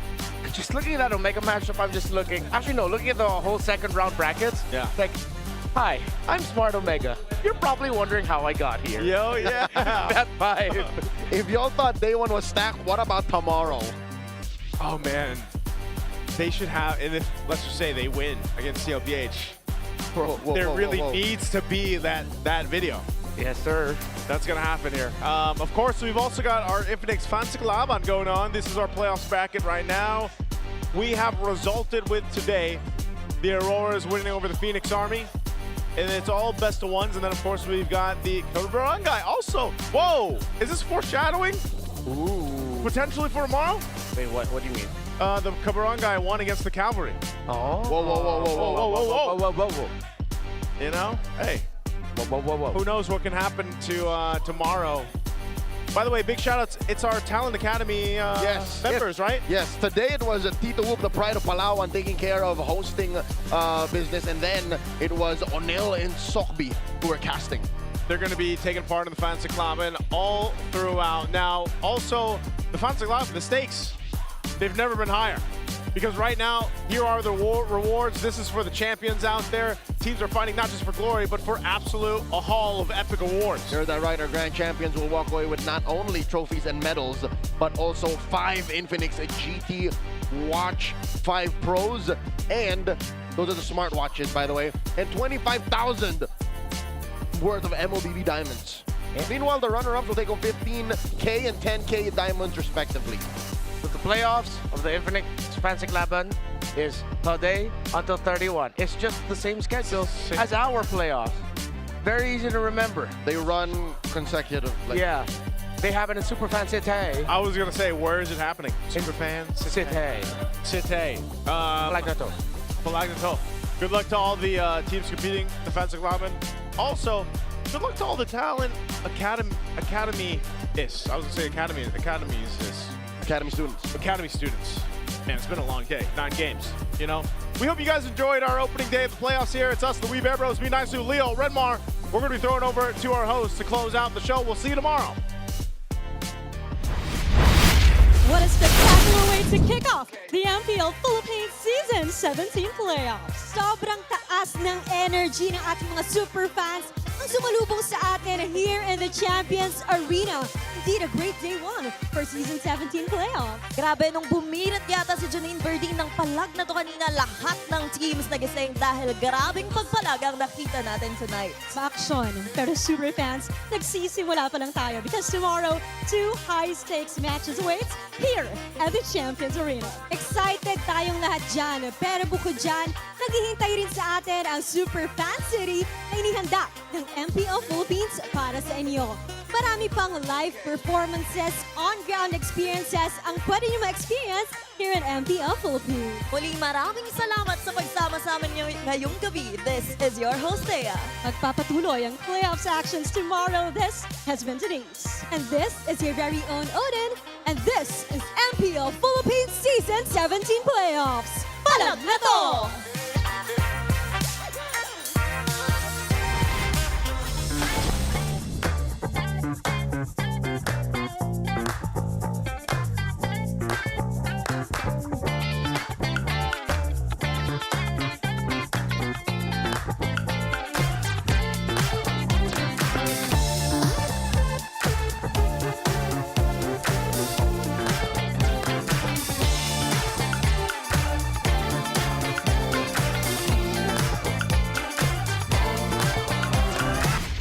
The 17th season of MPL Philippines is brought to you by the following sponsors. Infinix, the official gaming phone partner, the power behind every madlang gamer. Smart, the simply reliable connectivity partner of the MPL. Our partner in esports, Clear Men. And our strategic partners, TT Racing, Fairy, and SIP. Don't miss any MPL action by following our official Facebook and subscribing to our YouTube channel. Follow MPLPH on TikTok for more content. Catch the MPLPH Season 17 playoffs live at the San Juan Arena. Grab your tickets now via the official MPLPH website, Palag Na To. MPL Philippines is monitored and supervised by the Games and Amusement Board.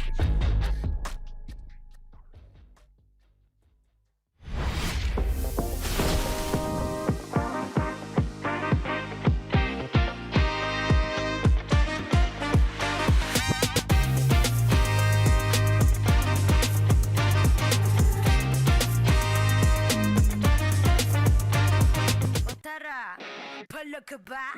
Palag!